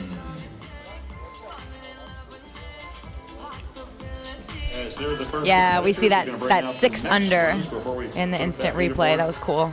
And all with an under the leg turning. Oh yeah. At the same time. Yeah, and it's really difficult to do that turner involvement during power skills, and I love that leapfrog to front flip. Okay, up next we have the Korean national team, another familiar team on the floor. Yeah, we've seen these guys a lot, and they're always really fun to watch. So if you've just joined us, if you want to give a shout out or if you have questions or comments, please do use the hashtag WJR2019. Freestyle event. Judges ready, jumpers ready, set. Mass Festival. Diga Crazy. Also, we see he tried so hard to catch and save that. When your momentum's going down, it's really hard to save that.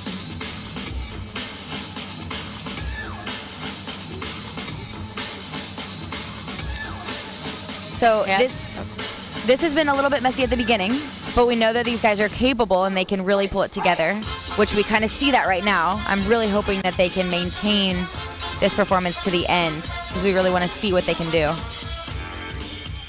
Kaylee, what do you think is the key when you make a mistake like that in the beginning to finishing strong? Yeah, you know, it's so difficult. I think the key is mentally. That was really cool, by the way. That was very cool. But I think the key is just mentally not allowing yourself to go to the place where you believe the routine is over. Does that make sense? 100%. You've got to, tell yourself that this is still a performance and you still want to finish strong.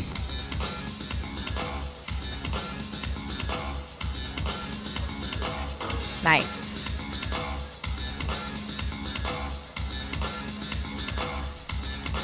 Really nice multiples. And they ended right before time, avoiding that overtime deduction. Right. Yeah, I imagine that isn't how they wanted that routine to go, but one of the things we talked about in the preliminary days is when you're doing 16 events, the odds that all of them go perfectly are slim to none. That is true. And it's bound to happen. So, listen, they've had a packed day, and the skills that they got to show were really impressive. That is very true. And, after an event that doesn't go as well as you wanted it to, you also have to pick yourself up for the next event. And so a lot of jumpers have their own strategies that they use in between events to kind of flush what happened and then move forward into the next event. While we're waiting for that updated leaderboard, let's bring out the flying ropes. Sibo, Okay, up Felix, next we and have another Fabi. familiar group of flying ropes from Germany. Let's get that leaderboard up there. There you go, Hong Kong and the Korean national team. All right, we have Hong Kong in Looks like first we're all at the set on moment. the floor as well, and here we go. And we are in the double Dutch single freestyle event, the all-male division. Freestyle event. And this is Judges Germany. Ready. Jumpers ready. Set.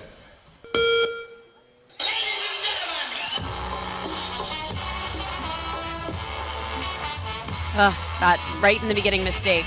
It is. It's tough to recover from that. But again, these guys are really experienced, and so I think they can. Yeah, they look like they're already back in the groove. Yeah. Got to forget about it. Very cool flip. Yeah, Fabian, who's jumping in the middle right now, has really impressed me in the way that he's grown recently. He's just so strong, and you can really tell that comes through in his performance. Nice. The direction choice on that was really cool. It made it look like one jumper. Not to mention they get credit for power skills, but Turner involvement power skills as well. Yeah. 45. Nice. I Good love form. that. The front hip into a crab. Absolutely. Oh man, it's scary. Yeah, not even looking at the ropes. 60. Very nice form. Nice 6 times under. And then one of those rope throws. Oh, So well yes. executed, right into a flip. Man, that was good. Very cool end to that routine. Yeah, I enjoyed that a lot. And again, you know, a couple of mistakes, and so I'm sure that they won't be happy with those mistakes, but they should be happy that they got to show some of the really impressive things in their routine. Absolutely, and I think mistakes, in some way, mistakes only matter as much as the rest of the competition, and so far we've seen mistakes in this event. That is true. So hopefully it won't hurt them too much, but we'll see as the other groups come through. That's absolutely true. It's kind of relative how much it hurts. Absolutely. Okay, up next we have Team China. You know, something that we haven't mentioned that we can see sometimes on these instant replays is the amount of concentration on these athletes' faces. Sometimes you get that nice close-up like we just saw, and you can really see the focus and determination. One wrong move. Oh, yeah. You've got a mistake. You got to stay in it. And one mistake, you might have more mistakes. You've got to stay focused.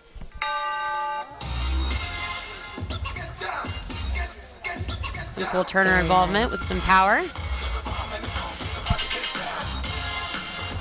Very nice.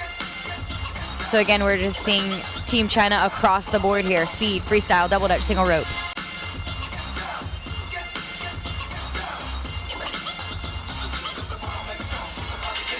Very difficult skill. It is. It's difficult to keep the ropes apart while you're doing a front flip, which that sounds difficult, and it is. Yeah. Oh man, that's tough to recover from.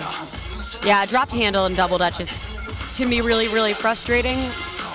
Yeah, that's when it's important to have verbal resets as a team.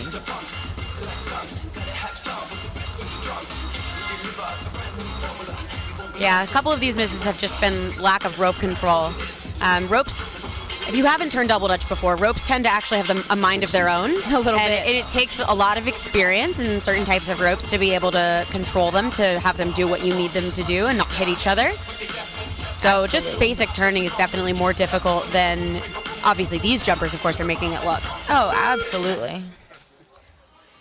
All right, and they'll have a slight time violation. So again, the routines here are expected to be between 45 and 75 seconds. And if the routines are under 45 or over 75, there is a deduction. Yeah, and so they do have that 30-second window, which is a really nice buffer, but we see athletes just really pushing to try to get as many skills, and so absolutely, we have that time in place so that jumpers are getting a fair shot at getting a certain score. One of the things jumpers are scored on is density, which is how many tricks that they're doing during the routine. So if one jumper got to go for 2 minutes, they're definitely likely to be able to do more skills and get a higher score than if they had to stay within the time limit, which is why we don't judge things beyond that 1 minute 15. Absolutely. Okay, these ropes are really short. Yeah, I'll This talk is about this in a interesting. second. We have Gildy from And we're Japan, set and for- if you caught Here we go. the DDC competition yesterday, Freestyle event. you've seen these guys in their Judges element ready. already. Jumpers ready. Let's just say that Set. for Gildy, double dutch isn't an activity; it's a lifestyle. Absolutely. That's all you need to know. Absolutely. And you're gonna see why it's their lifestyle. So the short ropes is definitely, when you are as masterful as these guys are, you are so aware of where the arc of the rope is that you can pull off using short ropes like these.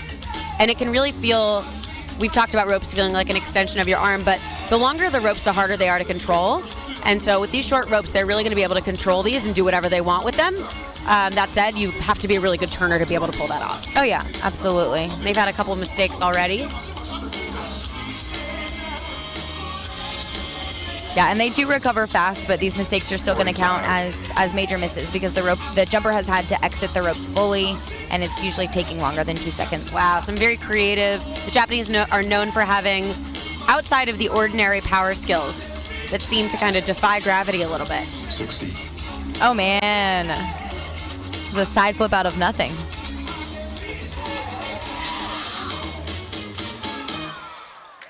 And that ending is what I was talking about with that rope control. Just being able to pull it right through. Absolutely. Very nice. That was a really great They're performance. incredible. And to me, when I'm watching the Japanese and I see them miss, it is really that feeling of, man, I'm not getting to see another cool trick that I would really want to see. It's not like they made a mistake. It's like I'm missing out on something. On an opportunity. Yes. I know, because That's how much of a treat they are. So good, and they're just so much fun to watch. Put a smile on my face. Seeing some of those unique power skills too. All right, up next we have another team from Japan. We have Onigiri, and they're doing some fun stretching on the floor. Update leaderboard, there you go. Got a new second place. Team Gilda from Japan. Very nice. So we see Gilda moving into second place, We're following also on the Team floor, Hong and Kong. Here we go. But again, so far the routines we've seen have had mistakes. Let's see if this group can Freestyle be the event. exception. Judges ready. Jumpers ready. Set. So these guys are definitely performers. They will put on a show.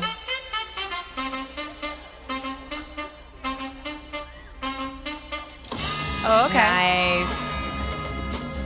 You see them interacting with the crowd, and that's a little bit more difficult than maybe it would seem to interact while you're so focused. Yep. You know, and maybe nervous. Nice. What a cool tumbling pass. Yes. And the Japanese also use the floor in a way that I find other teams haven't quite mastered. That is true. It really is like their playground to play in. Yes. That is really how this feels as a spectator. 45. Very nice. There's that movement again.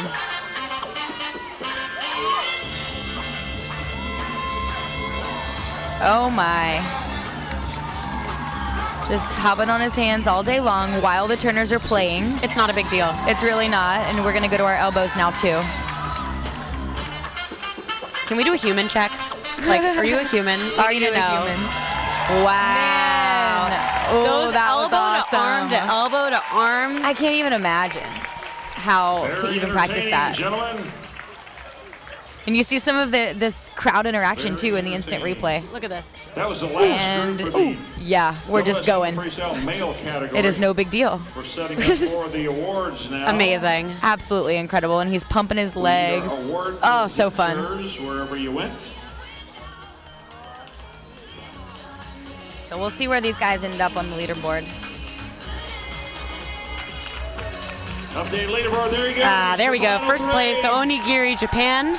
Yeah, Second and place, Hong Kong. Everybody. And third place, Gilda. And we have a pretty commanding lead too by Japan, which I think is deserved. I think it's deserved too. I think the level of content, the Japanese do presentation like it's nobody's business. That's so true. So much fun. I just feel like the way they view the event is different. I think for most jump ropers, we view competition as just that, competition. And I do think that the Japanese look at this as a performance. They really do. And, you know, I think that fun element really shows. And it's genuine. Oh, absolutely. We're having fun because they're having Welcome, fun. gentlemen. Thank you for helping out. Following the awards, we will have the mixed division of double Dutch single freestyle. Rotoma Anna Quito.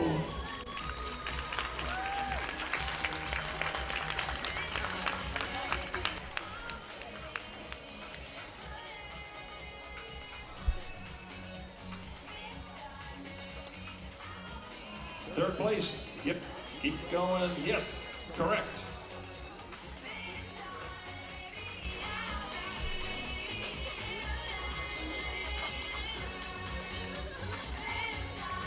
In second place from Hong Kong team, Lokian Weijun and Wei.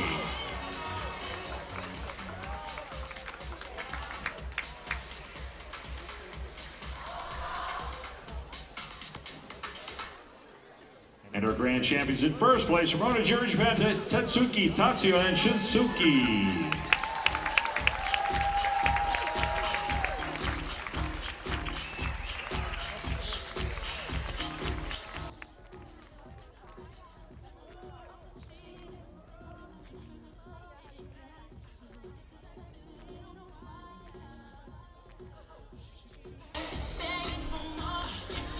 So we'll see all three of these teams getting their much deserved awards, standing up on that podium, and just seeing all of their hard work pay off.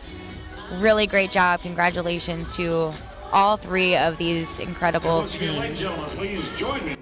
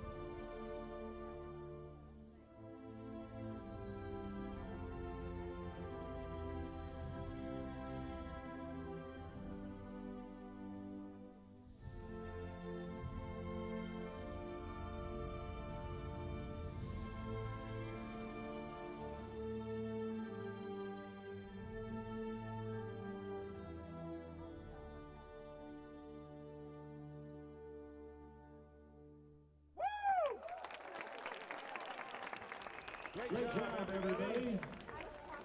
A couple of additional buses that are going to be going to Oslo Very Gardermoen exciting. Airport And you can tomorrow. kind of just feel these guys' excitement and emotion as they listen to their national anthem played and receive this award. Such a great moment. And we are going to be moving into the mixed gender division for the Double Dutch single freestyle event.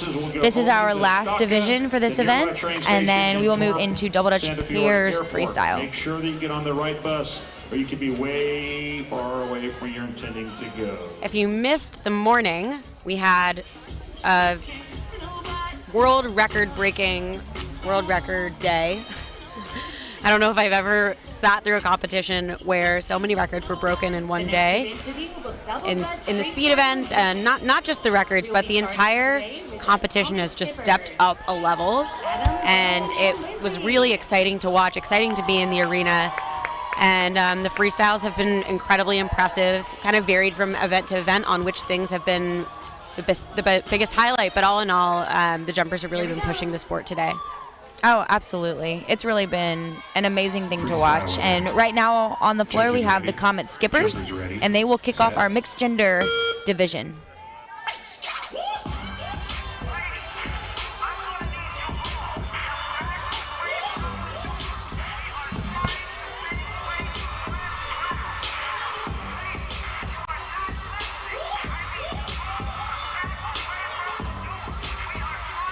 So we've seen a lot of growth in these athletes over the past few years. They've just grown by leaps and bounds, and I think that's a testament to their hard work and to their team around them really pushing them. Nice, 2 6x unders in a row. Yeah, really difficult. You'll notice the turners, when they turn for those big multiples, are almost jumping up and down themselves. Yeah. That's the kind of power it requires. It really does. It requires both power and finesse, which is difficult to balance. And that was a nice helicopter release too, really smooth. Yeah, I'm definitely very impressed with the growth in this group. Nice. It a little bit feels like just yesterday they were tiny little new jumpers. Oh, yeah. 60. Nice save. It really was. You almost didn't even notice. Still might notice. count as a miss, but the point is they didn't let it disrupt the flow of the routine, and that's really what the judges are looking for. Absolutely. Great job, Comet Skippers from the U.S. Good job, Comet Skippers.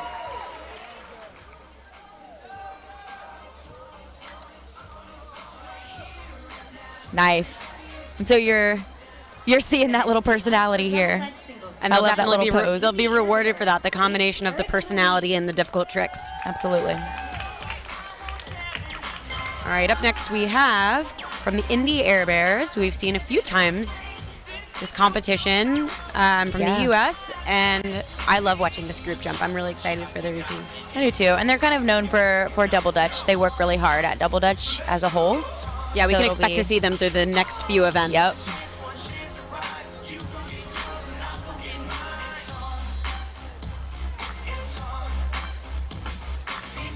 And just a reminder, today you're seeing the best of the best. This is the 2019 World Jump Rope Championship Finals. These athletes have been competing for the past 4 days. This is day number 5, and so they're tired, but this is their best, and this is the best of the best that you are seeing today. So really a treat.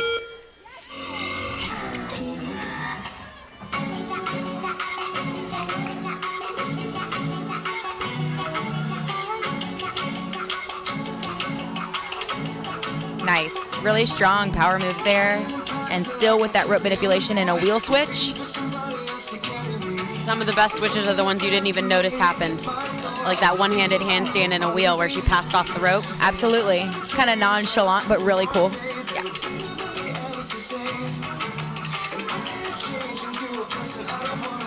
Also, yeah, really cool did switch. they even switch? How did they do that? Right, so smooth.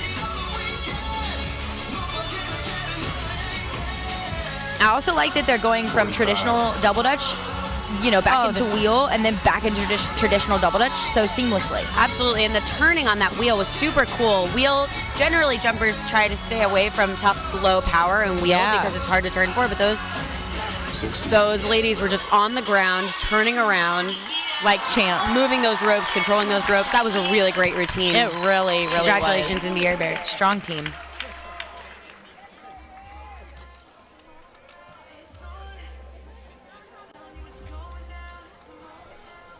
All right, we've seen 2 really great routines so far. If this is how the rest of them are going to go.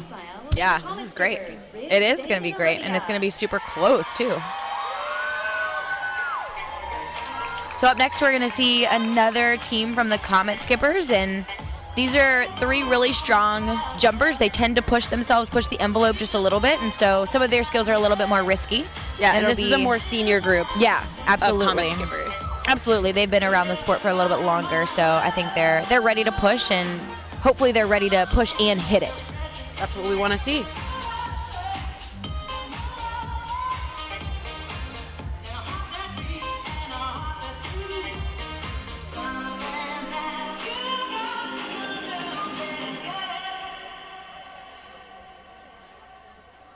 Let's take a look at the leaderboard. All right. Looking good. Wow. So we see now the Indy Air Bears have taken first place by just a little bit over a tenth of a point. Freestyle event. Judges ready, jumpers ready, set.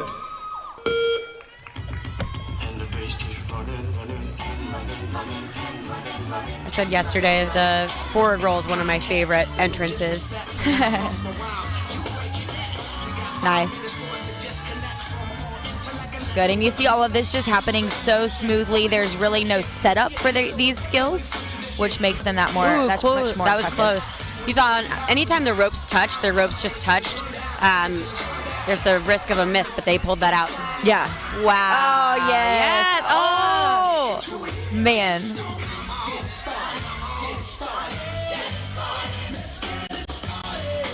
You can see they made a quick modification there to prevent a miss. 45. Nice.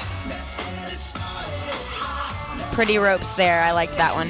Yep, this is so and that's so cool. And Never seen that she before. handed off too. She grabbed those ropes. Again, transition. We should make that a thing. Transitions you didn't know happened. Right.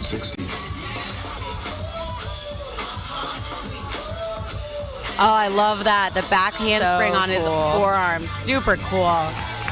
All right, so not totally clean, but a really cool routine, super powerful. Another group where it's been really fun to watch them grow and evolve over the years. Absolutely. And they're just, doing creative things like what you just saw on that replay there. They're just doing creative things all the time and just really pushing us all to be more creative. Let's take another look at the leaderboard. Just a moment, please.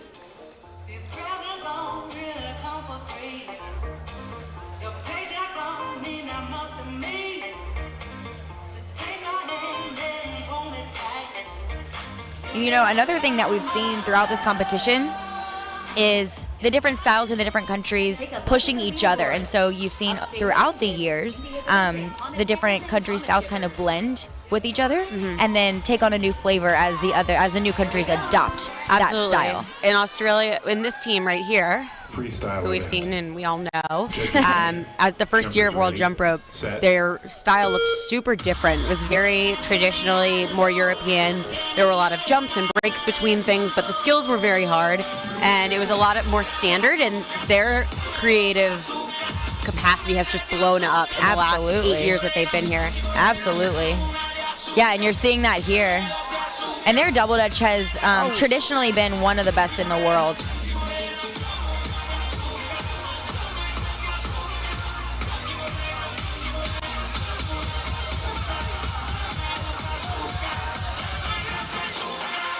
It's so hard to watch Lily because I know she's in pain. I know, it's really hard. If you missed it before, Lily's dealing with some stress fractures, and she's been having an incredible competition nonetheless. Yeah, she's such a trooper, and that's just a testament to the strength of these athletes. But also their commitment to one another. Yeah, absolutely. Absolutely. She's pushing through for her team. This is going really well. I know they had one miss in the beginning, but this is going really well for them.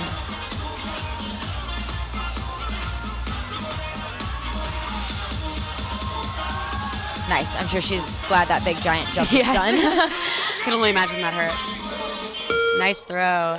And a slight time violation. Yes, but overall, man. A very difficult routine. So impressive. We'll see how the score plays out. It was a very difficult routine. They always have great presentation. A slight mistake and then a time violation, but we'll see how the results come out. It's the house telling you to close your eyes. It's some days I can't even trust myself. It's killing me to see this way. 'Cause all the truth might be this. Shit will carry our bodies safe to shore.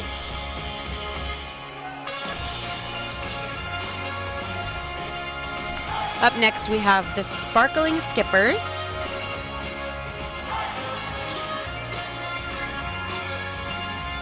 Yeah, and so we've seen this team throughout this competition, and they've been bringing some really great things. Excited to see what these athletes will bring in the double dutch component.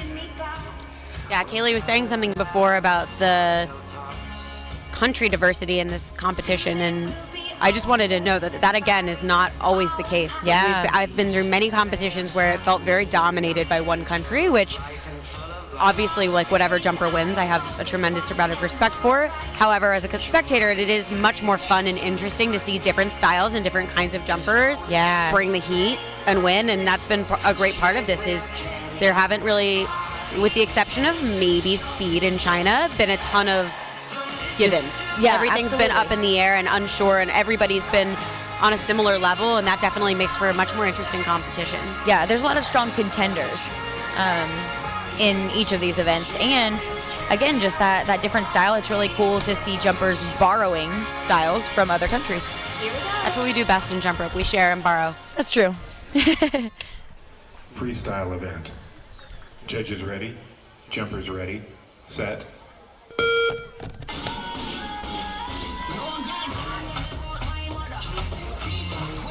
A nice power combination and wheel.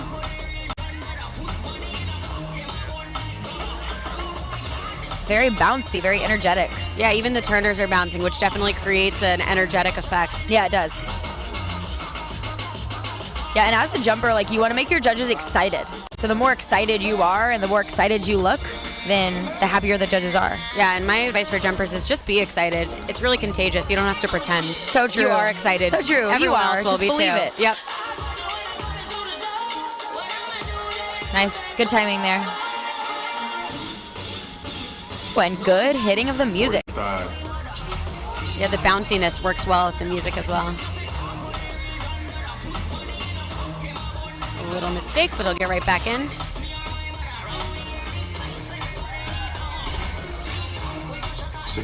Whoa. Nice That turning. was so cool. Whew. Backward double unders behind the back while doing power tricks. Okay. Yeah, incredible. I see you. Okay.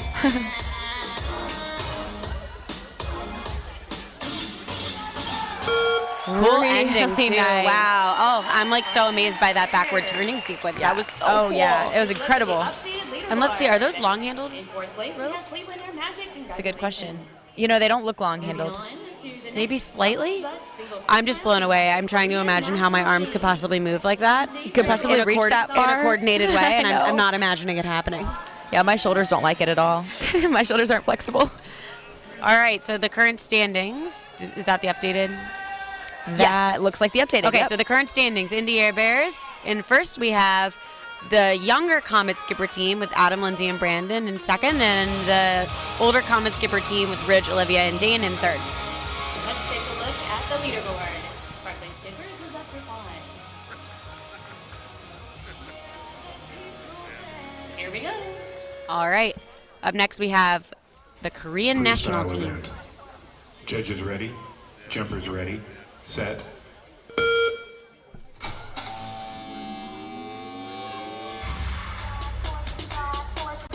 I think I can already tell this is going to be a lot of fun.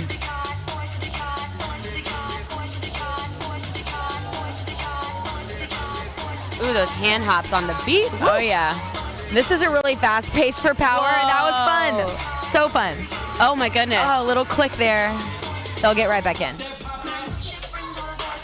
I wish I could fully verbalize how difficult it is to do those tricks in general, but then to do them at that pace. Oh, yeah. It amplifies everything. Wild.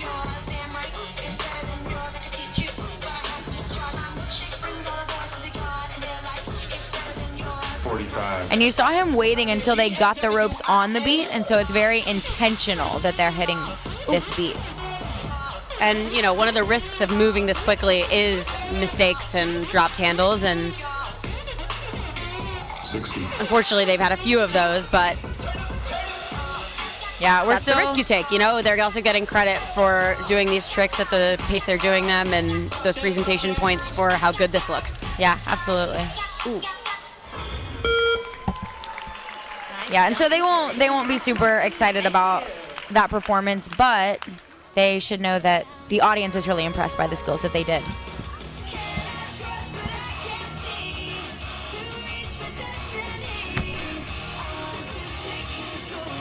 So if you're joining us within the last maybe hour or so, this is the finals day, which means that these athletes had to compete in a preliminary round and from there qualify to make it into this round. So this is the second time they've performed these routines in front of judges. Yeah, and for some athletes, that's a really good thing. You know, you kind of get the nerves out the first time you perform the routine, and then this second time you feel a little bit more comfortable.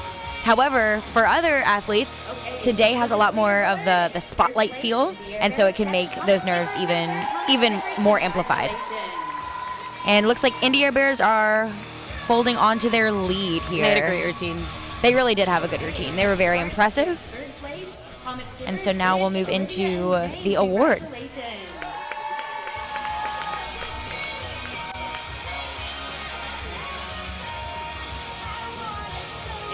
place, we have Comet Skippers Adam, Lindsay, and Brandon.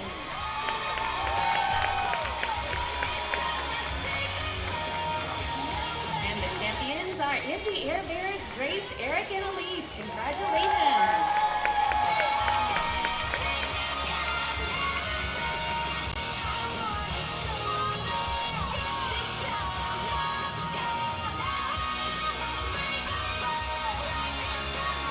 Really strong performances here. Congratulations to these athletes. And we'll see the Indy Air Bears as your new Grand World Champions in the mixed gender double Dutch single freestyle event. So congratulations to these athletes.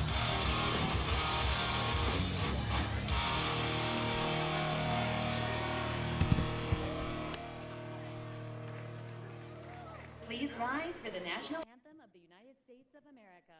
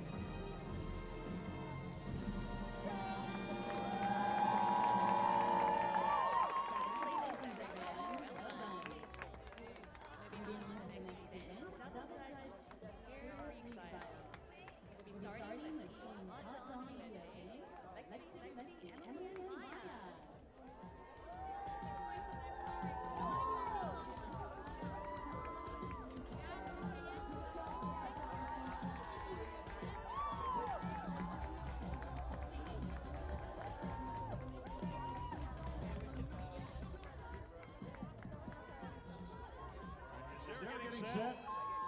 Is there getting set? I have an announcement about an announcement. Who wants to know where the first IJRU World Championship is going to be? 2020. Who wants to know? So we might have an exciting announcement here. Unless Mr. Mike's pulling our leg. They're going to announce it later. I had a feeling they have a whole, because last year they had a whole announcement video prepared. These big screens. So don't go anywhere. Don't go anywhere. All right, so in case you couldn't hear that on the live stream, they're going to announce it later, which we kind of expected because Mr. Mike would never just do it out of the blue. But don't go anywhere because it's going to be announced later today where the next IJRU, or the first IJRU championship will be held. And with that, we're moving into double Dutch pairs freestyle. This is the all-female division, and we have an extremely strong team here out of Hot Dog USA. And Hot Dogs are traditionally known for strong female double Dutches.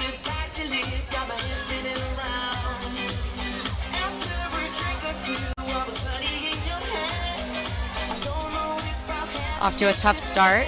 We'll see if they can get back in the flow of the routine.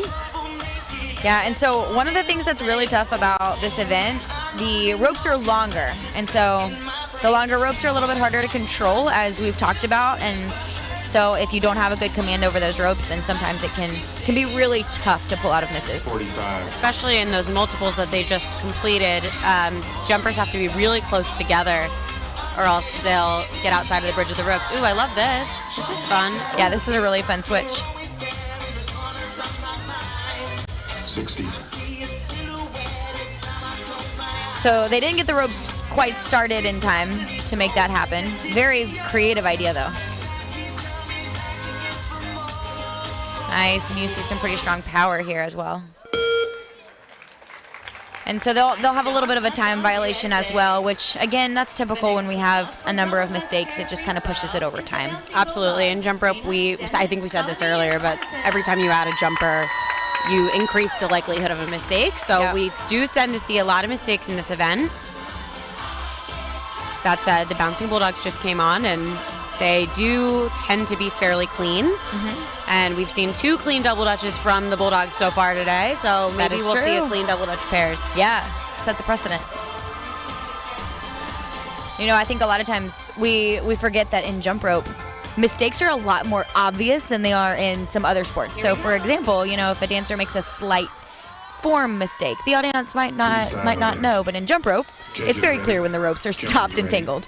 Absolutely, but that's part of why how you recover a mistake is so crucial. Yep. So here we have the Bulldogs. This is Double Dutch Pairs Freestyle in the female division.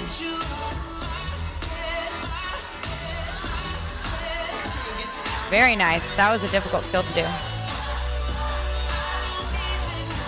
Nice. That's so hard. And that was a variation of a subway, a skill that we talked about a lot yesterday. The inventor of the subway is here in the house.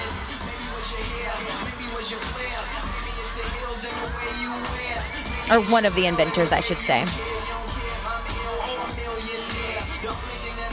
So along with the likelihood of mistakes, this event also increases the opportunity for creativity with 4 jumpers and 2 ropes. Oh, nice. And look at the turning. See how low the turners are to the ground to make sure that the ropes are getting smoothly under the backs, feet, whatever is on the floor of the jumpers. Yeah. And you know, those turners have like a tiny little window of time that they can get those ropes under. Yes, girls. Very cute ending. Yeah, that was a cute ending. There we go. There's the clean routine. Very nice. And they're so excited, as they should be. They should be rejoicing over that. That was a hard routine and a clean routine. Great job, Bulldogs. Yes, they worked very hard for that, you can tell. Countless hours in the gym go into a performance that looks like that. Absolutely, and I think I said this in the prelims, but they also had an injury 2 weeks before, and one of their group members this is my favorite. Joined in a week before. They almost showed their little back bounce to roll. Oh, gotcha. But yeah, Addie joined this group 2 weeks ago. Oh, man. So that's a routine that was designed with someone else who was injured, Elisa, and they added in last minute. Yeah, and that happens in jump rope all the time. It really does, and it's so impressive. It's a testament to how much of a command these athletes have over the sport and over the ropes. Absolutely.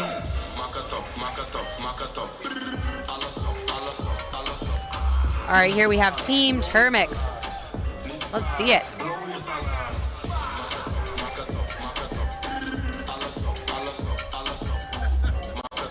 I liked that. So the rope scooped that top jumper just enough to where the bottom jumper did not get hit. Another difficulty of this event is keeping the ropes, keeping charge of the ropes while you're switching. Absolutely. Having one turner and jumper switching places and being able to keep the ropes in control. Nice turner and a split. You'll definitely get a lot of credit for that. Good. And so these interaction skills too in the middle, you get more credit when you can interact on a power skill versus just simply doing it by yourself. Wow. Good turning. Very cool turning skill with double unders. 60. And again with the cool turning. I love these guys. Yeah, man, this is really good. Another clean routine. Oh, that's awesome. tough competition. This is so great. Let's do it. Clean double Dutch pairs. Right. Yeah, we don't see that a whole bunch. I know. So it makes it even better when we do see it. It really does. It's so satisfying to Incredible see that. routine by Team Termix. They've had a really good competition and have been a tough competitor to watch. Oh, yeah. Fierce competitors to watch. Very fierce. Yeah, you can really tell that they take a lot of pride in what they do.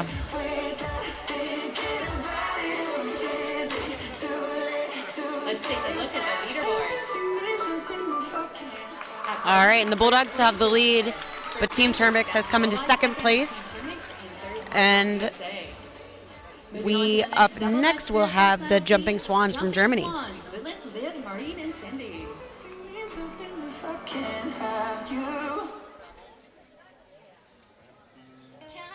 So again, we've seen these girls throughout this competition, and now they are adding a teammate for the Double Dutch Pairs event.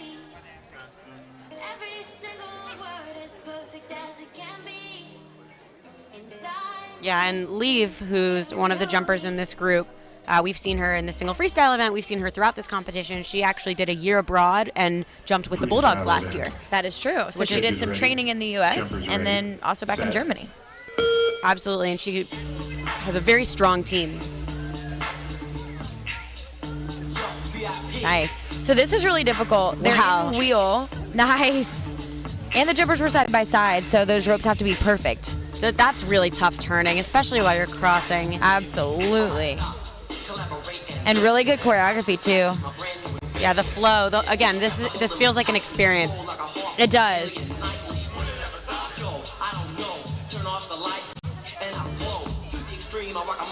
A slight little mistake. Hopefully they can get back in really quickly. And again, turning is so difficult. Yeah. 45.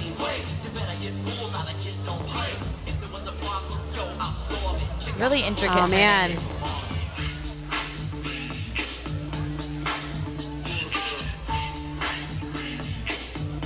60.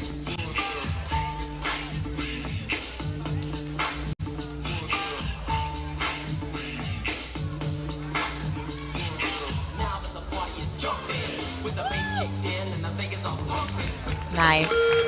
So a good routine by these girls. They had a couple of trouble spots, but they did recover well, and honestly, we did get to see the nice routine that they created. Absolutely, a high level of difficulty and creativity. Unfortunately, a few mistakes might keep them from winning the event.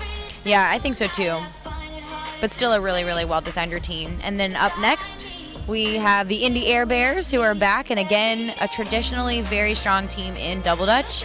And these girls are kind of ones to watch. They're excellent turners, and they just work so well together as a group. Absolutely, they have a strong track record of winning Double Dutch events in the all-female division.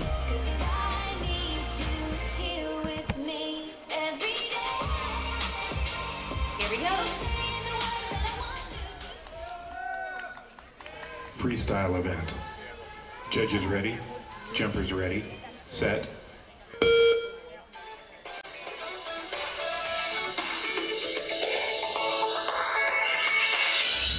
Nice, really strong to start it out.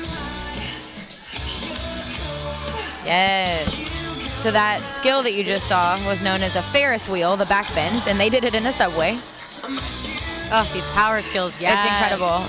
Yeah, these are so difficult. Ooh. That's what we're saying, that when you have two jumpers getting out and switching at the same time, it can be tough because no one has complete control of the ropes. Absolutely. Misses can happen. So those multiples were really tough and really nicely executed. And I like this switch a lot. 45. That was another variation of a subway in that switch. Really good save there.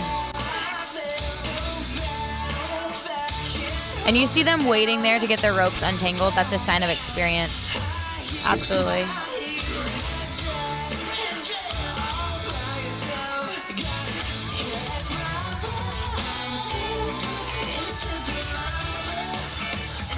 All right, great job, Indy Air Bears from the U.S. Those girls are so good. Air Bears.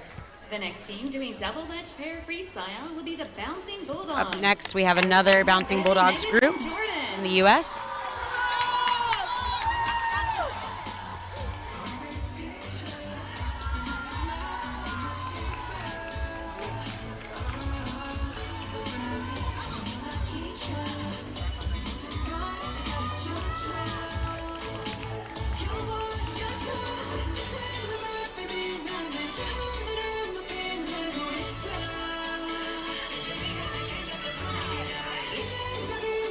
What do you think is going through those girls' heads right now? I don't know. I can't say it for each one, but if it were me, it would be like, let's just get this over with. Let's just do this. Let's just do this. It's time. Yeah. It's time. Or like problem spots of the routine that I was nervous about. Yeah. That's generally like the last thing we say before we go, and was like, okay, make sure you jump high on that. Yeah. Like, Remember this. Yeah, remember this last. Don't forget. Absolutely. Yeah. Absolutely. Here we go. Freestyle event. Judges ready, jumpers ready, set.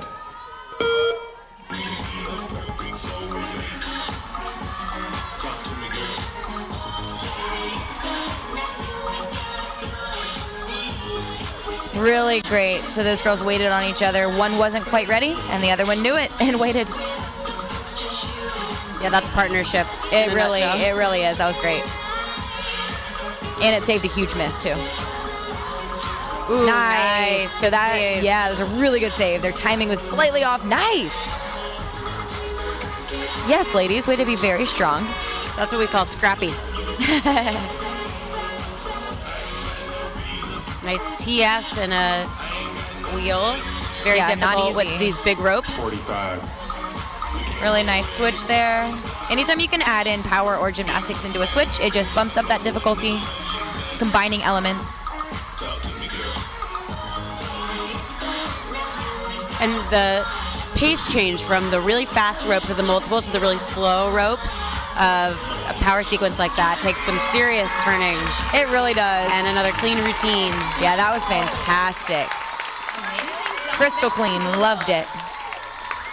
Let's wait a moment for the leaderboard to update, and then we'll do the awards for the double Dutch pair. They had freestyle such over great the power in that routine. Yeah, those girls are strong. Absolutely. Very. Just starting with their opening flip. Yep. Yeah, and you can see how happy they are there.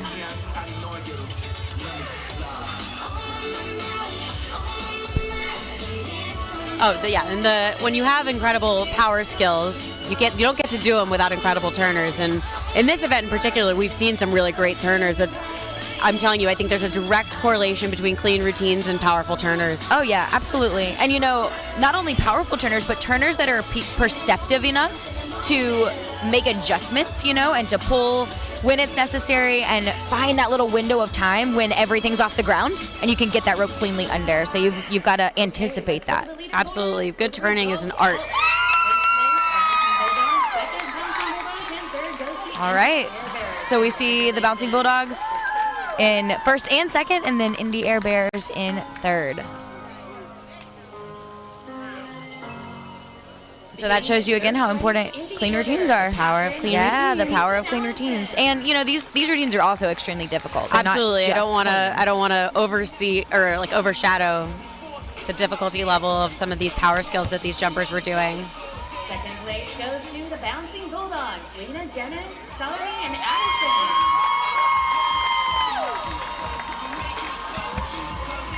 And first place goes to the Bouncing Bulldogs, Alexandra, Bailey.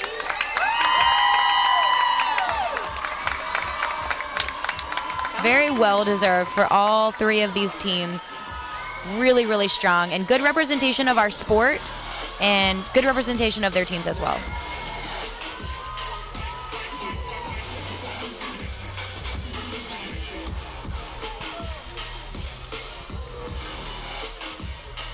Once again, those names should be Alexandra, Bailey, Morgan, and Jordan.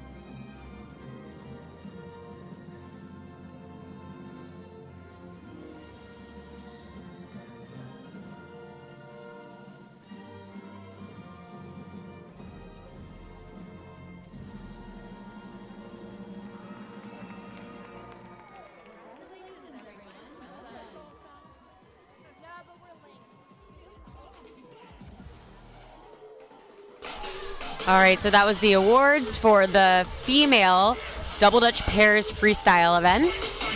Coming next, we have the male division of the Double Dutch Pairs Freestyle event. Is Onigiri Japan. Oh, yay, it's Onigiri Japan. This will be a lot of fun. They're so fun. They are really fun. I love watching these guys.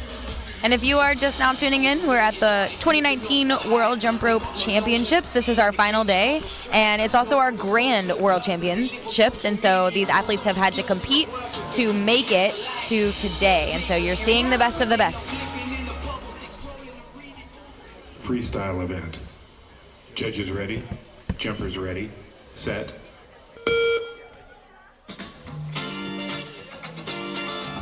Already so much fun.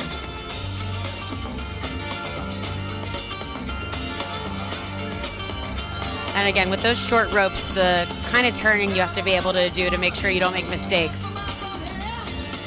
Very precise. Absolutely. And so I learned last night that one of these group members is, I believe he's 68 years old. And so that's incredibly impressive. And he's in the grand finals. Yeah, he's in the grand finals. Like, what a cool person. I want to be friends with him.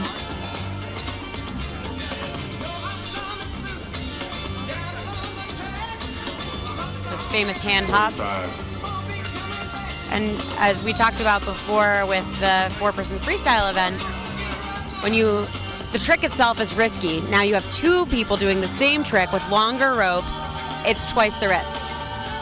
Yeah, absolutely. And now you see 2 people working together to turn the ropes for these incredible hand hops and a pose.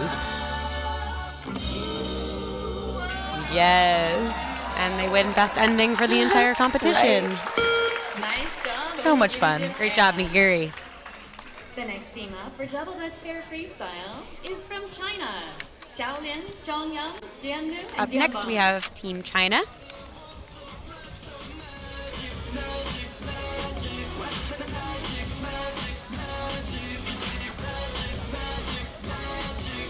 If you see something you like, you should post about it and use the hashtag WJR2019 so the athletes can see what you're saying.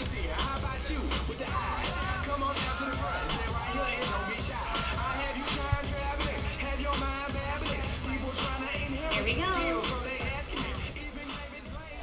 Freestyle event. Judges ready, jumpers ready, set. All right, we're seeing Team China. And again, with the side-by-side power, with the really intricate turning, it's so difficult to do, much more difficult than it looks. It really is. And they're going really fast, so that amplifies things.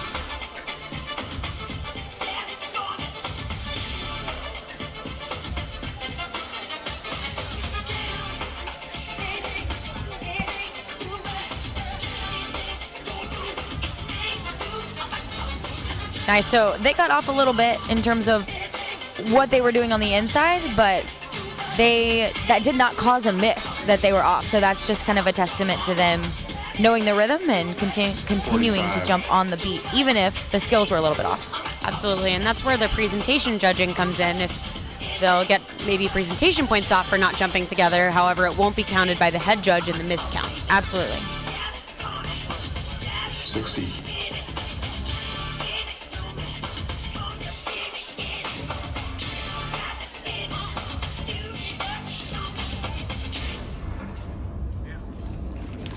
All right, so probably a few more mistakes than I'm sure they would have liked. Yeah, but still some really strong skills in that, especially that beginning piece. Performance, yes, absolutely. All right, up next we have Hot Dog They're USA. going as Hot Dog USA. However, we happen to know this is a mixed team from a couple of different teams. Yeah, absolutely. So we have a young man from Heart and Soul, and then we also have Zach. He is from North Carolina, from Jump Pro. And then we have 2 members of Hot Dog USA. So competing under the name Hot Dog USA, to be clear. Right, so each of these 4 guys has competed in this event in the Grands before. I believe 2 of them have definitely won it. So what you can expect here is big flips, creative, intricate. Yeah, very risky. Risky, exactly. There will be a lot of risky stuff, but these guys are we're on the edge of our seats. Yeah, they're capable of doing it. Here we go. Freestyle event. Judges ready, jumpers ready, set. So a really creative way to start. And again, a very risky way to start, but they pulled it off.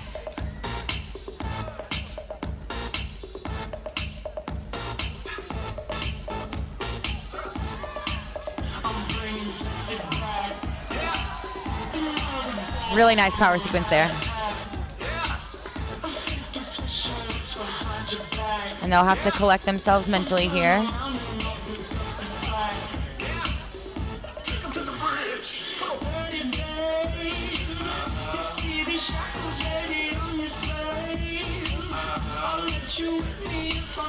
Nice, really nice switch here. 45.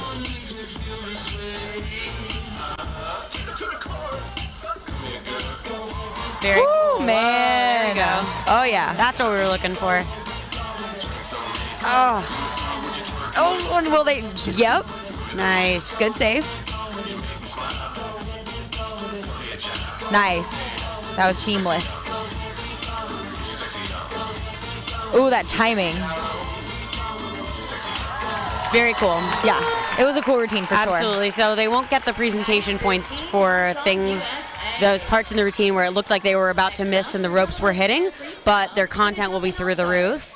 And overall, they Cool delivered. performance. They delivered on the cool skills we were hoping to see from Yeah, them. they absolutely did. And so we'll just have to see how their score reflects that.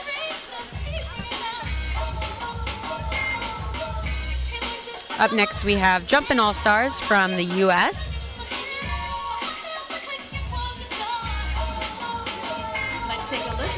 And it's really risky skills that you're seeing here on the replay. Kind of dangerous a little bit, but these guys are well trained and prepared for that. And it looks like they have taken over the first place spot. So we have Hot Dog USA, Japan, and China. These scores are all relatively low for this category, but that's likely attributed to misses, and we'll see if these Judges next ready. couple of groups can Jumpers top ready. them. Set. If I was you,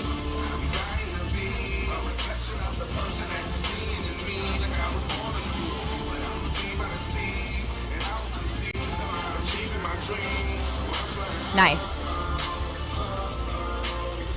Really clean so far, and these jumpers are all extremely capable. Again, from the Jumpin' All-Stars.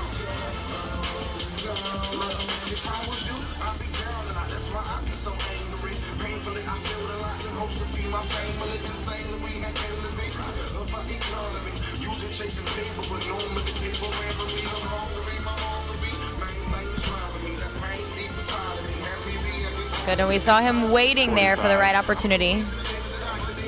Another sign of experience.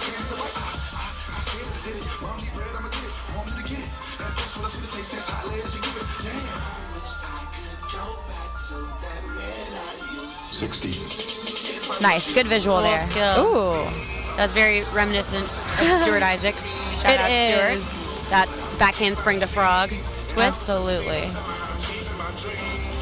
Nice. Wow, a 6. Oh. And a very loving ending. Very loving. I'm All not right. sure that it was planned, but yeah. Loving nonetheless. All right, so that's Jumpin' All-Stars. And it looks like we have just a few more.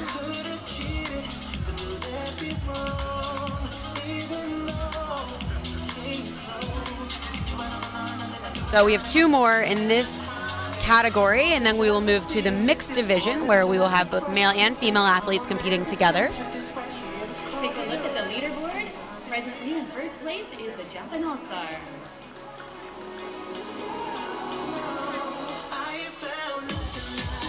So it looks like the Jumpin' All-Stars have taken over first place by Freestyle about event. 0.2 of a point. Judges ready. Jumpers ready.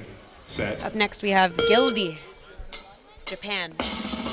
So we've seen these guys before. They're a lot of fun.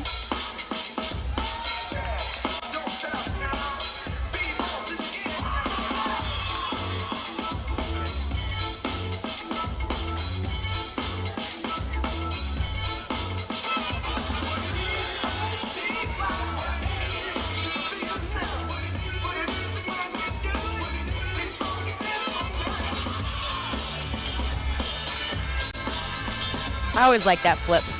So pretty. That's always scary. Erica, have you ever had a rope hit you in the middle of a flip like that? Yeah, it's actually the reason I stopped flipping. Oh, nice. Okay. Got too scared.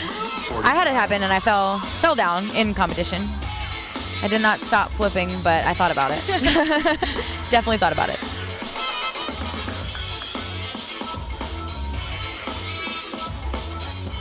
So these guys are having a little bit of a tough time just keeping those ropes going and clean, but and I know for them they jump on the music, so once a mistake is made, there's not only how do we get back in and on, we also have to get back on with the music, which can sometimes prolong getting back into the routine. Absolutely. So obviously we love watching those guys jump, but there were some mistakes and it wasn't their best performance. Yeah, for sure, but still so much fun and so much personality as well. You can tell that even though it didn't go their way, they still love the sport.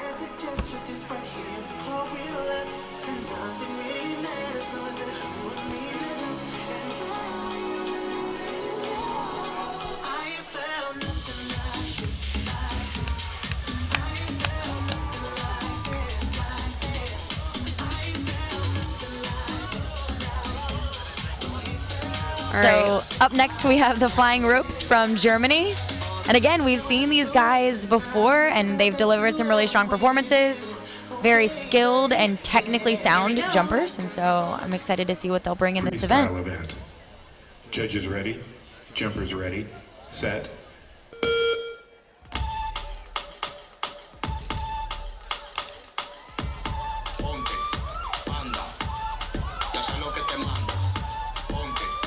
Nice use of the music there.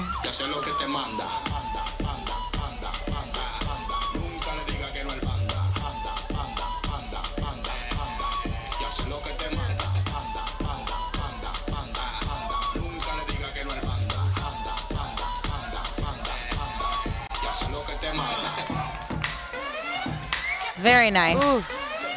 So barely getting off the ground in some of these instances. It really does take some incredible turners. Focused turners, yeah. Oh, and just barely caught that rope there. 45. Nice switch. Very cool switch.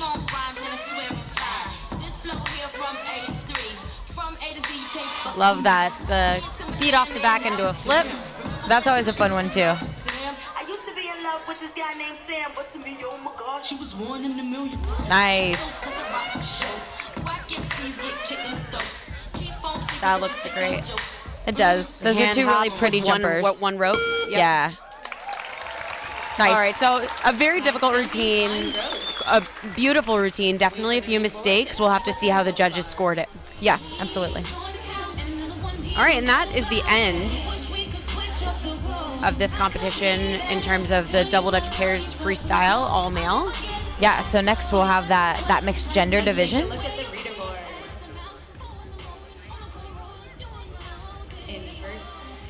In first place, we have Jumpin' All Stars. Second is looking like Hot Dog USA, and third, Get It All. Congratulations. So I'm not sure if that leaderboard has been updated yet. We'll see in just a second. Yeah, we'll just delay 1 second just to make sure.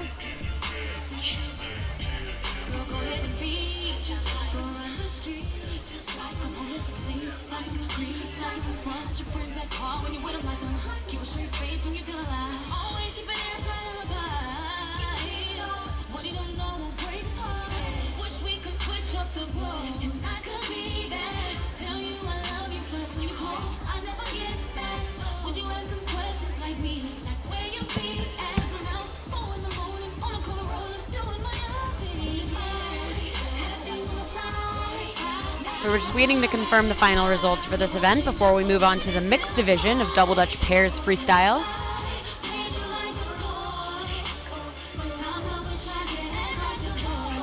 Yeah, and so after our 6 heats of the mixed division, we will be moving into Double Dutch Triad. And so some really exciting things typically happen in that event.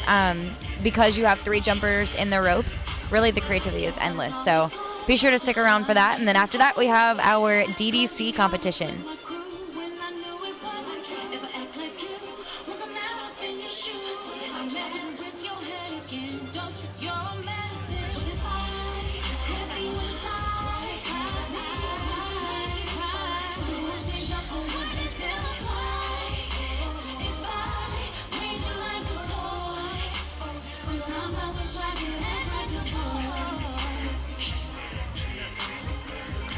Let's take a look at the leaderboard. There we go. First place, the flying ropes from Germany. Fantastic. So we have the flying ropes, followed by Jumping All-Stars and Hot Dog USA, and those guys are so excited down there. First, we'll present the awards for third Well place. deserved, and I'm Oddball excited to see USA, Josh, Zach, that those guys Zach, won. and Maverick. Absolutely. They've been a force in this competition, and really a force in the sport of jump rope for a absolutely. while, you know. Absolutely, it's a treat to have them here. David, Dylan, and Tyler. And first place goes to the Flying Ropes, Eric, Sebastian, Fabian, and Felix. Congratulations. So congratulations to all of these teams. Really pushing the envelope with the power and the creativity. So very, very good job.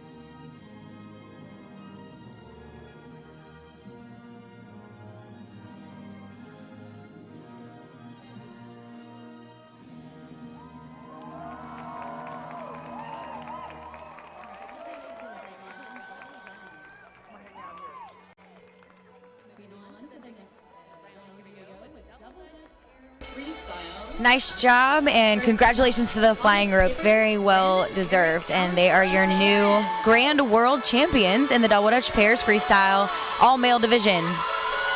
And up next, we are beginning the Mixed Gender Division, and we have the Comet Skippers from the U.S.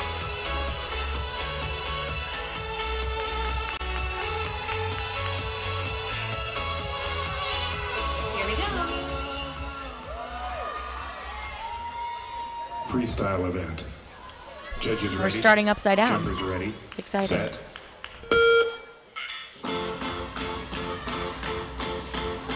Oh, that was very exciting. How cool. Very oh my creative. Goodness. Yeah, I saw it in prelims and had the same experience you did. The same, that's so cool. I really liked that. I must have missed that during the prelims competition. Just goes to show that you should tune in for all of the days. Very complicated multiples. You know, during these multiple sequences, the turners are turning one rope at sometimes, two ropes at other times, and it can get really messy. Really tricky, yeah. And the ropes are moving so fast, there's very little margin for error. Nice. So really good control here.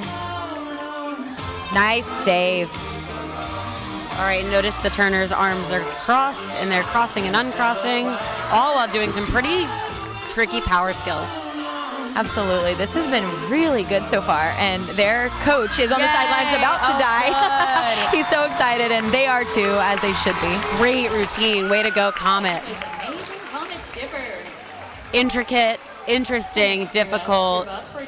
Yeah, that was fantastic. We love it. Yeah, it was. It was It's a really simple clean. equation. That is so true. Not to do, but just to say. No, the simple equation to jump rope success. Right, but to for do me it, to sit up here and say is very simple. Oh, yeah. But To actually for these guys do it to takes do years. it, lots and lots of hard work. All right, well, good job to the Comets. And up next, we have the Carey Super Skippers out of the U.S. Freestyle event. Judges ready, jumpers ready, set.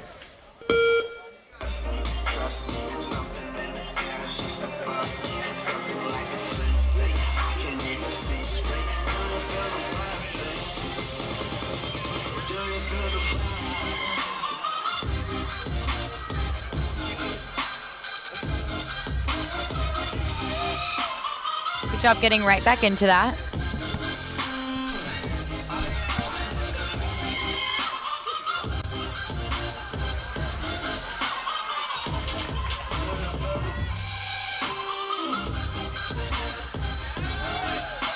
Really nice movement Yeah, like there. a waterfall of aerials. Yeah.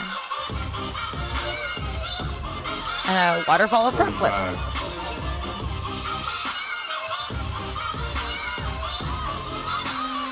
Nice.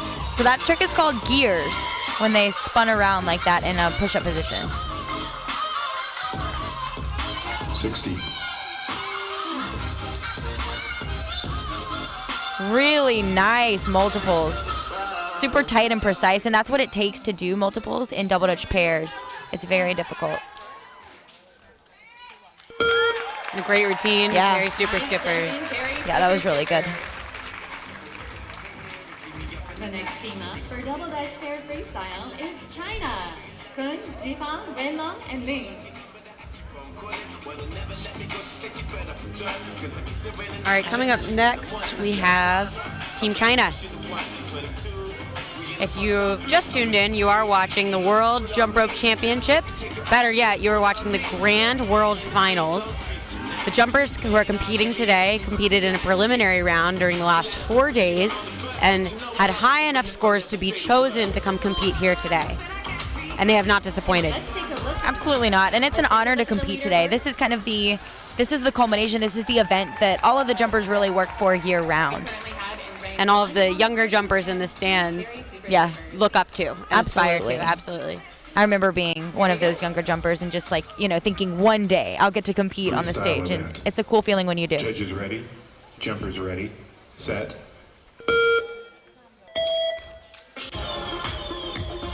Front flip to start off the routine. Nice. And a really fast pace here. Yeah, that's really kind of that's characterized. Wild to me, yeah. Yeah, that's characterized these jumpers. Woo! Man. Some tricky turning with some tricky jumping. Absolutely. And very clean so far, too. And a quick, just something I want to point out, we've seen tons of different styles. Now, the gymnastics in this routine hasn't been it's not very well extended, so those are points that they could be getting in presentation that they're not. And I only point that out as every routine has different strengths, and while they will get presentation points for the speed that they're jumping, they will not get them for that full extension that we've seen in some of the other jumpers. Right, for the technique, exactly. And whereas other jumpers, maybe their creativity is a little bit lower, but they have their full extension, they make up that presentation exactly. There's in that way. So many, it's like a pie. Many places you can get points from, and many things you can do to get points. Yeah, and the more pieces of that pie that you can eat, the better. Yeah. That was a really, really nice routine by Difficult China. and intricate. Absolutely. Great job, Team China. Team up for double Dutch pair freestyle is zero gravity jump rope. Brandon, Miles, Megan, and Cassidy. So we have Zero Gravity coming back up, and we've seen them a lot this competition, particularly in double Dutch. And this team has grown a lot over the past few years, and so to see them on this world stage is really just showing their hard work, and it's really, really impressive.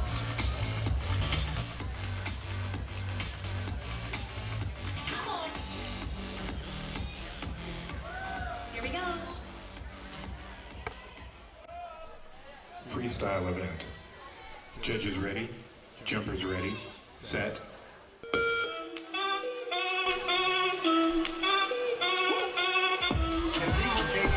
Very nice. Oh, I like that. Yeah, super fun.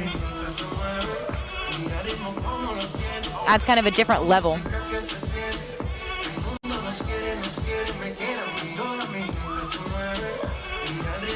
Really nice, very clean form and difficult skills. That Nice. 180 push-up switch. Again, not the fullest extension, but the 180 he did in it will give them some good credit. Absolutely.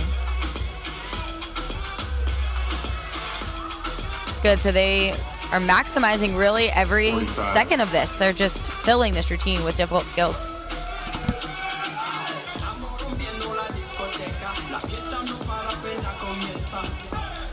Ooh, that is a lot harder than it looks. That little change in rhythm. That was a pretty seamless multiples. It sure was. For a double Dutch pairs routine.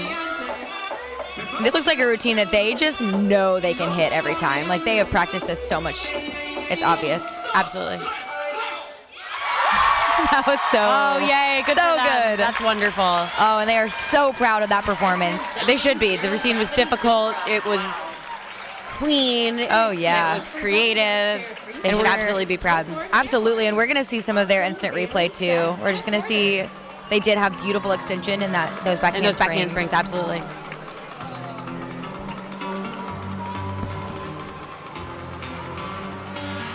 Ooh, this is exciting. Because you know who's next. We have Pro Form we've Airborne. seen them.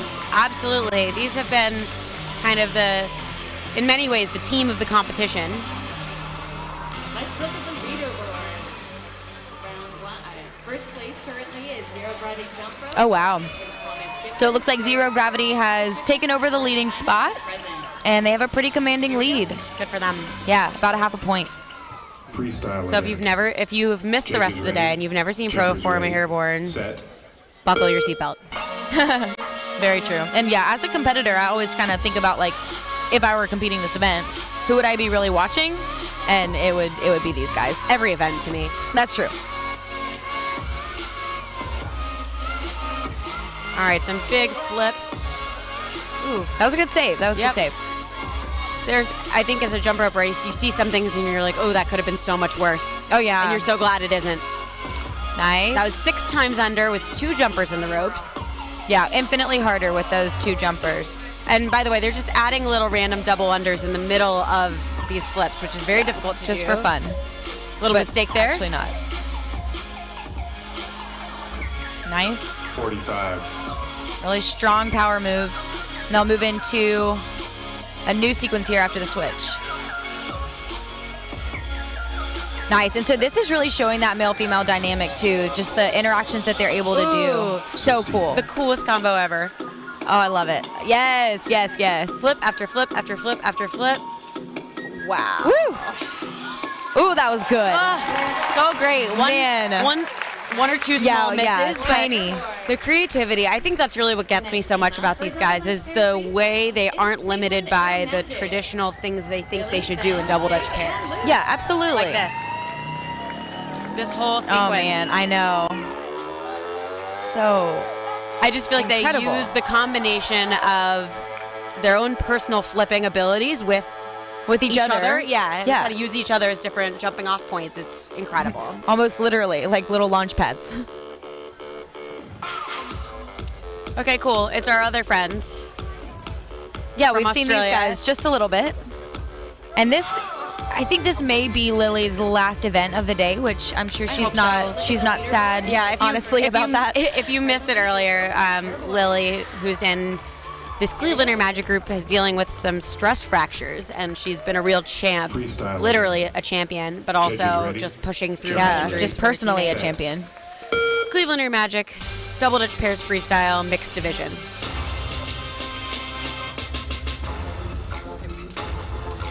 I kind of like seeing them jumping to this more dramatic music as well. It's a little bit different than their traditional music, but I like it.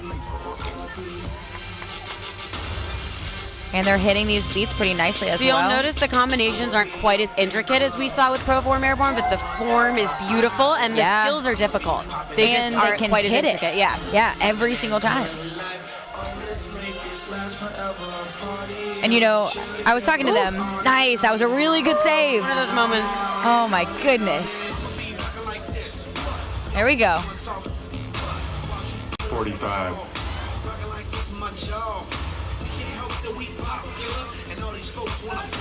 Very nice.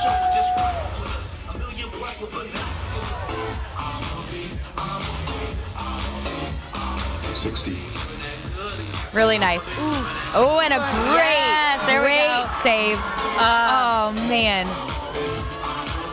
There's nothing like a good save in jump rope. I know. Man, it just gives you chills. Yep. All right, and that was an awesome routine. It really was. That was a good Cleveland finish. Air Magic, absolutely. I mean, difficult, intricate. It's so funny. I'm almost like used to seeing them, so I'm like, I mean, that was good, but like, whoa, let me stop, Seriously. rewind, and reset. Yeah, let's look at this with fresh set of eyes. Yeah, like What I did haven't we been just watching watch? them all day. Yeah. They're incredible. Iconic, and you know, wonderful. Absolutely. And they are wonderful in every single event, which is just, it's so difficult to be good in speed, freestyle, single rope, double dutch. But these guys are, and they are such hard workers. Okay, so we have a really special surprise here in the commentators booth. We have one of the jumpers who won one of the last divisions. Yeah, in double dutch pairs freestyle. So the event that you just watched. Absolutely, and he's a very legendary, iconic member of the sport, someone who has a lot of respect, and we're excited to have him up here. We're going to pass this along to him and Joseph. Yeah, absolutely. In just a moment. Just hang tight. Yeah.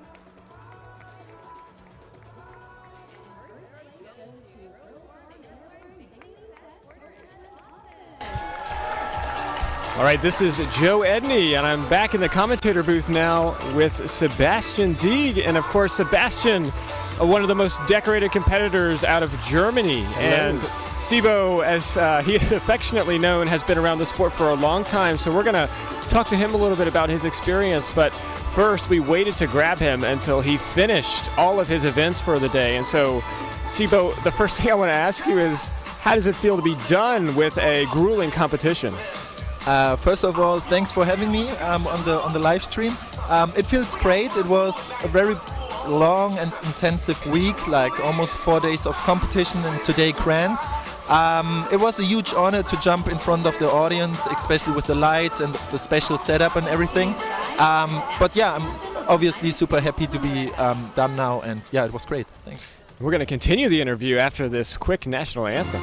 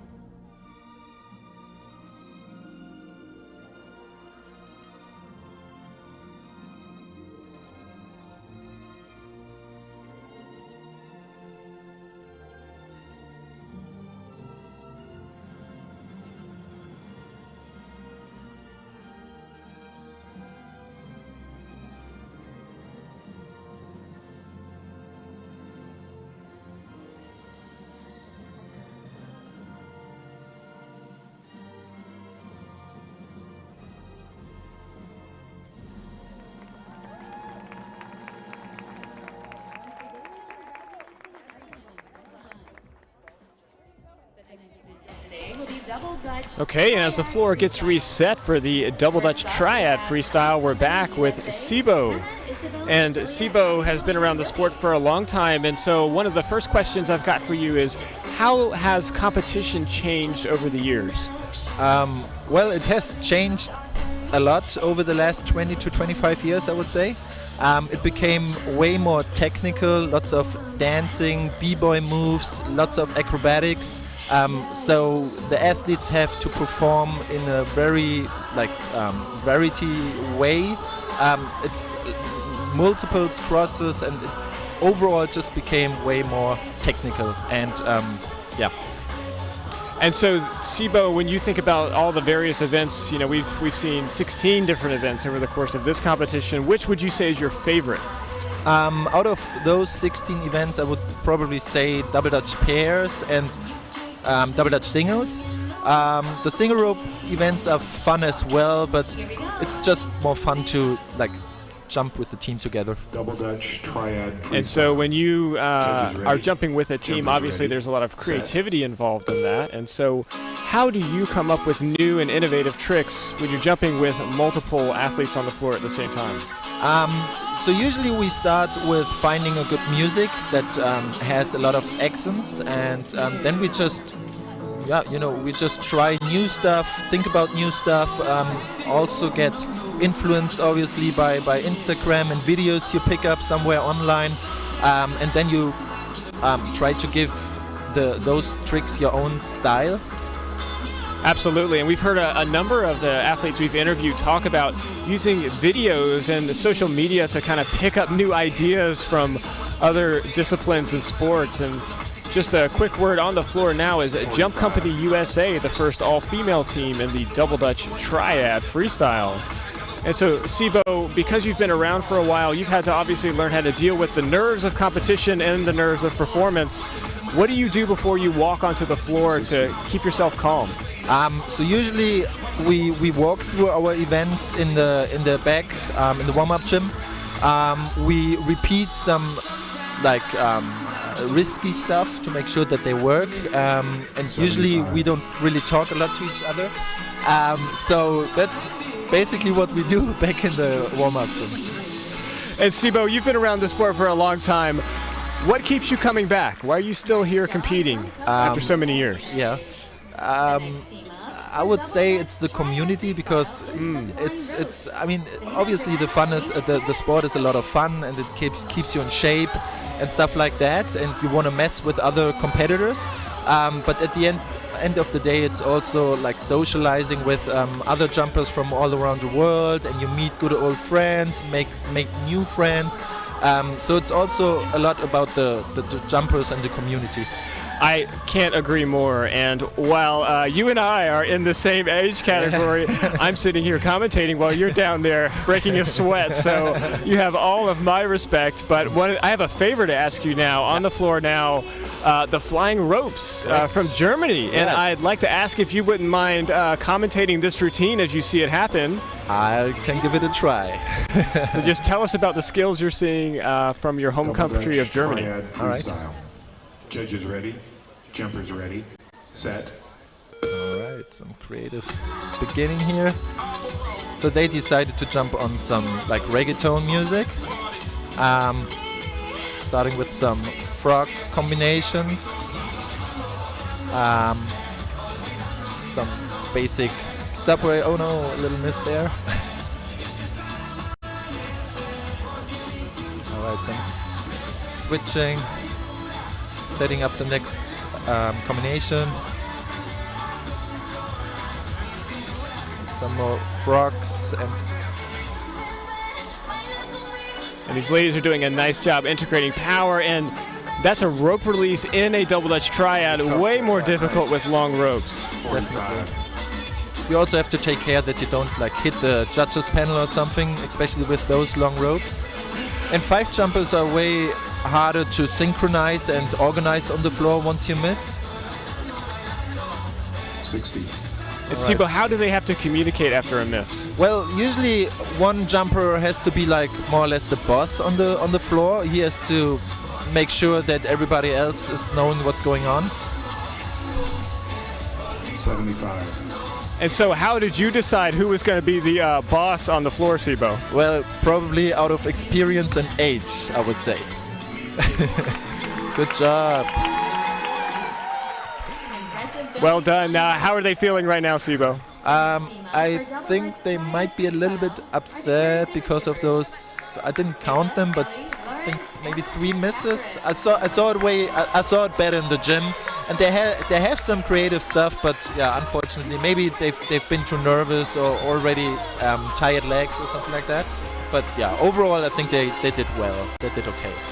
So Sibo, as we wind down here, taking the floor are the Carey Super Skippers for the next of the Double Dutch Triad freestyles.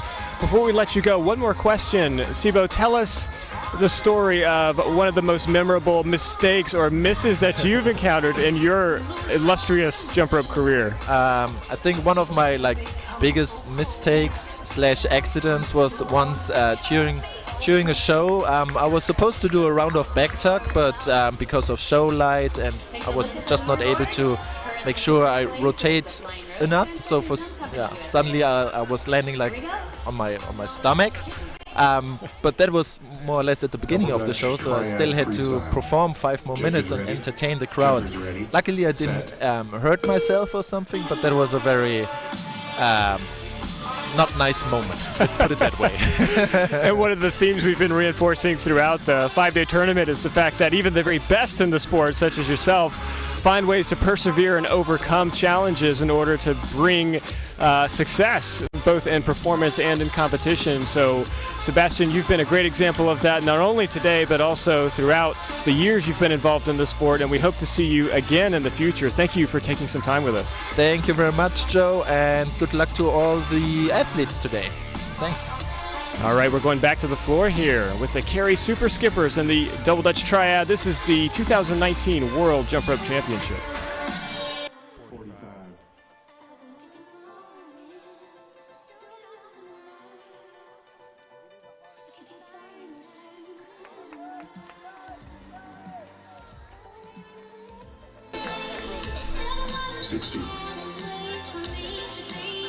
Again, Double Dutch Triad adds a new element because you have an extra jumper inside the rope, and so power maneuvers can be performed using different skill sets. And this team made a decision here at the end just to go ahead and wrap up their routine, which sometimes happens when mistakes are made close to that last time call. On the replay, again, seeing some nice interaction skills that can only be performed when you have 3 jumpers inside the ropes. Coming up next, the Bouncing Bulldogs on the floor from the USA. This is the all-female division of the Double Dutch Triad. Coming up after this, we're going to move straight into the DDC, Double Dutch Contest. Double Dutch Contest is going to feature not only a 30-second Double Dutch Speed Sprint, which is the fastest athletic event in the sport of jump rope, but it will also feature the DDC Freestyle event, and that you don't want to miss. On the floor now, the Bouncing Bulldogs. Double Dutch Triad Freestyle.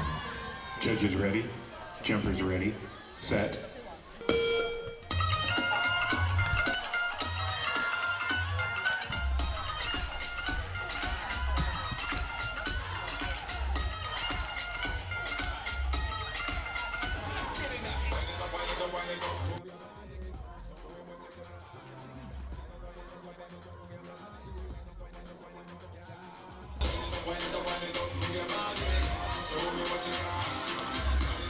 Again, integrating these kinds of switches and wheel components to the Double Dutch Triad is even more difficult because the ropes are longer, and this team pulling it off here with grace.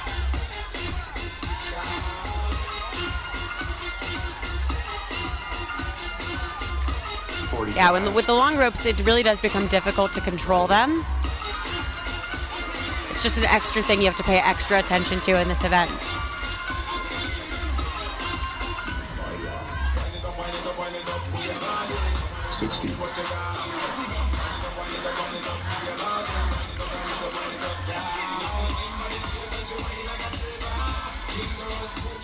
Again, something to watch in the Double Dutch Triad are the power skills, like what's being performed now. So that was some stacks. The other thing to look out for are the transitions, because they are harder with extra long ropes at play. Absolutely. So there, we've given the names. We're going to be mentioning some new tricks in this event because this event was originally created out of big performance piece called Big Double Dutch, is what we call it in the jump rope world, where we have massive ropes and up to 7 or 8 people in the ropes at once doing some pretty big and intricate flips. We put this event in World Jump Rope because we wanted to inspire jumpers to start thinking creatively with big ropes and multiple jumpers in the ropes. And inside of those big double dutches, there's a whole nother set of tricks like stacks, which we just saw, where there's a jumper doing a push-up and then another jumper behind them with their feet on the other jumper's back. And these tricks are usually named Double just Dutch based on what they look triad like. freestyle. That's right. Judges ready, jumpers ready, set. So the Carry Super Skippers on the floor now from the USA.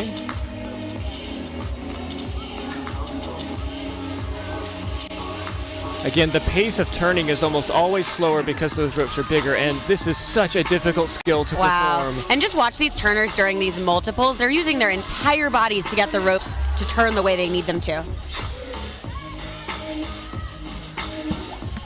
Turning is such an important part of this event.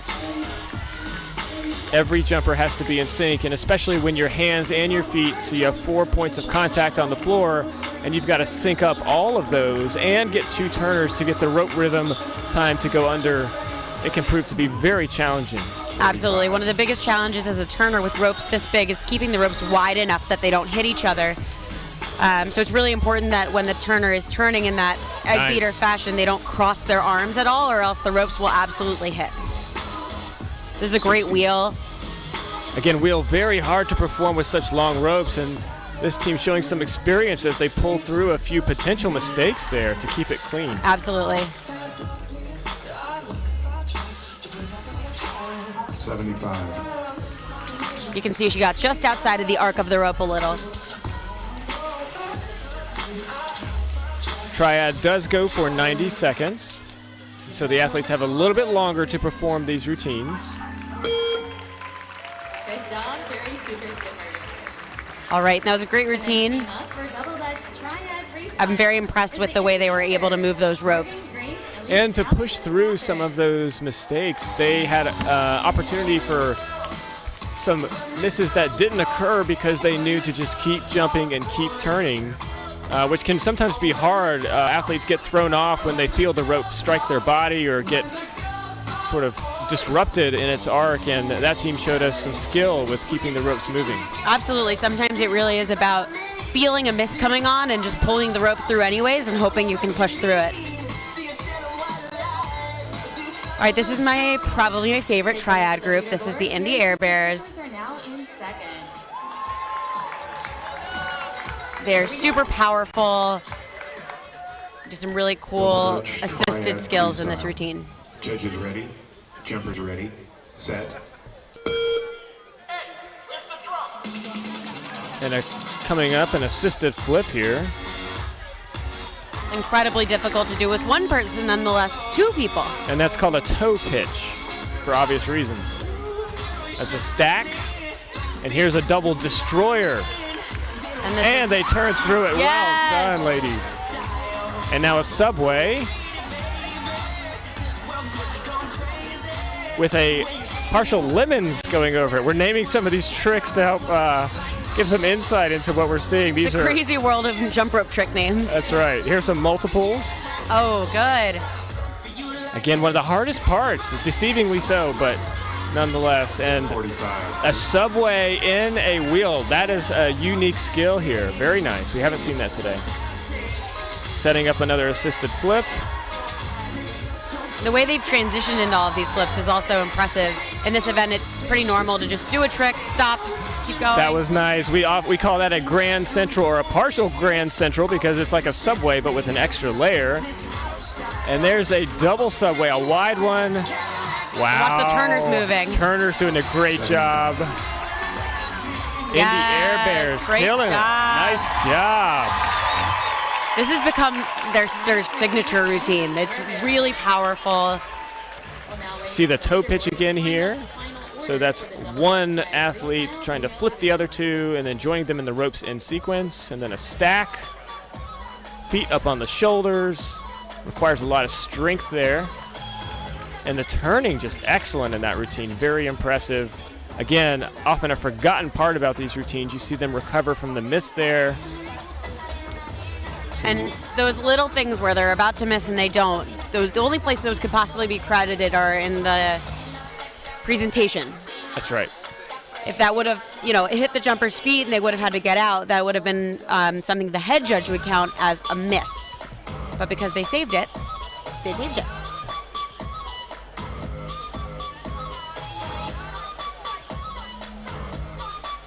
If you're just joining us, this is the 2019 World Jump Rope Championship. Over the last 5 days, and this is the 5th day, I should say, we've had nearly 1,000 competitors from 26 different countries competing in 16 events. And today is the Grand World Finals, where the qualifiers from the preliminary rounds are all once again competing and showing us what they can do. And speaking of showing us what they can do, the Indy Air Bears just pulled off a clean double Dutch triad routine with excellent power, excellent manipulation, and they've been rewarded for it with the first place position. Congratulations. Very well deserved by the Indy Air Bears. So we'll do a brief award ceremony to honor these athletes, and after that we'll be moving into the all-male category of the same event.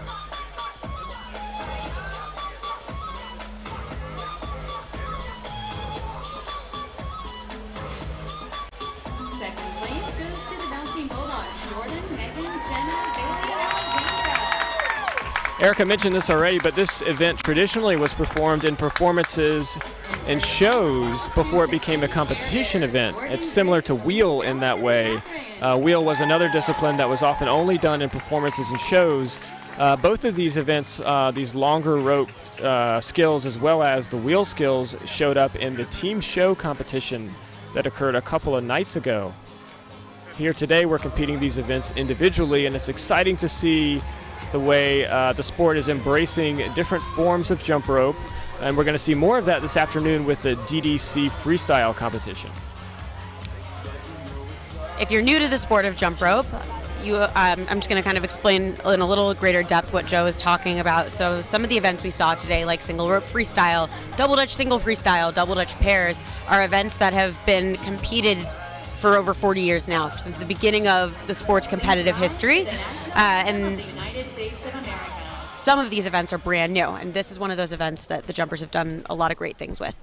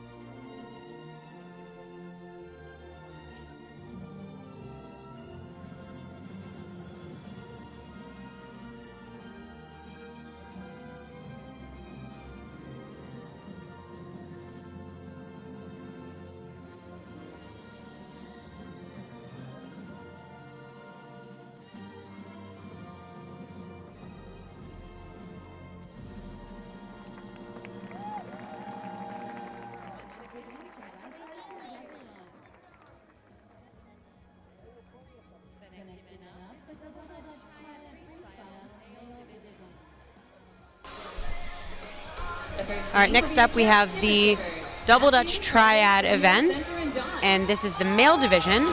So again, we have 5 jumpers, or 5 athletes in the event, 2 ropes. And Erica, what kinds of differences do you expect to see in the all-male division? I would say probably a little bit more power and flips. Not to say that the female division didn't have that, because I really do think that the female division was very powerful this year. I do think with the males, you'll see a lot of flips, big tricks.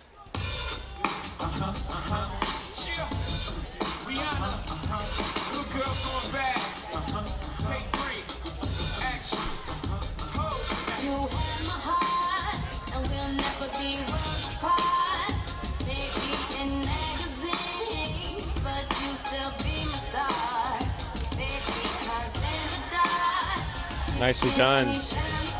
And once again, these are long ropes, so they're going to turn a little slower, and the jumpers have to adjust their pace to match that.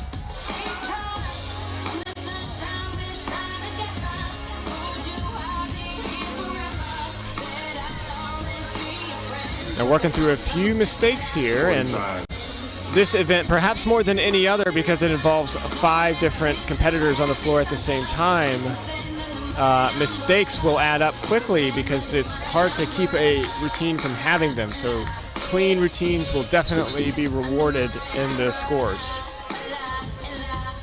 Yeah, this team just had a little difficulty with turning in the beginning that caused that first miss.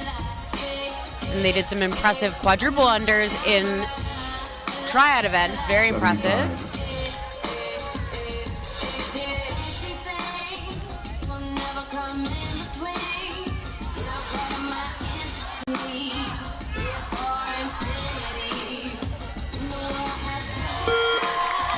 And a creative ending there on the floor, seated. That was the Carry Super Skippers. And again, as Erica mentioned, we'll see probably more males performing power style skills. I don't know, I want to hear what you think about this. I also, just based on the competition we've seen today and my experience in jump rope, would say that we likely will see less clean routines by males. Typically, I find that the females tend to be, first of all, like a little more focused on the turning. I think that males with really big tricks sometimes get really wrapped up in the tricks and forget to focus on the turning. But that's also just because in the last few events, that's the kind of the trend we've seen. We've seen clean female routines, and we haven't seen a ton of clean male routines. And I think that's also the other side of the big flips is you're taking more of a risk, and you're more likely to make a mistake. On the floor now, Onigiri from Japan. And Erica, I do think that you tend to see the males taking a little more risk on some of those high-flying skills. There's almost a pressure to show something new and more powerful than previous, a bigger flip, a bigger turn, a bigger interaction skill. Yep. And sometimes that means we see fewer clean routines. I agree. Japan, always an entertaining team, and we'll see this team again during the DDC competition later today, but they are trying their hand at the double Dutch triad routine for now. And depending on who's jumping this event, those two events can look very similar, the DDC and the triad. Absolutely. Japan doing a good job using the music as we've come to expect from them. The more senior competitor there doing a back roll and now a speed step. And every single bounce in this routine is counted right on the music. Always impressive to see some hand hops there. One-armed frogs or donkey kicks. And then we kip backs. I love watching the Japanese because some of the skills I'm like, well, I don't know what that's called, but but I like it. I like it, but I don't know what it's called. 75. Ooh. On his hands, going full 180 turn. You can see he's got covers on his elbows because he knows those are going to get sore over a 5-day competition. Nice job by Japan. Nice job, Onigiri Japan. Impressive routine. Results on the leaderboard in just a moment, please. Seeing the hand hops once again, and such strength and balance required to pull that off, not to mention having ropes turn under it. And you can see how he got his arms and hands off the ground just enough for the ropes to pass under it. I was thinking to myself yesterday during the DDC event, I saw a Japanese jumper wearing a hat, and I said, that means he's going to spin on his head. you know when you see them wearing either like an arm sleeve or a hat, it's going to be somehow used to do some sort of crazy spin. And did they? They did. I was right. Very good. I've seen enough DDC that I'm starting to pick up the clues. You know what to look for. And Onigiri from Japan is in the leaderboard in the #1 spot after 2 routines. There will be 6 that we'll see here. So 4 to come in the all-male division, and then we'll move into the mixed gender before transitioning over to DDC. We have Matthew, Carter, Samuel, Spencer, and John.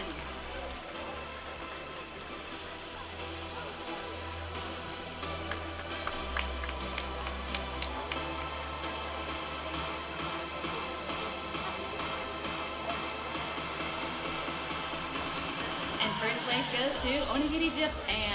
Susumu, Taku, Taisuke, And a correction to that, we only had 2 all-male teams competing in this event, and so Onigiri Japan will take first place, and Carey Super Skippers will take second place. And most of the DD Double Dutch Triad routines are going to be mixed gender. Most of the entries were, so they had both males and females. And so in this case, because we only had 2 groups, we're only going to award 2 places. So congratulations to Onigiri Japan on a top finish, and they're in their yellow jumpsuits. This also means we have a 67-year-old grand world champion on our hands. Stand for the national anthem of Japan.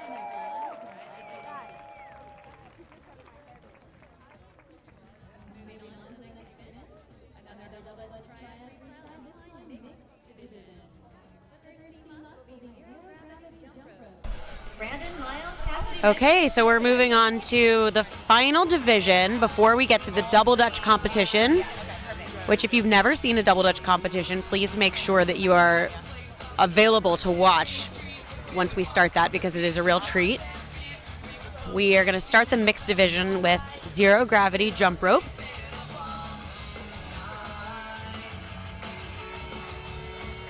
Here we go. Double Dutch Triad Freestyle.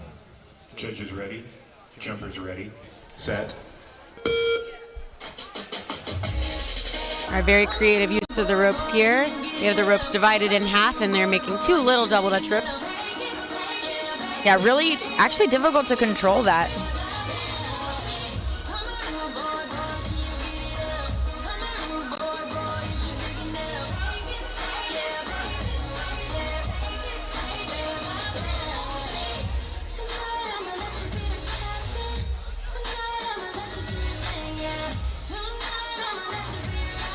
Nice, they're keeping those ropes really tight, mostly so that they can control the big, long ropes.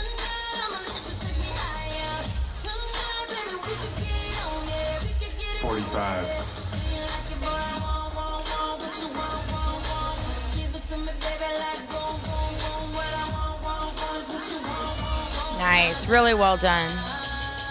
Ooh. 60. Oh, that was a really nice sequence.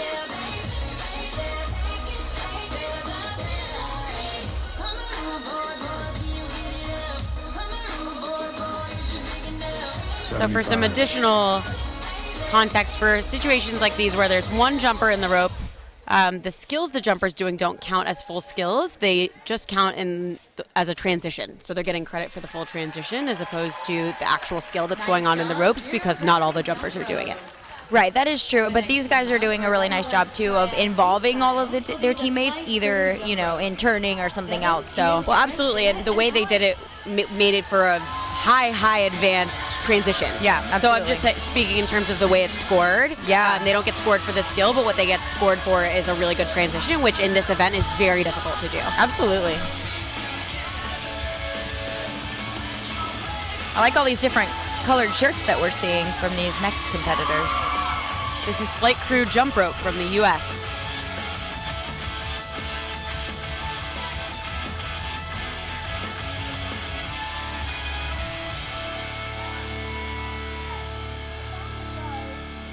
Here we go. Double Dutch Triad Freestyle. Judges ready, jumpers ready, set.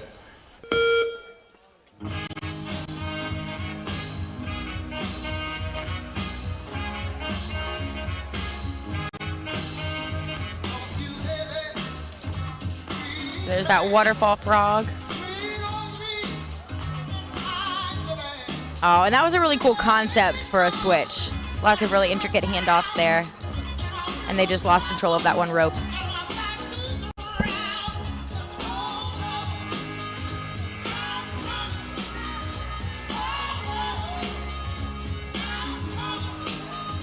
Setting up for a toe pitch. Nice. And those are the types of things that you can really only do in this event because those are the big skills that take more than 2 people. Nice.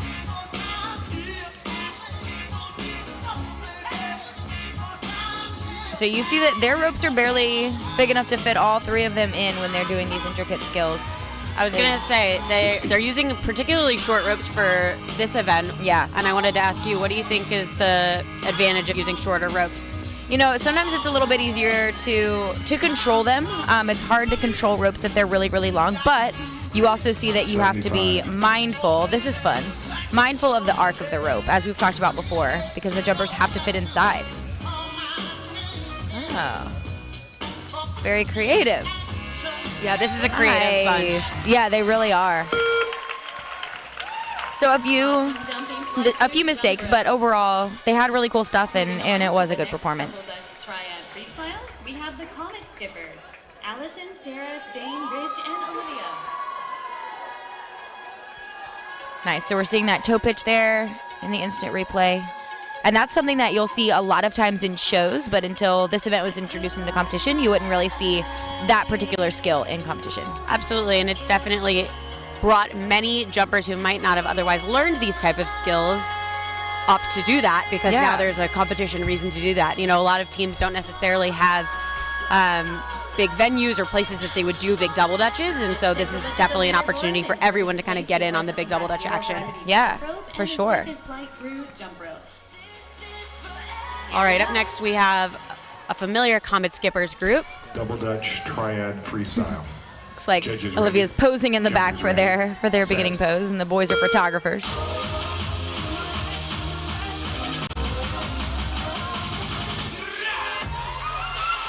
Nice strong entry. Nice. So landing that flip in a split can be pretty risky, but they pulled it off really nicely. And again, you notice the silent communication when it looks like something might go wrong. Ooh, really, really beautiful. cool switch. Well, that could have been worse than it was. Yes.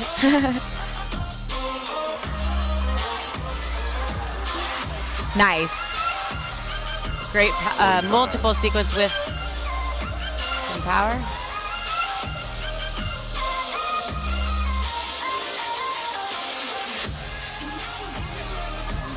Good, so it looks like they'll start their multiples here. These are really difficult multiples for these ropes. Yeah, these ropes are really big, and so any multiples are kind of hard, but anything really over a quad is extremely difficult and very rare here. 75. Nice, really good extension on that split too. Beautiful. All right, impressive routine from the Comet Skippers.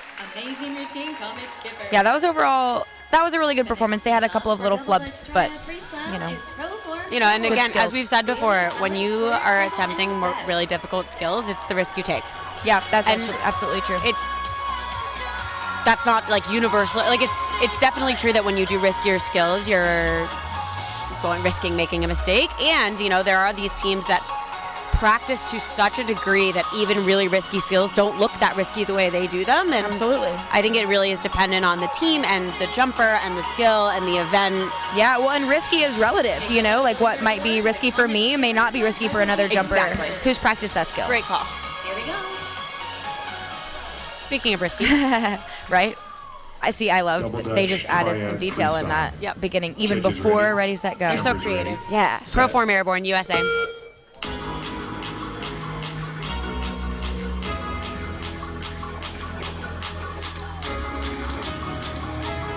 Nice, getting some multiples out of the way in the beginning. Ooh, nice. And again, we see that male-female dynamic where the guy in the middle is really able to flip both females at the same time. Really impressive. Watch this. Yes. Yes, very cool. So cool. So that's a variation of a skill from one of their much older teammates, Jeremy Lindstrom, if I'm not mistaken.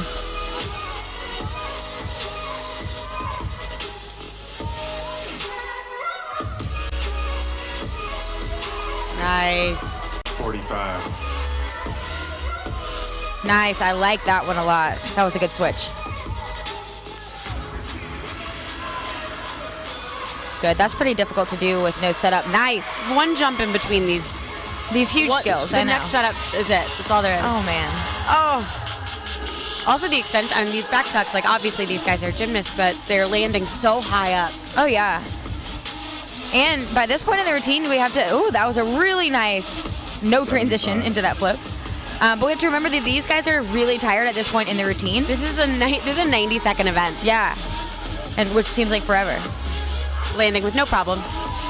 Nice. Great job. That was really strong. Really strong. And a great way to end the day for them. Oh my goodness. Seriously. For double Dutch triad freestyle is the Bouncing Bulldogs. Ariana, Caleb, Yeah, really nice entry there on that replay. All right, so we have, what is it, 2 more groups.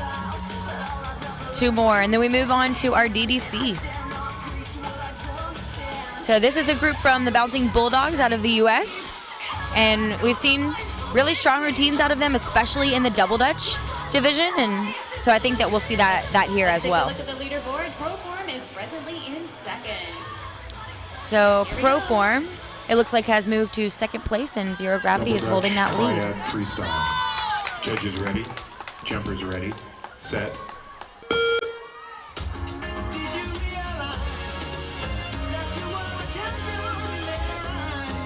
Yes, I did. So I packed it up and brought it back to the crib. Just a little something, show you how we live. Everybody want it, but it ain't that serious. That's that. So if we gon' do it just like this. Nice. And so these jumpers are pretty young to be controlling these really big ropes. Yeah, if I'm not mistaken, they're 14 and under. Yeah, it's unbelievable. And they're controlling these ropes, and they're performing with the pressure of this big stage. So it's so impressive, and they're just such professional little athletes.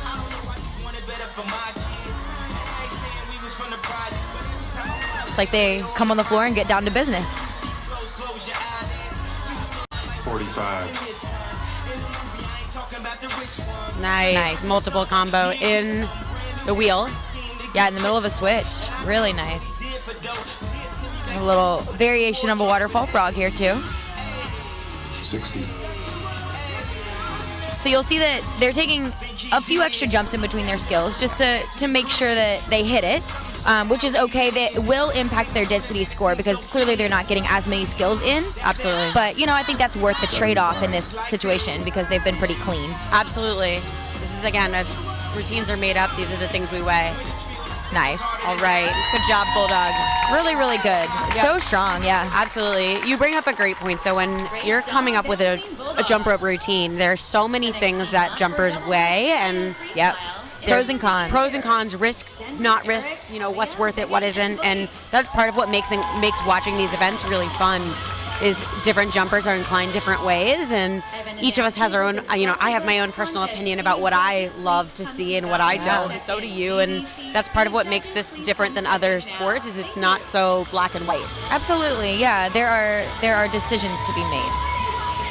And sometimes as you get to know the athletes just through watching them year after year, you can start to predict those decisions, and sometimes they surprise you, but other times, right on with your predictions. Absolutely. Let's take a look All right, so presently fourth place. we are now in the final heat of Double Dutch Triad, which is the final event before DDC, which I want to say is my favorite, but I've used that word a lot today, so I'm just not going to say anything. You just really enjoy it. I just love it.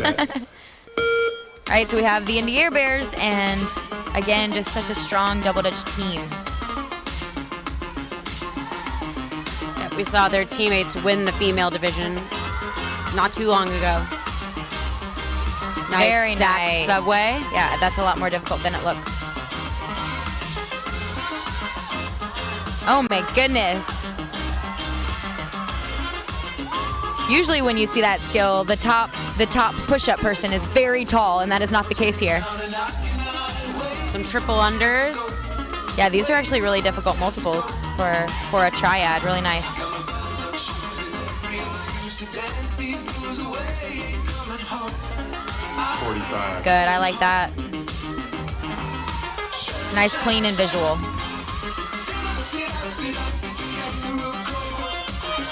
Oh, what a great save. So that'll just count as like a little minor miss, but it won't be that full major miss deduction. Absolutely. Really nice sequence.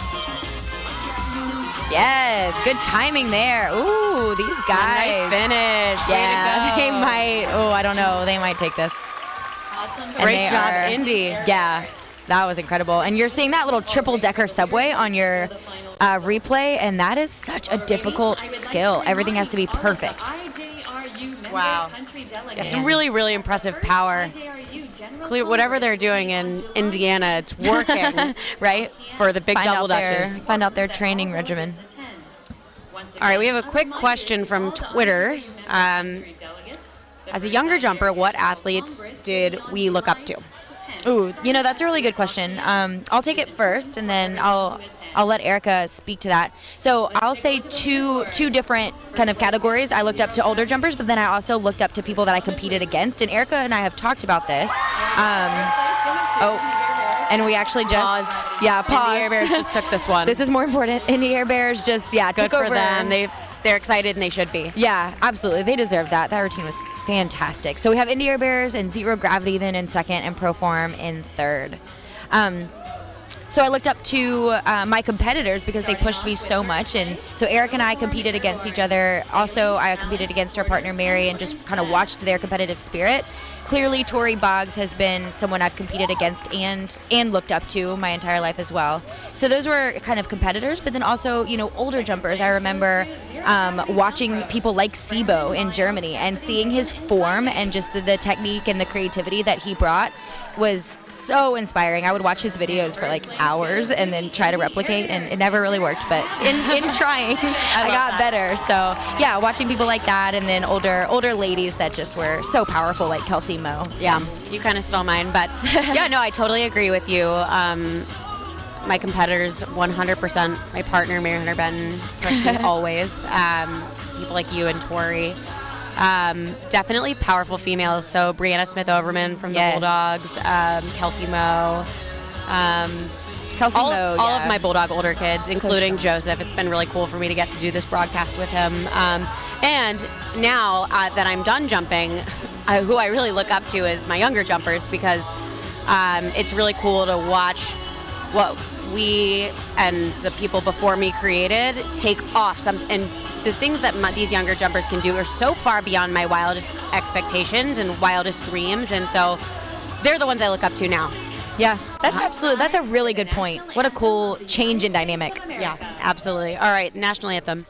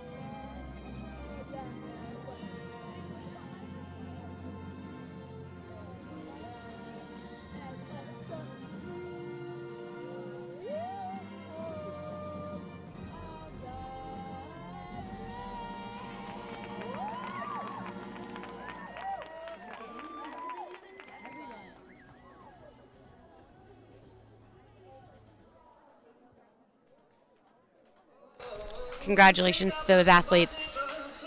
We're going to do a quick interview with Sean and TK, who will be the heads of the next Jump Rope Federation, the IJRU, International Jump Rope Union, which is where we will be competing next year, because this is the last year of the World Jump Rope Championships. And we're really excited for having a united world of jump rope and really giving the athletes an opportunity to have the best of the best compete all together.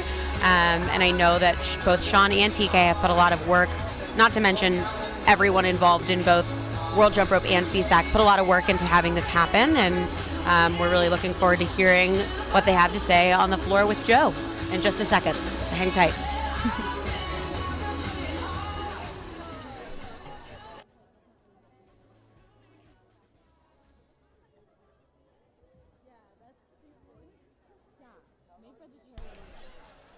Next, we're going to transition into the DDC portion of our competition. But before we do that, I'm joined here on the competition floor by two very important individuals to the sport of jump rope.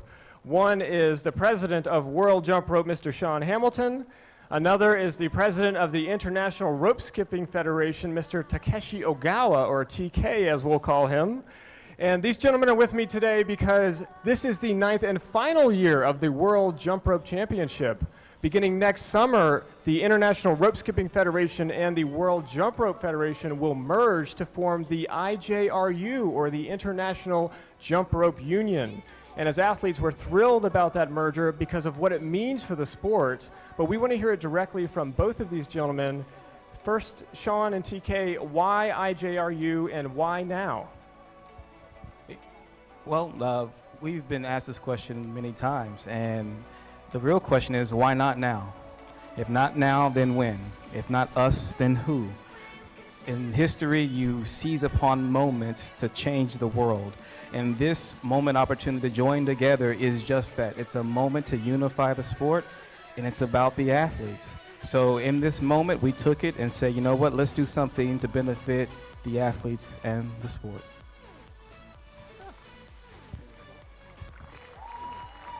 And you want me to top that, right? No. I'll give you the little story behind it. Well, not behind it, everyone knows it now, but in 2017, Sean and I met each other in Denmark. That's a beautiful place. And we just sat, first time I actually met Sean, and we sat together and we realized I'm still working for sporting athletes, and Sean said exactly the same thing. And we had two organizations doing the same thing. It was not really doing the best for the sport, so we said we should do something, and IJRU. So we're happy to work together, and we're still, we're working very hard, and we're very happy to work for athletes and sport, right? And so, Sean or TK, can one of you tell me more about what the vision is for the sport? So we've heard about this merger, we've heard about a competition next summer and future events to come, but say more about what the vision is for what's ahead. Well, absolutely. The vision of this sport is just the ability to include as many people as possible.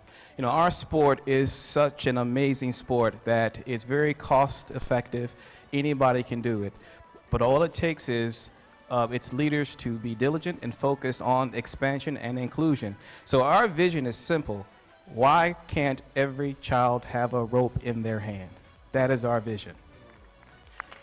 Thank you very much.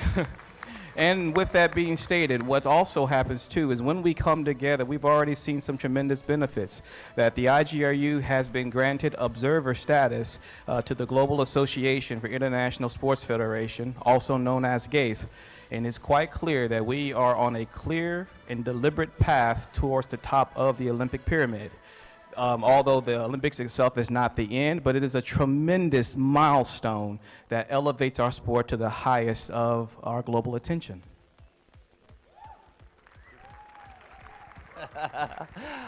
To achieve that, we were learning a lot from different IFs, international federations. And we learn continuously, and we serve for sporting athletes. So both of these gentlemen are definitely pushing our sport to the next level. You're going to hear more about what athletes and enthusiasts for jump rope can expect to see next. But before we go there, we're going to see some amazing jumping next coming up in the DDC. We will start with the speed event. The fastest feet in the world will be in this gym in just a few moments. And following that, you don't want to miss the DDC freestyle competition. We'll send it back up to the commentator booth with Erica and Kaylee. Awesome. So really amazing things that we just heard from both Sean and TK. And again, these guys are prolific in our sport. They are the leaders of the two current world organizations. And so they're really they've served our sport, they've led our sport, and now they're both working together to take our sport to the next level.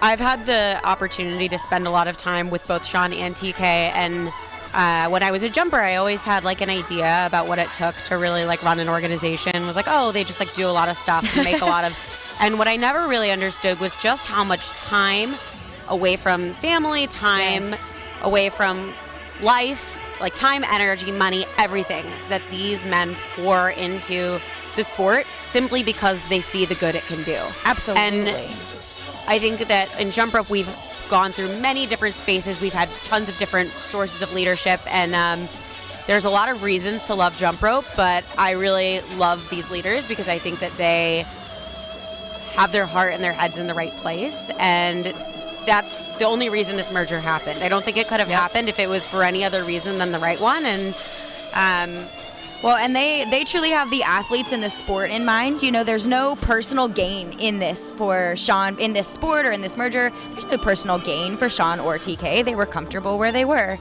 but they saw a need in the sport and a need for the athletes, and that's what drove them. Right, and as Sean said, why not? There's a real missed opportunity in not unifying, and the missed opportunity is the thousands, if not 100,000, millions of children who could potentially get the sport of jump rope if it were to have the kind of visibility of something like the Olympics. I love how he said it. It's just a marker for how we're doing in terms of the impact we're making on people. And and it's global recognition and recognition by the wider sporting authorities. Absolutely. Yeah, so really exciting. Yeah, if you ever get a chance to thank them, you should.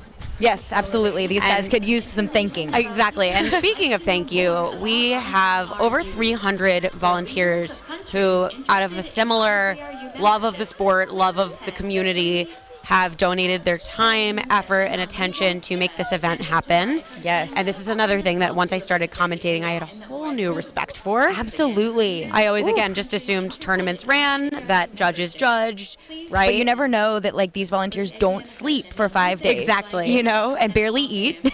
Exactly, and that they really do put blood, sweat, and tears into making sure that this event is the greatest event it can be for the athletes who come to participate. So I'm sure they'll do a big public thing at the end of the competition, but I do just want to take a moment to thank all of the volunteers, all of the judges, all of the parents, all of the coaches. You don't go unrecognized, and we do know that these events get to happen because you said yes. Absolutely. Really well said. That is so true. And, you know, we're really lucky in our sport. We have a lot of people that love our sport and a lot of people that love our athletes, and that's so evident in this family atmosphere that we have, this community, in this gym. You can really just feel it, and it's a blessing. Absolutely. Okay, yay. So we're moving on to DDC. Woohoo! So best event of the day. Erica won't say it because she said it too much already, but I will say it. I know that I'm ruining my brand when I say everything's the best, so I'm trying to be a little more selective. Do you feel kind of inconsistent a little bit? I feel a little inconsistent. Okay, I'll do it for you. So DDC is the best. All right, so let's give some historical context, because I think when it comes to DDC, historical context is everything.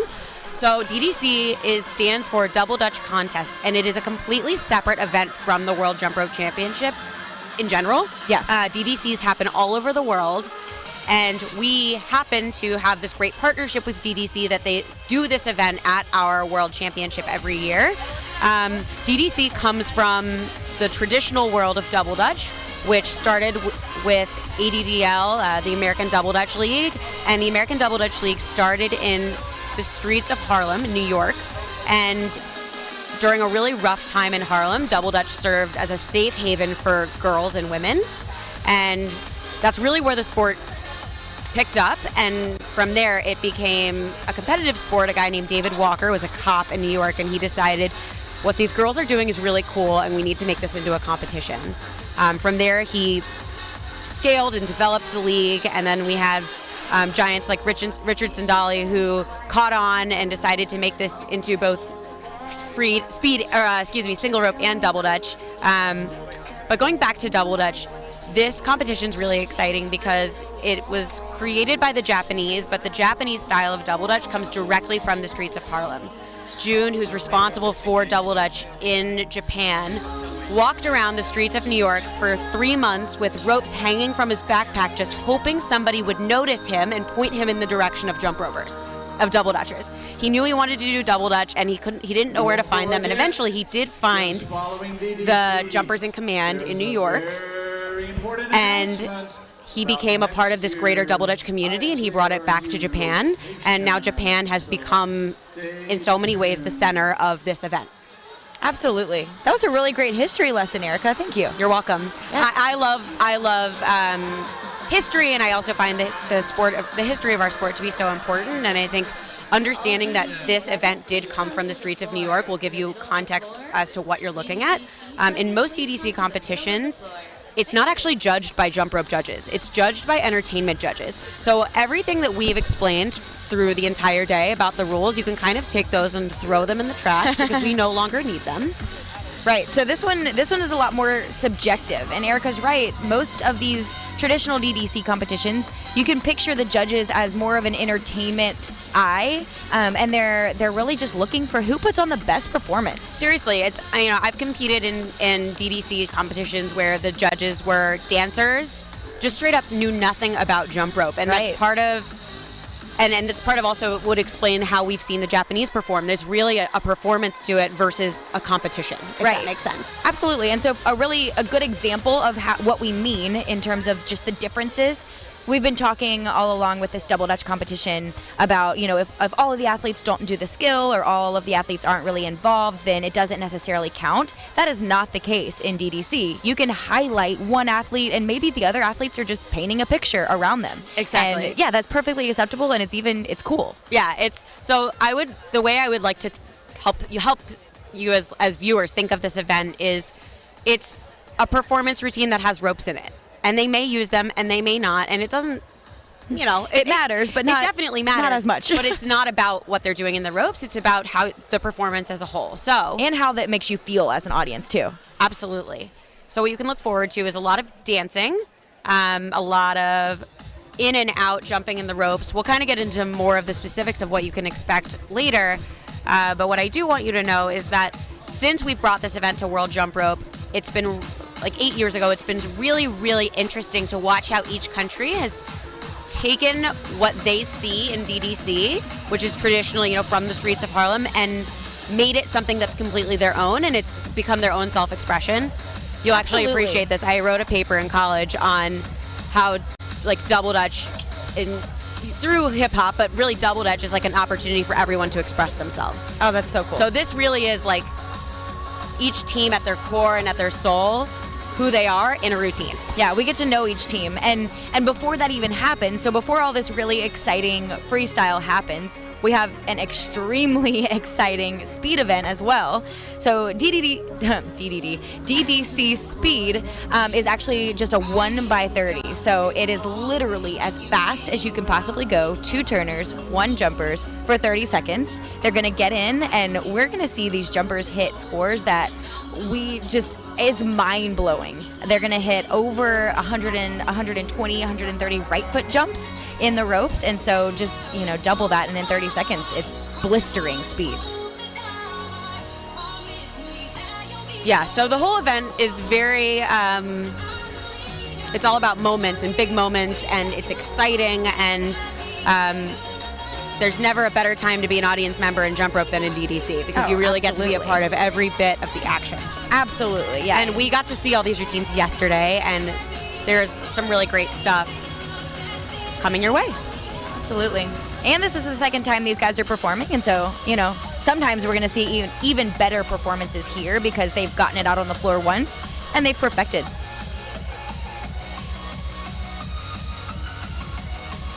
All right, and we're going to take just a very short break before this event starts. Just a reminder, you're watching the World Jump Rope Championships. DDC is about to begin. Don't go anywhere. Don't go anywhere. And if you do, come back really quickly. And we'll be right back.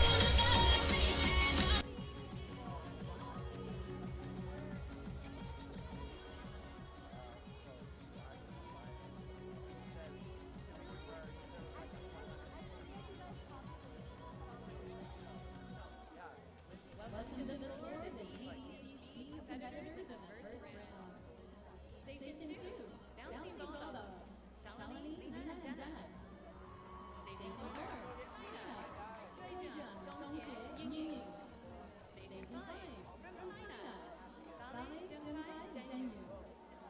Station 6. All right, so our athletes are getting set up for the DDC Speed event. And Erica, just really quickly, what does it take to be successful in this DDC Speed event? I mean, they have to go so fast and they have to be basically perfect. Yeah, I mean, I think first of all, it takes really fast feet.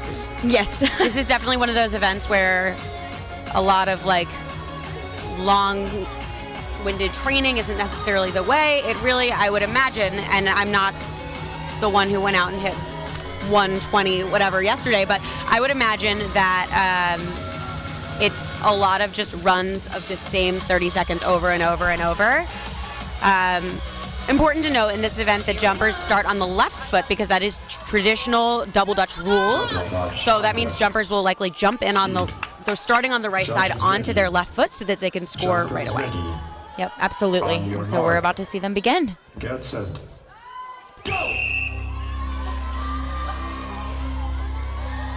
it looks like we're off to a really good start. We're a clean heat so far.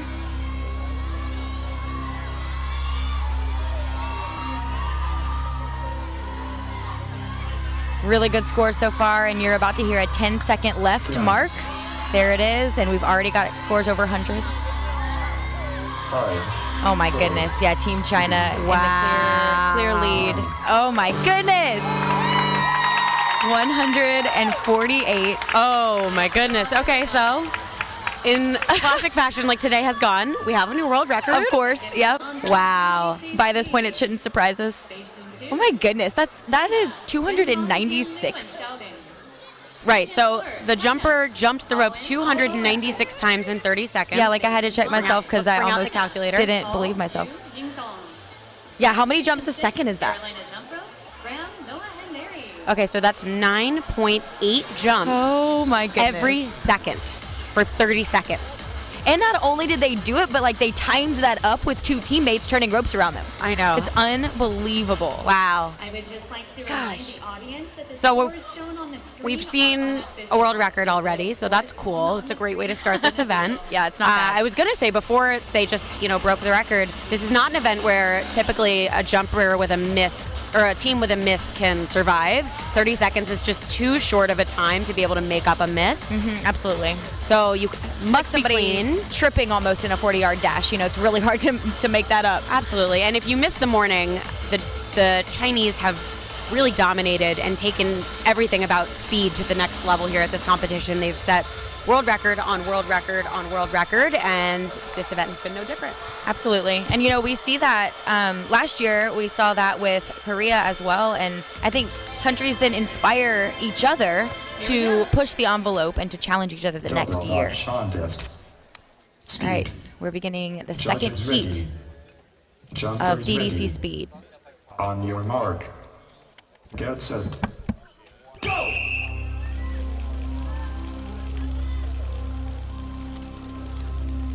I almost can't see their feet. It's unbelievable.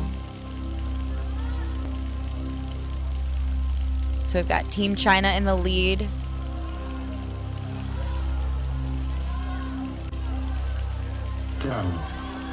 So they had that mistake, it might cost them, and now Carolina. 5, 4, 3, 2, 1. Oh my goodness, yeah. And wow, Carolina jump rope unofficially took that with a 142. So 142, that's unbelievable. And these scores are unofficial, so we'll have to wait and see what the official scores are to see who actually won. But man, like incredible. And just, again, so we saw a record broken today in 30-second speed, and it was something around 120. I'm going to look up the exact number just so I can get that right, but it was somewhere in the 120s, and that's with a single rope. Incredible. So now imagine, take out the single rope, add 2 additional outside turners, and you're 20 points higher. And it's not surprising to me that the double Dutch number is higher than the single rope number. Right, I'm just honestly so blown away by both numbers. Oh, yeah. I mean, honestly, Erica, when we were growing up, like those numbers, we would have laughed at you if somebody told us that some people would break those numbers in speed. I would have laughed. Well, I just remember being a jumper, one of the splits for double Dutch pairs speed, where if you're a jumper, you jump for 1 minute. Yep. One of my splits that I knew I wanted to get to in 30 seconds was 100. That was Yeah, like the benchmark. It was- absolutely. because if you hit 100 in 30 seconds and you hit 200 in 1 minute, then your group will hit 400, and that's about where we were. Right. That was where it stopped. And that around was like a really good split time, yeah. Yeah, I mean, speaking of traditional double Dutch teams, the double Dutch forces out of South Carolina and the U.S. Yes. came to the USA tournament one year, and I believe hit something to the tune of 440, and that was 15 years ago. Yeah, that is very so true. it is really interesting, and part of the reason we want this unity is so that these worlds can meet and we can really have the best of the best face each other and push each other up, as we've seen today. Absolutely, yeah, so that we don't have them split up and miss those really great competitors.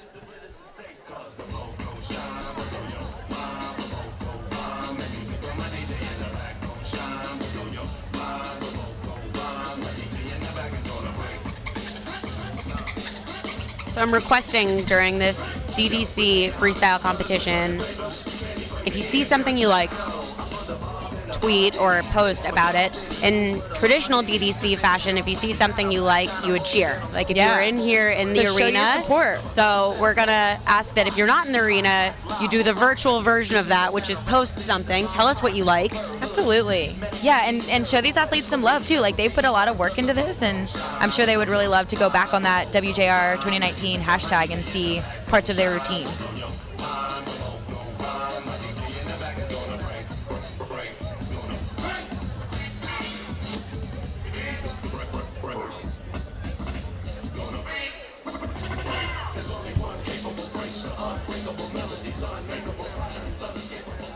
Just about ready to begin. And looks like they're doing a quick judge change for this event. They're making sure they have some ex-jumpers and judges who are really well versed in this event, making sure they're doing the judging for it, because it really is very different.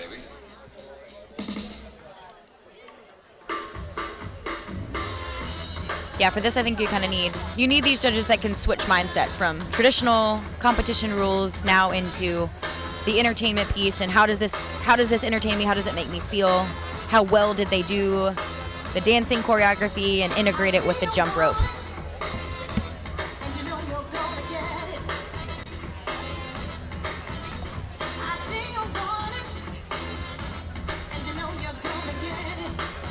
All right, so Kaylee, I want to know, you've now seen the full scope of the competition. How do you think this event will be different than what we've seen so far? You know, I'm going to think about how I answer that. I think it'll be different in almost every way, but in a good way, you know? I think that this event is going to, clearly we're going to see some of those jump rope elements that we've seen already, because that's these athletes' specialty. But then also, we're going to see them try their hand at some dance moves, and we're going to see some really incredible choreography. We're going to see that these jump ropers can also dance, and they can bring it in that way as well. With you.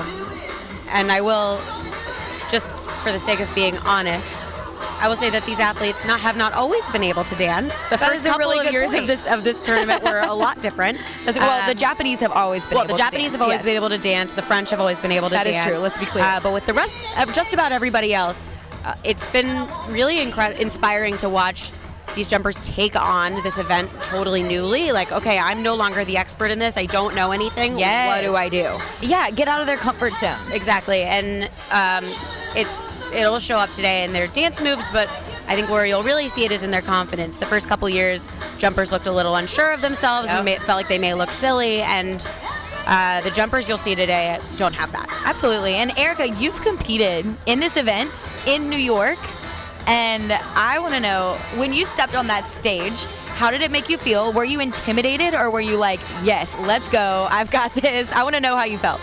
I was pretty young with the first time I competed at the Apollo Theater in New York, and I was scared, for sure. Scared, a little unsure of what to think. All we'd ever heard about was what our coach had told us about it, and we were like, are we going to get booed off? I heard that happens at the Apollo sometimes. I'm not sure. But I think getting to grow up in that environment and watch some of the best double Dutch teams in history perform and win was incredibly cool. What I will never forget was seeing like the winners of those competitions for the first time because I'd never seen double dutch Oh, like I that bet. before. Yeah. So It is very different. Well, yeah. I stepped on the floor. Okay, that was kind of cool, but what I really liked was seeing everyone else. Absolutely. That's really cool. But it definitely took us a few years to kind of revamp how we thought about the event. The first year, what we knew was, okay, we'll go out, do some tricks, and then go to the front and do like the worm or something. Like that's all. That was all we knew. And Yeah.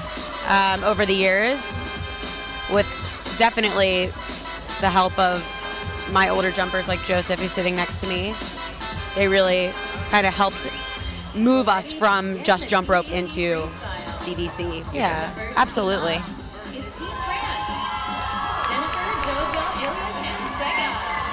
Oh man. Looks like our first team is coming out. They're getting ready. And I have butterflies in my stomach because I'm so excited. So we have Team France coming out. I just can't say enough good things about these jumpers. We have Jojo and Sega and Jenny and Ilias. They're great representatives of our sport. And they have a lot of fun with their dancing and double dutch.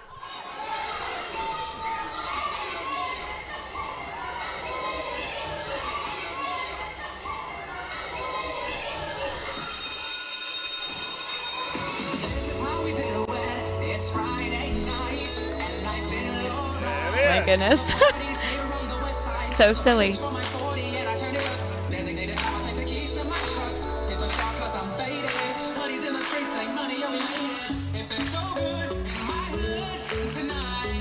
Nice, really good rope control.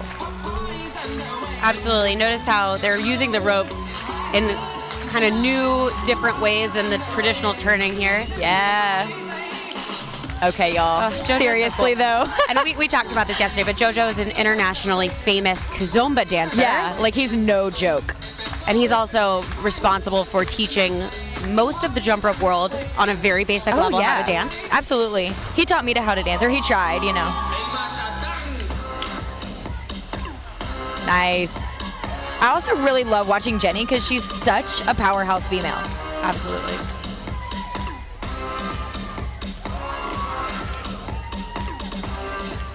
Nice. They also disclosed to us yesterday that they've spent only 2 weeks working on this. Yeah, absolutely. They weren't even planning on competing, and then they were able to at the last minute. They definitely pulled it together. Oh, man, that's so hard to do that. It's called twins speed in some competitions. Nice.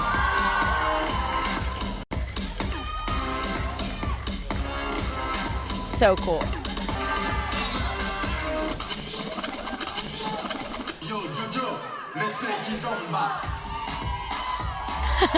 So now JoJo is in his Kizomba wheelhouse. This is what he does. Yep. Best. And he's internationally renowned in Kizomba. Oh my goodness.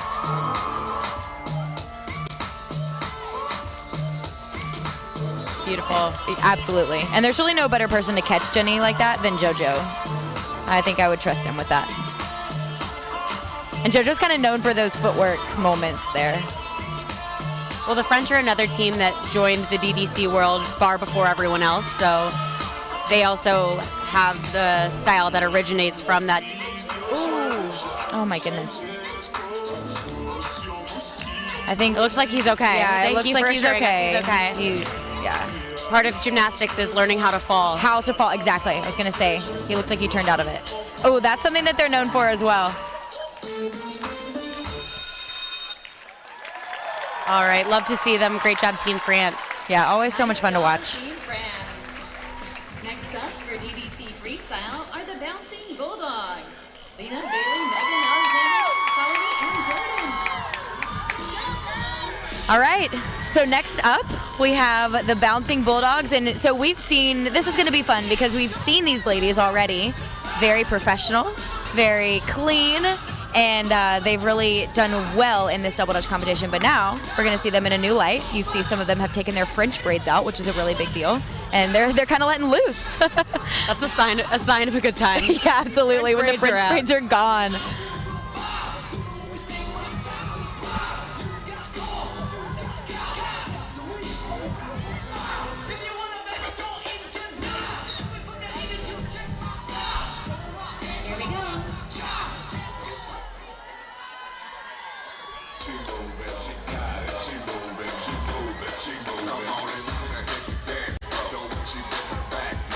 Nice.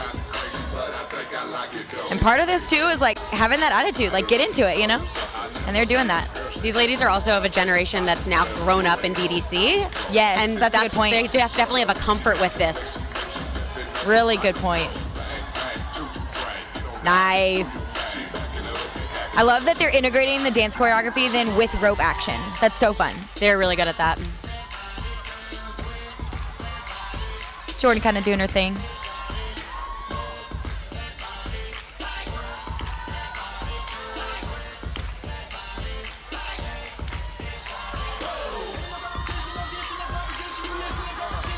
Nice. And that fast footwork is so hard.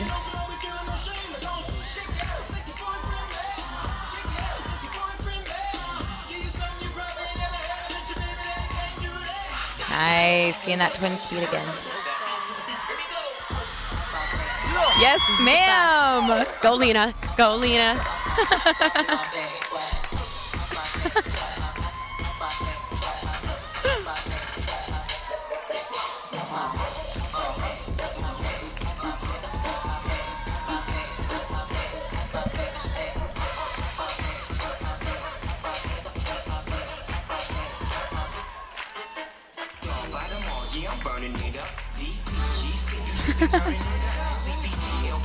Nice.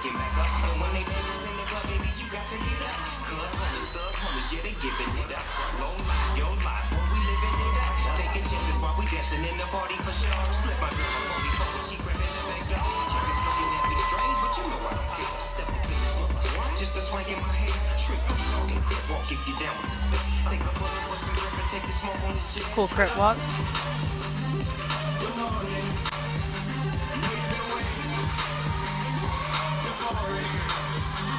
I like that one. Love cool that move.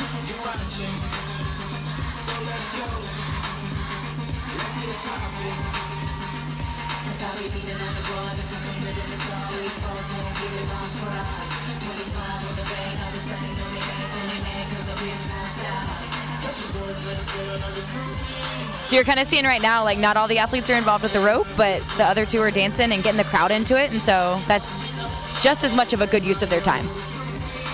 Absolutely. The jumpers don't spend too much time in the rope at once. It's very quick in and out. The idea is the entire routine is captivating to watch.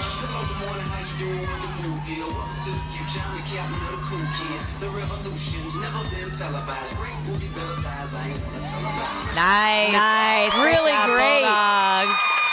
And they are excited and they should be. Very clean. Oh, yeah. But so fun. And like, as we said, unbraided. That's what we're going to call it from now. Unbraided. Unbraided. The French braids are out, people. Those unbraided feels.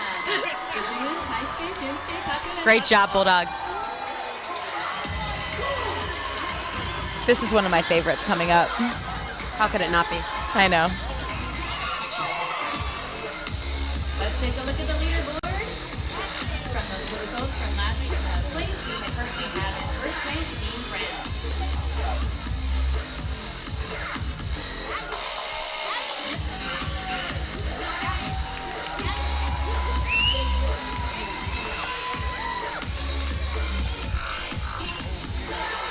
Okay, right now we have Onigiri, Japan.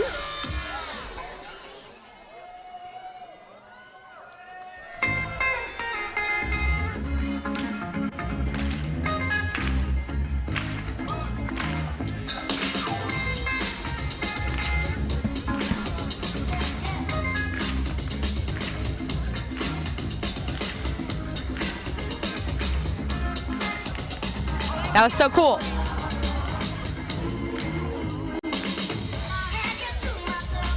Erica, can we just take a moment to appreciate their outfits? Absolutely. I saw them from across the gym yesterday. I was like, wow. Great call.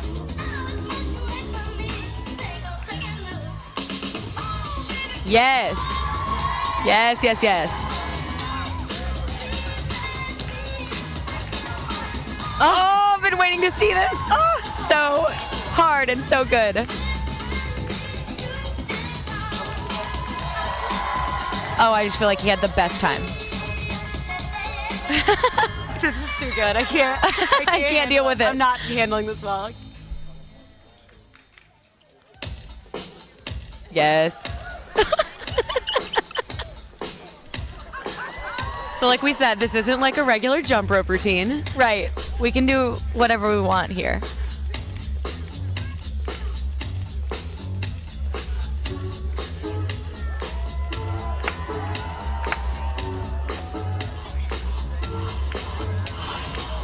Using the ropes in a really creative way there.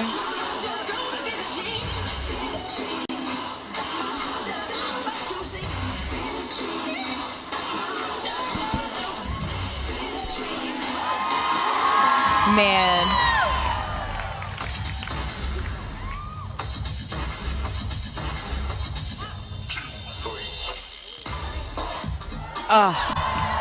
Yeah, it's like try the moonwalk, but then on your Unbelievable. arms. Absolutely. That's what it is.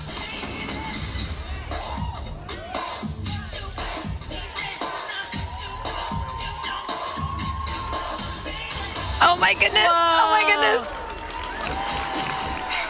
What just happened?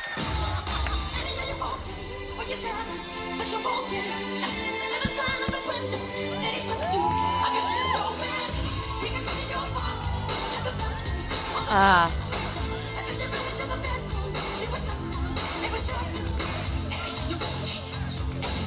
Ooh. Nice.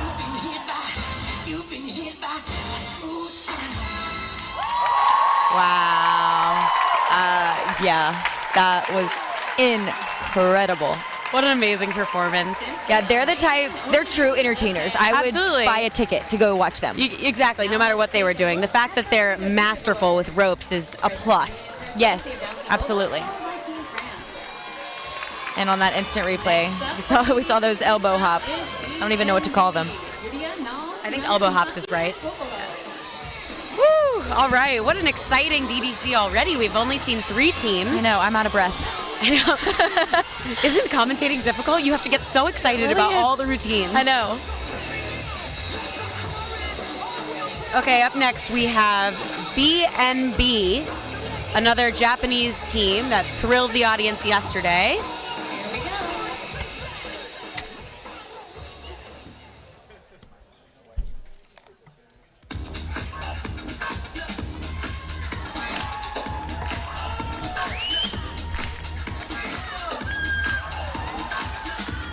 Another thing to note, those traditional boundary lines don't really apply. So these girls can literally use the whole Don't floor. apply at all. Yeah, like they just did.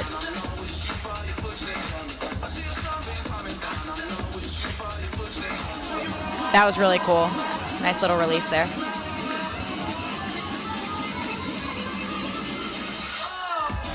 And again, the way they timed the moments with the music. Yes. Like the moment the beat drops, I'll be 5 feet in the air.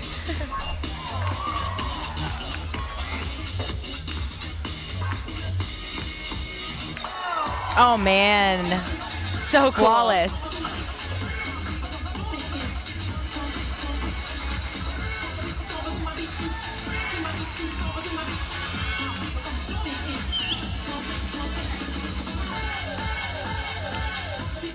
That was a really nice way to get back into this routine.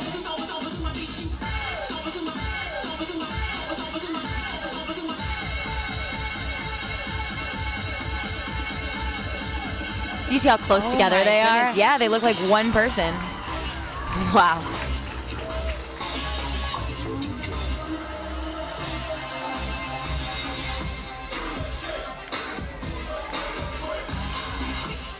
Nice. These girls have so much fun.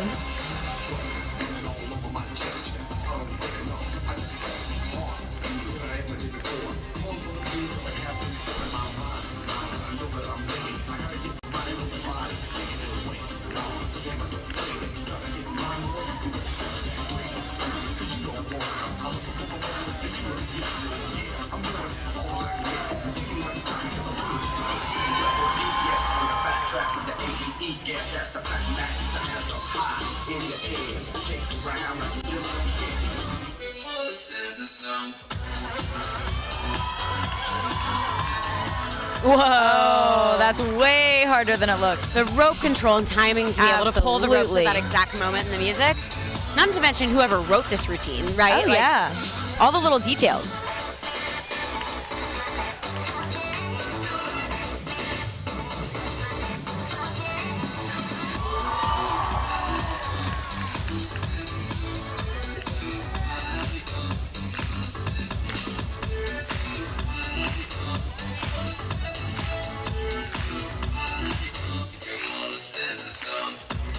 Nice. Yeah, and the way that the jumpers just like hold the flips. Oh, when yeah. they're about to flip. Like, hi, I'm just gonna like look at the audience Right. and then finish the flip. Kind of like that little panic moment. Wow. Man, that was fantastic. Unbelievable. Way to go, B&B. Yeah, just like the more fun they have, the more fun we have as an audience.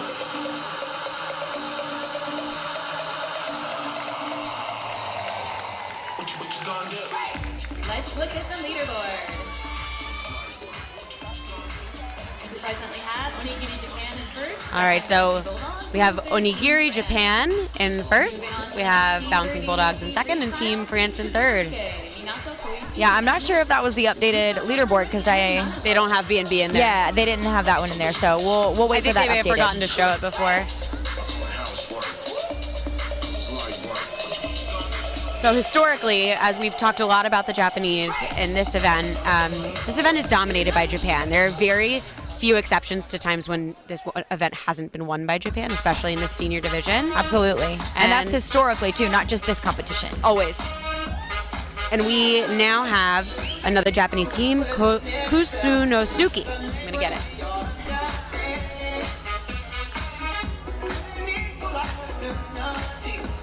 Really fun vibe with this routine so far.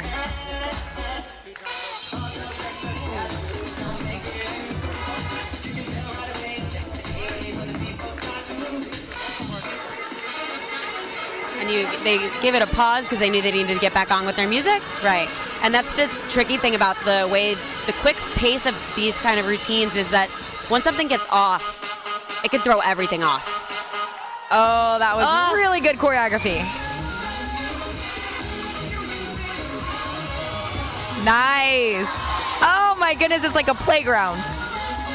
This is actually a moving circus of double Dutch rope. Literally. Oh my goodness. I hope everyone knows how hard that is.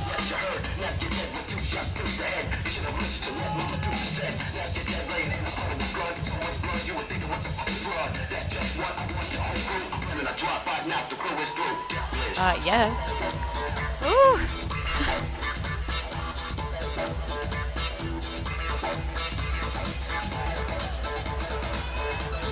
So pay attention to those details with the ropes. Yes, he's hopping on his hands, and also those ropes are doing crazy things. Yeah, he did 25 hand hops and as a bonus.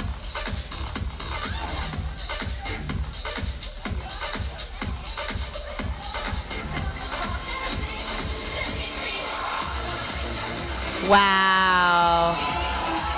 Oh man. I feel like I'm at a concert or something. Right, I'm telling you, this is the acting, the theatrics, the dancing. Yeah. Ooh. Oh, that was hot.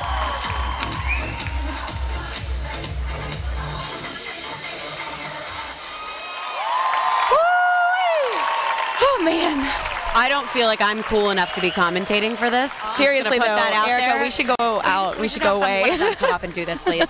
We need one of the Japanese to come. Unbelievable. And one of the things I would like to point to is the dancing.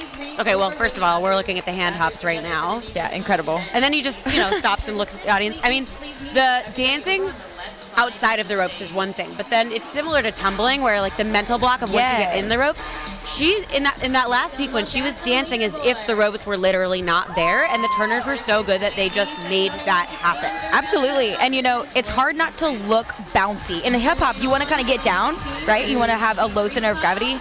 If you're jumping over a rope and doing hip hop moves, it's hard not to look bouncy, but they do it effortlessly. So if you're a younger jumper and you want to do that, I don't know what to tell you, but what I do know is that you should focus on turning because that's what made all of that possible. Yeah, those turners focus on are turning on the beat. Expert. Those turners are like whatever you throw in my ropes, I'll be sure to catch. And that is what has them able to do that. Well, not to mention incredible theatrics, dance moves, all the other things. Absolutely, but it's all held together all by on the glue of the foundation turners. Of turning, exactly. Okay, cool. Get ready. Can you handle another one, Kaylee? Are you ready? I mean, I'm still recovering, but you know what? I'm going to come back to life for this one. Okay, cool. So we have Gildy, again, from Japan. And this is the final routine.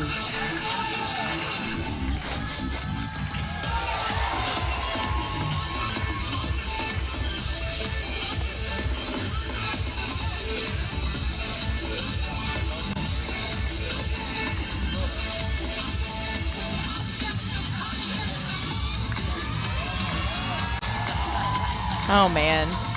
And more of that just effortless dancing inside the ropes. And notice how they're painting such nice pictures, too. Oh, man. These are very obviously choreographed from the viewer's standpoint. Oh, yeah. Not like what would be cool, like what would look great to the viewer. Absolutely. Yeah, like all of y'all watching at home, they were thinking about you when they designed this, which is so cool.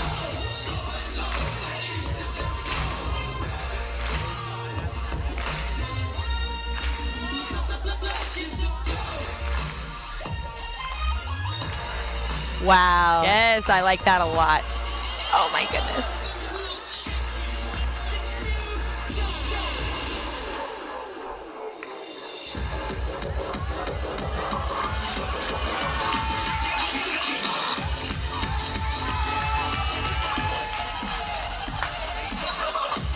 What? Oh my goodness. That looks impossible. Oh my gosh. Wow. What? I'm so impressed.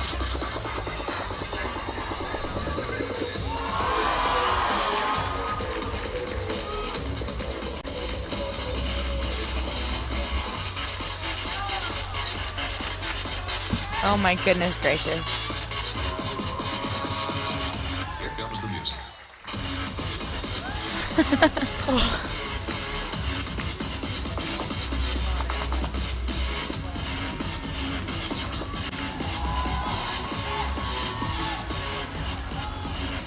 That was really nice.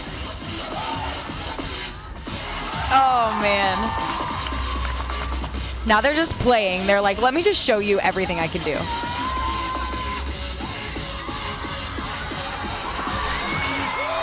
I love that. Erica and I are just dying. Wow. Oh my goodness. Oh.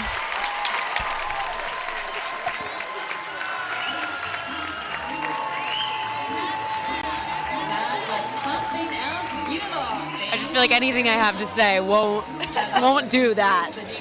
Okay, also, can we talk about the part where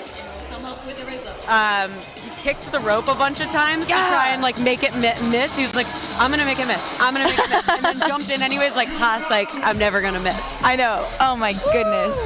Such Wow. theatrics. That was just everything.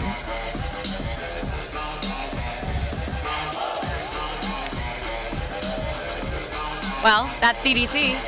That's DDC. Yep. You just saw really, really great DDC. Wow, Congratulations. that was definitely one of, and again, I know I've been saying this a lot, but this is one of the best DDC finals competitions I've personally ever seen. Yeah, absolutely. And you've seen a lot, Erica. Yeah. You've seen ones at the Apollo, and so you've seen kind of the real deal, you know? Yeah, and a lot of these teams, especially the Japanese teams, come to both competitions, so. Oh, look, this is cool, this big group photo. And that's kind of like the heart of jump rope, double dutch, DDC, you know, like absolutely. Just such a fun atmosphere. And these competitors all have so much respect for each other as well. We said this earlier in the double dutch event, but one of the Japanese jumpers said DDC isn't something you do, it's who you are. Yes. And that way of being is right over there. Absolutely. It's a lifestyle. That's so cool. Lifestyle. All right. So we're gonna get the scores together. We're gonna figure out who won. Yeah. And we're gonna do awards for both DDC speed and freestyle that you just saw. And that's it. That'll be the end, but stick around because then we're gonna wrap it up. But yeah, absolutely stick around. You want to know who won, and I'm pretty sure that we're gonna have that important announcement that we were talking about earlier. So Right, really great location incentive to announcement. stick around.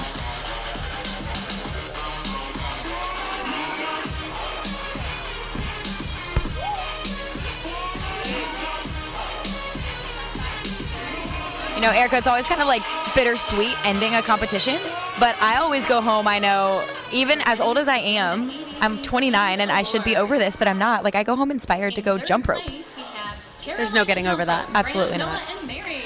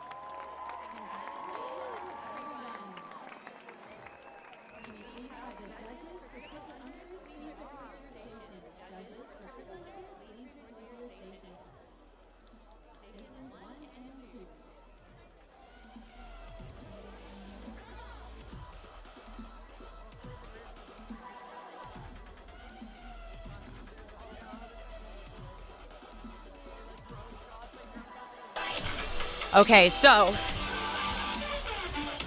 here's what we forgot. There's one more event left. That is very true. What's the event, Kaylee?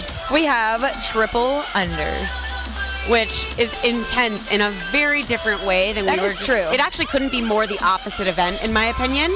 Absolutely. Yeah, absolutely. I mean, there's zero creativity involved in triple unders. However, the endurance that you have to have in all reality, I don't think that there's another sport that does an event like triples where you literally go until you cannot go any longer. Right, so I think the link between these two events is passion. I think you're not going That's to be true. a good triple unders jumper unless you have a real passion for triple unders. Trust true. me, take it from someone who had no passion for triple unders and had no success in triple unders for the same reason. Right. I do think that the jumpers who excel in this event love it, spend so much time and energy working on it. Why? Because it's the only way to be good at this event. You Oh yeah, have to work. absolutely. You can't, at the level that these athletes are at now, you can't do well in this event without considerable training, and that training is really rigorous and it's hard on the body, and so you've got to be smart in the way that you do it, but you've got to, there's no way to do this without considerable training. Absolutely. 100% true. All right, so triple unders. And athletes don't have to recompete this event, right? Great call. So this, like the 3-minute 1x180 event we saw earlier, is an event that is so rigorous that we do not require jumpers to compete it again the second time. Some of the jumpers, therefore, have chosen not to, which means that they were satisfied with their score and they don't want to do it again.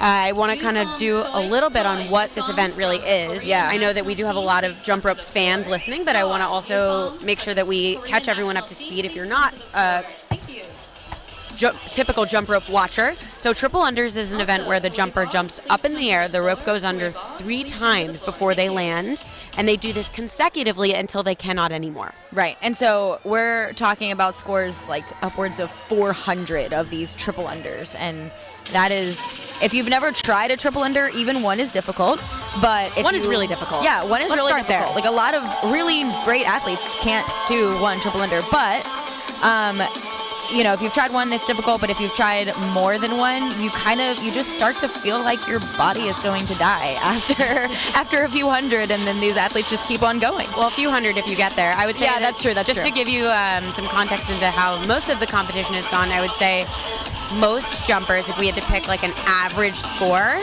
got around 60 or 70 Yeah, maybe. that's probably a good average. That's probably the average score for jumpers who compete in this event. Right. Now the jumpers we're going to see today have some scores that are way beyond that.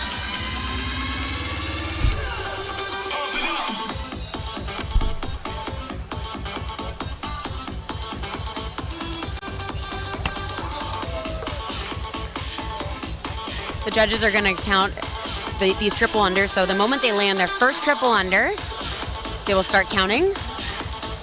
And this event's a really exciting event as a spectator because you get to cheer on the jumper so that they won't stop. Yeah, and it's cool because as a spectator, similarly to 3-minute speed, but maybe even more so in this triple unders event, as a spectator, you're actually helping the athlete out. Like, you can make a huge difference as an audience member in this event, so that's really cool to know.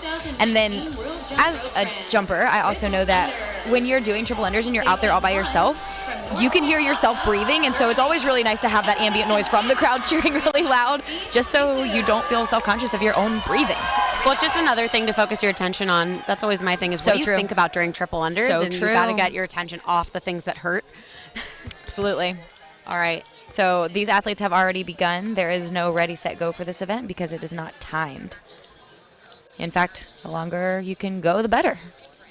And another thing that you'll see with this event, so you see these athletes aren't really jumping very high, and that is on purpose, and that's because they don't want to max out their legs or tire them out too early. They want to be as efficient as possible.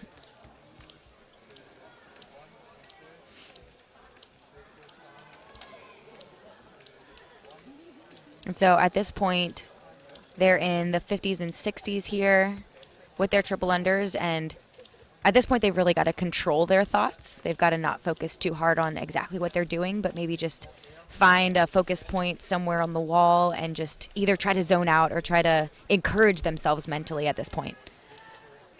One of the other challenges of this event is there's a consistent feeling to turning the rope under 3 times in a row. And when you get tired or lose focus, it's easy to either underturn or overturn. So you end up doing a double under and then missing. Yep. Or going for a quad one time by accident. So it's also a matter of rhythm. Absolutely. And these jumpers are already past 100. Yeah, and for the normal individual, this would be their max. This is where I start to get really, really tired. But for these guys, I've never made it this far. They're just really warming up kind of at this point. And you know, another thing that we do see in triple unders, and it's devastating when we see this, but we see athletes that we know can hit 400, 500 triple unders, and we just saw what I am talking about. And then they miss early for something silly. And All right, it's not that they were tired. 164.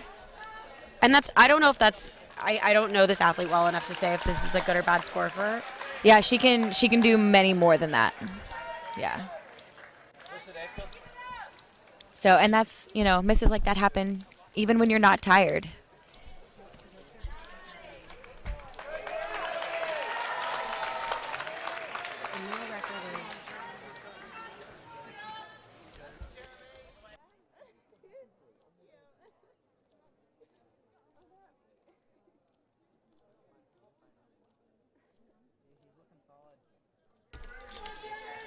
All right, so Jeremy is well into the 200s at this point.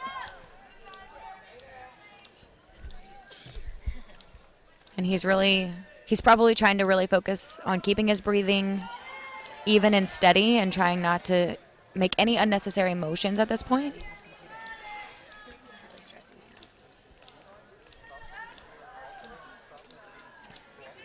And the crowd's starting to get into it. You'll see as they get into these higher numbers, the crowd really gets into it and really starts to help these athletes out.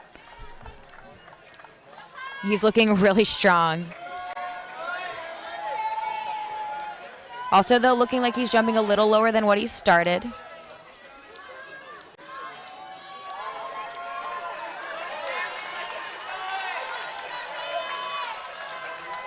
Yeah, possibly a sign that he's getting a little tired, but you'll hear the crowd really encouraging him.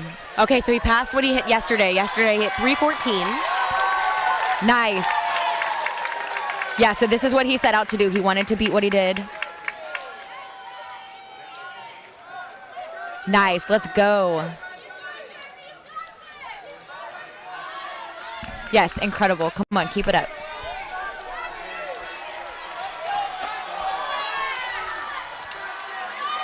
Good, and at this point, sometimes it helps to have little benchmarks in your head as well. So he might be gunning for that 375 and then that 400, just little benchmarks.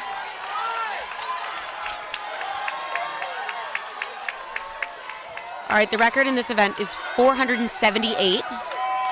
So that's within reach. He does look a little tired, but he could do it. And he's about to cross 400. The audience has got him. They want him to beat this record. Oh, let's go. Oh, 408. Either way, still, what an impressive feat. And he is so excited. As he should be. Wow, 408 triple unders. Yeah, 400 is an incredible benchmark in this event. Good for him. Oh, congratulations, Jeremy. That's incredible. Absolutely. Well done. I remember when 400 was broken and my mind was blown. Yeah. He's getting a standing ovation from the crowd. Sure Good for him. He sure is. And he deserves it too. And this is one of those moments. He had a very, very good score. He won the event the first day, and we've talked throughout this broadcast about this spirit that a lot of jump ropers have. That's like, but there's more. There's more in me. There's more, and I've got to be the one. I got to go get it. And I really acknowledge this jumper for going for it, even though he had plenty of reason not to. Absolutely, yeah, and he's probably tired. You know, this is the end of the day, but he had a personal goal. Man, and now that award is going to feel that much better for him too. It really will, because you know he gave it his all. All right, so the jumpers on the couch are all jumpers who competed this event and chose not to re-jump. I was going to tell you the winners, but I'll just let them do that on the podium. Probably a good idea. A little bit of suspense never hurt anyone. Right?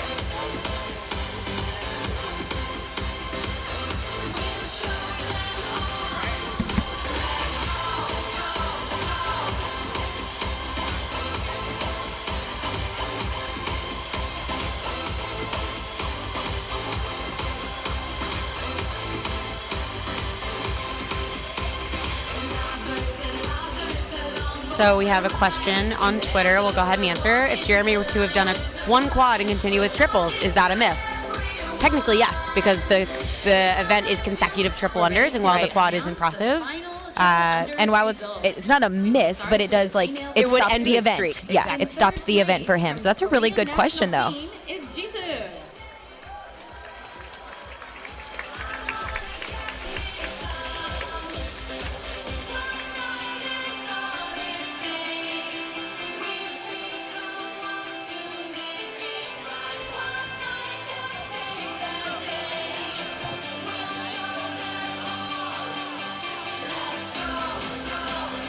Second place goes to Zero Gravity Jump Rope Cassidy.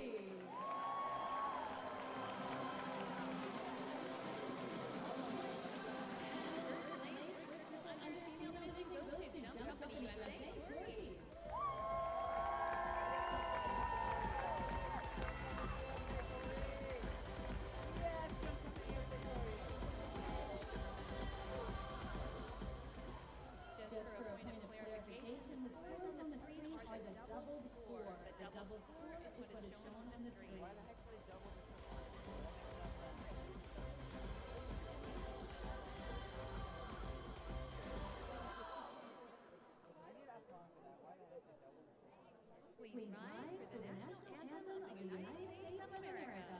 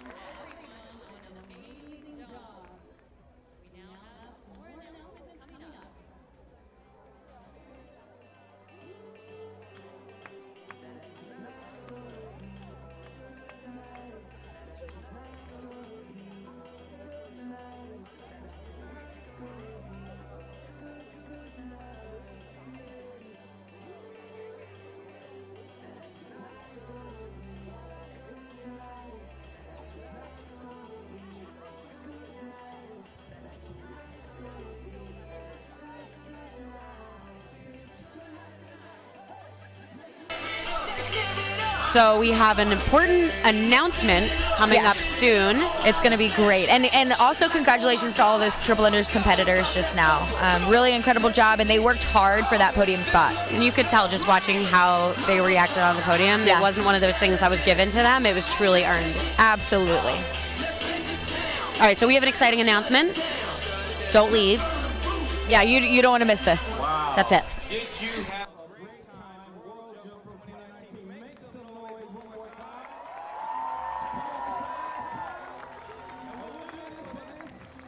Amazing organization. Wow, guys, it's been an amazing journey. Go ahead and bring the music all the way down. Wow, what a tremendous competition. The athletes, you guys are phenomenal. All the athletes who have done a tremendous job. We've seen tremendous sportsmanship being done throughout this entire week.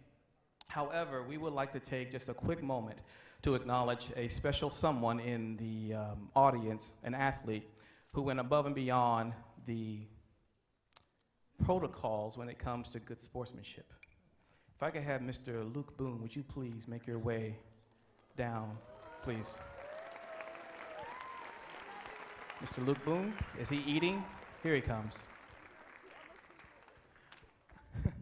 Now, we're going to do something very special. It's not often when an athlete is able to correct something. And it's not often where we readily admit a mistake happened. Mr. Luke, what happened was he saw that his score was actually higher than it should have been. And instead of, like most people, including myself probably, would have just took the score and walked on and moved on into different all-around considerations. He knew that by admitting the truth, it would knock him out of contention for a lot of other awards. But because he did the right thing, to him, doing the right thing meant more than a trophy. It meant more than scores. So I asked him if I could do this, and I'm taking a presidential privilege here.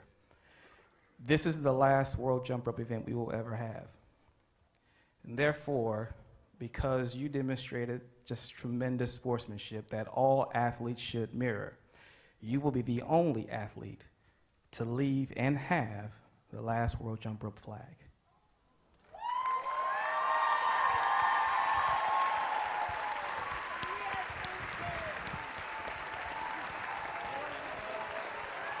For his demonstration of sportsmanship, please give a round of applause for Mr. Luke Boone.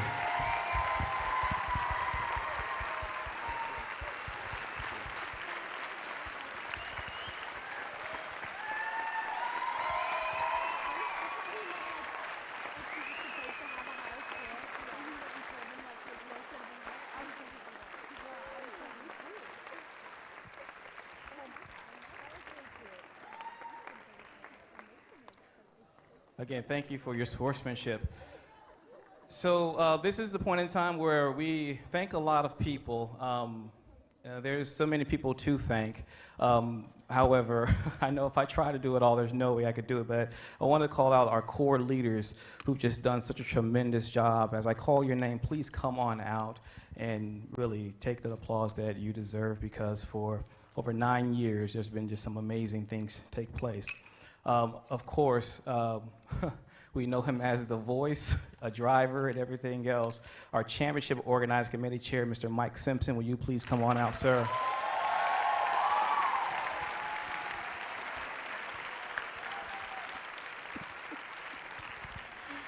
Of course, our tournament director, Monica Foster, would you please come on out?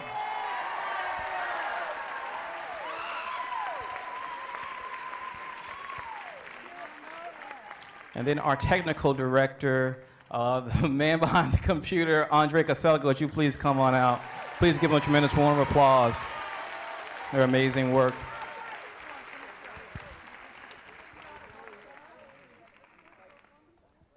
And of course, there's a person that, I tell you, her energy and enthusiasm is infectious.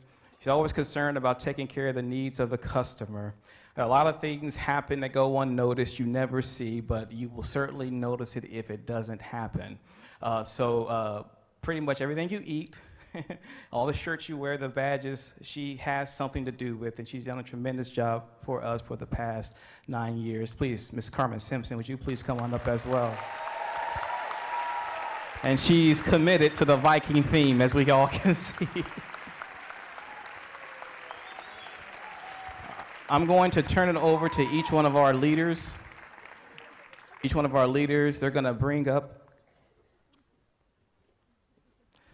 each one of our leaders is going to bring up their teams so they can take one final bow. So we'll start with Mike. All right, there's a lot of you in here. If you can come up, it's almost all of you. Brittany, Grant, Svante, Kevin, Chris. Let's just get everybody. Susan, come on out. All of you. When I call your name, come out. Yep. You'll go back. Just leave it set where it is. Jessica, Valerie, Brian, Samantha, Ron, Jesse, Tom LaVecchia, Dave, Roger and Julie, Anita, Rochelle, Nick, Peter, Mary Lynn, Kevin, Tracy Barber.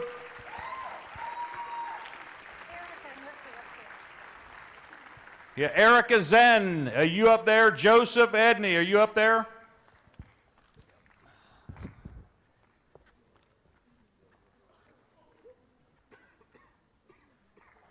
Janet, come on.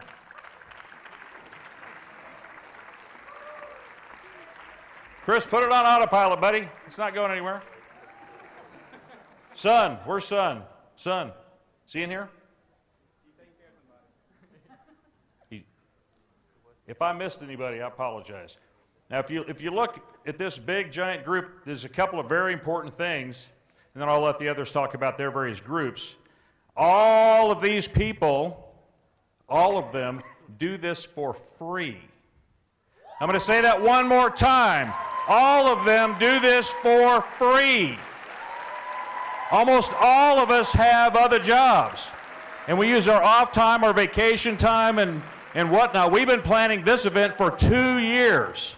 For 2 years. Many of us have been here multiple times on our own time, okay? So just please keep that in mind that we're all volunteers. None of us are paid. It'd take too much time to go and thank every single person individually, but I have to thank most of all my wife, Carmen, because without her, none of us would be here, quite frankly. And she essentially works on this full-time, for free, full-time, 40, 50, 60 hours a week, sometimes with no thanks and never any pay, okay? So Carmen, come here and give me a hug.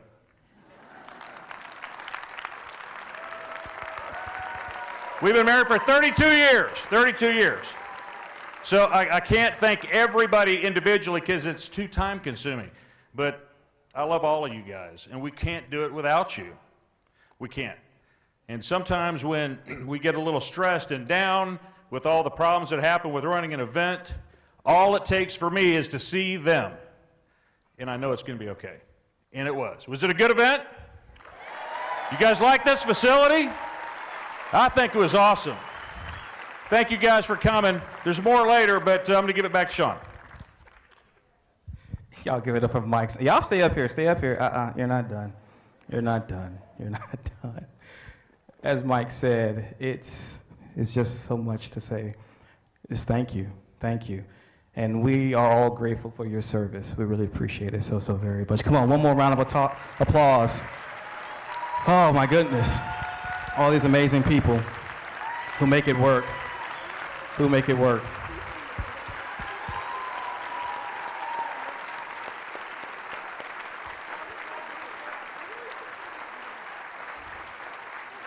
If we could have, at this time, if we could have the World Jump Rope Federation Board of Directors, would you please make your way down?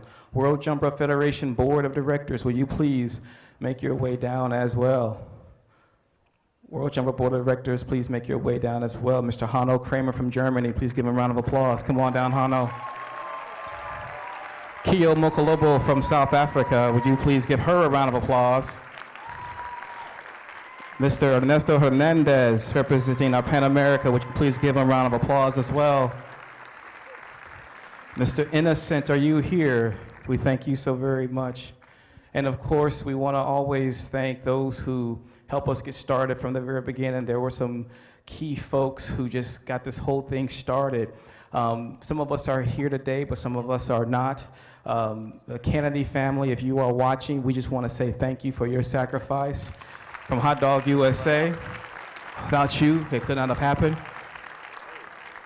And of course, the Comet Skippers team, and at the time was headed by Carmen and Mike Simpson, but the team still lives on. We thank you for your sacrifice and your continued support. We thank you so very much.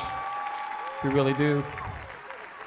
And of course, the Frederick family and the Bouncing Bulldog program, the first 3 programs that believed in us, we thank you so very much. We appreciate you so very much. All right. So all I can say is, I'm a former athlete, and I've been so privileged to travel the world and do shows all the time. And one thing that they taught us when you do a show is that your performance never ended until you took a bow. Until you took a bow. In fact, I got called out to go back because I forgot to bow and wave. So because of that, you will not bow and wave. Because this is not the end. It's the beginning. You see, most folks were asking us, well, what's going to happen next? Will I still have a role? Well, I got news for every single one of you, and news for every single one of you in here. It's going to take all of us. So you're not done. Ha ha ha. The performance doesn't end because it still takes everyone. There's a large world out there that still needs your help and services. So guess what? We will not be bowing today or waving, but merely just wave and say thank you, everyone, for your support. Thank you, everybody. And just don't bow, just don't bow. All right. So at this time, there are some people that need to get in place for some special announcements. Please, yeah, there we go, there we go. In fact, everybody can go ahead and have a seat for this special announcement.